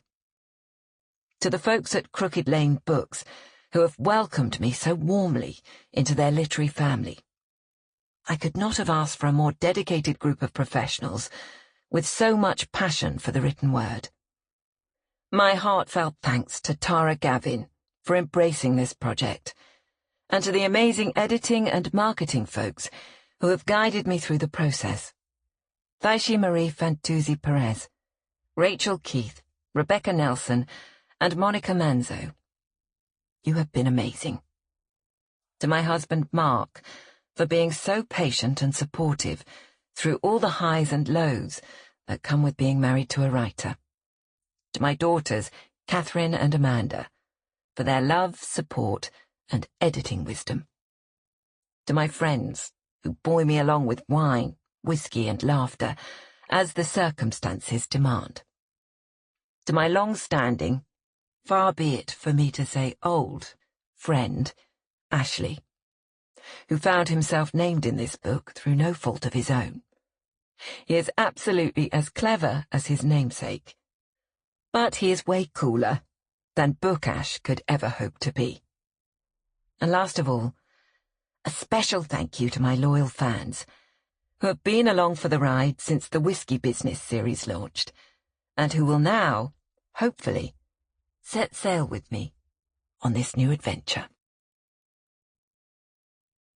We hope you have enjoyed this production of A Ghostwriter's Guide to Murder by Melinda Mullet, narrated for you by Hannah Curtis, Liam Gerard, Rhys David, and Dede Davi. Copyright 2025 by Melinda Mullet. Production copyright 2025 by Spotify AB. All rights reserved. Thank you for listening.